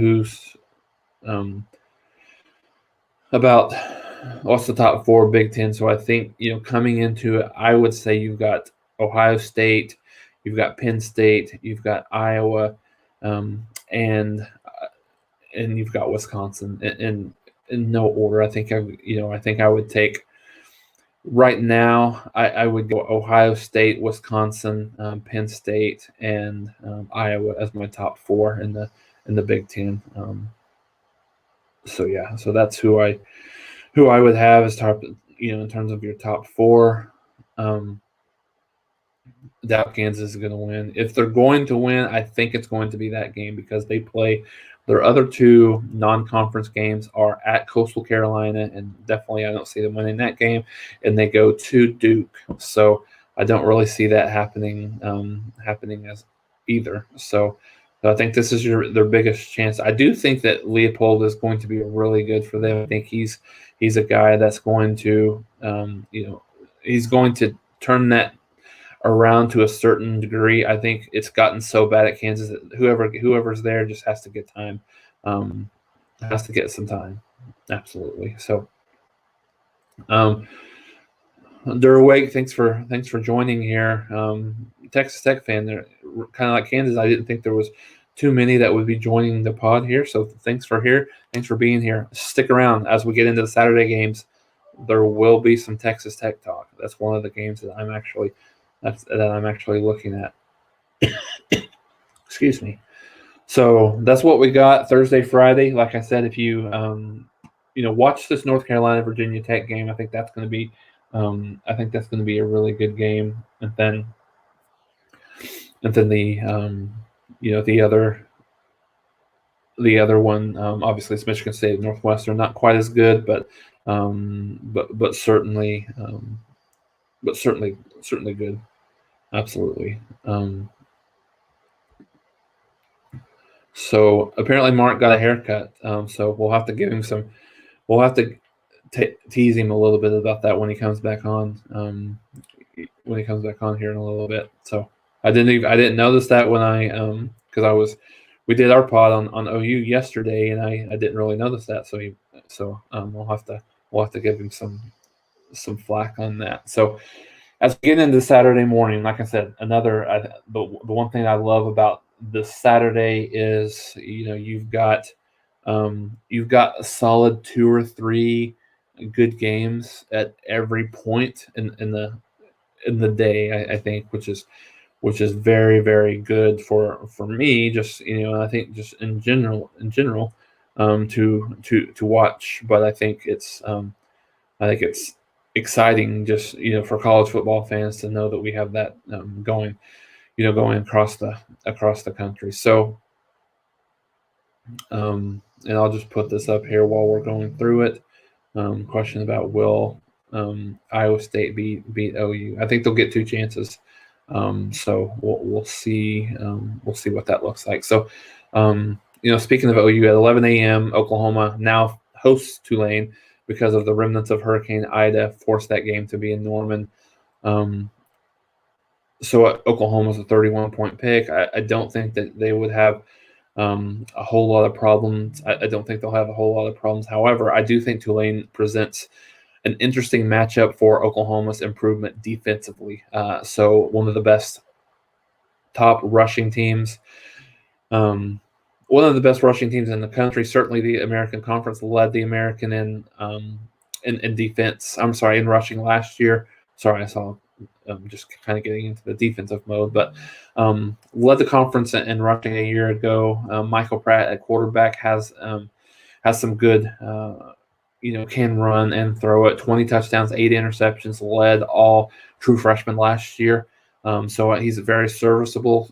This is a team that averaged about 35 points a game, so they're going to challenge that new and improved Oklahoma defense. So looking at it from the Oklahoma perspective, I think Oklahoma defensively is about 12 to 14 deep among the defensive line. Alex Grinch has reiterated that, certainly through the spring and through the fall, and he's not wavered at all on that. So I think they're going to be really deep on the defensive line and really all across the defense for Oklahoma. Oklahoma's just had, you kind of look at it and you wonder how good this season can be. I think they are by many as a favorite to make the college football playoff, and I've seen quite a few media members actually pick them to win the national championship. Dusty Dvorak, who local Oklahoma people know, he's going to be on the call. He's picked Oklahoma to make the national championship game. Kirk Herbstreit has picked Oklahoma to win the national championship. Desmond Howard picked Oklahoma. So not only are they a pick to win the to win the Big 12, but there's a lot of discussion about them winning a national championship and certainly making the playoffs. So running back depth is a concern. You've got Eric Gray and Kennedy Brooks from a 1-2 punch as 2 of the best in the country, but the depth behind there is a little bit kind of head scratching in terms of only 2 scholarship running backs. Jaden Knowles is probably a guy that will get some playing time a little bit. So really, really excited about the Oklahoma defense. I think it's a good first step, I think, for Oklahoma in this game. So those of you that follow Oklahoma pretty closely, a couple of notes coming into this game.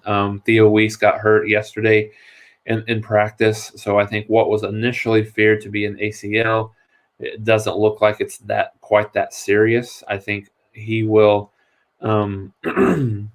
I think he will be a guy that misses the first few weeks from everything I heard. So that's a big, very important for Oklahoma. I think they've got some solid depth behind him. Mike Woods coming over from Arkansas certainly figures to play even a much bigger factor than he already would. Certainly would already be in the rotation. But so when you look at that, and the other thing I've heard is Andrew Rame could be out for this game. I think this COVID related. I don't know if I think it's contact tracing is from what I heard. So look for Robert Conjal to man that center position for Oklahoma. I've heard some really, really good things about him. So I think, and I'll get into that with our live pregame show 9 a.m. tomorrow morning. But I think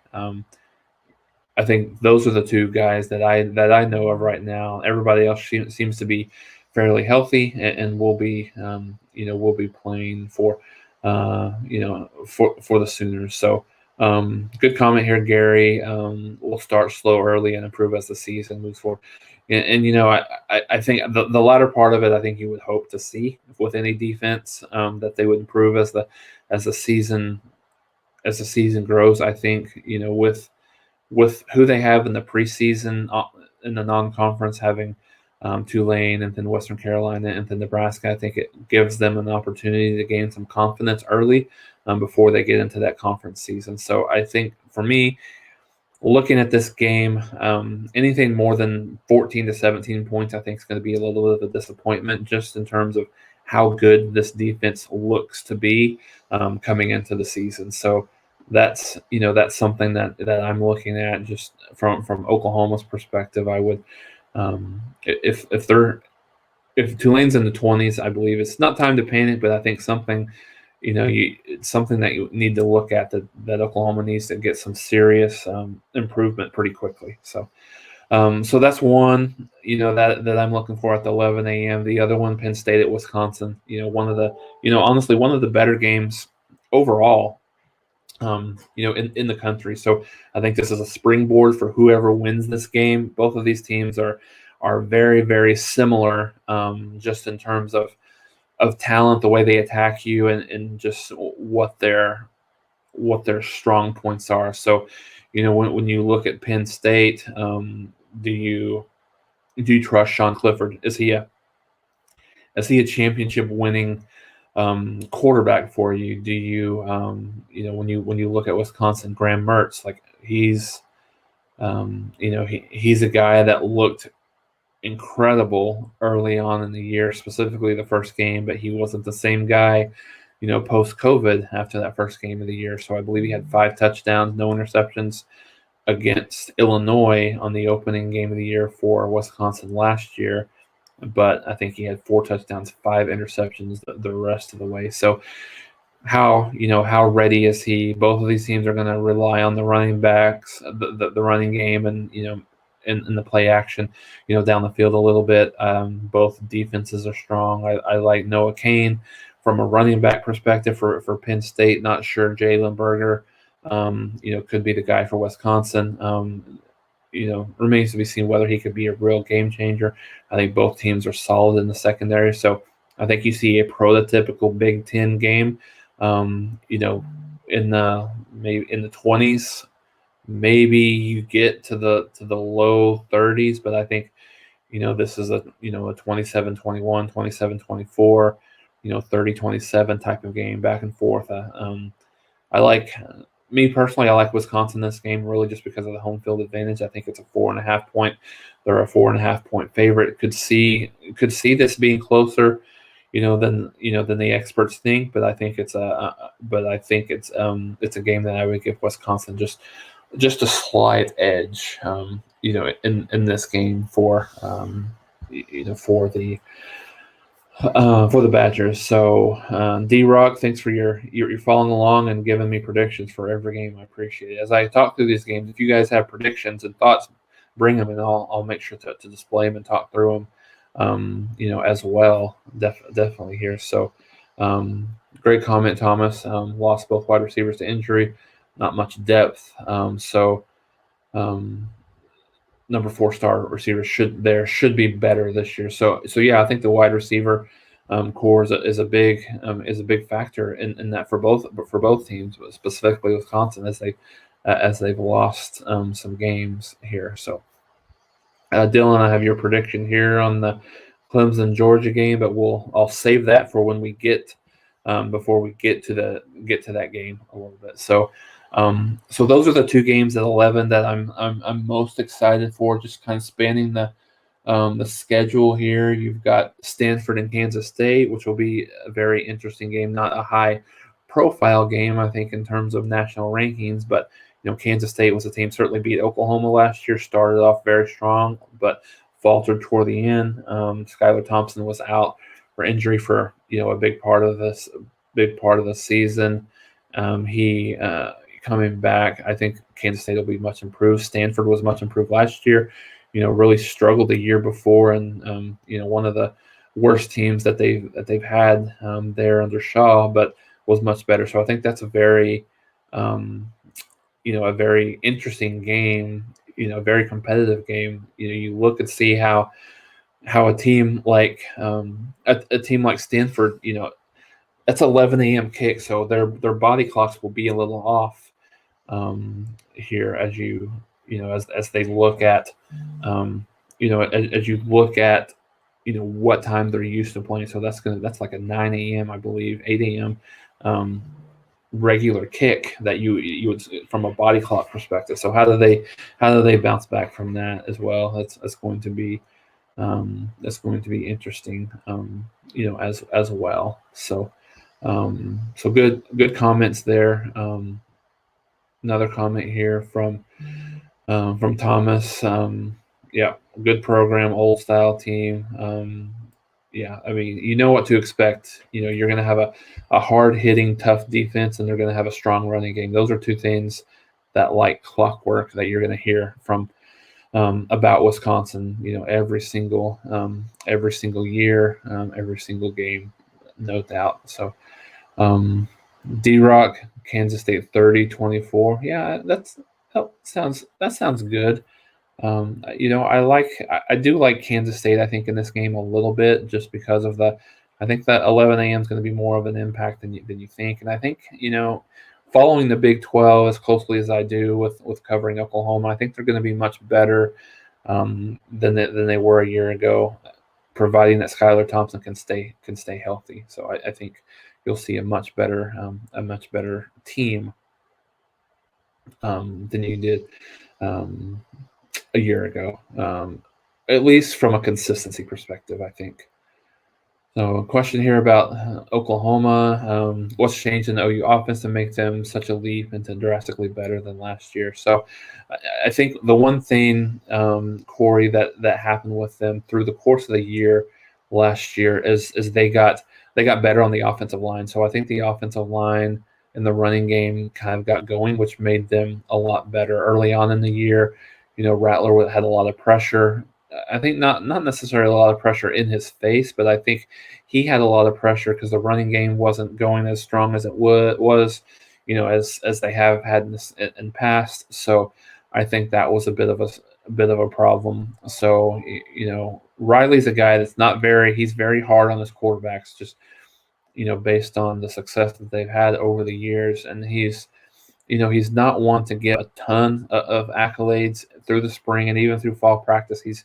He's been very quick to say, yes, I like the improvement that we've seen in Spencer Rattler, but there's still some things that he needs to do, make better decisions, have a little bit better presence in the pocket, just some things like that. But, the last media availability earlier this week, he was praising Rattler for everything that he's done. Practicing extremely well, playing a lot more free in terms of making those decisions a little bit easier and quicker, and just knowing the offense. And remember, he's a guy, and his true freshman season didn't come in spring, so it was a fall enrollee, was there, really just kind of learning behind Jalen Hurts.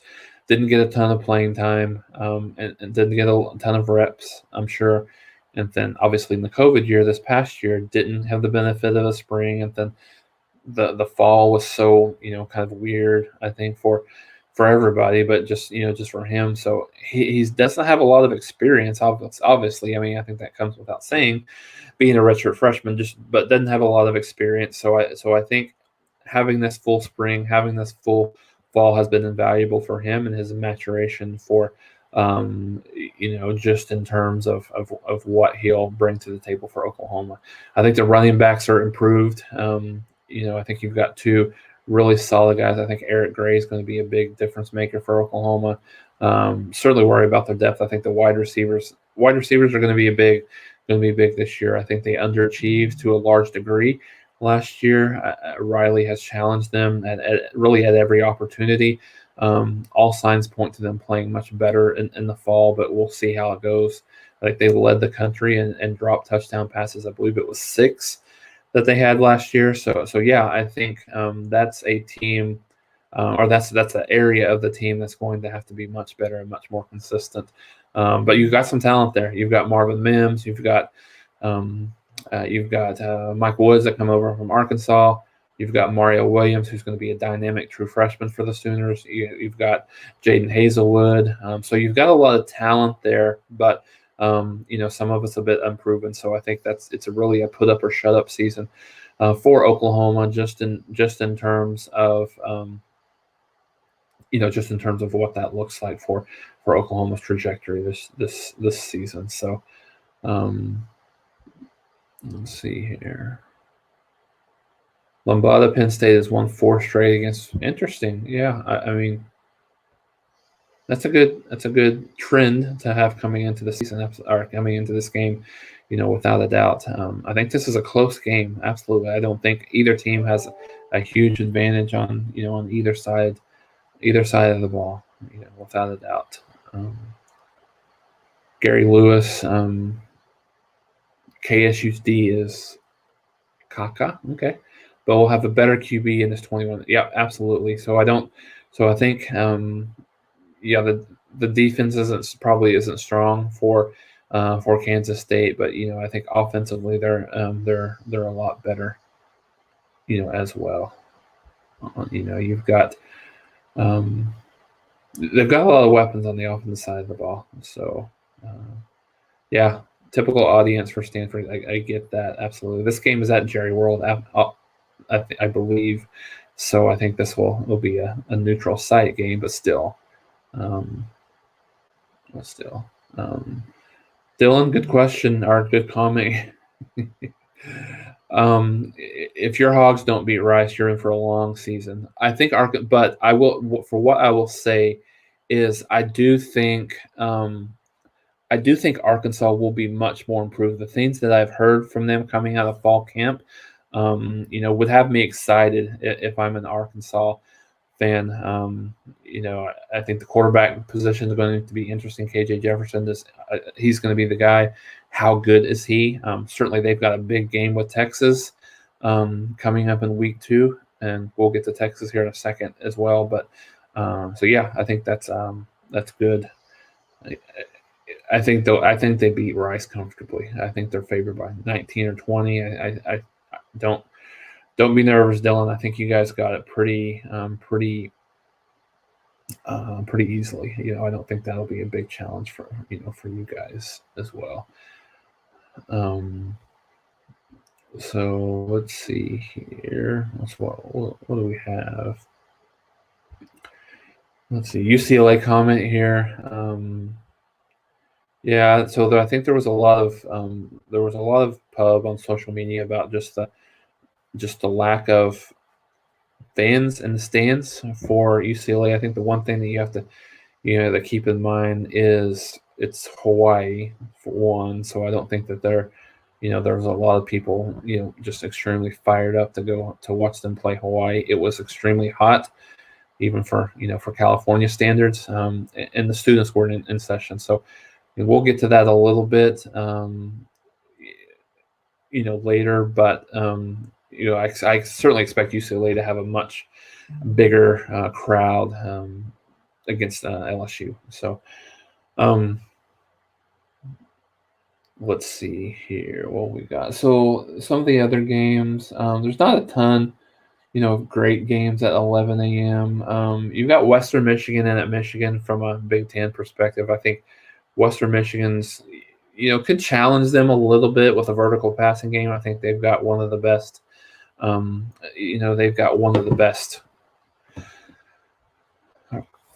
throwing teams and that they'll probably see early on in the season.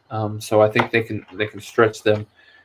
They can stretch them vertically, to a certain extent. I think Michigan has the athletes to be able to exploit them a little bit at the line of scrimmage and things like that. But another big year for Michigan. They were pretty bad a year ago, and they haven't seemed to beat Ohio State since the Reagan administration. But when you look at Western, look at Western Michigan, Caleb Ellaby at the quarterback position.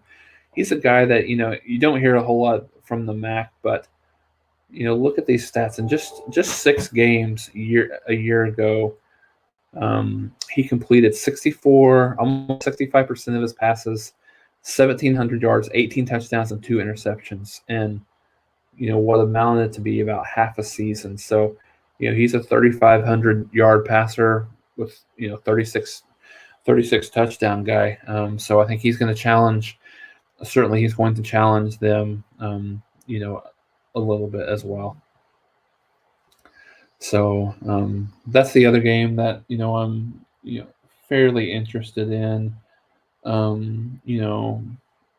For enthusiasts, Army plays at Georgia State. I think that'll be very competitive. To under the radar group of 5 teams. So I think that'll be interesting as well. So as we get into the later part of the season, we talked about Rice and Arkansas. That's a 1 p.m.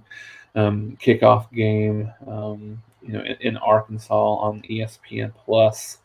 So then we get to the 2:30 time. I've got 2 or 3 2 major games that we're watching, that I'll be watching. In fact, once we're doing our OU post game show, I'll have it on while we're chopping it up, talking about Oklahoma as well. So you got Miami and Alabama. So I believe people that have the curse on here, look, their curse review on here, look at how many points is Alabama favored by. I believe it was like 18.5, 19 points. And when you look at it,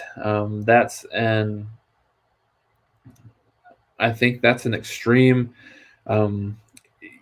It's a little bit when you look at it. I think at the top, it feels like it's a lot of points. However, we all know how Alabama rolls in these early season games. They've played teams. They've played West Virginia. They've played Florida State. I know I'm forgetting some, but they have seemed to roll pretty easily. But I think the fact that if people think that Alabama is just going to come out there and roll offensively and not miss a beat, I don't see that happening. I think they're going to struggle comparatively a little bit early on. You can't lose a guy like Mac Jones, who's QB1 for the Patriots, going to be QB1 for the Patriots this year. You can't lose a Najee Harris. You can't lose a when you look at Devontae Smith, Heisman Trophy winner. You can't Jalen Waddle. So you can't replace those guys, and day one expect to be good. Expect to be as good, I should say, as you were a year ago. So I think that could be a little bit of a struggle early on.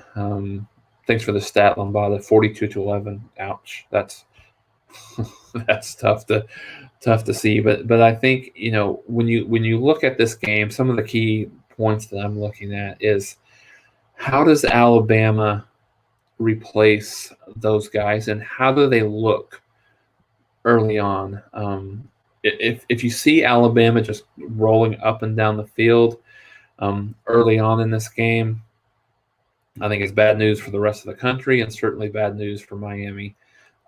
So when you look at Miami, how do they replace them? Obviously, Bryce Young is going the millionaire to be, from an NIL perspective already, is obviously the starting quarterback. What does he look like? Obviously much more of a dual threat than Mac Jones was, and even Tua was. I think probably closer to what you saw out of Jalen Hurts at Alabama. And then at the running back position, the loss of Najee Harris. You've got Brian Robinson and Jace McClellan as your top 2 guys. Oklahoma fans, hold your ears when we talk about Jace McClellan. But I think those 2 are the guys that will probably be in a little bit of a timeshare, replacing him. Him being Najee Harris, and then at the wide receiver position, Devontae Smith and Jalen Waddle is gone, so are gone, I should say. And then you have John Mechie, who was the third leading receiver for Bama last year, and then probably Ohio State, Jameson Williams coming over from Ohio State. I think he got him penciled in as a starter. So those guys, like, how do they replace those guys? And then when you look at the other side of the ball, defensively, I think they're going to rely on their defense. Early on, I think this could be one of the best defenses that Alabama's had over the last few years. They've struggled a little bit by Bama standards. I know that they only gave up about 19 points per game last year, but I think they, Saban would like them to be more in the kind of the 14 to 15 range. And specifically, and see what that looks like. So very interesting as you look at that. And then Miami. I think the biggest question for them is, who can they stop anyone? I think offensively they're going to be about as good as anyone that you would see in the country. I think De'Aaron King is back healthy from everything I said, or everything I've heard. You've got Harley back at wide receiver. You've got Charleston Rambo coming in from Oklahoma. They've got some guys there at the running back position that are good. So I think they're about offensively. I think they're going to be able to move the ball, but can their defense keep them in the game long enough to make this a fourth quarter game? I think that's the biggest, question or concern. I've got, looking at, if I'm a Miami fan and looking at their chances, in the back of my mind, I still have North Carolina in my thoughts and just how they demolished them in the running game towards the end of the season last year. So suffice it to say, I think that Miami can keep it close. For, again, I think this is the theme that I'm going to see early on in the season, is that I think we have some of these underdogs that I think can keep it close early on for a while, but I think the talent of the more experienced, more talented teams really take over a little bit here. So I think that's the theme. That's the theme that I saw, that I think we'll see in Ohio State, Minnesota. That's the theme that I think that we'll see here as well. So I think that's interesting that we'll see here. So 43-24. Yeah, I think somewhere in that neighborhood. I think I think what you'll see from Alabama is a team that struggles early on, but I think they'll start getting it together. Now they've got a tough schedule. They've got to go to Florida, I think, week 3, and then week 5 or week 6 they go to week 6 they go to A&M. So I think that's an interesting game to watch for as well. A couple of games there for Alabama. So moving on to another game, another Big Ten game. Indiana at Iowa is another solid Big Ten game. The Big Ten has brought it with this early season schedule. It's very, very impressive as well to look at all these top teams playing each other. And so when you look at Indiana, I think the big question is the health of Michael Penix Jr. coming into this season for Indiana. How strong is he? Coming off of that injury. Ty Freifogel at the wide receiver position is one of the best in the country. You look at, for Iowa, I think these first 2 games are extremely big for them. Just looking at the trajectory of what that season looks like for Iowa, right? So they start obviously with Indiana, and then they go to Iowa State. So you could very easily see an 0-2 season, or you can see a 2-0 season. So I think. You give them a little bit of the benefit of the doubt playing at home, but I think that's another very interesting game that I'm looking at as well. And then looking at the greater schedule here, At 2:30, you've got West Virginia at Maryland. That's pretty interesting. I think West Virginia is in that middle of the pack area in the Big 12, really probably battling with a Kansas State, with an Oklahoma State, with a TCU and a Texas. In terms of how does that middle of the pack of the Big 12 kind of see itself out. And then Maryland was a little bit inconsistent last year, as you would expect. And he's a guy, when you look at Tulia Tagovailoa, who's a guy that was very inconsistent last year, but I think you will see, again, very much like the Spencer Rattler discussion, I think is a guy who is much more improved this year. I think you'll see. So I think that will be interesting as well to look through. So I think that's an interesting game as well. Marshall and Navy is another interesting thing as well to walk through. So it's just me. So we can go as long as you want.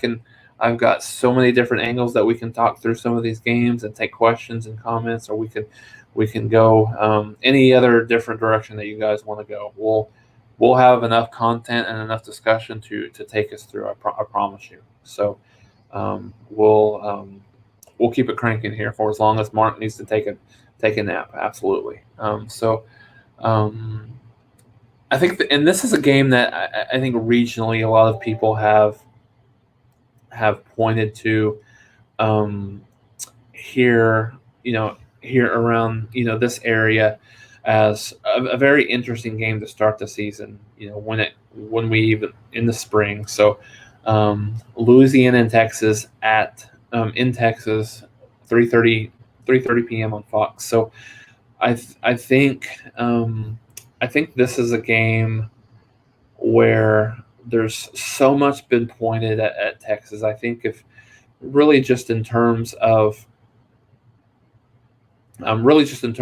exactly the Longhorns being on upset alert already. I think what Louisiana did against Iowa State, winning that game by 17 points, early on, I think was certainly big. Just in terms of having this game on the map. So 2 top 25 teams, believe it or not, Texas and Louisiana, both are top 25 coming into the season. Not that Louisiana doesn't deserve it, they absolutely do. But Texas, you can make an argument either way. So for Texas, really kind of getting acclimated to a new culture, to a new coach, new quarterback. Hudson Card is QB1 there. Certainly would see I think we'll see Casey Thompson a couple of series in the first half, and just see which guy is a little bit more prolific. So if you're watching this game, I think for Texas, Bijan Robinson, I think can and will be one of the best running backs in the country this year. True freshman Xavier Worthy, I think, who was, I believe, a Michigan guy, just changed, went to Texas. So he's a guy, but Texas doesn't have a lot of depth at the wide receiver position. So I think that's something to look at. And I think, and to see what that looks like, on TV, I think will be interesting, because one of the things that I noticed in week 0 was, Nebraska was a team that was supposed to be much more improved, and watching their wide receiver, they just weren't really able to get any separation in the secondary, and so when you look at it from a talent perspective, is Texas in the same boat that doesn't have a lot of the same talent? Will we see a lot of that happening, where Hudson Card's just back there looking for someone to throw it to, and so we'll certainly see how that goes. Louisiana is one of the most experienced teams in the country. I think 20 starters returning. Levi Lewis coming back. So I think at the quarterback position, I should say. So I think he is he's a game changer for Louisiana, no doubt. But I think it's one thing I think one of the things that will be very interesting to see is how do they hold up in the trenches on both sides of the ball. Specifically, as we're getting, if this is a 4-quarter game, specifically there as you look at that. So I think that will be interesting to see. Another game I'm looking at, Texas Tech and Houston. I think it doesn't have a lot of the same national appeal as some of these others, but you'll be hard pressed to find a more entertaining game on Saturday if you like offense. Neither of these defenses have a prayer of stopping the other. I think when you look at Tyler Shuck for for Texas Tech, and then you look at Clayton Tune for Houston, I think both of those are very solid quarterbacks. I think you'll see them go up and down the field. I think 40, maybe even 50 points, on both sides. Wouldn't be surprised to see, in the 80s or 90s and close to maybe even hundreds in terms of your total. So I'm not sure what the over is, but I think I would lean towards the over in this game, especially if it's in the 70s, upper 70s. I would certainly look at that over, for this game. So got a couple of score predictions here from some of you guys. Got Iowa 24-21 over Indiana. Again, I think this is a close one. I think that's a good prediction. Texas covers over Louisiana, with the Texas defensive coordinator moving over. Yeah, I'd kind of forgotten about that. So, yeah, I think that's I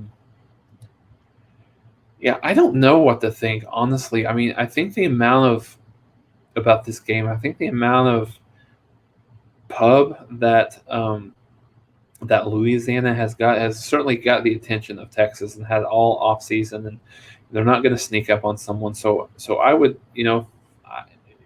I don't really like the game one way or the other in terms of the point spread. I think it's about, it might have dropped some, but I think it was 8 at one point, at some point. But I don't necessarily like either side of that. But if I was betting, I probably would. I take Texas to win the game, but I would take Louisiana to cover. That's that's how I would see it.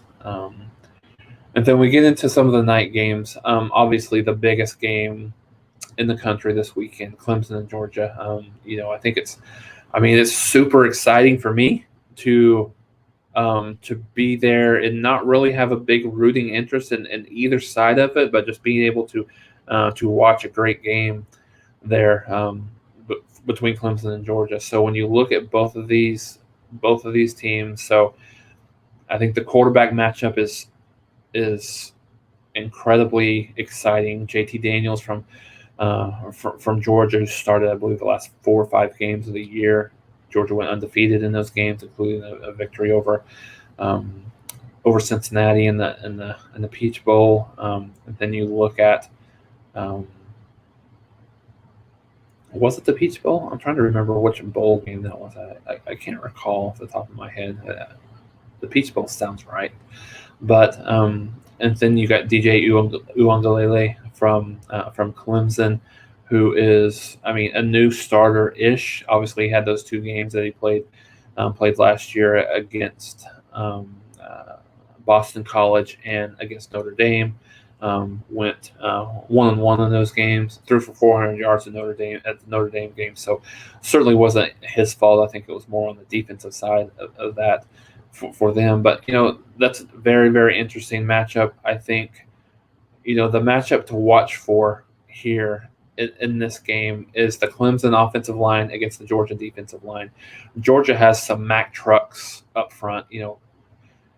An argument, and there's not much argument that you would get from me, could be the best defensive line in the country for Georgia, and they're just so rock solid up front, on the tackle, and then the defensive end position as well. So I think that's the biggest match. I think on the cuff, that's a pretty big mismatch for Georgia going against Clemson there. I give Georgia a decided advantage. We've seen in some of the big games over the last couple of years where the offensive line for Clemson's been a little bit of a mismatch, and they've been exposed to a certain extent. Certainly was exposed last year against Ohio State. So I think that's a matchup to watch for. I think when you look at the wide receivers for look at the wide receivers for Clemson against Georgia's secondary with some of the injuries they got in the back half. I think I think you have a little bit of an edge there for Clemson. And I put this on the screen because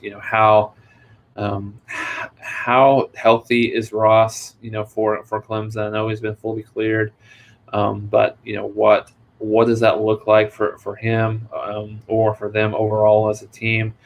And I think another interesting thought in this game, obviously it doesn't bear a whole lot of significance in the game itself, but I think it's interesting for us to kind of talk about who needs this game more. I've seen this angle being played in so many different areas. I think everybody's obviously got a different look at this, just in terms of who they think is going to be the better, who's going to be who can absorb a loss in this game over one of the other ones. And I think initially, and this is my perspective, I think Clemson is able to absorb a loss a little bit easier. Reason being, they lose this first game, and then they have a very fairly easy schedule. When you look at when you look at what they have, I think their biggest challenge probably would be at NC State. They go to Pittsburgh as well, which could be which could be a little bit of a challenge as well. So, but I think between the two of them, I think you look at Clemson being able to absorb that and run the field, so to speak, to be. I think the question remains, and Thomas it's a good question. I think Clemson needs it more because of what kind of big win that they would get, and I think that's a valuable comment in terms of I think Clemson would hope if Clemson, in the perfect world, Clemson loses this game, they roll through the rest of the season undefeated, and I think they hope for a top 5, top 10 North Carolina in the ACC championship game to give them that quality win that they would be looking for. So, So I mean, I think on one hand you look at Clemson, if they're 12-1 ACC champs, based on their history, based on the credit that they would get from the program perspective, I think they're still probably in. But I look at that and say, and think, yeah, that's a good question. Do they? If let's say they play either North Carolina and a Miami, and they're either unranked or they're towards the middle of the pack in the in the top 25. So I think that's a good question. However, when you look at Georgia, I can go through the thought process that Georgia needs this one more because of the schedule that they have. If they were to win an SEC championship, they would have that game against likely Alabama, potentially a Texas A&M, but they would have that game, and then they certainly would have they will play at Tennessee, I believe, during the season. They play Florida, so they've got a couple of games. I think they play at Auburn as well. Not sure exactly how great Auburn. I'm not super high on Auburn this year right now, but we'll see how they look. So I still think Georgia needs the game more. They can, with their schedule, if they get another loss, I think they can maybe not absorb it, but they have to. They have a tougher schedule than Clemson does down the stretch. So in terms of let me see some of your predictions here. So I've got D-Rock, who's rocking and rolling here. Clemson 31-27. Yeah, I could see that. I've went back and forth on this game so many times, D-Rock. So I think it'll be a close game. I don't see either of these two teams being able to separate themselves from a kind of from a blowout perspective more than more than any other game. So I think this will be a one-possession game somewhere.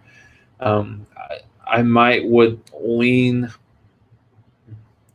I think I lean slightly for Georgia, and I mean very, very slightly. I think, and the reason why I think the difference is that defensive line against the offensive line for Clemson is going to be a little bit of concern. So, and Venables' defense is there's a comment here from It's Just Me, just has been exposed a little bit.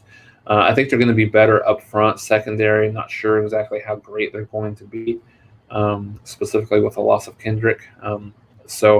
I think that's interesting. I think I trust Georgia maybe just slightly more this year. I think, like I said, just slightly more this year than I have in the past. And from an Oklahoma perspective, we've talked about the depth and just the concern of the depth at the running back position. If I'm Clemson, I'm scared to death in this game with the struggles that they've had on the offensive line, with having no one behind DJ, absolutely no one. And I think they have a walk on there right now. So I think that's very nerve-wracking coming into this game if I'm a Clemson fan as well. So a lot of comments. Good. I'm glad to see the comments. Clemson defeats UGA to start an unusual down year for the SEC. That's interesting. So we'll get, after we finish this, I'll preface you guys with some comments and stuff to go by. As we finish getting into the games itself. So then we got LSU and UCLA at 7:30 to end the.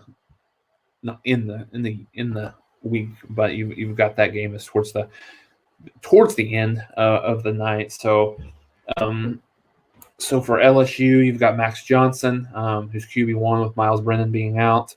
I think you look at UCLA; they were extremely impressive, albeit against Hawaii. They were impressive, running the ball. Zach Charbonnet, Britton Brown. They've got two really solid running backs there. DTR struggled a little bit in the passing game down. Really when you looked at the downfield passing and his numbers and what he was able to put together last week, I think the defense looked much more improved. And I think it's really tough when you look at some of these first games of the year. You wonder how good is one team versus is the other team maybe not quite as strong as we sort of anticipated them being. So when we were talking here, I was trying to get the stats from DTR last week. So he was 10 of 20 for 130 yards, 1 touchdown, no interceptions. Didn't carry the ball much, 3 carries for 16 yards. So so not awful, but I think you look for some improvement here from him, kind of in the back end. So I think this will be a good game. I don't see a blowout for LSU. I do think the crowd's going to be interesting. We talked about that a little earlier on. UCLA didn't have a great crowd. I would expect much better this week, obviously because it's LSU. It's a night game, so the heat's not as big of a factor. And then you have I believe the student section the students will be back in school for UCLA for this game. So I think I would see them being a better crowd. And then when you think about how much LSU is going to bring, I think you've probably got 20,000 people that LSU will bring to this game as a team that always travels extremely well. So I think that's something to kind of keep an eye on for UCLA. Would not at all be surprised to see UCLA win this game. I think one of the big factors is what kind of a defense does LSU bring? They were abysmal last year because of just because of newness, and they weren't good. They weren't they weren't the LSU defense that those of us that watch the SEC are accustomed to seeing. So So then, from here on out, we've just got some Pac-12 after dark games that I think are fairly interesting. Arizona and BYU. How's BYU recover from Zach Wilson? Who's the guy there? What does that look like? I think they won't get tested in a big way by Arizona. I think the Kevin Sumlin experiment went just horrifically bad. They've got Jed Fish in there, first guy. I think honestly for Arizona's one of the honestly one of the worst Power 5 teams in the country. I think Kansas obviously still holds that distinction, so to speak, but I think they will. They won't be, extremely talented. So I think 2 or 3 wins for Arizona is probably, and I don't think they'll get one here. And the other game is Nevada and California. I think under the radar here. I think this will be a close game. Carson Strong is probably one of the best quarterbacks in the country that some of you may have never heard of. So he was very good for Nevada last year. So that's kind of an interesting game to look at. Then when we get to Sunday and Monday, of course, Sunday night, Notre Dame and Florida State. For Florida State, is it Mackenzie Wilson or is it? I'm sorry, is it Mackenzie Milton or is it? Or do you have a Jordan Travis? Is he the other guy? I'm sorry, I was trying to think of the other guy there. So how good is Florida State in second year? In second year of the program, under Mike Norvell. Jack Cohen for Notre Dame, coming over from Wisconsin. How good is he? I think will be interesting. He was named QB1 very, very early in camp for Brian Kelly in Notre Dame. So I think just watching how good he was, injured last year, but had a really solid year the year before in Wisconsin.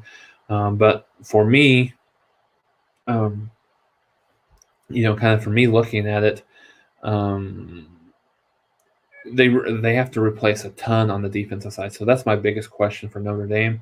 I know that Mark had actually picked Notre Dame to, I believe, make it to the college football playoffs. So I think that will be fun to follow through the year. But I don't know how they'll be able to. I think that's my biggest question for Notre Dame is how they'll be able to replace. I believe they have only 4 starters remaining for that for that team. So interesting to see. I think, and then topping off the whole Labor Day weekend, which is the best weekend that in college football every year. Just super hyped up for this, and I think it's going to be exciting to see. So. Louisville and Ole Miss. So again, I talk about this game in the same vein that I would talk about that we talked about Texas Tech and Houston. I don't think there's going to be a ton of defense being played in this game. When you look at Ole Miss, you have Matt Corral. Ole Miss is going to bolster one of the best offenses in the country, top 10 offense without a doubt. But can they stop anyone? That Alabama game last year, they went toe-to-toe with Alabama for about 3-4 quarters. And they just couldn't get enough stops, and the offense just couldn't do enough. So very interested to see, what that looks like as well. There for Ole Miss and Malik Cunningham at the quarterback position for Louisville. Multiple year starter. I think he'll be fine. Louisville took a little bit of a step back last year, but I think a very entertaining into the weekend. So 16, 17 games that I'm really, really excited for, starting tonight, going through Monday. So take off work if you can. Get your eyes glued to the TV. Have multiple TVs on. Join Mark as he comes through and talks about this on the main channel, all different types of games to talk through. And then if you're an Oklahoma guy, come join me at 9 a.m. on Saturday morning. We'll start doing the preview of Oklahoma and Tulane. And then afterwards, we'll do some post-game stuff. And we won't just always talk about Oklahoma. There'll be some other things to talk through as well. So it looks like we're picking up some steam here. I've got a second ago we had over 100 on the live chat. So give me some things here. So what I'm thinking about here, the last 30 minutes or so that I'm on here by myself, and however long that Mark needs, I'm happy to could talk football all day long with you guys. So give me some of your bold predictions across the country, conferences, anything. What are some bold predictions that you have throughout the season? And then, for this week, what are some bold predictions? What are and it doesn't necessarily have to be a game. It can be a player. It can be the Heisman. How does conference realignment play into the season? How does NIL play into the season? Any predictions, whether it be just kind of a basic prediction or a bold prediction, we'll talk through it that you guys have. So want the rest of the show to be you guys. You guys make the show, and I'll talk through whatever you guys have as well. Definitely. So E. Gibson, thanks for the comment. Glad there's some meaningful games today and this weekend, and that college football is here. Amen. Can't really tell if this is a male or a female here on the Avi here, but yeah, absolutely excited for college football. And me and Mark talked about this. Week 1, I'll watch just about anything. There was a week 0 game last week with New Mexico State and New Mexico State and UTEP. So I watched that. Week 5, there's not a chance I'm watching that game. But week 0 or even week 1, no matter what, I'm definitely glued into that game because it's live college football. Like, for me, there's nothing better. Best sport in the country by far. So yeah, I share your interest here. Absolutely. So Lambada, Iowa wins the West. Okay. That's not, I think Wisconsin and Iowa are 1A, 1B there. I think I have no problem Iowa winning the West. I think that's a solid pick as well. Iowa State here from Frankie McClaney. Iowa State wins the Big 12 again. That's a bold pick, even though there's some people that are projecting that. I still think that's a bold projection. So great commentary there, Frankie. It's something that from an Oklahoma guy, I would be, a little bit surprised to see that. So, but yeah, it could happen. Absolutely. No doubt. So D-Rock is going to wait and give us his prediction at 12:30 on Irish Breakdown. So we'll wait for that. There's a shameless plug, D-Rock Irish. So go tune in Irish Breakdown at 12:30, and he will bless us with his prediction of the Notre Dame Florida State game, which should be a good game. Again, for me, looking at that game, very similar to some of the commentary that we've had throughout this, throughout these last hour and a half, 2 hours, is that I think Notre Dame, and looking at Notre Dame and Florida State, I think Florida State will keep it close. The crowd will help them early on, but I think Notre Dame has too much. I think it's about a 10 to 14 point win for Notre Dame, as we go through here, as we go through this game. So, all right. So ESPN or Fox, I think from a broadcast perspective, if that's, I'm taking some liberties with your question, just saying ESPN or Fox, it's just time. But, if you're talking about, if the question is what do you prefer? I think, ESPN, whether some of us want to admit it or like it or not, ESPN runs college football. without a doubt. And so I think when you look at that, I think ESPN has the best value for me. I think Fox they're certainly trying. I think with really what the implosion of the Big 12, it really hurts them in really a dramatic way. But I think I think for me, I like ESPN a little bit more, and that's just me. So next question, cherish the FBS versus FCS matchups, and there's some interesting ones. We talked a little bit about. Let me scroll through here and look at some of our matchups here. You've got and you've got South Dakota at Kansas, and you got South Dakota State at Colorado State, and on Friday night, I should say. I think that's kind of interesting. Those two have opportunities to be, where you could see some upsets. Let me scroll through here and look at some of those FCS versus FBS matchups and see if there's any that jump out at me. I think that's about the only one that could be really entertaining here early on. But as the season goes on, we'll certainly see those as well.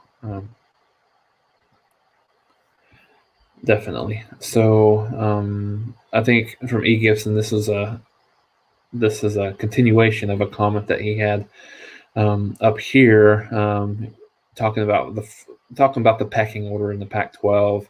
At least better than Arizona State, which might quit on the coach midseason. I think that's one interesting thing to look at from an Arizona State perspective. I think Arizona State is a team, talent-wise, this could be a trendy pick to at least make the Pac-12 championship game. However, does everything going on around them from a recruiting perspective and kind of the looming investigation? What does that look like? Does that take its toll on them through the season? So I think that's interesting as well. Yeah, watch that game, Mr. John. UAB looked very solid last night. UAB wins the Conference USA. Yeah, I think that's fair. I think Marshall again is probably the best team. I like UTSA a lot. I think Sincere McCormick is one of the best running backs in the country. I think if they can stay healthy, I think they can challenge UAB in the Conference USA. But I think when you look at UAB, I think they look like they're much better defensively. I know it was just Jacksonville State, but when you look at Jacksonville State, they took Florida State to the brink last year. They beat Florida International, so it's not just a pushover FCS team. So yeah, I agree with you. I thought they looked pretty solid, especially on the defensive side of the ball early on. Gary, OU's new punter is better than any punter in the SEC or hidden yardage. So I think that's a good point, Gary. I think it went under the radar when Michael Turk transferred from Arizona State to Oklahoma. And I think it's just another way for Oklahoma to take every little opportunity that they can to make themselves better. There's no stone that they're going to go unturned, and really this year is kind of not necessarily a make it or break it year, but I think it's a year where certainly where Oklahoma does have the opportunity. The biggest opportunity to win a national championship than they've had at any point in time. And, in our Oklahoma channel, we've got a lot of questions that we've talked about this a little bit in terms of what the depth chart looks like. And, and looking at that, and it was kind of funny I was listening to a pod this morning with Dusty Dvorak previewing the Oklahoma Tulane game a little bit. And there was a question about if Michael Turk was going to be the starter, for them, and Lincoln Riley just laughed. And so in the official depth chart that Oklahoma has released, he is the starter. So a guy that comes into camp halfway through camp and is clearly the number one guy at the punter position. He averaged 47 yards per punt last year. So that's absolutely a weapon that Oklahoma can use. You certainly wouldn't expect them to punt a ton, but when they do, And they will, 30, 35 times a game, 30, 35 times during the season. So, 3 or 4 a game probably is what you would look at. And so yeah, I think that's going to be a hidden yardage impact for Oklahoma throughout the season. Absolutely. When will Lincoln Riley go to the NFL? So this is a question that we get time and time again. So, and here's my answer. I don't think that Lincoln Riley has any immediate plans to go to the NFL. I think it would have to be, and he's even said as much. It would have to be a perfect situation for for him to go to the NFL. He's mentioned the Dallas Cowboys as a team that's very could be intriguing for him. So I say that to say, if Oklahoma is in this situation, this year or next year, maybe in that next couple of years, but I think specifically this year, if Oklahoma doesn't get over the hump and win a playoff game this year, I think the thoughts could start creeping in his mind in terms of, can I win a national championship at Oklahoma? I know historically we've seen that has happened. Oklahoma has 7 national championships. However, they have not had a national championship since 2000. So 21 years is a long drought, I think, for Oklahoma, specifically knowing how close that they were. They've been to the playoffs 3 times. They've just in a heartbreaker loss against Georgia, and the other 2 weren't quite as competitive. They've been in a national championship game against USC, against LSU, against Florida, came up short in those games. So big year, I think, for Oklahoma. Not that Riley has any kind of pressure or he's anywhere near the hot seat or anything like that, but I think at a minimum, it's imperative for Oklahoma to win a playoff game and at least get to that national championship game. Barring any major injuries or anything that impacts the roster, in a dramatic way, that's something that Oklahoma needs to see. So I could see him, possibly looking to go to the NFL sooner than later if, and this is a big if, it's just me, if Oklahoma is not, battling for a national championship either this year or the next, as well as the next couple of years.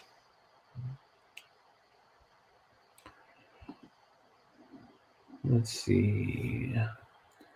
I am Seattle, Washington, and Boise State fan. I hope the Broncos can play with UCF on the road. Tough first game with new coach. Yep. I think this is a tough game. And this is, offense is going to be, rolling in that game at the Bounce House. And, how exciting is that to see, to start off our weekend, how we've talked about how excited we are about, college football being back, the fans being back, the Bounce House. Perfect segue into what's exciting about this season for us this year, of us that cover it and us that watch it.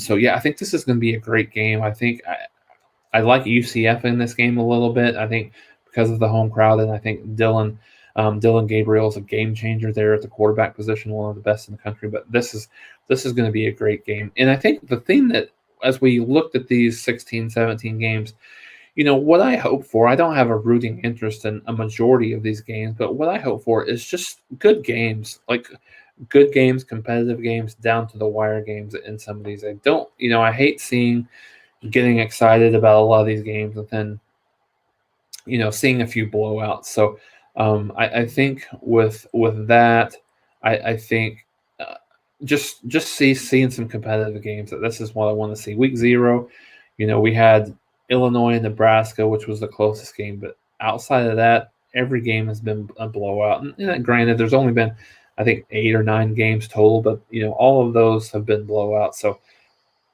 excited about the fans being back and excited for football to be back, but really, really want to be excited and see some of these competitive games come in. So, so I think that's one of the things that I'm, that I'm looking for as well. So going through the comments here.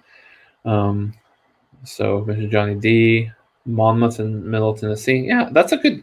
Monmouth is a solid FCS team. So in Middle Tennessee is really middle of the pack, maybe a lower tier group of 5 teams. So certainly could see that upset. Absolutely.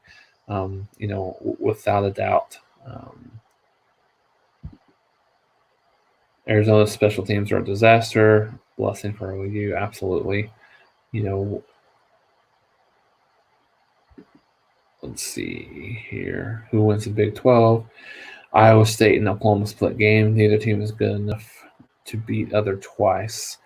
Now, I find it hard pressed to see Iowa State beat Oklahoma twice. I can see Oklahoma beating Iowa State twice. I think for the sheer fact that Oklahoma has Iowa State in Norman, and then the close proximity of Oklahoma facing Iowa State in Dallas, I think gives Oklahoma a little bit more of advantage than Iowa State does. However, looking at Iowa State, if they beat Oklahoma twice, I don't care if they've lost a game. Other than that, they need to be in a college football playoff without a doubt. I don't care what the name is, if it's Iowa State or whoever it is. They need to. They definitely need to be in a college football playoff if that happens.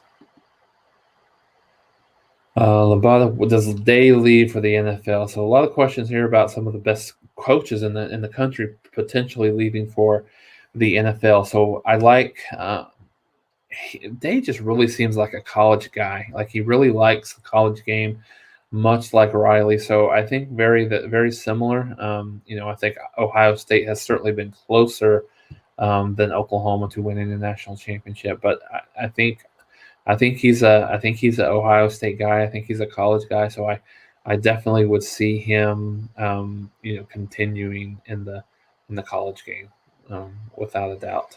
So Lewis, thanks for the shout out, man. I appreciate it. You're a big supporter of our channel, and then this main channel as well. I appreciate it. Happy to be on here. Just love talking football with you guys, and thinking over your thoughts and your questions and all that. So I remember that, Lewis. So I appreciate that as well. So thank you, Lewis. So OU, Ohio State, and Clemson have really favorable schedules. You're absolutely right. I think when you look at Oklahoma, their schedule really sets up well for them. I think when you look at now with Tulane coming to Oklahoma early on, Oklahoma has 4 straight home games to start the season. I think which is impressive. So which is really good for Oklahoma, meaning the fact that they only have 4 true road games. I think when you look at that, the Texas game obviously is away from Norman, but that's a neutral site game as well. So I think you're spot on. Oklahoma has the schedule. I think when you look at their away games, they go to Kansas State, they go to Baylor, they go to Kansas, and then they go to Oklahoma State to end the season. So very advantageous for Oklahoma.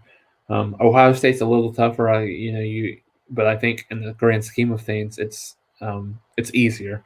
I think they've got an easier path than certainly some of the SEC teams. When you look at, they open with Minnesota, and then they host Oregon at the Shoe, and then they're probably not challenged again until October 23rd when they go to Indiana, and then they come back and host Penn State, and then obviously they go to Michigan to end the season. So I think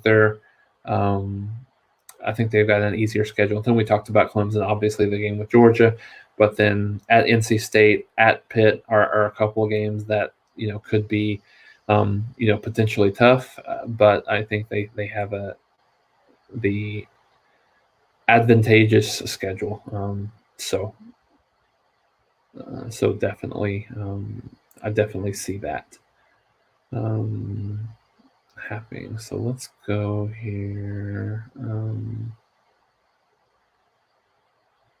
Let's see, Christopher, question here. Never understood the logic behind advancing Iowa State over Louisiana Lafayette. So Christopher, comment back. Let me get a little bit more context when you say advancing Iowa State over Louisiana Lafayette, just in terms of you think Louisiana's a better team coming into the season? Are you basing that, just off of the win last year? Are you looking at rankings? What's the context here, Christopher? Comment again. We'll dive into that a little bit more. I think at a cursory review, obviously Louisiana was about 3 points away from going undefeated and beat Iowa State head to head. But I think we all would agree that if Iowa State played Louisiana, head to head 10 times, I think Iowa State wins at the very least 8 of those. So I think, comment again and let's talk through that a little bit more as well. George, go Gators. Yeah, absolutely. So Florida is a team that, me and Mark had talked about this several times. I think Florida is a team that is one of the most interesting for me to diagnose and talk through this year. I don't really know what to think. They lost a ton of talent from the quarterback, tight end, wide receiver area with Kyle Trask and Kyle Pitts, Kadarius Toney. A lot of weapons that they lost on that team. Look for them to be more of kind of a ground and pound team that you had seen kind of in a Tim Tebow mold, I guess, more than anything with Emory Jones. I think so you'll see them a little bit more run heavy.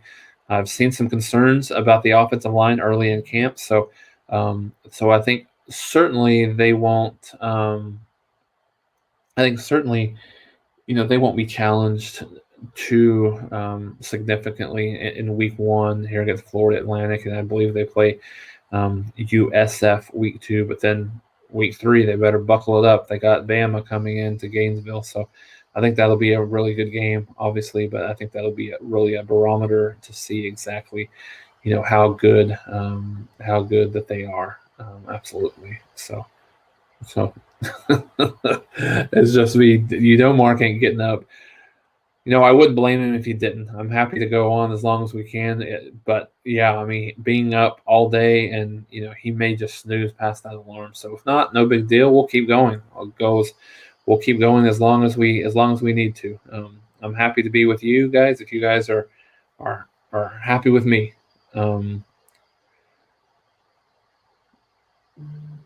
So let's see here. Let's see. If they win the Big 12 chance. So that's your context. Okay. That's a fair comment. I think that's a fair comment as well. So, Colin, you missed everything, my friend. You missed everything. So we talked about 16 or 17 games, but now just really kind of talking about give me your bowl predictions for the college football season as a whole. Give me your bowl predictions maybe for your team that you follow, maybe a player that you're interested in on what he can do. And let's see now that we're here into starting just kicking off the 11 o'clock hour. Let's go through and give me some of your playoff predictions, and we'll display it. We'll talk through it. I've not given my playoff predictions just yet, so we'll go through that, and maybe that's something that we can hit up as we end here. As we keep going here, I should say. Maryland versus West Virginia. I think this is a good game. I like West Virginia in this game, even though this game is in College Park. I do like West Virginia. Solid defense. Letty Brown, running back, is I think good. One of the more underrated running backs in the Big 12. I think they, at the quarterback position, he's a kind of a game manager. So I think the experience and just the consistency of West Virginia, I have them winning this game. Let's see what we got here.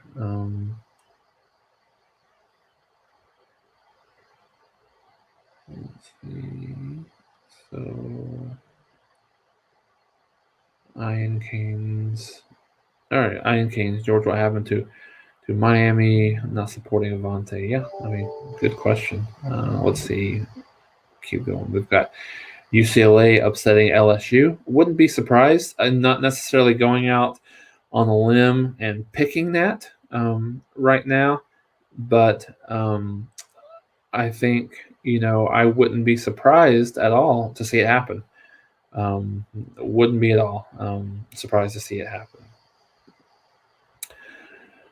Auburn struggling to win 7 games. Yeah, I think I've got my guy Philip Stitt who covers Philip Stitt Jordan, I should say, who covers Auburn for us at Last Word on College Football, and yeah, I think I've heard some things that just aren't great overall about the wide receiver core. There, I've heard some not great things just about Brian Harsin, getting himself into the season, into that acclimated into that culture, acclimated into that team for Auburn. So yeah, I think they're still kind of a step down as well. Bold prediction is, I don't know if this is a question or a bold prediction, so it's just time you can clarify that for me. So UCLA goes to the Rose Bowl, unless there's another one that I missed here. So a comment that I missed where there was a prediction about that. So yeah, no, I think that's about as bold as it gets. I think UCLA is much, much more talented. We saw it last year that they've lost. That they were much closer to where that they wanted to be, where they needed to be, and so hey, it's college football. Who would be extremely surprised, to see that? Playoff. So first playoff prediction from Thomas: Ohio State, Alabama, Georgia, and Oklahoma in the playoffs. So I think so, Thomas. And I can't remember exactly what your prediction was. So I assume that means you have, which I could see, we have Alabama likely going undefeated, and you probably have Georgia beating Clemson, and you have an Alabama, Georgia undefeated, both 12-0, going into that SEC championship game, in which Alabama obviously makes it, and Georgia maybe loses that game, and it still makes it in as the 4th seed. So if that's the situation that you're looking at, then yeah, absolutely. I can see that happening without a doubt. Let's see here. What else do we have? Looking at your comments here. It's just me. I'd watch Oregon versus Michigan in the Rose Bowl. Yeah, absolutely. Michigan, I think that's a bold prediction to see Michigan get there, as well. I don't think that they're quite ready to win the Big Ten as of yet. Like to see Harsin do well. Auburn being former Boise State. Yeah, and I think that's one from a balance of power perspective in the SEC. I think you would like to see an Auburn be better, be good, that be a team that can be able to challenge Alabama, year in and year out. So absolutely, I think that would be good for the country. And there's these teams that are prototypical solid programs that you would like to see be consistently good each and every year. And I think Auburn's one of those teams as well. So Michigan will look. How bad is Michigan? So I think it all stems from the quarterback position. I think McCaffrey's the guy to start the season for Michigan, but how good can they be? Offensively, they've just not been quite as good as anywhere near as good as they need to be. So I think that's something to bring into the fray. Defensively, they've not been strong. So can they be better? I've seen some 9-3, 8-4 projections for the Wolverines this year. I think it starts early. That Western Michigan and Washington game 2 will be interesting. They've got those 2 games at home, obviously, and they've got. Are they? So here's the thing to look at for Michigan. Are they better than Penn State? Are they better than Indiana? Those are the 2 questions that you have to ask yourself, right? Are they better than those 2 teams in terms of what the trajectory for this season can be, for Michigan. As I kind of stroll through their schedule here, they've got Western Michigan. They start the season with 4 straight home games. So for them, maybe they get a little comfortability within the offense and the defense. They get a little, just get a little optimism, so to speak. So I think when you look at Western Michigan, Washington, Northern Illinois, and Rutgers, so I think I can very much see them going 4-0 to start the year, and then they go to Wisconsin and to Nebraska as well. Wisconsin will be a tough one. If Nebraska's what they showed last week, that's definitely a winnable game. And then they have 3 more winnable games there. When you look in the middle of their season, they've got Northwestern, at Michigan State, and Indiana at home. And then the last 3, they go at Penn State, at Maryland, and host Ohio State. So, so me looking at this, I see 3 definite losses. So, I see at Wisconsin, at Penn State, and Ohio State at home as 3 losses for the Wolverines. I think you've got a couple of swing games in there. Washington at home, at Nebraska, and Indiana at home. So I could see anywhere from a 6-6 to a 9-3. I would probably lean towards, maybe cutting it somewhere in the middle for an 8-4 for Michigan this year. So, yeah. And I said, forgive me, Michigan fans, I said McCaffrey. I don't know why that name came to me. I'm talking about Cade McNamara is the guy, but they do have Alan Bowman that came over from Texas Tech as well. So they've got some talent there at the, at the quarterback position. So I think that could be something that we see as well. A lot of conversation about Auburn, 6-6 with a difficult schedule. And 6-6. Let's go through Auburn here real quick while we're on the subject, and we'll kind of break down their schedule to a certain degree here in the SEC. Looking at, so I use Phil Steele a lot looking at his predictions. He's got them 5th in the West. So I think 6-6 is very, is very possible for, for Auburn this year as well. Boise State will turn the jump house into a bloodbath. Very strong commentary there. Boise State was a little bit down, as was USC, I think, comparatively as well. So I think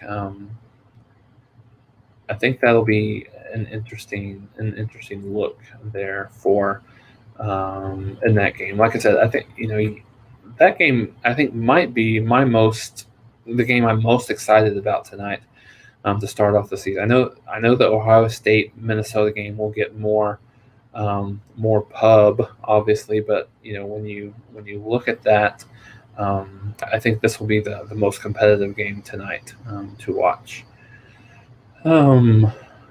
Ceiling 10-2, most likely 9-3, 8-4 for Florida. I think that's fair, Colin. So let's, they've, from a projection perspective, I think most people have Florida right there behind Georgia. Just in terms of what they look like, in terms of what that trajectory of the season is for Florida. So you've got Florida Atlantic and UCF. So I think as you mentioned, you start 2-0. Then you have Alabama's going to be a tough one. Then you got Tennessee. I think you probably start 3-1 there. At Kentucky is a swing game, I think. So that's a tough one. So when you look at Kentucky, at LSU, Georgia and the cocktail party, at South Carolina, and at Missouri. So you've got some tough road games there, Colin, that you've got to navigate. So I think I think somewhere between 8-4, 9-3 is tough. Of those games, when you look at Kentucky, at South Carolina, at Missouri, how do they perform in those swing games? I think is going to be big for them overall in looking at where if they're at, if they can. I think hard pressed to see them get to 10-2, but I could see a 9-3 for them this season without a doubt as well. Look who arose from his bed. We've got Mark back with us. So thanks. How was your nap, my friend? Jason, that's a pretty apt description right there. It took a while to go to sleep, but once I did, boy, when that alarm went off, yeah, it took a few minutes to come to. But man, that's what I needed. So good deal. Hope you had a good time. Oh, absolutely. Nice. So yeah, we can crank it up, me and you, for as long as you want. I don't have anywhere to go. Awesome. Well, we do possibly have a couple guests in the next hour and a half or so, but you can stick around. That's I was actually spending probably the last 10 minutes just building some graphics for a few guests that are going to be on a little bit later, but we've got a couple here in the 1 to 2 o'clock range, something like that. The other thing that's going to be interesting, so I'm going to warn everybody on this one, is I've heard from several people that YouTube only allows 12-hour live streams. Uh-oh. So I've seen that a few places. Somebody else looked it up and not necessarily confirmed that, because with YouTube, there's a lot of things that are kind of unknowns. So anyway, I think we'll end this at 2, and I've got a Virginia Tech, a couple guys with our post game doing a 2 to 4 block Eastern time. So I think I'll shut this down at 2 o'clock and have them 2 o'clock Eastern and have them start us off fresh at that point. So yeah, very good. I've been listening to the last probably 15 minutes. So a lot of good questions out there, a lot of good feedback on some predictions for 21. Yeah, no, good commentary. There's a lot of talk about Ohio State, Minnesota tonight, obviously, and then there's a lot of, just looking at some trajectory of the season for some of these teams. A lot of Big Ten talk, obviously, between Ohio State and Michigan, and then all across the country. So so it's been good. Then we have a question here about some of the 3 best bet games against the spread for week 1. So that's interesting. I like Ohio State tonight. I think we talked about this a little bit probably before you started joining. I think in some of these games that I see, very much in the same mold of Ohio State, Minnesota, I look at that very similar to Miami and Alabama to a certain extent in terms of I think that Minnesota they can keep this close, maybe for a half, be it kind of arm's length. But I think the talent and I think the just the size up front on both sides of the offensive and defensive line for Ohio State probably gets them a little bit of a more comfortable win. So I like Ohio State. I think they're -14. So I like them. I like them tonight.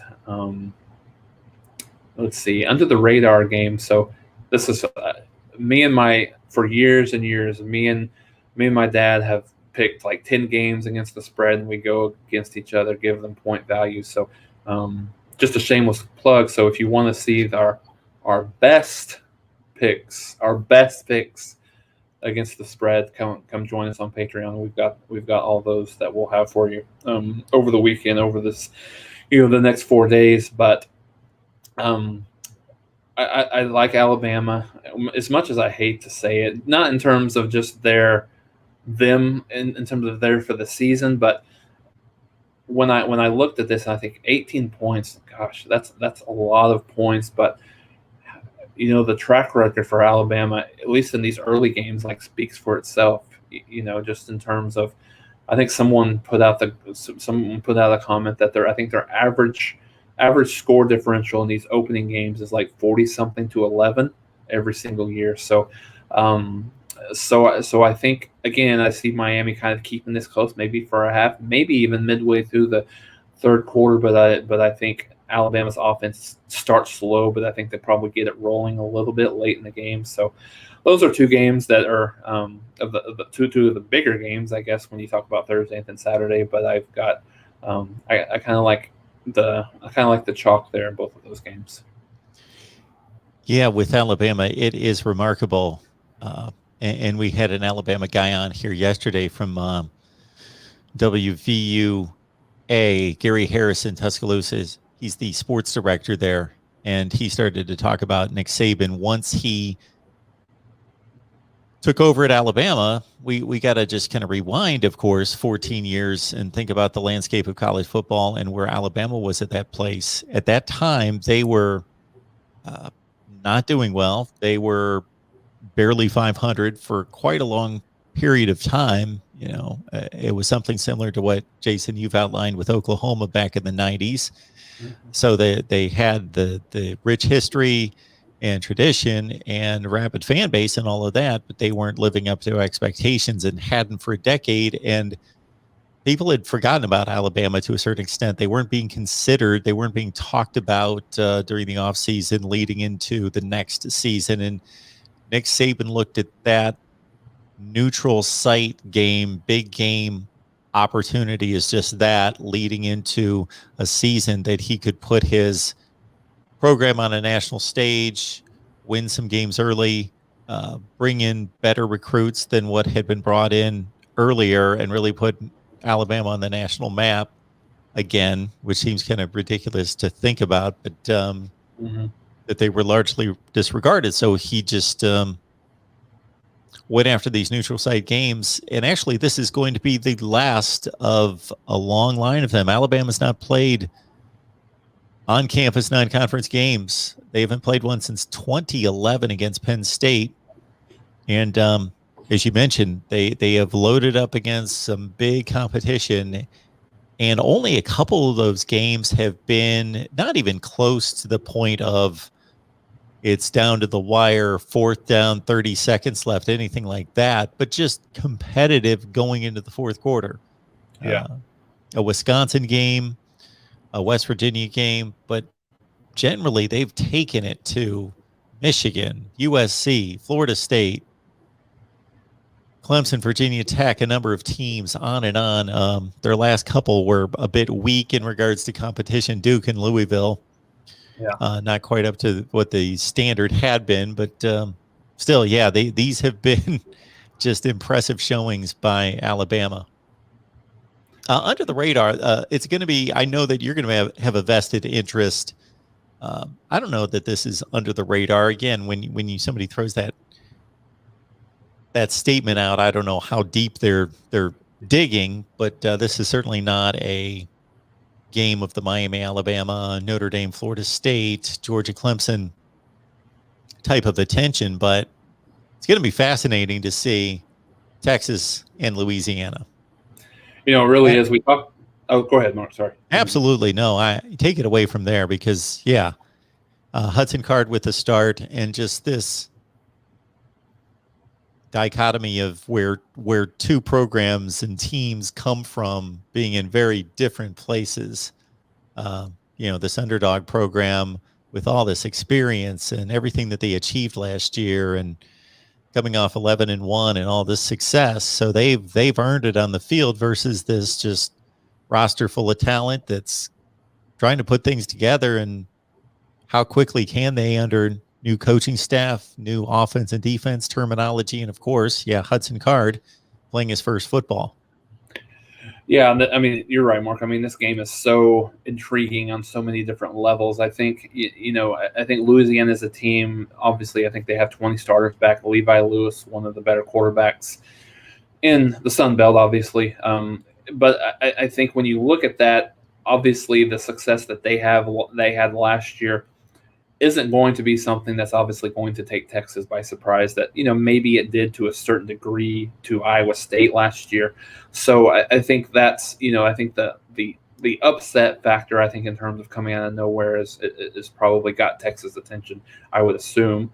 But I think when you look at Texas, this year, Mark. Yeah, how do they adjust to the culture change? How do they adjust to the newness of that you mentioned? Not only a new quarterback in Hudson Card, but the new a new offense, new defense, all new coaches. I think that'll be interesting to watch. I think you've got a budding superstar in Bijan Robinson at the running back position, and I think you've got a really good number one wide receiver in Xavier Worthy as a true freshman. I think he was a kid that initially committed to Michigan, then changed to change over to Texas. Everything that I've heard is he is extremely good overall, even early on in fall practice. But I think my biggest concern for Texas would be number one, the depth at the wide receiver position. I know that they were already struggling from a depth perspective. Then you bring a guy like I'm trying to think of exactly who that Jake Smith was, the guy that had transferred, went to USC. So I think they've got some concerns around the the skill position from a wide receiver position perspective. I think when you look at the offensive line was a little bit of a struggle last year. How do they come back? I think their defense is going to be improved. One of the best defensive coordinators in the country comes over from Washington, who's going to be, I think it's going to be a value add for them. But another game, Mark, that I see kind of going into the fourth quarter. I think the line's around 8, somewhere like that, somewhere around 8 to 10 or somewhere like that. If I was a betting guy, I probably would take Louisiana to cover, but maybe Texas to win. Yeah, that's one I'm going to have to be giving some more thought to as we go through the day. Again, as Jason mentioned a few minutes ago, we've got our list of Patreon media members, and we send out the spreadsheet and everybody jumps in, and it was a bit of a fire drill. This year, I just got the spreadsheet to everybody yesterday. So Jason, I'll let you know this, that if in any week like this, you just want to pick those Thursday and Friday games and then give it a thought on Saturday and go back in later. I'm constantly going in there once other people update, because they're all picking at different times, and then grabbing a screenshot of that and filling up a spreadsheet for the folks on Patreon. So I have yet to make my predictions. Of course, have to jump in there to at least knock out Ohio State and Minnesota. But man, Texas and Louisiana. I make the comment all the time, and I tracked it for a good 3 years, and expect to do the same this year. That about 4 to 5 games in the top 25 are upsets every week, and it's almost like clockwork. It's pretty uncanny that about 20% of the games are going to be upsets. So where are those games going to be? I don't have the crystal ball, but that's my first lean in betting advice when people come on here and say, hey, I need some underdogs for this week, some teams that are going to come through against the money line and actually not just cover the spread, pull off the upset. And I say, well, you got the list there of about 20 games. Find 4 of them, 4 to 5, and if you pick off 2 or 3, then you're in good shape, because you're going to win back more money than you've invested, because you're taking the underdog. So they're there. That's one that I would not be surprised to see. And also, for as high as I am on North Carolina, they've got a difficult one against Virginia Tech. And even though I don't think Virginia Tech's anything special this year, I barely have them making a bowl game. North Carolina, game 1 in Blacksburg, night game, 5.5 point favorite. I could see there being an upset there.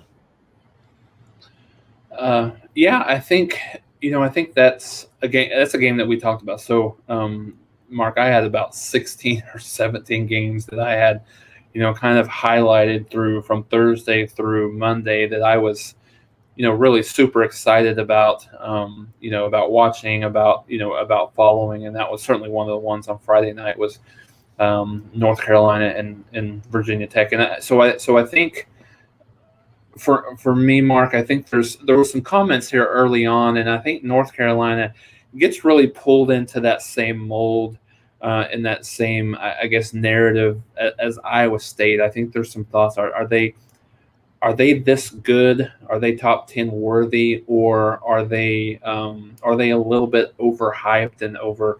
And I don't really think really think they are either one of those.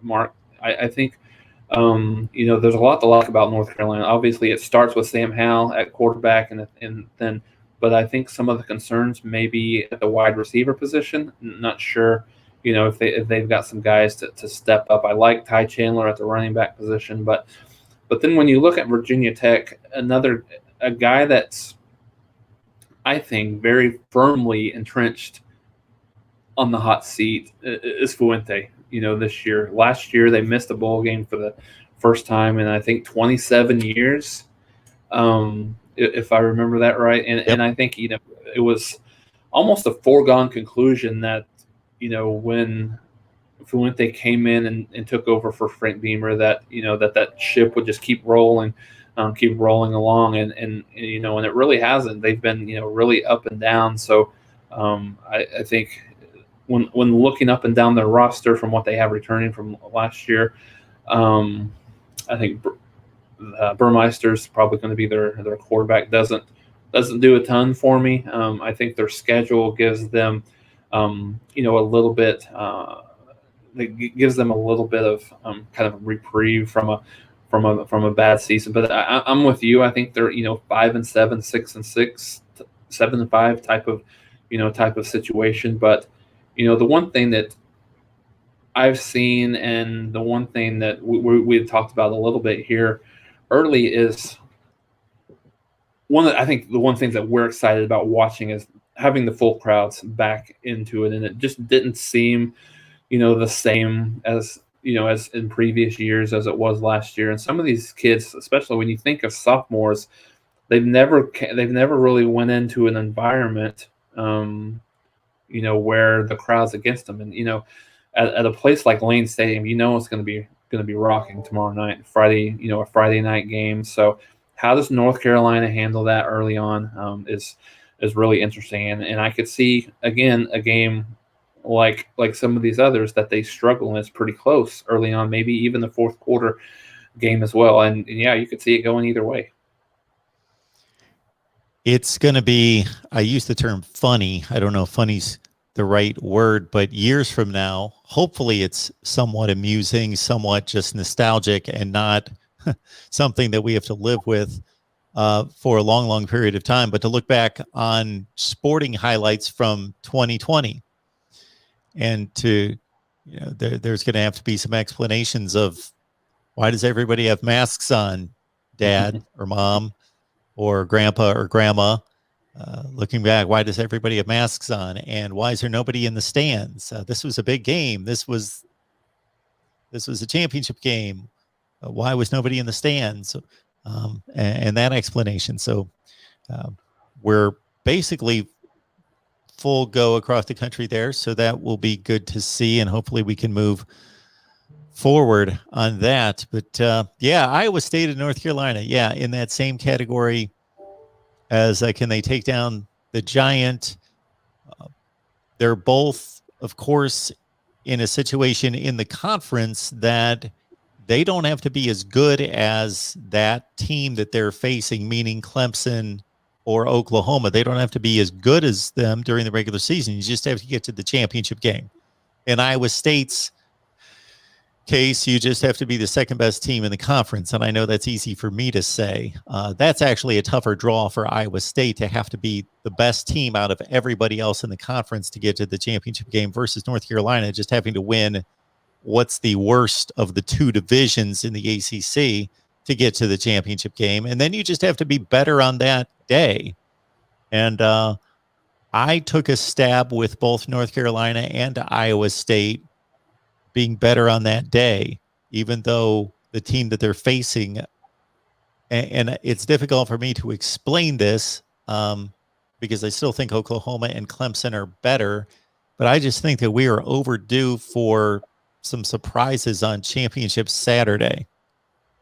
I just think we're overdue. So to me, Oklahoma is the better team throughout the season, and that'll be proven over 12 games. Same with Clemson, but I took my stab at And again, this is difficult for me to communicate because we talked about FPI yesterday on our Oklahoma show, and the thought of when I did my predictions last year, for example, I put them up on the whiteboard and I just gave a estimation to what I thought the probabilities, the win probabilities should be for each game.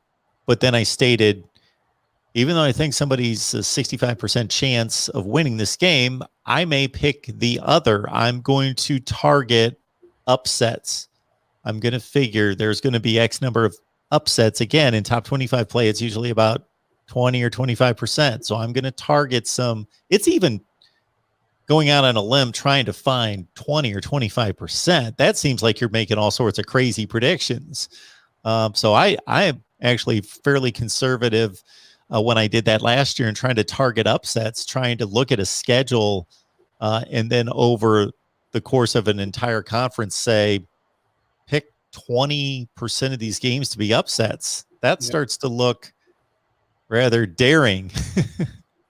Yeah, it really does. And, you know, we kind of got into this conversation a little bit earlier about when you look at North Carolina and Iowa State. And I think one of the thoughts was, can Iowa State beat Oklahoma twice? And no, they don't necessarily need to beat them twice, but, you know, really the question is can they versus and I think where this kind of delved from, Mark, was where we were talking about, you know, and this is something that I think me and you have talked about even a little bit, is who needs this game more between Clemson and Georgia on Saturday? Who absorbs it a little bit easier? And then we, you know, so that's kind of where the genesis of that conversation started. So yeah, I could see, you know, the thing about North Carolina is, I mean, they'll only have to beat Clemson once since they missed them in the regular season. Whereas,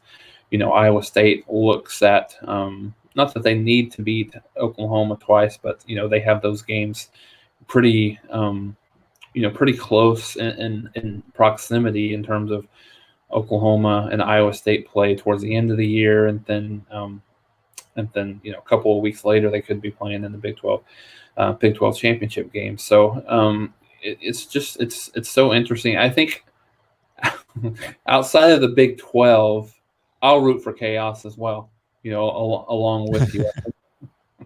I think when you look at when you look across the country, I think we need as a sport, I think we need to have some new blood come into that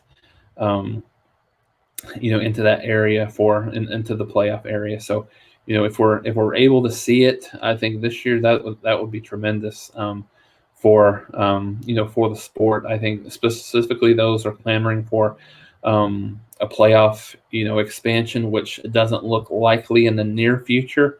I think it'll happen, but just not as quick as a lot of us had thought and hoped for it. But so yeah, I think, and you've got some of these teams that are on the outside looking in that could crash the party to a certain extent. Like there was some discussion about Cincinnati. If they beat Notre Dame and Indiana, it's hard for me, and certainly go undefeated the rest of the way. It's hard for me to keep them out. I think at that point they would deserve a chance, an opportunity to make the playoffs. And you've got Notre Dame on the outside. Not that they've made the playoffs of the last few years. What is 2 of the last 3 years? Is that right? So 2018 and 20. Yep. Yeah. So when you look at that, it's not your top 5, but it's still it's still someone that kind of on the outside looking in. So yeah, I would say, but it's hard to even in the same vein that you talked about in terms of how hard it is to pick upsets. I think it's equally as hard to pick a team outside of this top 5 that we have that could, potentially make the playoffs this year. It is. And I just want to let everyone know, yes, I was texting there. I just want to make sure that our Virginia Tech guys are on board at 2:00. So I was just getting back to them. So we're going to shut down this live stream at 2:00 and start up a new live stream, because I've pretty much got to confirm that YouTube only allows a 12-hour live stream. So we're going to have to come on board with part 2. And so I'm going to set that up here in a few minutes. But we'll keep rolling along right here until 2 o'clock Eastern time, that is, with all of you. So I will just have to, if you see me typing and that sort of thing, I'm not ignoring everybody. I am just setting us up for the next. I'll have to set up a new live stream for that 2 o'clock Eastern time hour. But Jason, I will say that, so I made my predictions on all the conferences a long time ago, and I've just been unveiling these individual prediction videos, but I didn't give thought to where am I going to go after I unveil all this. And so we did a prediction special the other night, and the couple hours prior to, I'm thinking, yeah, I gotta make predictions now for the conference championship games, and then how that will make sense going toward the playoffs in terms of, okay, once you make all these record predictions, and then you predict the conference championship games, you got to lay out the records and the resumes and say, what would the committee select here? And sometimes that's fairly easy. For me, it wasn't, because I came down to, with a couple upsets in the Big 12 and ACC championship games, this easy 3 to select and a difficult 1 to select that was just a log jam. So it was strange because I ended up with a 4th team in the playoff that I really didn't go into that process considering, and that's Notre Dame. Right. And I don't know. Again, this isn't going to make a lot of sense to a lot of people, but I think Clemson and Oklahoma are better football teams than Notre Dame. I think that there's a higher probability that either one of them or both of them will be in the playoff above Notre Dame. But once I took my shots at those upsets in the college football or in the conference championship games, then I thought, okay, I'm kind of left with selecting Notre Dame to make the playoff, unless I think Cincinnati's going to win them all.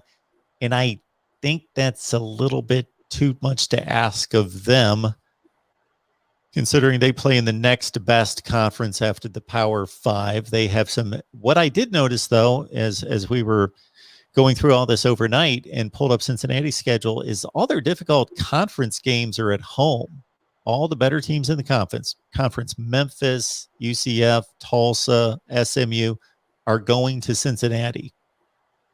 They do have to go on the road to Indiana and Notre Dame. They've got a bye week between those two games in late September, early October. Those are going to be fascinating.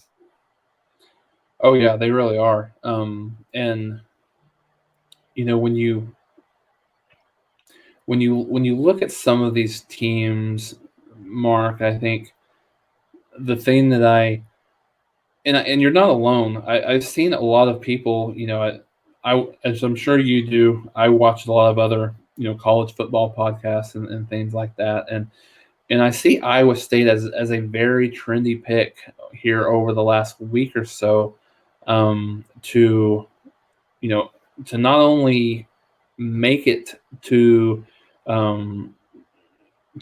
play in the Big 12 championship game against Oklahoma, but a lot of people are picking them, you know, to make it to the Final Four, to the college football playoff. And so one of the first questions that we had on here was talking about is, are they overhyped a little bit? And I'll continue to say that no, I don't think that they're overhyped. I do not think that they're overvalued. I think you've got Brock Purdy as a quarterback who is, I would put in the category of good, but not quite great yet. Certainly you could get there this year, I think. But you do have a great running back in Breece Hall. You do have a really good receiving core when you look at the tight end with Charlie Kohler. You look at the wide receiver position with Xavier Hutchinson. So I think those are, and then you've got talent at all 3 levels of the defense for them. So I don't think that they're overvalued or overhyped. I think just the one question that I would have really for them, and I think that's something we'll find out early on, is what does the hype, what is the notoriety, what does the expectations really do to this program and to this team this year? They've never in the history of the program ever been in the top 10 preseason. I don't remember very many years that they've ever even been top 25 preseason, to be honest with you. And you probably know more than me, but I do know for a fact that they've never been top 10. So, so given that expectations, everybody's counting on them to, to at the very least make it to the Big 12 championship game. So how do they impact that, or how does that impact them, I should say, into the season for Iowa State? Then you look at Cincinnati, like you, I was kind of looking at their schedule just now while you were talking, and yeah, most of their winnable games. I mean, I should say most of their losable games are at home in the conference season. When you look at UCF, I think they host UCF, but that Indiana and Notre Dame, I believe those are back to back. If I'm not mistaken, Indiana and Notre Dame will be. There's a bye week. There's a bye week between the two, but yeah, they were back to back. Yeah, so I think Indiana's an interesting team early on. What do they after their initial game against Iowa? What do they look like? How healthy is Michael Penix? So I think that that is interesting to think about and to talk through for this season. And what are the chances of those North Carolinas in the same vein, and you even got a Texas A&M. Do they have enough to to get in over an Alabama team? If we've talked a lot about Oklahoma, if not now, then when. Texas A&M maybe in the same boat. If they're going to, and of course we have no idea what the divisions or the pods are going to look like in the future with Texas A&M, but if they can't beat Alabama this year at home with a perceived a bit of a weakness on the offensive side of the ball, relatively speaking, if they can't do it this year, when are they going to be able to do it? Yeah, and just back to the strategy of making predictions, I just flat out take a viewpoint, and this goes for topics across the board, that I'm going to try to just lay it out there as best I can in regards to what I project and see happening. And then knowing that there's going to be an upset element, can I project that versus, okay, if I wanted to play it safe and at the end of the season have the highest probability of being right, then you take the 5 monsters and you pick 4 of them, and you probably eliminate Georgia just because they've got to knock heads with Alabama. And then you say, there's my playoff. And the probabilities say that's the best selection you can make, is that's the highest probability that it's going to be Alabama, Ohio State, Oklahoma, Clemson, and you may opt for Georgia possibly, and you do that. Or some people, I think, just make crazy predictions because they want to just shake things up. They don't really think it's going to happen. I try to do something in between where I basically follow the path of these are the best teams. But when we get down to a 1-game scenario, I'm going to roll the dice possibly here or there that something could happen. And again, I think Clemson and Oklahoma are clearly, my mind is going to have to be changed by the football on the field, that are clearly the best teams in their conferences, but and may still believe that the first Saturday of December, but that they might and could get picked off in a 1-game scenario.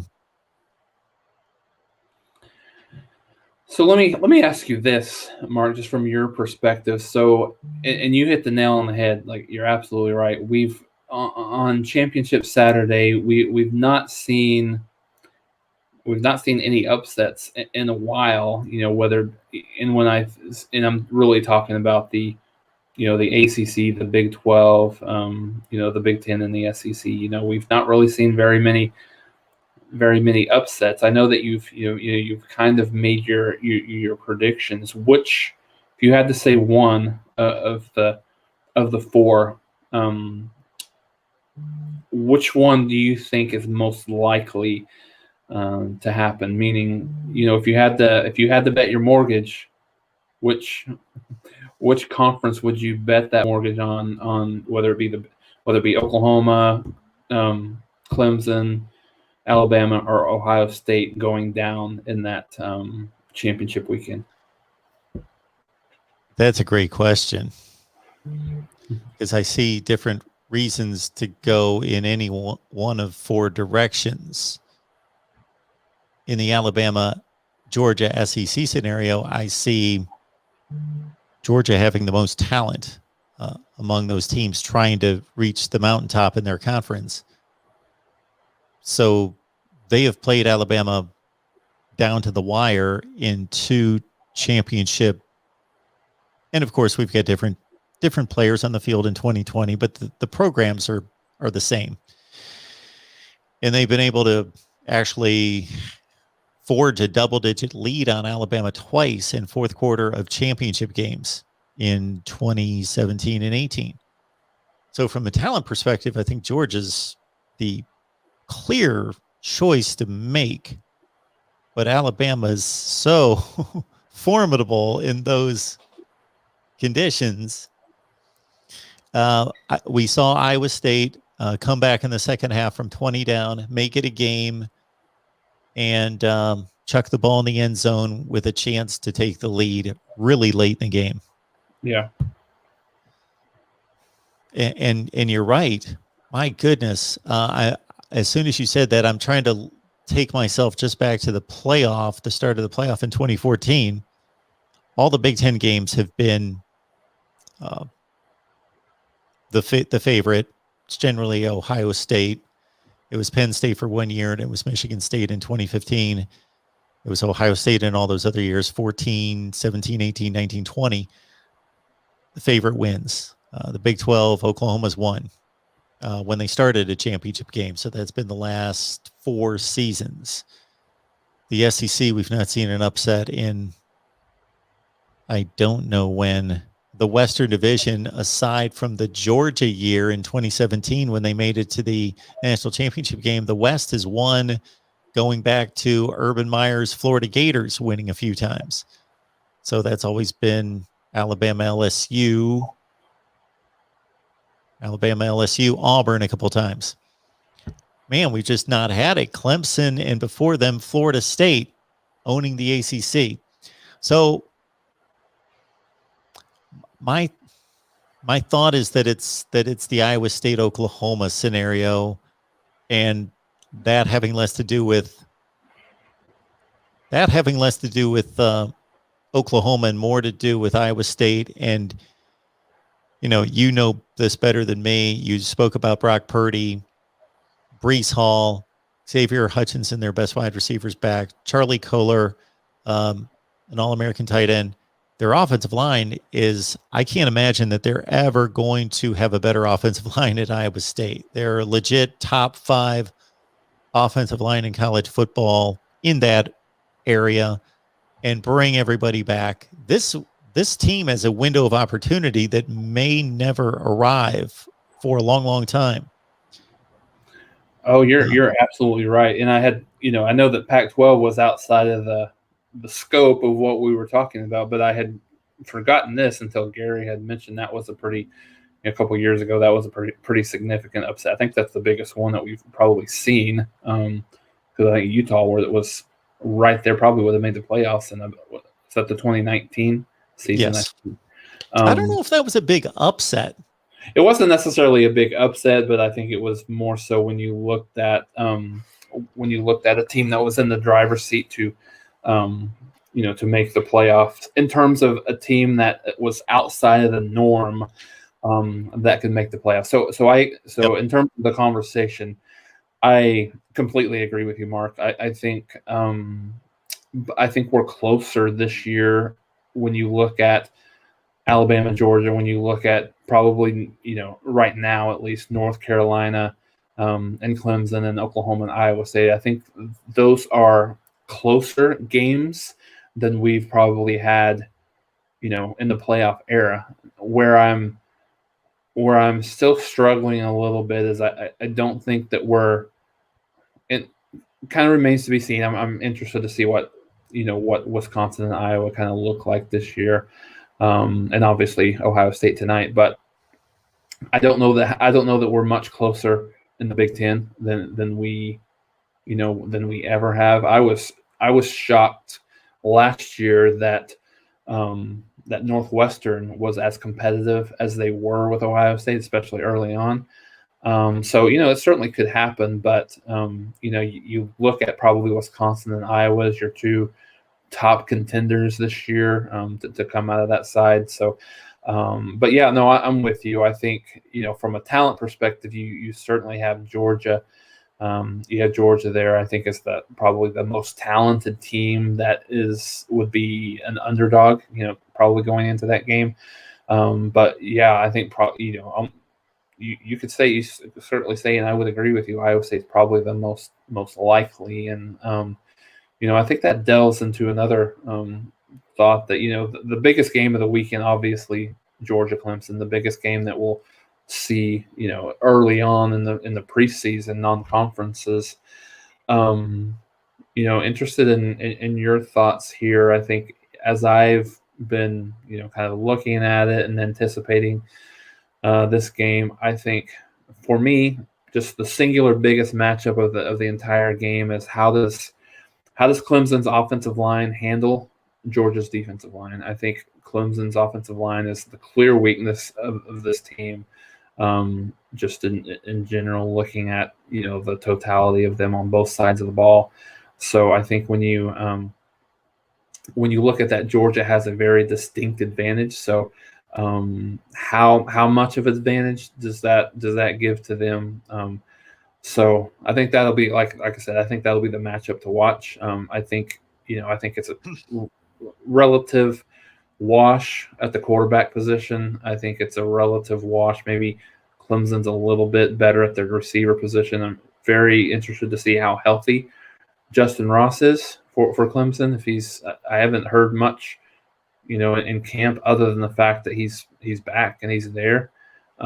So it's so intriguing in so many ways, and really being able to sit back and watch it and not really have a big vested interest in one way or the other, but just watching a great game. And the one thing that I said earlier, then love to get your thoughts on that game, is I just hope a lot of these games are competitive.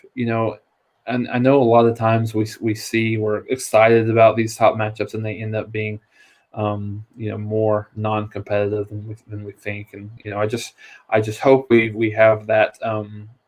I think this will be one of them. I would be shocked to see one team of Clemson and Georgia just beyond 7 to 10 points better than the other. But that's watching these games, hope they all, as many as possible, stay competitive. When this game came out during the offseason in regards to a Vegas line, and Clemson was established as a 3-point favorite, I figured that had to do with Clemson's track record of playing better in big games versus Georgia's shortcomings, because I didn't know how Vegas could really differentiate between the talent on the two teams. And then we got hit with a number of injuries. So this puts me in an uncomfortable position in regards to predictions, because I really laid it on the line with Georgia to a certain extent. Excuse me. And not that we can't make preseason predictions and project the records, and then once the game gets there, predict something else. But you don't typically do that in week one, because that's the reason you made the preseason predictions. Now, I will let people know, if you want to add up my records and figure things out, and we're sitting in week 7, I'll make all sorts of contradictory predictions at that point, because there's going to be a number of teams across the country that are going to show us to be a different team than we expected them to be. Right. But with these two, it's a bit different. It's week 1. First of all, they haven't played any football to change our minds. Number 2, they're near the top. They're right at the top in regards to talent. But I just pulled up the Georgia injury report. And this, my goodness, is pretty startling. So you got George Pickens, who was their best wide receiver last year. He got hurt in spring practice. Mm-hmm. So he's been out for a long time.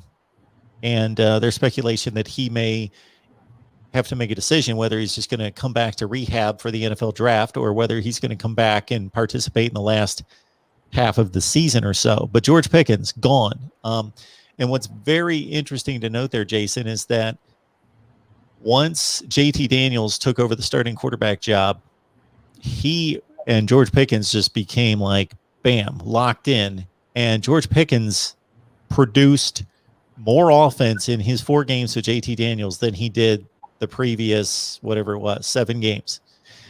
And by far, he touchdowns, yards per catch, the whole thing just skyrocketed. They had a connection.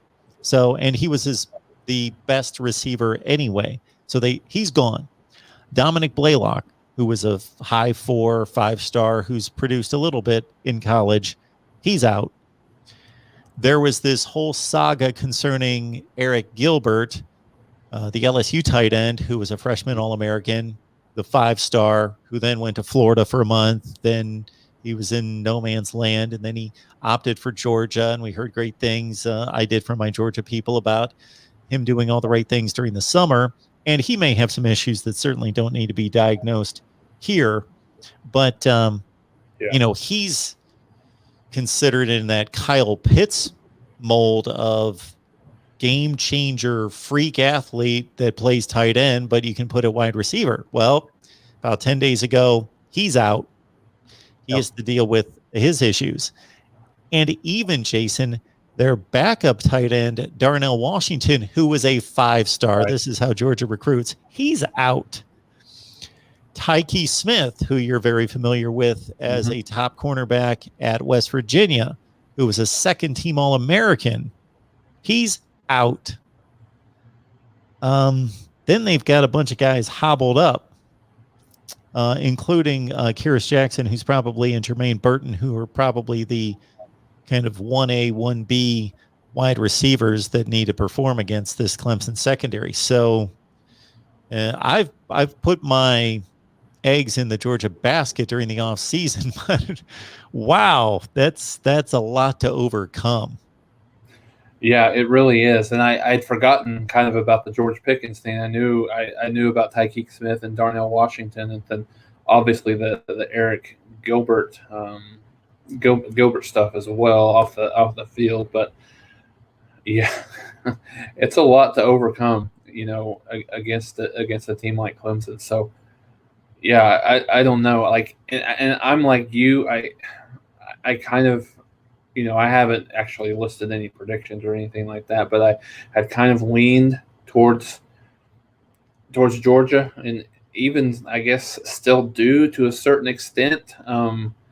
But I don't know. The injuries mounting up are a big concern, and I think, obviously the tight end spot is, it's horrible to have your number 1 and number 2 guys out, but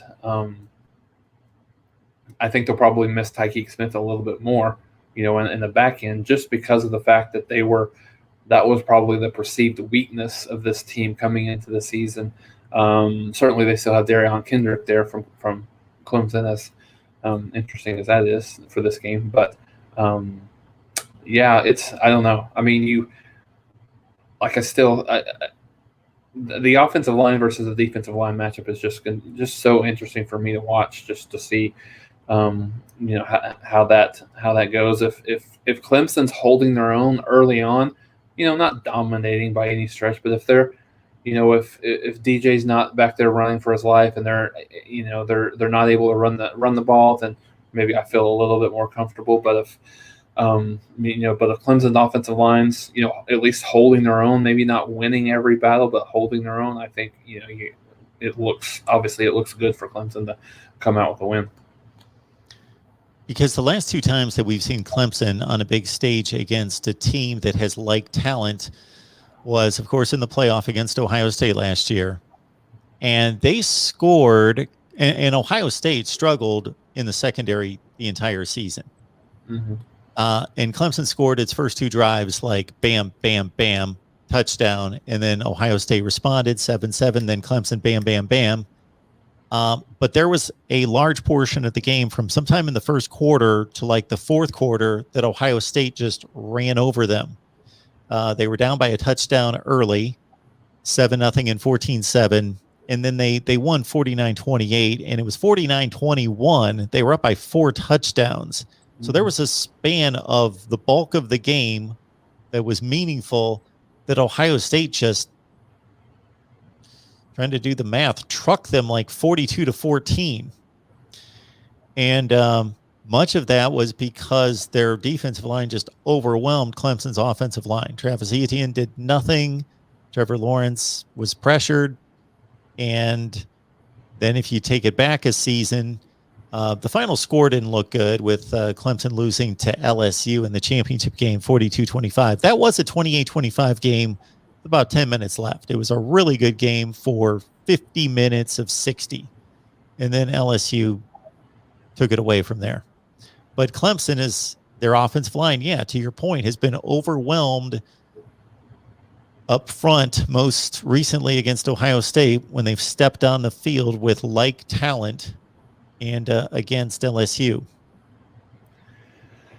Yeah, and I think this is going to be big for Clemson. I think, you know, for the trajectory of their season, to get someone that could potentially expose them early on, just so they have the ability to kind of rebound and recover from that, because, you know, all of these top 5 teams have weaknesses to a certain extent, obviously. But I think, you know, when you look at Clemson, and really the same thing for Ohio State, is Clemson's perceived weakness obviously is the offensive line. It's got exposed a couple of times. And then you look at Ohio State, where their perceived weakness is probably on the back end of the defense as well, coming into the season. But the good thing for Clemson is they have the opportunity to kind of learn from this and get some exposure. I had heard, listening to a couple of podcasts, that Clemson may be starting a true freshman at right guard, and they have a backup center who's either a true freshman or a redshirt freshman that will be playing a lot. I mean, talking about scary, coming into your first game and you got to play those houses that Georgia has on the defensive line. But I think, you know, you look at that, and I think whatever happens, minus Clemson just getting completely blown out in this game, I think it's certainly a value for them, which Ohio State is the same way. Will maybe get this to a certain extent against Oregon, but the challenge that they see year in and year out is they don't have teams in those conferences that can challenge them in such a way that they, you know, would like to or need to be challenged until you get to the college football playoff. And I think, you know, and that's one of the reasons why the SEC has been so successful, is that they have those teams that are able to challenge them, and they can learn from them and make adjustments throughout the course of the season, and not have to wait to do it on the fly, you know, in a college football playoff situation. For sure. And the scenario that you just outlined along the Clemson offensive line, we have our Clemson guy, Jason Priester, and he came on with about a week left in fall camp, and he outlined the same situation and said, you know, Dabo has said during news conferences that we're down to this situation at center and right guard, and we're trying to figure things out about what we're going to do there. And Georgia, my goodness, I've got a Georgia guy, Palmer Toms, that comes on, and once he starts spitting out these names along the defensive front and at the linebacker position, it's just waves of 5 stars and high 4 stars of guys that they're just waiting to get on the field. And it's just, they just have a factory of talent there.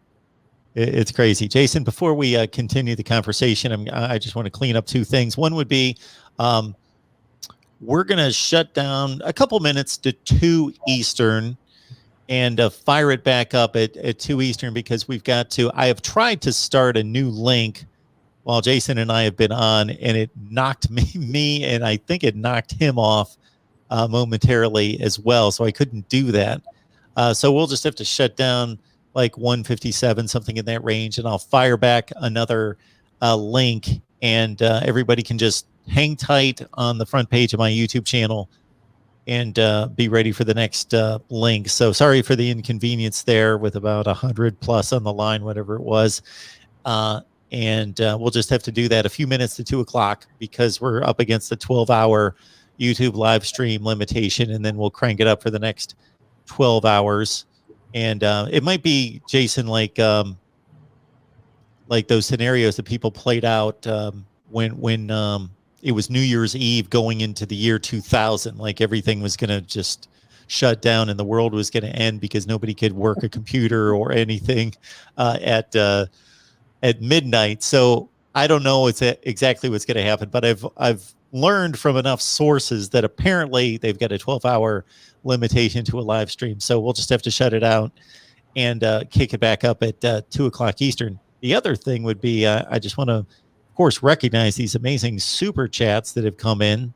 Kyle Pickett, thank you so much for your contribution. That's amazing. Thank you for being here and supporting as much as you do. And then we've got, and we'll see if we've got any questions. Mr. TW, Mark, where is your Arkansas record prediction? Oh, man, I got called out on the carpet on this one. I'll explain that in just a second. And then I think there's one more. So I'll get to you, Mr. TW. Yeah, here we go. And then I'm going to circle back here. So Mr. TW. So Jason, my intent was to get a record prediction out on every team. And man, I got way behind where I'm doing the math and thinking, I got to get 28 videos out in the last, in the next 4 days or whatever. So some teams like Vanderbilt got left to the wayside, and Arkansas was one of the casualties. So there's not an Arkansas record prediction. I also, yeah, there were like 3 teams that got left behind that I did not produce a video on, and I will have to get you my record predictions. I will scramble for those sometime tonight and find my predictions, and I will get you the Arkansas record prediction that I believe I don't want to say and get it wrong, but I've predicted everything. But Vanderbilt, Arkansas, and I think Mississippi State and somebody else like Texas Tech. Those videos didn't do too great either, so we're going to take a different approach to producing record prediction videos. But Mr. TW, thank you for your contribution, and I'm sorry that we did not come through with an Arkansas record prediction, but we do have, we've mapped out all the conferences and so forth. The Rod Farva, thank you so much for your contribution. Appreciate that. Thoughts on USC potentially making the college football playoff? Tough games against Utah and Notre Dame. Rest of their schedule, they should be favored by a touchdown or more. Can they surprise people and run the table? So, sure, they could. There's nobody that they're playing that you would say, okay, we know USC can't beat or probably can't beat Alabama, Ohio State, Oklahoma, whomever. They don't have that kind of game. Notre Dame would be the closest to that. And I think they've got to go on the road. I'll look up the schedule here, but I think USC goes on the road against Notre Dame. So for me, Jason, when it comes to the Pac-12, I just think the one difference there is that nobody's proven themselves to be elite and to be a true college football playoff contender. And it's great football to watch, and it's competitive at the top. I looked at 3 to 4 teams in the Pac-12 South as possibly winning the division, and that Washington, Oregon, 2 in the Pac-12 North to possibly win the division. So there's a lot of parity at the top, and for that reason, I just think they're going to continue to beat each other, and I see a 2 or 3 loss champion. Yeah, no, Mark, I completely agree with you. I know that you're checking out their schedule. I got right here. They do go to Notre Dame October 23rd. They go to Arizona State on November 6th. I think those are their two toughest, I should say, road games. And then they have Utah at home, and Utah at home, UCLA at home, Stanford at home. So they do not play Oregon in the regular season. So yeah, no, I think I agree with you. I think the thing about USC is I think, you can make an argument that they have the most talented, specifically on the offensive side of the ball, the most talented roster in the Pac-12 without a doubt. With Keaton Slovis, you got Keontae Ingram coming over from Texas. You've got Drake London at the wide receiver position. We talked about the transfer from Texas, Jake Smith coming over. So I think they've got a lot of talent on the offensive side of the ball. A guy that could be one of the best true freshmen in the country, Corey Freeman, 5-star guy on the defensive line. So they've got a lot of talent, I think. But I think to your point, those road games are a little too tough to navigate. For me, I really like Utah. I think I wouldn't at all be surprised to see Utah. I'm sorry, Rod Foreman, not Freeman. I misspoke. That's right. So I think I really like Utah a lot, and I think a lot of them for them is really kind of based on their schedule. That they have. They obviously travel to USC, but they have Arizona State, UCLA, Oregon, Colorado, all at home. So I like what they bring to the table. Charlie Brewer is, I think gives them an opportunity to be more vertical in their passing game than they have really in quite some time. I like, obviously my guy TJ Pledger from Oklahoma coming over there. I think that's a good fit for him, and I just think that they've got a lot of talent on both sides of the ball. So returning 19 starters overall, between offense and defense. So I think USC can make some noise, but I certainly think it's between the two of them. But agree with you. I think that the conference winners probably got a couple of losses there. The Ron Farfa does make a good point in regards to a path to the playoffs, because in the Pac-12, you've got 11 other teams that you could play. You play 9-game conference schedule, so you miss 2 teams in the other division, and USC misses the 2 best teams, Washington and Oregon. So the schedule just set up about as well as it can in conference for USC to make a playoff bid. Notre Dame's not a giant mammoth elite team that they can't be beaten on the road, but that's a formidable task. And then in conference play again, Arizona State on the road, another difficult non-conference game in BYU. Yep. Jason, I'm going to let you go. I've got a couple guests lined up here. And yep. Jason, I so much appreciate you giving me this big break here. That's phenomenal. Thank you so much for that. And I want to let everybody know that Jason's going to have our post-game and a pregame show, correct? Yeah, we'll get cranking with the pregame show probably about 9 o'clock local time with the 11 a.m. kickoff. And then obviously the post-game show will be, immediately following. So just watch for the notifications, and we'll make sure we communicate with everybody when we're going live. Jason, thank you so much. Appreciate that. And again, I'm indebted for the 2-hour plus respite and for you sticking around, keeping me company. No problem. I enjoyed it, Mark. Thanks for having me. It's Jason Ray from Last Word on College Football. And now let's get to some predictions for the weekend. And a guy that we haven't seen for quite some time, but always enjoyed the conversation with Steve Merrill. You can catch Steve on Wager Talk and on ProSportsInfo.com. Steve, how you doing today? Mark, doing great. And we should have put odds out. If I'd known you were doing 24 hours, we would have put some odds up for you. We'll do that next time. I cheated a little bit. I went 10 straight. I had Jason film in for 2 hours. So, yeah, I've been threatening to do 24 consecutive hours to launch the college football season for a number of years. And this time I committed to it. And so I got a couple guys to give me a 2-hour nap here and there. But basically, we took it on all night. So again, everybody, Steve Merrill from Pro Sports Info. You can also catch him on Wager Talk, delivering his perspective on odds. I know that you guys sometimes ask me, many times ask me my perspective on the games, but this guy is the true professional. So we've been doing this for a number of years, Steve. Of course, have Steve on for the 3 top games of the week, just to give his perspective, some numbers, angles on the games, and then kind of his wild card lock of the week prediction as well. All right, Steve. So we'll get it started with that huge one between Georgia and Clemson. Could be argued that these are the 2 most talented teams that will step on a field against each other during the regular season in college football. Georgia is just buried with a number of injuries that we just outlined a few minutes ago. And they are a 3-point underdog, neutral site in Charlotte against Clemson.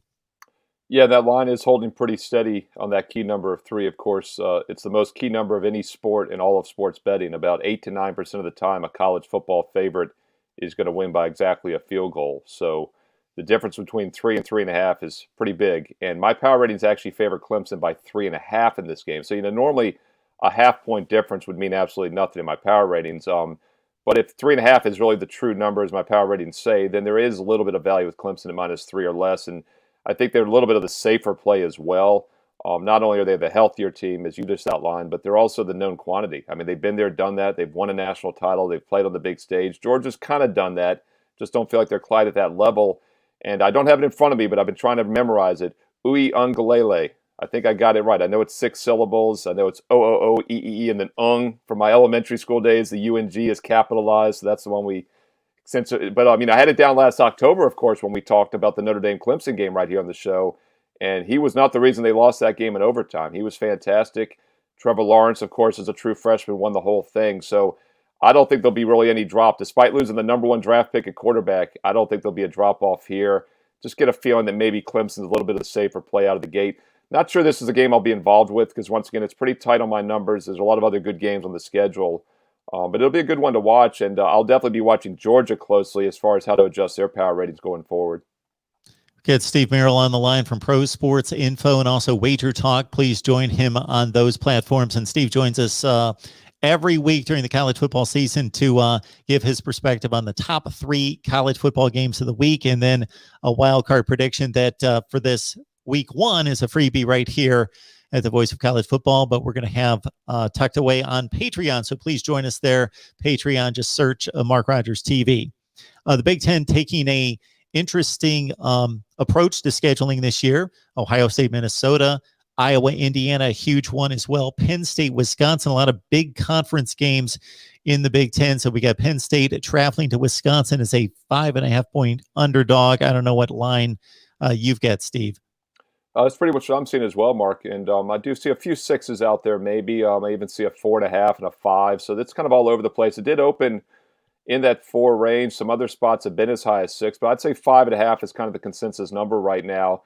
And either way, I think there's value with Wisconsin. My power ratings actually favored them by 9 points in this game. So I do think the line is too short. The value favors Wisconsin, especially below those key numbers of 6 and 7 as we currently get. 2 teams that obviously had tough 2020 seasons. Penn State lost a lot of players last year in the transfer protocol, and they started 0-4 straight up and against the spread. Then they finished on they started 0-5 straight up ATS, and they finished on that perfect 4-0 run. So they obviously had nice momentum. They should be a lot better this year, but I think Wisconsin will be a lot better, even more so. It's probably no team got hit harder last year by COVID with the on and off shutdowns. Really ruined their season, ruined a chance for them to play in the title game. They say after the second shutdown, you have to play a minimum, 6 games? And then all of a sudden they changed that rule basically for Ohio State a month later. It was just a tough run for Wisconsin, yet they still managed to go 4-3. They won those final 2 games to finish 4-3, including the bowl win. I think both teams will be better this year, but I think out of the gate, Wisconsin's the better team. And just based on my numbers, there is some value with them here. Should be a good game to watch. The key for the Badgers, of course, they have to throw the ball better.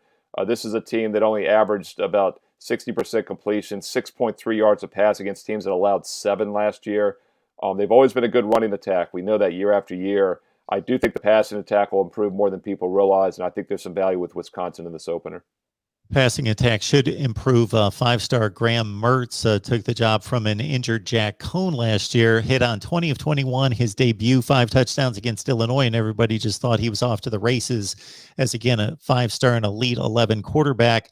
But he stumbled down the stretch. The final 6 games threw more interceptions than touchdown passes. Got Steve Merrill on the line breaking down all the big games for us. It's a 3-pack each and every week here at the Voice of College Football, and then a wild card selection from Steve that we will have available on Patreon.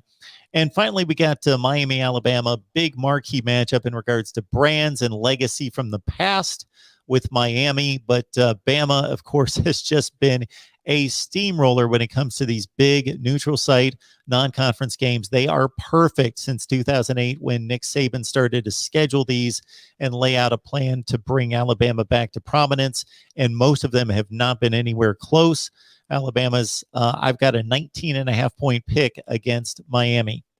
Yeah, it's a really good game to talk about. Just on, obviously, it's a big game of interest. I'm not sure I'll necessarily be involved because my power ratings make Bama a 20-point favorite. The line's about 19.5. Obviously, there's a lot of uncertainty with how much of a regression the Alabama offense will have. I do think their defense will be even better this year. I downgraded the offense by about 20% of my power ratings from the start, but now these are dynamic power ratings. They change quickly. We will make big adjustments from week to week here in September, so I'll be watching this game closely. I'm not sure Miami of Florida is a Class A defense, so I do think Bama will move the ball well, but it's hard to say they're going to average, the 48.5 points a game again this season, because keep in mind, they, of course, lost 6 picks in the top 24 of the NFL draft, but 5 of those 6 were offensive guys. So basically, half of their offense last year was a top 24 NFL draft pick, which is just insane when you think of it that way. And this is a team that's become more of an offensive powerhouse the last few years than a defensive powerhouse, which has also been a change for this program.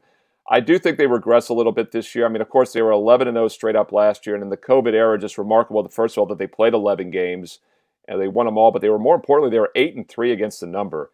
And obviously, they were laying big numbers in most of those games. They were a heavily backed public team, so they just couldn't set the line high enough last year. And now with just 3 returning offensive starters, will they be able to cover these inflated numbers? Now, once again, my power ratings make this line 20. It's 19.5, so I actually don't think this line is inflated. Miami of Florida, though, does have backdoor cover potential. When you're playing a big underdog, you always want to look for a team that has backdoor cover potential. And what that means is they're a good offensive team, and especially that they can throw the ball late in games. And obviously, Miami checks those boxes. King looks like he's getting healthy at quarterback. I have North Carolina and Miami, the team to win that division. Most likely it'll be either Miami or North Carolina that faces off against Clemson in the ACC title game. So this is a good 3-touchdown underdog. And even though there's really no line, but it's actually a little short, I'd probably lean that way. I just feel like Alabama might be a little bit of an overrated team this year, money-wise, against the point spread. I just think the odds makers are going to be forced to inflate these lines every week. Now, it does concern me that Nick Saban has a full month to prepare. You mentioned how good he is in these early season, primetime spotlight games, and that's not a fluke. He's the Bill Belichick of college football. He gets his team ready to play, and then on top of that, he has better players on a week-in, week-out basis. So it'd be an interesting Alabama team to watch this year. I do think they regress a little bit on offense, but once again, when you regress from, say, 48.5 points a game to 40 points a game, are you really regressing? And that's pretty much where I have them penciled in right now. So many intriguing games across the nation for week 1 as everybody dives in following a couple games in week 0. So, Steve, off the radar, a selection that you really like here in week 1. Yeah, we always kind of do an under-the-radar type of game here, and that's a game, obviously, we're not going to be talking about on a day-in, day-out basis, but there's actually one you don't have to wait long on Saturday. It's the second game on the rotation schedule, goes at noon Eastern, and it's Army against Georgia State. Interesting game to talk about here, and I like Georgia State in this one. They're currently -2. There are some 2.5s. I've even seen some 3s, that key number of 3 popping, so I'd go ahead and play Georgia State at the -2, 2.5 while it's still out there. Now, this line did drop. It opened a lot higher. I actually made the line 5.5. So I think we get some value with Georgia State. So that caught my attention. But as you dig in deeper, I like this Georgia State team. They're a sleeper for me in the Sun Belt Conference. In the 2 divisions, we've got Coastal Carolina, a real powerhouse, and then we've got Louisiana Lafayette in the West. And they, of course, are a top 25 ranked team this week playing against Texas. So there's 2 really good teams in the Sun Belt this year. But I think if you're looking for a sleeper, Georgia State checks a lot of those boxes. First of all, they had the highest percentage of freshman starts last year. About 15% of their starters last year were true freshmen. They had the lowest percentage of senior starters in all of college football. Yet with that said, they still had a solid winning season, 7-5 year overall. They've got everybody back, and of course, this weird 2021 season, basically everyone has everyone back, but this team has 19 returning starters. They have all 11 back on offense. And after going, 6-4 straight up, they were 7-3 against the spread last year. So they were an underrated team. Once again, I think there's value. My power ratings make it 5.5. They're just 2.5. So I think they're still underrated by the odds maker. And then we'll look at the matchup here. Military academies, these triple option military teams are always great road underdogs. And I think that's one of the reasons we've seen some money come in Army. But that's usually when they're big dogs. When Navy goes to Notre Dame, they're getting 3 touchdowns. They run the ball. They shorten the game. They keep it close. When you're a 2-point dog like Army, it's not the same. Plus, Georgia State has had the entire offseason, the entire month of August, to prepare for the option, which is a huge advantage versus having to prepare for it in just 5 or 6 days during the middle of the regular season. And then on top of that, Georgia State played Georgia Southern in conference play last year to finish the regular season. They won that game by 6 as a 2.5-point favorite, just like they are here, a home 2.5-point favorite. So their last regular season game before their bowl win, they played a triple option team and they played them well. So I think Georgia State will be comfortable with the Navy option attack. I think Army. I think Army is down a notch this year. And I think Georgia State is an underrated team. We get some line value, and it's a good matchup here in week 1. So a definite under-the-radar game to kick off the season, free for everybody here. And once again, we'll be doing this on a regular basis each week on Patreon. And, of course, you can get all my best bets also at prosportsinfo.com and wagertalk.com for more best bets with detailed analysis like I just gave on Georgia State. Steve, it's good to see you. We're back set, ready to roll through the football season here, and we appreciate you being here every week. Thanks, Mark. That, of course, is Steve Merrill. And again, Wager Talk and Pro Sports Info. So it's a wagertalk.com, prosportsinfo.com. Catch Steve's selections there where he lays it all out, not just college football. If you love the NFL, the NBA is going to get cranked up before you know it as well. He covers all the major sports and, of course, the MLB playoffs as well. So just keep it locked in there and understand, as Steve outlined at the end of the conversation there, 3 top games of the week. Steve will provide his perspective, and then a pick of the week, lock of the week, whatever you want to phrase it, going to be available, was right here for week 1, going to be available each week on Patreon. I am going to check on our next guest because we may have had a bit of a mix-up, possibly.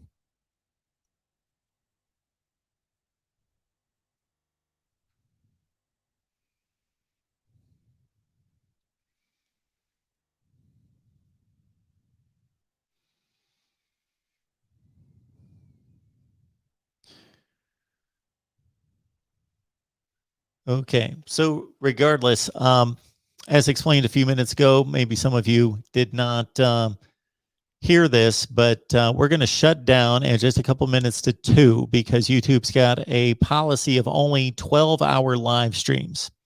So we're going to shut things down about 1:56, 1:57, something in that range. We'll be right back as soon as I can just shut down, set up another live stream. Takes like 2 minutes, if that.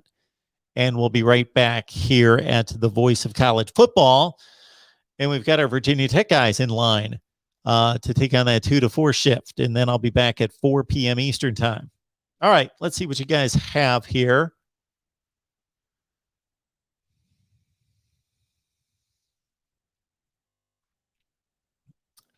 And again, the Rod Farva with his point on USC, and I think it's a good one that, yeah, they've got games on the schedule they can obviously lose.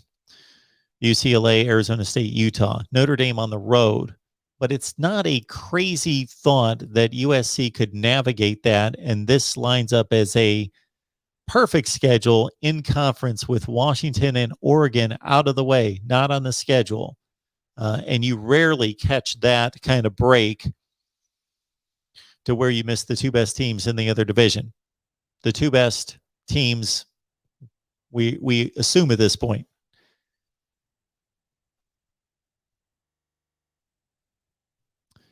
All right.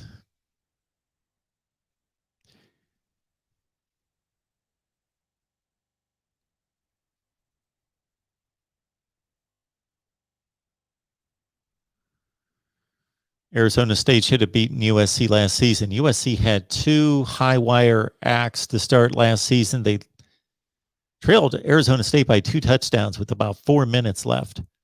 That was in the opener. Then the next week, playing Arizona, who, of course, turned out to be awful, 0-5. USC trailed that game by a couple touchdowns in the fourth quarter, and that went back and forth, and they pulled it out late.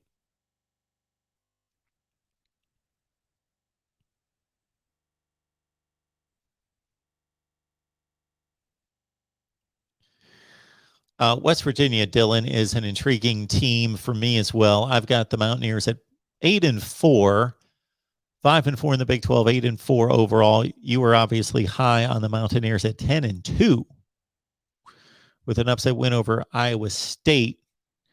I'm guessing that game's in Morgantown.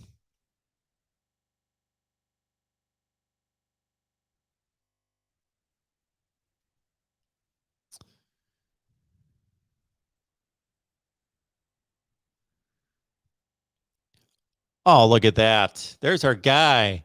Brent, thank you for the contribution today from Elvis Nation, one of my very, very top YouTube channels. I'm talking about like top 3 status. We get the contribution in from Brent at Elvis Nation. So if you enjoy, respect, love, at any rate have admiration for the king of rock and roll,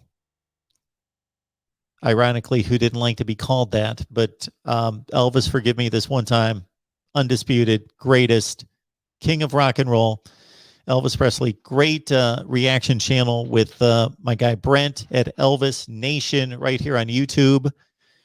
And also consider, and I won't be able to relay the information here, but Brent has another reaction channel with the other artists, more variety there. And I don't know where to necessarily find that. I'm so locked in on the Elvis Nation and can't wait for Brent to continue to download,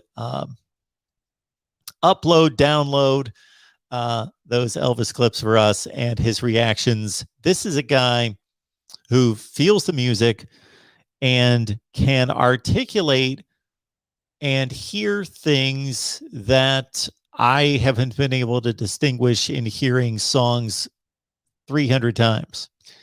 And it's remarkable, just his ability to convey his thoughts and feelings about the music in a unique way.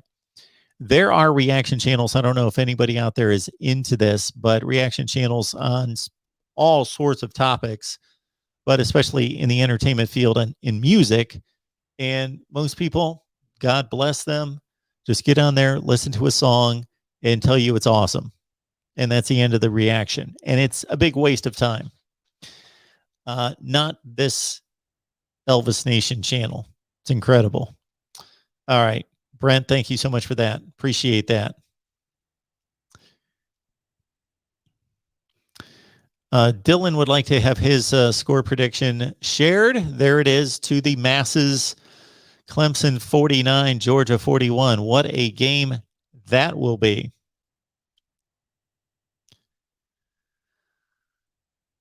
All right.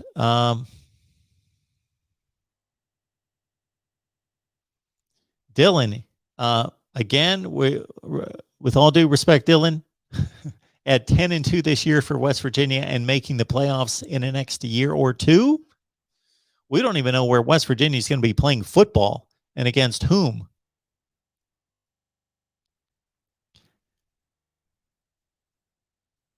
Uh-oh, Sue. I'm sorry I interrupted your sleep pattern there.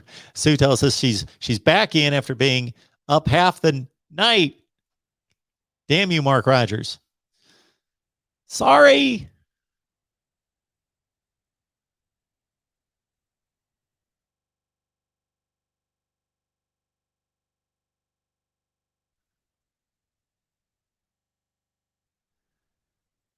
So again, we are going to shut down just a few minutes to 2, and we're going to crank it right back up. So don't leave us.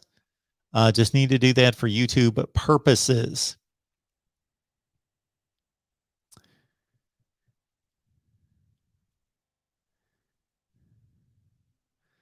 I'm going to put that Elvis Nation contribution back up there just because I want that picture of my man EP to be on there. Oh, George, we had to have a reference to Elvis being alive, of course.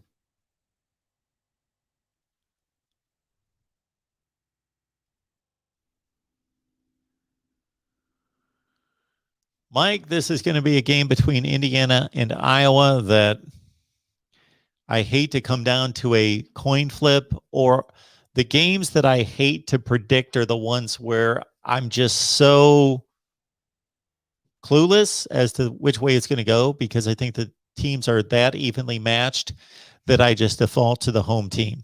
I don't like to do that. I don't like to just think, okay, because they're at home, I'm going to take them. I don't like to go that route. That is not what I want. Tyler Davis out for Clemson due to COVID protocols.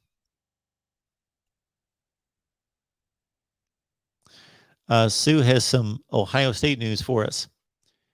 Harry Miller apparently did not make the trip.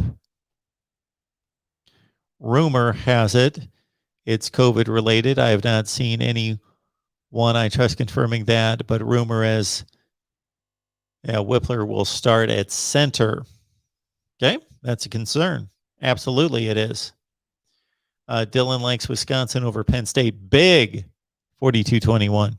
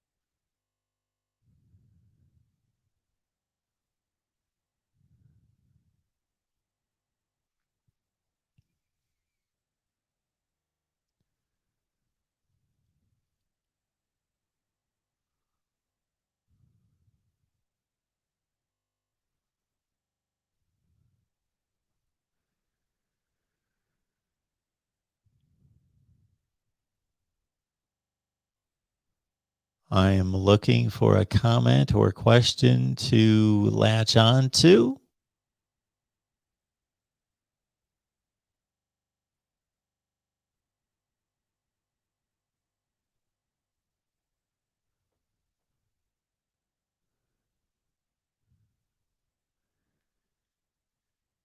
Ohio State to Minnesota is not the Paul Bunyan axe. I always get this confused.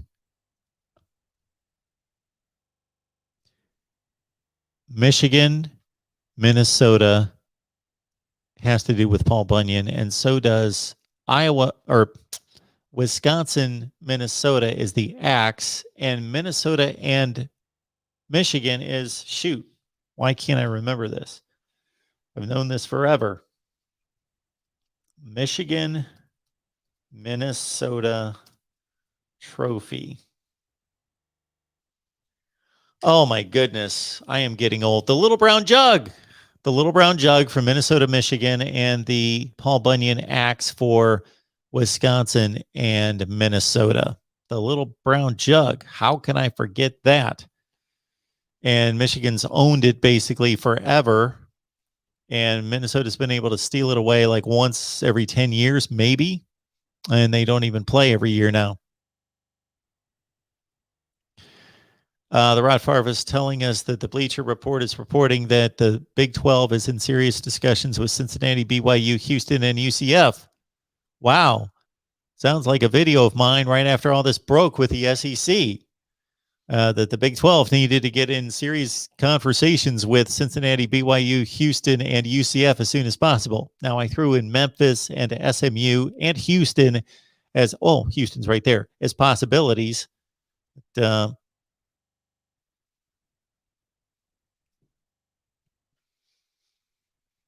As soon as the Big 12 lost Texas and Oklahoma, it became imperative that they would strike first to bring teams in before the rest of their schools could be poached to the other conferences. So they needed to go from 8 back to 10 or 12 before they got reduced to 5 or 6. And then the whole thing would implode because everybody would run scared if the conference got down to that number. So this is huge for the Big 12 to maintain some type of status and to maintain a structure and a conference. I don't know if you take those teams, so you've got Cincinnati, BYU, Houston, and UCF. So you've got 4 that takes them back up to 12.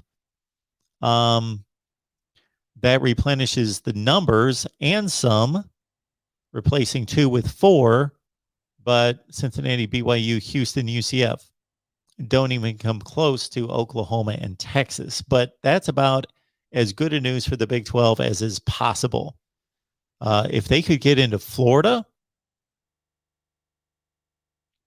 Cincinnati and Houston are big markets. So is UCF in Orlando.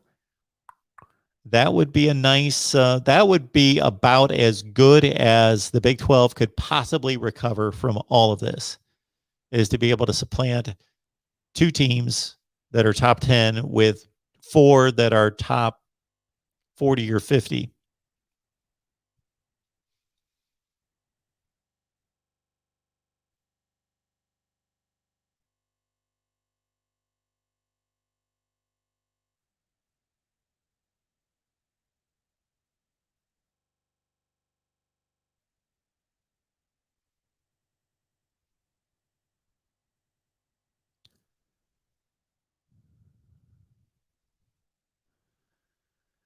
Jack is asking, Mark, what night game will Iowa pull off an upset? Because that's what they're known for. Well, I don't know, with as highly regarded as Iowa football is this year, whether they're going to have too many opportunities to pull off an upset at home.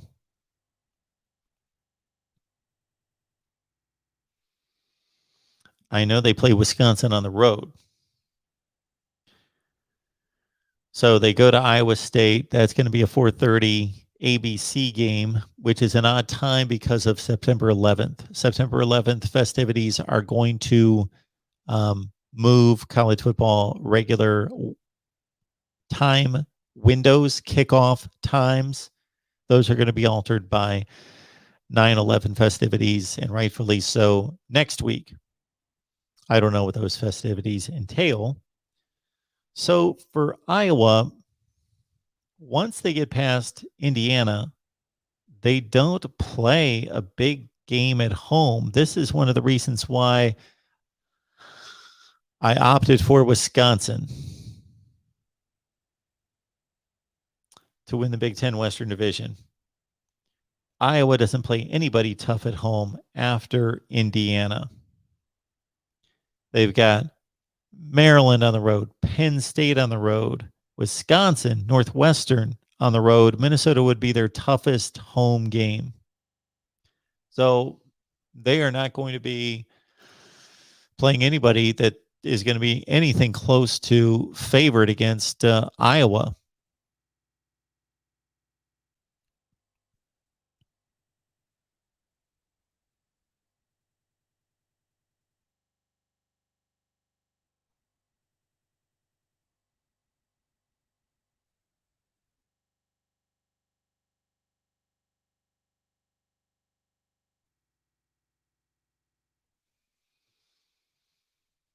Get D2 K2J letting us know that Michigan and Northwestern play for a new trophy this year to commemorate the first black player in the Big Ten. Let's see what that's all about.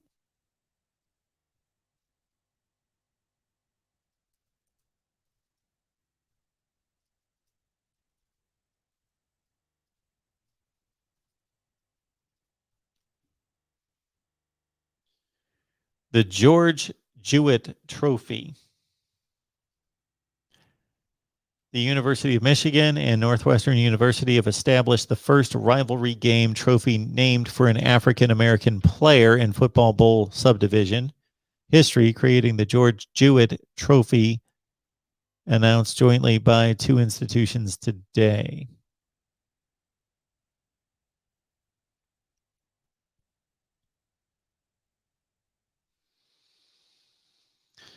Jewett was the first black football player in the Big Ten, and the trophy is the first FBS college football trophy named after an African-American player. Jewett played running back and kicker for the Wolverines in 1890 and 1892. While studying medicine, he transferred to Northwestern 1893 to play his final 2 seasons while earning a medical degree. Okay, that's very cool. That's very cool.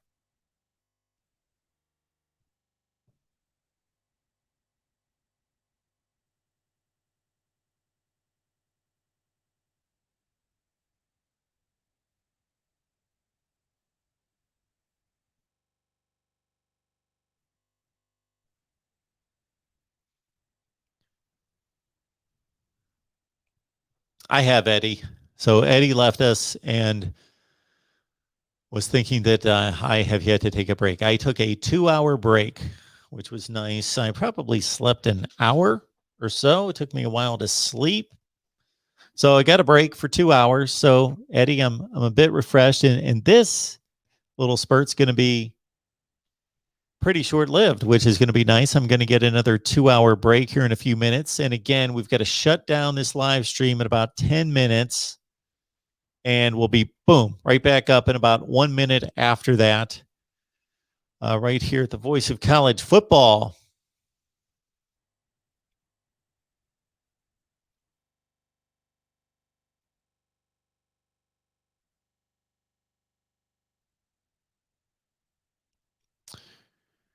We are Penn State 76 asking Mark. James Franklin were to move on from Penn State in a year or two of successful football. What jobs do you think would entice him? Also, do you think Penn State is a top 10 to 15 job? I'll answer the last part of that first. Penn State is most definitely a top 10 to 15 job. Yes. Absolutely. Better jobs. Ohio State, Alabama, LSU, Notre Dame, USC, Texas, Oklahoma, Clemson, I guess. Clemson is right now. We'll have to see what happens to Clemson after Dabo. Georgia right now. And then there's a lot of programs, and not a lot, but there's a handful that's on the same level that I really can't distinguish between better job Penn State, Oregon, better job Penn State, Florida, better job Penn State, Texas A&M, Florida State, Miami, of course, are sleeping giants with all that recruiting talent around them. Penn State and Michigan. I guess Michigan's historically a better job, but I don't know that Michigan's a better job than Penn State. So, yeah, in the top 10 to 15. I don't know what James Franklin's goals are. I don't know that he's ever stated those goals, if he's strictly a college guy or if he has aspirations to move on to the NFL. James Franklin is from where?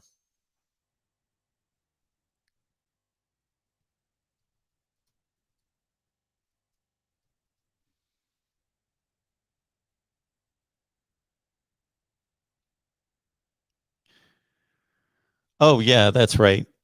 It's coming back to me. James Franklin grew up in Pennsylvania. Yeah. So you never know what entices people. You never know what's between their ears. You never know what their priorities are when it comes to football elite status versus money versus location versus family situations versus being at home, being at, where they grew up. And so for James Franklin, I would think that the only thing that's going to get him out of Penn State, besides his own failings that would oust him, but in terms of him making the decision, would be a job and a paycheck that's just so overwhelming that he would leave. And those talks were being made when USC and the USC job and the Texas jobs were being talked about. Maybe they could pluck him away from Penn State. I don't know what he's making right now. According to Wikipedia, his annual salary is $10 million. That can't be correct. Saban's there. Jimbo Fisher is now in that range. I don't think Franklin's quite there. It's on Wikipedia. So if somebody just dumps a trash barrel of money on him, or he has aspirations of going to the NFL.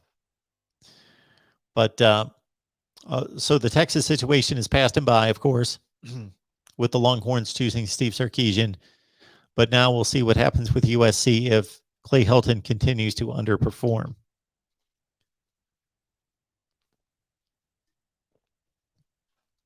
Some guys also just want another challenge. Just want another challenge. Nick Saban almost left for Texas. When was that? Maybe 6 or 7 years ago.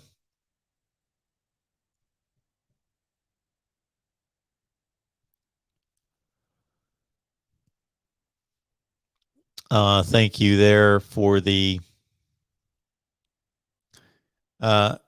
Christopher. Let's end the conversation that is currently on the table. So any more discussion about that, and we'll have to eliminate that conversation.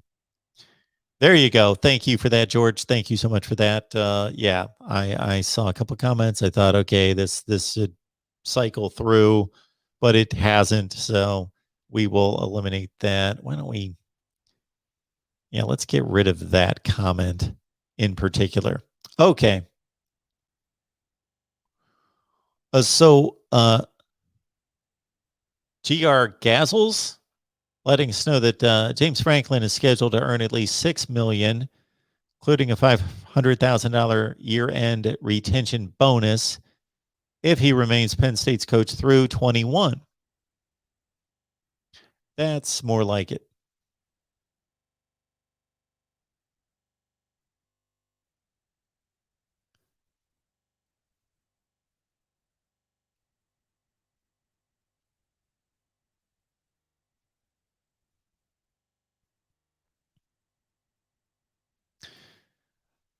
Got some recruiting news coming down, courtesy the Rod Farva. 4-star tight end in the class of 2023, Cooper Flanagan, commits to Notre Dame. So that's, again, the 2023 class.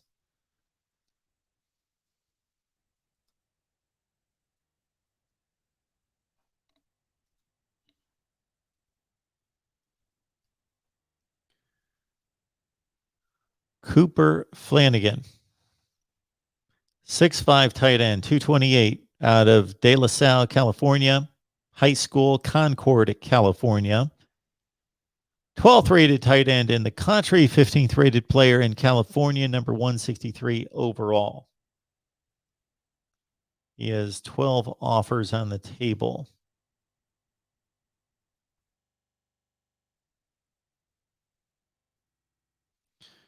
And he is committed to Notre Dame. Keep in mind that that commitment is going to have to hold until December of 2022, a year and 3 months from now.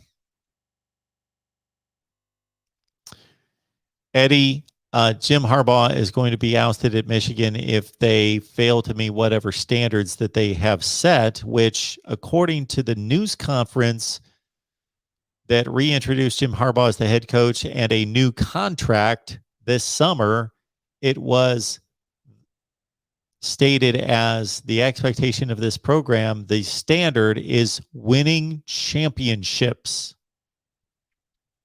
I don't think he's going to be held to that standard this year, but I think that if he hits 6 or 7 wins, that's where his job's in jeopardy. I think 8-4, 7-5, they're going to have an internal fight about whether to keep him. If he underachieves in the 6-6, maybe even 7-5 range, he's gone. And I think 9-3 keeps his job. And of course, there are different looks to all of those scenarios.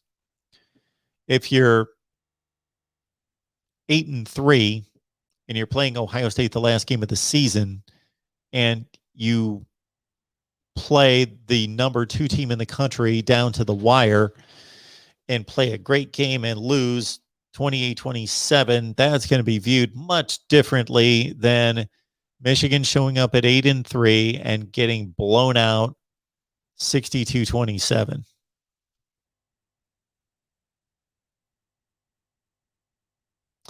That's right, Lewis. Good point there. Lewis reminding us James Franklin did say this. He wants to be the first black head coach to win a national championship. I should have remembered that. Nice job, Lewis. Thank you for that.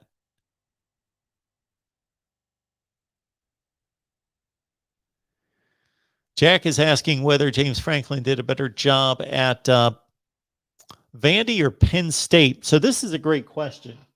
Oh, we're up against it. We'll come back with the comment and my response to the question about James Franklin at Vandy versus Penn State. Got to shut down this link and refire up and get our guys from Virginia Tech on board. So keep it right here, the Voice of College Football, front page of the YouTube page, and I will be right back.